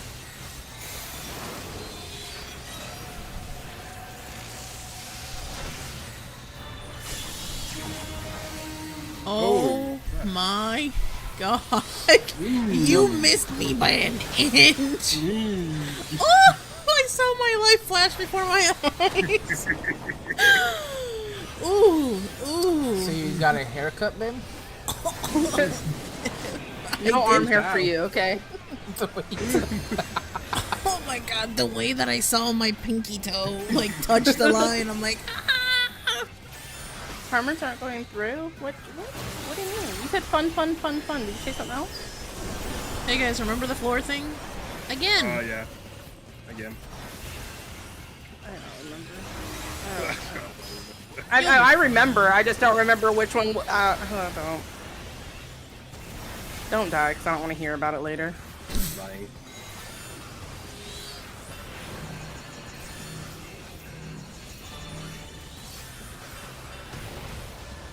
Son of a monkey spank. What'd you say, Biscuit, that we missed? Ooh, that hurt. Just wasn't sure. Yeah. Sorry. We're just No, like, you're fine. In it. No, not you. I'm talking about Ooh. people saying missing messages. Here. I'm sorry. Oh! This Alright. is dangerous. Things are getting wild out here. Oh, shit. Now we're Power There we Rangering. go. Yeah. Power Ranger and Simba. Ah! Go get that robot. That music though.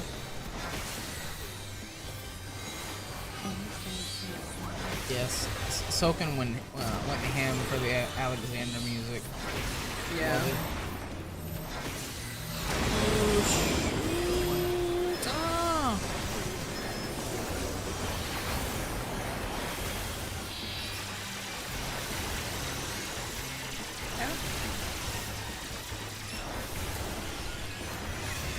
Super jump. Yes, This is I what do. we were talking I about. Get do- away from the front. I do remember what you said. What was it Or called? whatever direction it was, I guess. Oh my lord. Hope you like fire. I don't, but I got hit by it. Also true. That's a lot of rocks.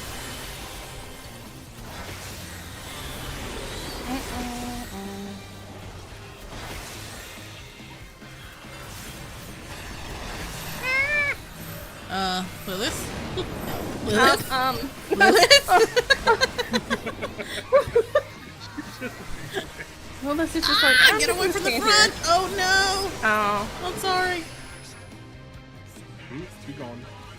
I can get Jay. Oh, It was like, I wanna eat it.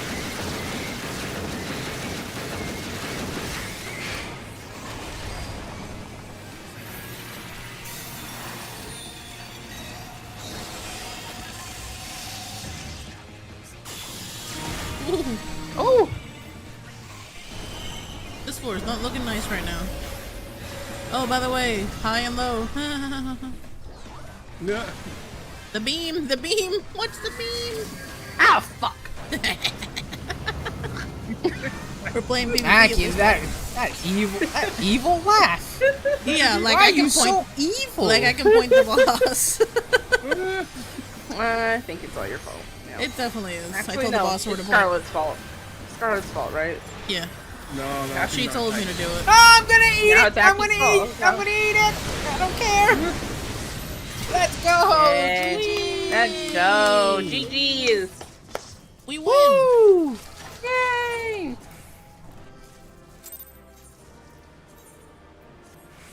Let's gather around the campfire. Let's sing the campfire song. No. I think we're gonna call it, right? When everyone, because I know you said you had to go. Yeah, they have to go, and we have to. Yeah. So we're not finishing it tonight. We all work early tomorrow morning. Yep. Ew, gross. Went from lovely I don't like weekend that. to. Right. Yep, it'll work indeed. Oh, look at Early us. morning. That makes a nice picture. Gross. This is a nice picture right here. That was a lot Oh, of there fun, goes the though. fat cat. All the fun. Wait, what the fuck? What's happening here now? So, which stage? I think we're going into. We're either going into 8 or we're going into 9. I can't remember. The cats are flying. The next one is A9. Yeah, there we A9. go. Yeah. So we got all the way through. Yeah, we did the first 2 tiers. Hope you enjoy. Let me know when you're hungry. Stream is gonna freeze. Yeah, for sure. I'm trying to. Appreciate it. I'm Appreciate trying it, to man. correlate what it is about the stream freezing with me trying to move an overlay around. So annoying. Look at the fat cat though, babe. Gotcha. Oh, I see what happened. But yeah, all 3 of them froze for a second. I know, but look at the fat cat. It's like in the air. Yes. How? The fat cat's witch. flying? Kill it with Wait, fire. all of them are! What is this? Is it because there can't be like on the fire? The flying fat cats! What is this? Oh my god! That's so funny. They're just there floating.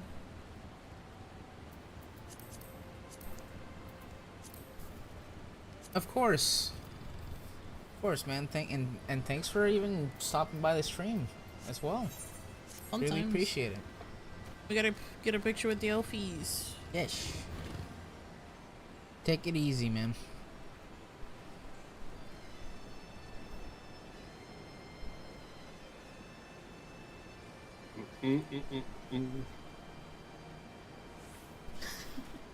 So no one else sees the flying fat cat I see him.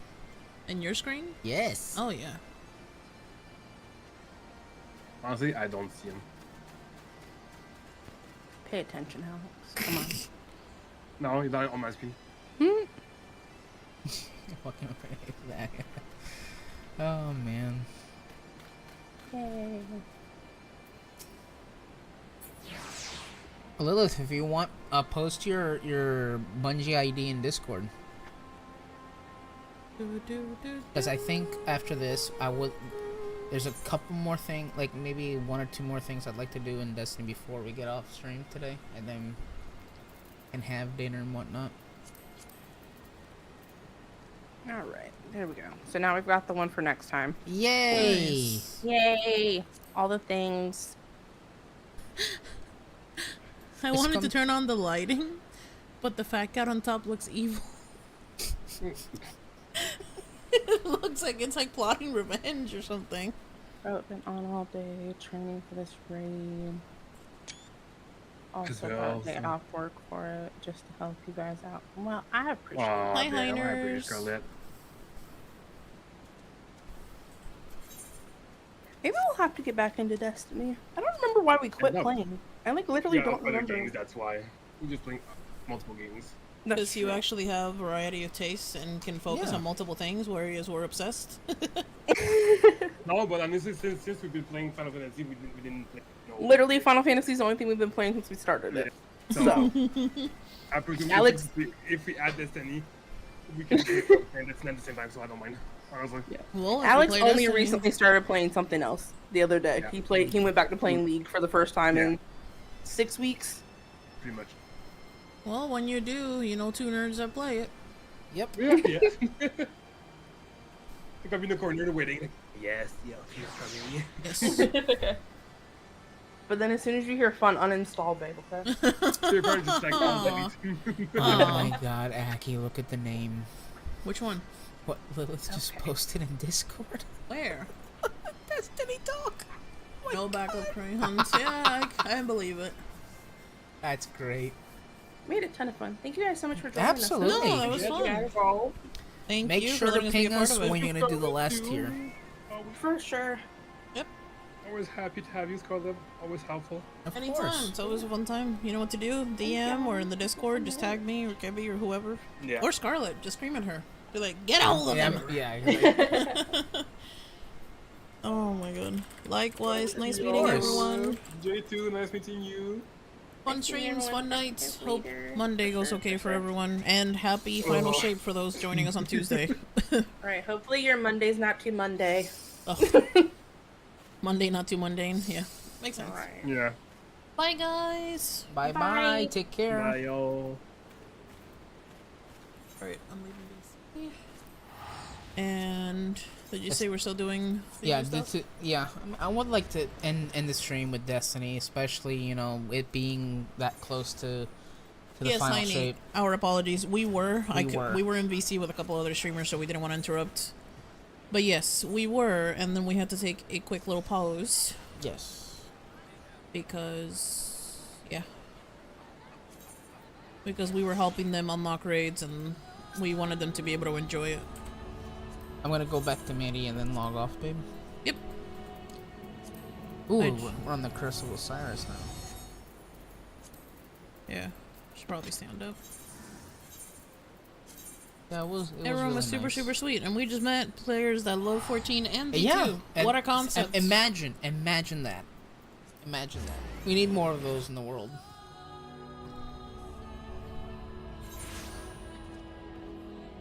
Wait, is our TikTok stream still going?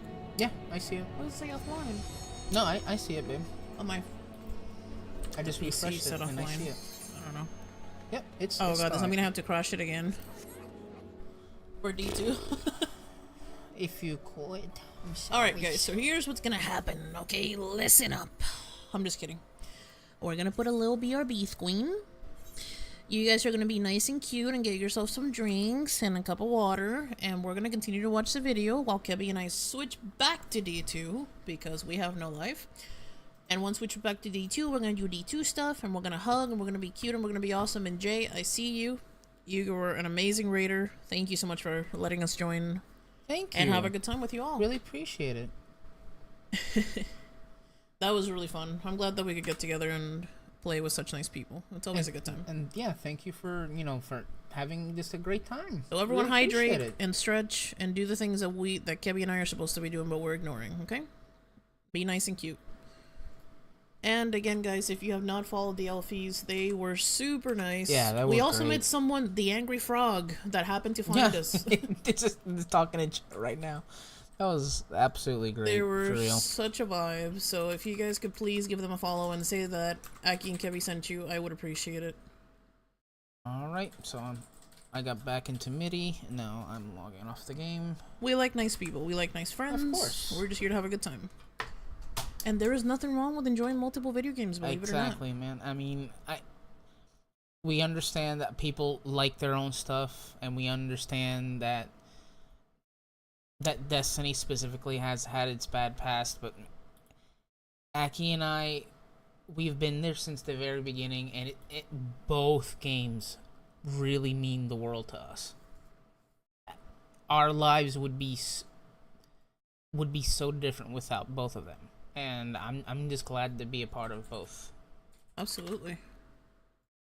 Hey Klaus, thanks for the follow. Appreciate Hey, it, thank you man. so much. I don't think we have alerts on this overlay, but Klaus, thank you so much for the follow. Appreciate you. No follows, only Angie. Only Angie. Oh, I need to remember. I will play your follow alert here in just a moment, I promise. TikTok, if you're listening, we're gonna go live yet for the 3rd time today because unfortunately the TikTok app doesn't let you switch directories, so I will see you guys in a minute. Sorry about that, chat. Destiny 2, we're live back on TikTok. Alright, can I show gameplay? Yes, you can. Alright, I'm gonna play the video. Yep. Alright guys, so we're still here. We're just doing some miscellaneous stuff in D2, but we're gonna be watching Wife's lore video. I actually, was thinking of anything else I probably think may need to do. Good Really night, trying Lil to. Shao. Simulations of the infinite. But before I do that, let me Take care, man. Thanks for replay thanks this. again. Even though we have alerts muted. Thank you so much for the follow. Appreciate you. Can I hit play or do you need something else? Oh, I need to let me go lag back onto my Titan. Can I hit play? Yeah, go for it. Alright. Forest, Osiris saw into a future that filled him with dread, a future where the Vex had finally won. This was when Osiris also was confronted by something else, Panoptes, the Vex mind responsible for discovering and creating the simulation where the Vex were victorious. In a moment of desperation, Osiris flung Sagira through a portal out of the infinite forest. She was damaged by stray goblin slap rifle fire, but her shell would be discovered by the Vanguard and was returned to the last city. Ikora ordered us to make contact with the Osirian cult on Mercury and to attempt to explore the newly active gateway into the infinite forest. Syrian cult, We huh? failed to enter it at first and saw many strange Vex from the future and past showing up, indicating a huge influx of active units in the area. The Assyrian cultist Brother Vance would make a recommendation to us after we had saved him and those who resided in the lighthouse. He knew that we would need to make contact with Osiris and that saving his ghost was probably one of the best ways to find out where he was. Some of the other cultists in the EDZ had the equipment required to reactivate Sagira. It was our only lead at the time, so we followed it. The cultists were unfortunately dead, but we did find the equipment needed for Sagira to temporarily indwell within our own ghost's shell and help us enter the infinite forest. It was there that we first met Osiris, or rather, his echoes. These were effectively perfect copies of Osiris, made in a strange shimmer of light. He had always been able to summon them, a strange quirk of his own paracausal abilities, based in an unknown teaching that only he seems to have mastered. These Okay, echoes led Boots. us through the forest and showed us how What do you Mercury think was corrupted by the Vex back at the I turn of the should Golden Age, do before leading us to the logging dark off future the game where the tonight? Vex were victorious. Here, we saw Panoptes for the first time and had to quickly escape its Transfer grasp, the exact which would be weapons that you're gonna capable wanna of want if superseding dim our is down. light within the simulations of the infinite forest. Leaving good the point. forest, it was clear that I can we give you needed some to examples of destroy ones this that I'm bringing. construct. Over our investigations, Hi, we learned Elfies. that that Hi. would require us to locate a map of the infinite forest. Yeah, it Thanks was a again. fun and time. to Thanks for letting us discover the join. original Thanks again moment for where playing. Panoptes Appreciate had been it. created. Really, really within its appreciate it. Thank you. simulations. With this information in hand, we would be able to track the Vex mind through the That was many a good time. pathways of the forest. We fought through Red Legion invaders, stuck in a time loop, various Vex constructs, and a variety of other strange hazards, all to acquire this information. But eventually we found what we were looking for. As we discovered the exact I would like temporal to do a strike coordinates or for two before we Panoptes, go off night, it showed baby. up right in front Don't of you want to us get more of your and strand things? abducted Sagira's essence from No, our no, ghost's own shell. It's fine, because I We want to were play my promptly warlock ejected from the infinite forest on my baby. and could only return later With with my the aid of baby. Ikora Ray, who used her remarkable power What's a to strike that smash you really, through the really gateway's like, babe? defenses and allow us I'd like to ingress. do it with you. We quickly converged on the coordinates that we had discovered. along with Osiris's echoes and Osiris himself. Panoptes was destroyed by our combined might. We could do the and last mission Segura of was the released. campaign. The threat of Vex supremacy Of Lifefall? had been cut short. Legend? After reuniting No. with his ghost and his student, Sure, we can Osiris do that. sought to return to the Infinite Well, do you want to leave that Forest for with last? the aim of defending us against the Vex, and further searching Well, we shouldn't for stay Saint too much 14. longer, so I say we can do We that, would that return to the mission and then we call lighthouse it a night. and made use Okay. of its infinite forge to craft several me. implements of war. None were more curious than the perfect paradox. Thank you. The for discovery playing of with this me, weapon baby. was I linked to a appreciate it. signal within the Infinite Forest. Hey, Hannah, thank you so Hey, much for the Hannah. the rose. signature Thanks for of the Saint rose. 14's light. Converging on that point, we discovered that it was indeed Alright guys, so we're gonna watch pretty much the last little bit for tonight of Vibe's video. Again, if you're watching alongside us, we ask that you please go to his video, click the link, give it a like. If possible, click on his sponsor link just because they work so hard to make this wonderful Story of Destiny Yeah, video. they It's really not the last did. time we're gonna watch it. We're probably gonna watch it to finish it. Maybe tomorrow? Possibly? Yeah, I'd If say we end up doing like 14 stuff. because Destiny 2 will be offline tomorrow. Destiny will be offline, but if we end up doing 14 stuff, we might watch it then, or if not, maybe if there's some wiggle room somewhere there, because at the end of the day, the story's amazing. But to close out the night, what we're gonna do is we're gonna launch the last mission of Lightfall, kind of as a way to say, you know, goodbye to Lightfall and hello to Final Shape. So we Yep. hope that you guys enjoy it. And if you do want to hang out, I know a lot of people on TikTok are happening to come across our stream, so our chat is being blown up with the join. But TikTok, YouTube, and Twitch, we appreciate you guys. It has been 8 hours and 25 minutes of pure fun and joy with you guys. Thank you for hanging out and letting us live out our Warriors of Light dreams on 14, on FF14, and our Guardian dreams on D2. At the end of the day, we don't do this for money, we don't do it for fame, we don't do it for even partnership. We just do it because we want to hang out with you guys and have a good time. So, thank you for letting us do that. Thank you. You ready? This is our Yep. first time two-manning it. I think so. Mm-hmm. Let's get it. Let's That's for do it, babe. measures.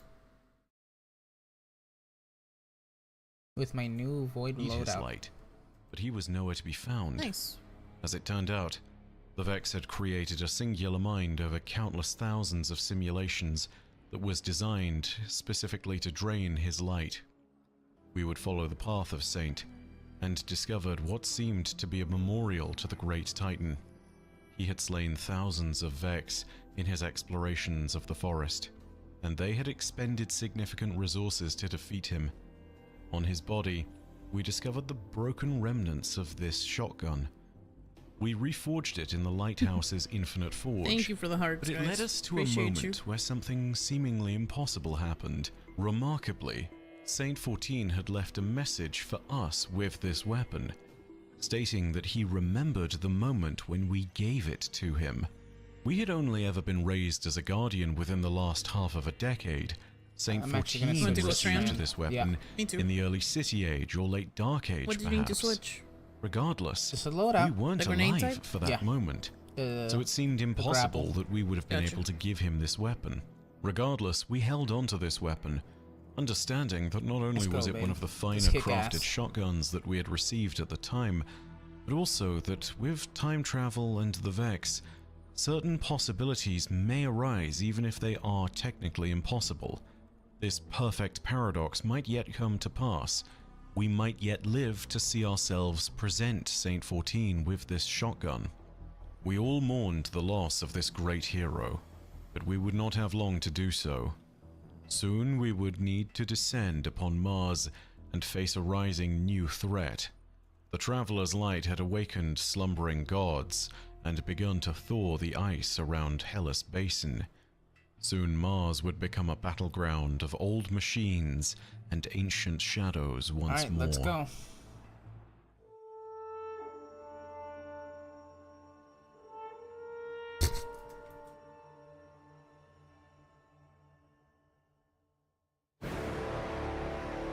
I remember that song, babe. Mm-hmm.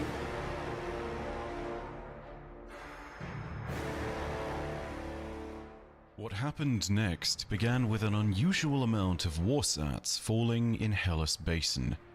Mars was known to be the home to many of the Warmind's systems, but this activity was unusually focused. The Red Legion's propensity to scavenge such valuable technology meant that we quickly had to investigate the region. We were greeted with a transmission from another resurfacing legend, Anastasia Bray, I'm gonna grab it the anyways. long-lost guardian, the infamous hunter of Twilight Gap.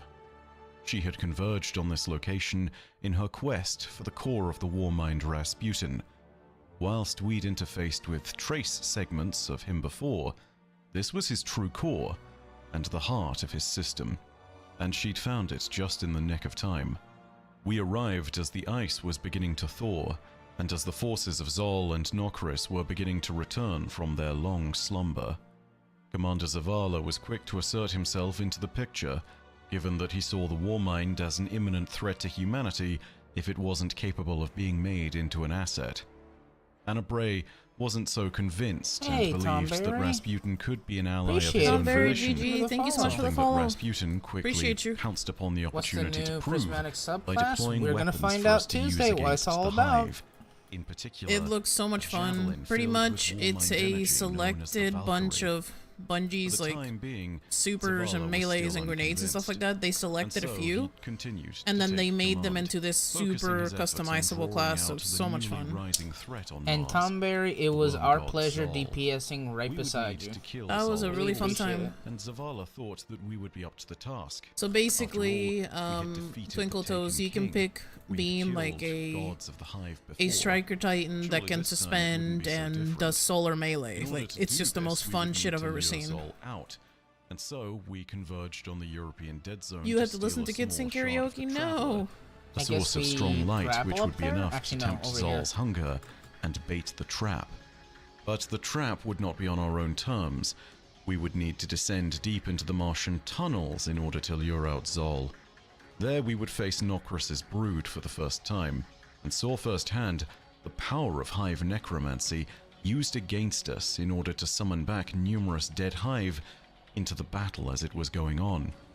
Fighting through them, we eventually reached a massive ritual chamber and faced off against Nokris for the first time. He was defeated, but he escaped his death thanks to Zol holding possession of his heart. Not unlike an ascendant plane, although not in keeping with the logic of the sword. As we placed our bait here in the center of the brood's hold, we tried to lure Zol out, and the worm did make an appearance, but even here with all our light, the worm's power and darkness was overwhelming. Quickly, after it addressed us only for moments, we realized it was going to be too strong. We were buried in the snowy drifts beneath the Martian surface. Our ghost was luckily able to fish us out, but the situation was beginning to evolve in a rather dramatic fashion. Zol was now making a beeline for Rasputin, and our plan had completely fallen apart. Zavala caved, and admitted that perhaps we would need the Warmind's assistance and its Valkyrie weapons to actually defeat the Worm God, just as Anna Bray had continuously pointed out. As we closed on Rasputin's core, we overloaded some of his systems in order to overcharge the Valkyrie with yet more power. An unfortunate but necessary step for what we were about to do. All good, Heine, it's all good. Despite Zol's gargantuan size and his great power, with our might and the Warmind's weaponry combined, we were able to overcome this great beast, and saw it destroyed in the shadow of the Warmind. In the aftermath of the battle, Rasputin made contact with us, telling us that he would be the guardian of the system of Sol and of humanity, as he had once been, and that he would have no equal. In this moment, he began to launch an entirely new series of warsats into the system, and expanded his reach and sight to all new avenues and all new heights. Our further explorations of Mars would lead us to rediscover some of the Ikelos weapon project, and in particular updated designs for the sleeper simulant that Rasputin had initially created for Guardians during the Taken War against Oryx. We also found our first hints as to the true identity of the Exo Stranger. After decoding several messages and sigils left behind, We discovered that the exo-stranger was likely to be none other than Anna Bray's own sister, Elsie. Elsie's final message was simply asking us to watch over Anna and to ask us to be ready, knowing that soon we would meet again. There was also one mysterious circumstance, whispers on Io that drew us to the lost oasis. Beneath, in dark catacombs, Oh, he's talking about the we would whisper hear mission. the words of Zol again, even though he had perished at our hands. Whisper of the worm. And from these whispers a challenge was rendered. Down here in the dark, upon completing this challenge and proving our might within the Hive's own logic, we Just would go to discover bed, the Heine. whisper Good of the night, worm, Hiners. the last Thanks for saying remnants of hello. Zol's hungry Appreciate it. soul, cleft into a weapon and made manifest in our hands. Zol would bind himself to the logic of the sword and to us so that he could not only survive, but feed greedily upon the killing blows that we dealt to our foes. And there would be many foes awaiting us in the future. Far greater challenges awaited us on the horizon. And There's a it would tank all on the back begin right if you want to take in one the of those reef. relics. Let me go grab it real quick. Have a Back good right. night, Heine. Back right, you said? Yeah, Yes. I see it.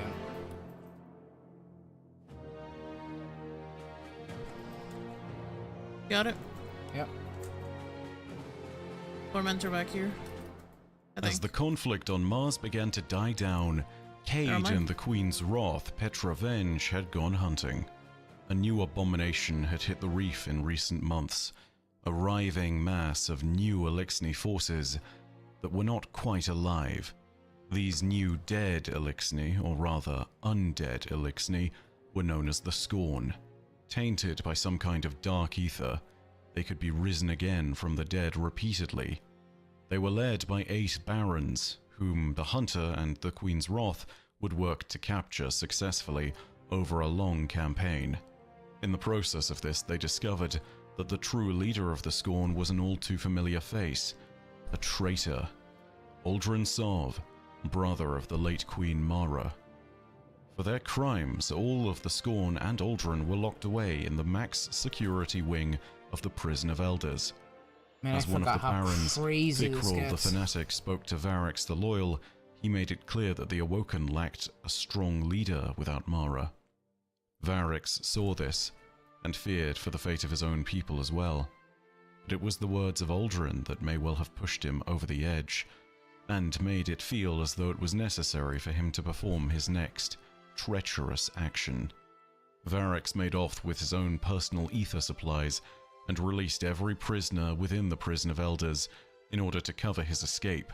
As this happened, many terrible criminals were released, such as Aramis the Shipstealer, Baron of the House of Devils. But of course, most crucially of all, the Scorn was set loose as well. Petra recalled Cade immediately to help her contain the prison break, and Cade invited us along for the ride. And thanks to Cade's assistance, we were able to truly lock down the prison once and for all. But Petra had a deeper concern.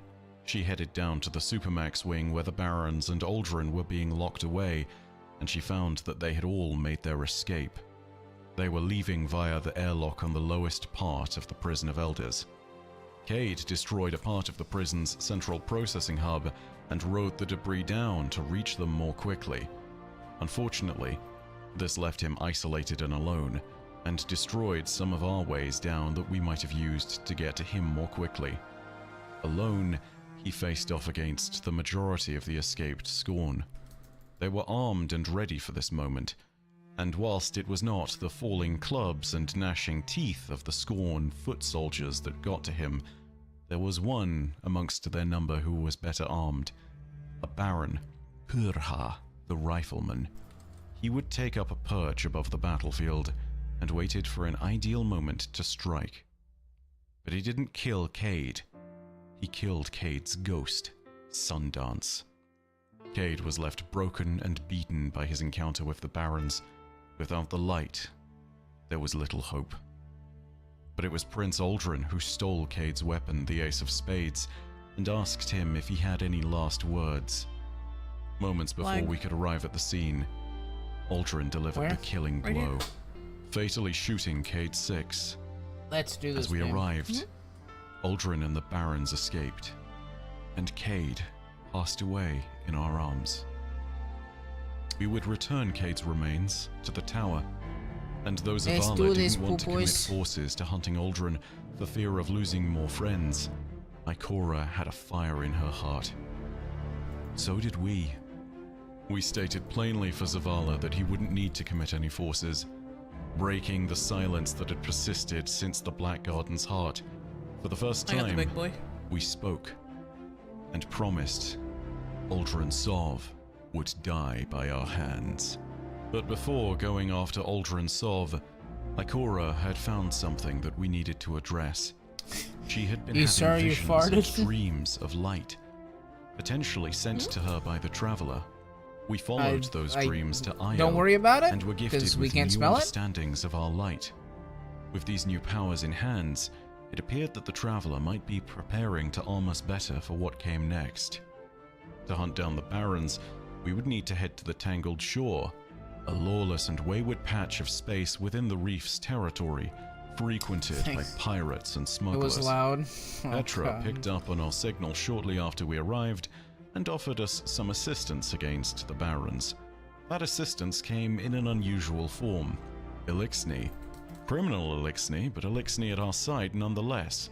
This was perhaps the first time we had properly fought alongside allied Fallen. It turned out that these Elixni didn't work for Petra, but instead worked for the Spider, an Elixni crime boss who had grown frustrated that the Barons were cutting into his business on the shore, having even removed him from his previous hideout. He agreed to give us their location in exchange for us running a few errands for him on the shore. Come. When he did give up the Look location at of the Barons, him. He's they huge. had had the necessary time to fortify it into a stronghold of their own, and though we carved through numerous scorn, we arrived too late. The Barons Let's go, escaped, baby. and we had to individually hunt them down before reaching Aldrin Sov. And so we went down and hunted them all.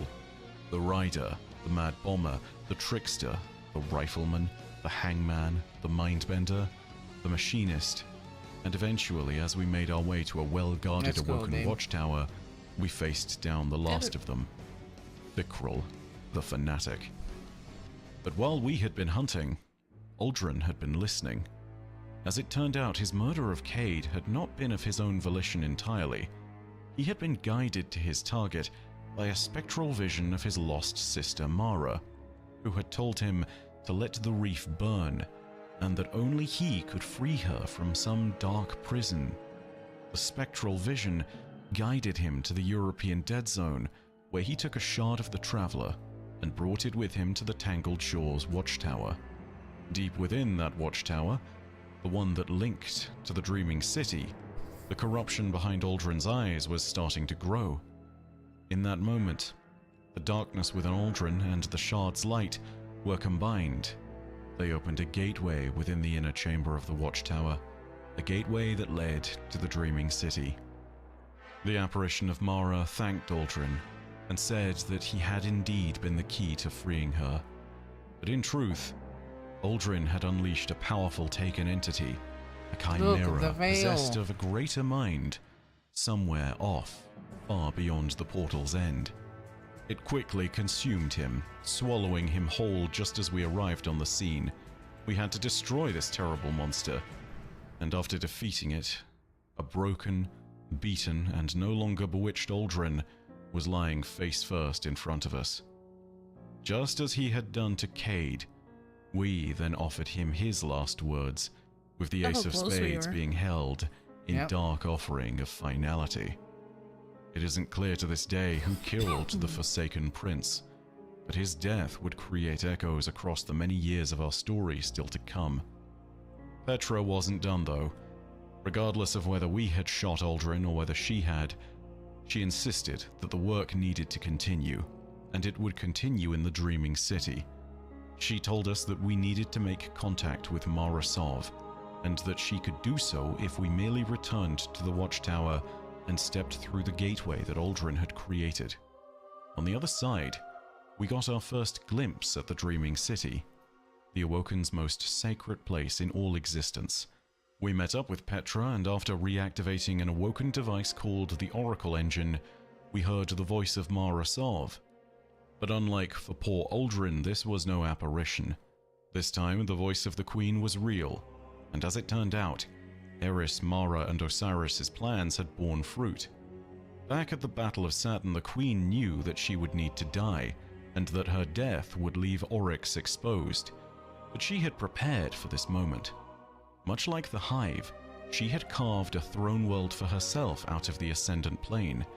With the assistance of her captured wish dragon, Riven, she was able to create Elysinia, a throne of her own that would allow her to persist beyond death. Let's go. But unfortunately, the Dreaming City had been left vulnerable to an Let's attack hurrah by before Oryx final shape. in the opening moments of the Taken War, and so Oryx had reached through and corrupted Mara's throne world, and had even sent Look his at this agents big into boy. the Dreaming City.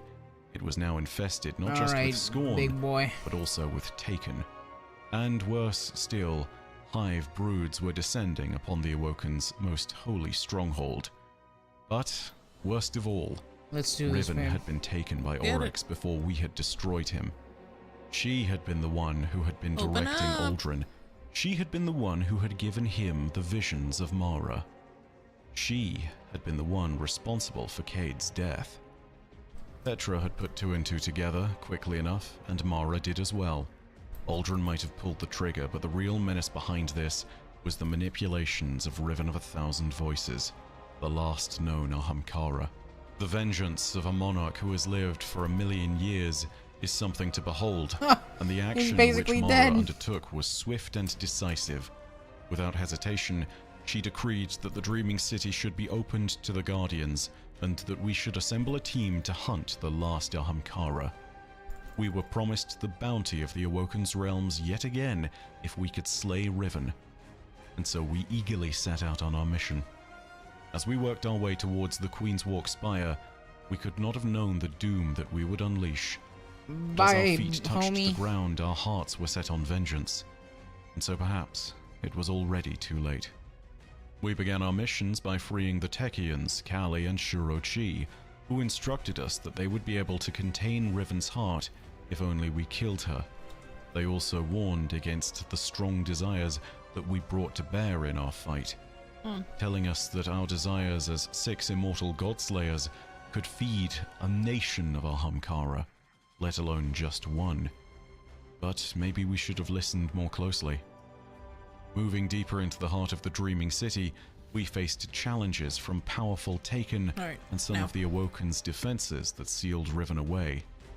And when at last we reached Oh. the spire itself, That And we here we confronted go. Riven in her titanic form. She had been The empowered catalyst with for the the final darkness of shape. the Taken energy thanks to Oryx and her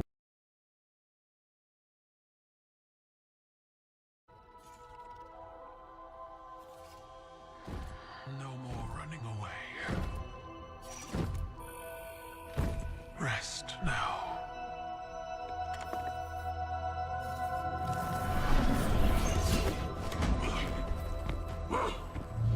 The uglier they are, the harder they fall, right? No? Come on.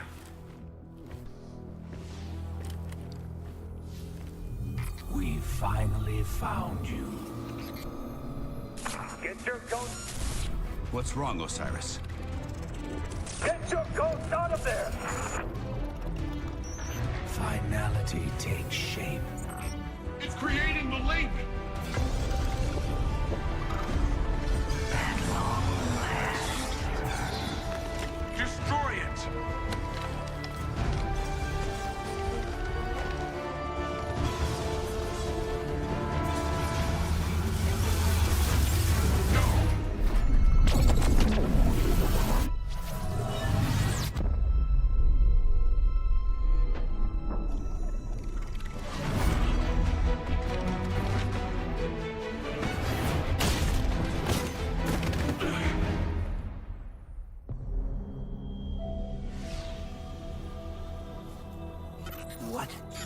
What just happened?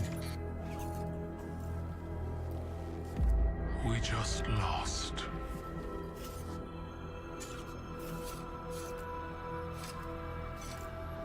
Zavala, come in.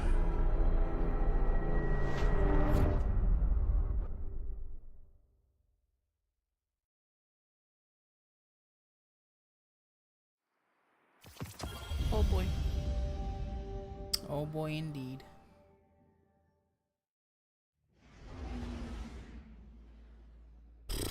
Man, the final shape is upon us, Guardians. Mm-hmm. Come Tuesday, will you join that last fight? The fight against the Witness. The fight to end the story of the light and dark. It's gonna be crazy, and I can't wait to get off work and play it with y'all. It's going to be insane.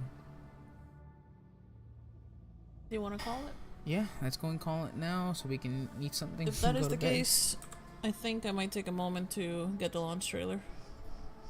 Ooh, the launch trailer. Write this down in a sticky note. Sticky note? Or in our DM in Discord, 520. 5 hours and 20 minutes? Mm-hmm. Gotcha, I'll do that now.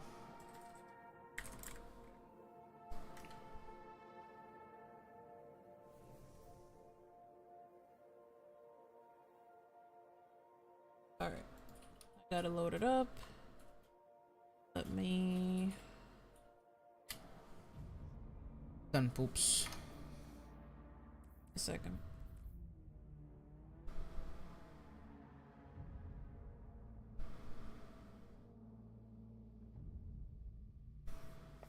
I'm gonna take this time to add no backup crayons. That's funny.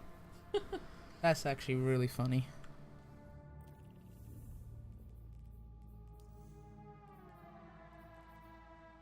That is pretty funny. Alright, I gotta load it up. Alright, anything you want to say before I hit play? Because I'm pretty much gonna end it right there. Like, literally as soon as it ends. I mean, it's... This 10 fucking years, man. 10 years. 10 years up to this moment. 10 years in the making. And it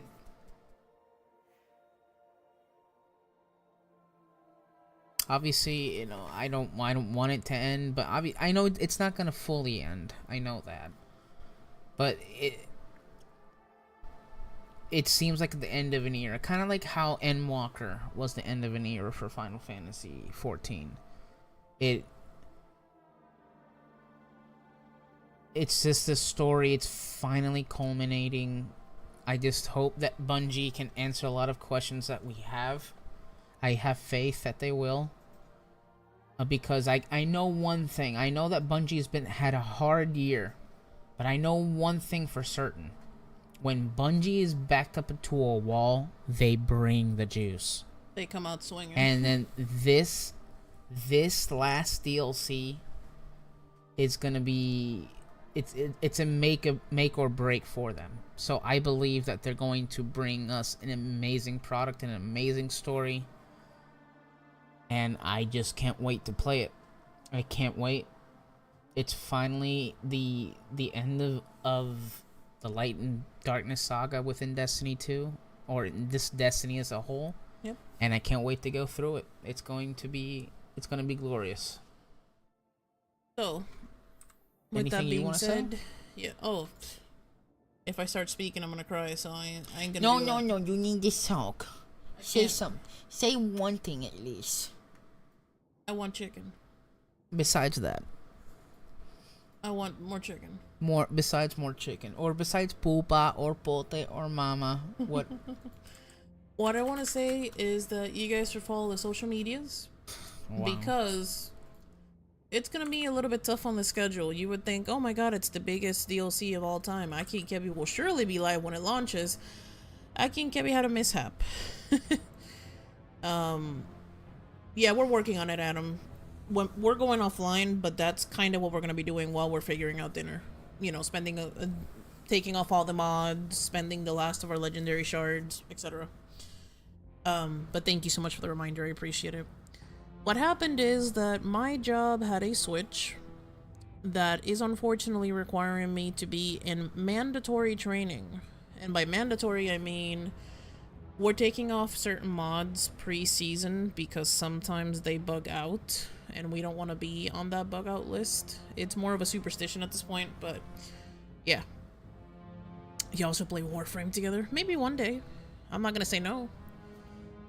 What happened is that this particular shift in my job is requiring me to do mandatory training. This mandatory training is literally a final written blah blah blah if you miss any time, so I can't.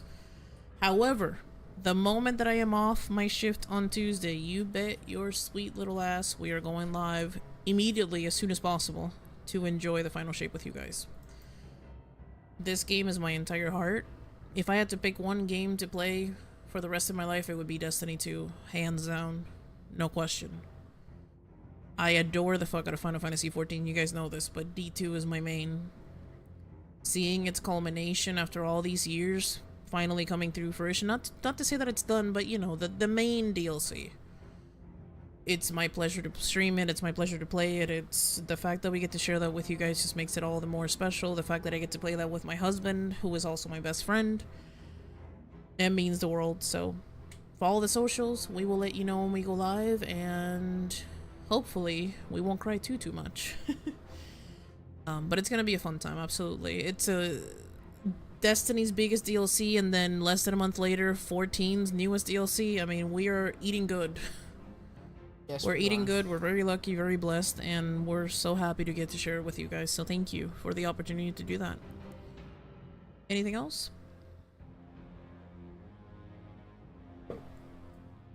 Guardians make their own fate. Absolutely. And we will make our fate come Tuesday. Hell yeah. And with that, we're gonna end it with the launch trailer, because what better way to hype yourself up than watching a Bungie launch trailer? Am I right or am I right? You're right. Alright guys, we love you. Thank you for the pleasure of your company as always. The stream will end in about 2 minutes and 21 seconds. Thank you for being here, we appreciate it. Question before you start. Is YouTube and TikTok supposed to be looking at my capture card? Are they supposed to be looking at your capture card? Yes.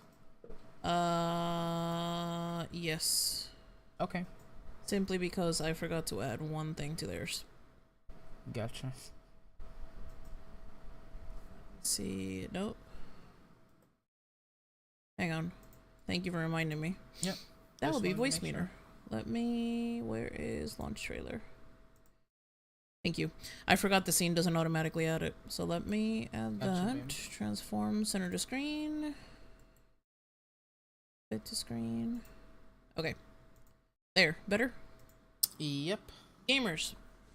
Alright. We're gonna go ahead and end it, but thank you so much again for the love and for the hype. We love you guys. We appreciate it. Enjoy the launch trailer on the way out, and we will see you as soon as we can on Tuesday afternoon, night-ish. We may stream tomorrow too. Probably, obviously, Final Fantasy XIV, because D2 will be offline. We will more than likely stream tomorrow to try to get Bife's video down. To try to finish it. We'll see. But thank you guys again for all the love. So see you next stream. Bye-bye. Bye.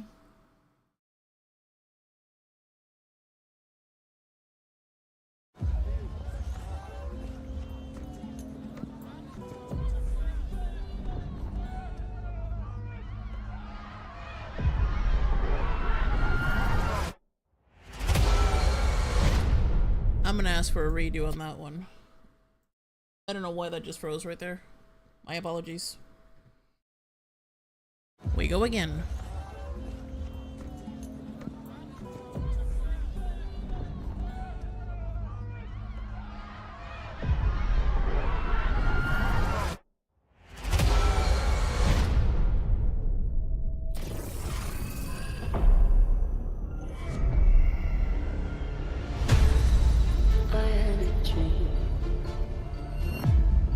Witness nears the final shape.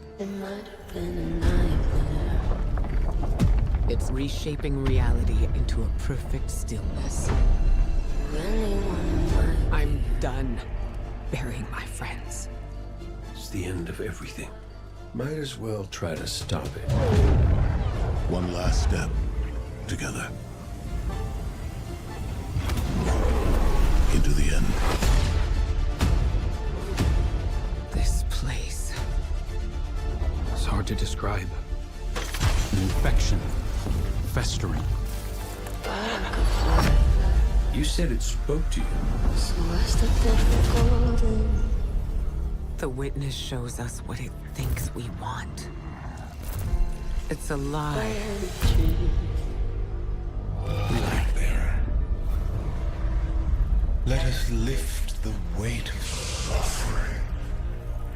Join us. Zavala, please, don't do this.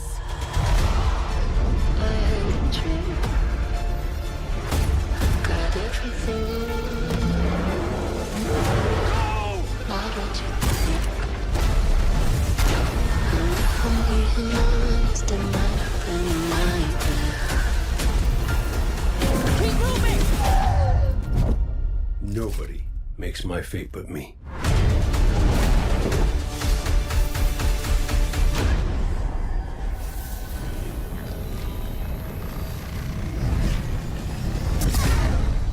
I had a dream.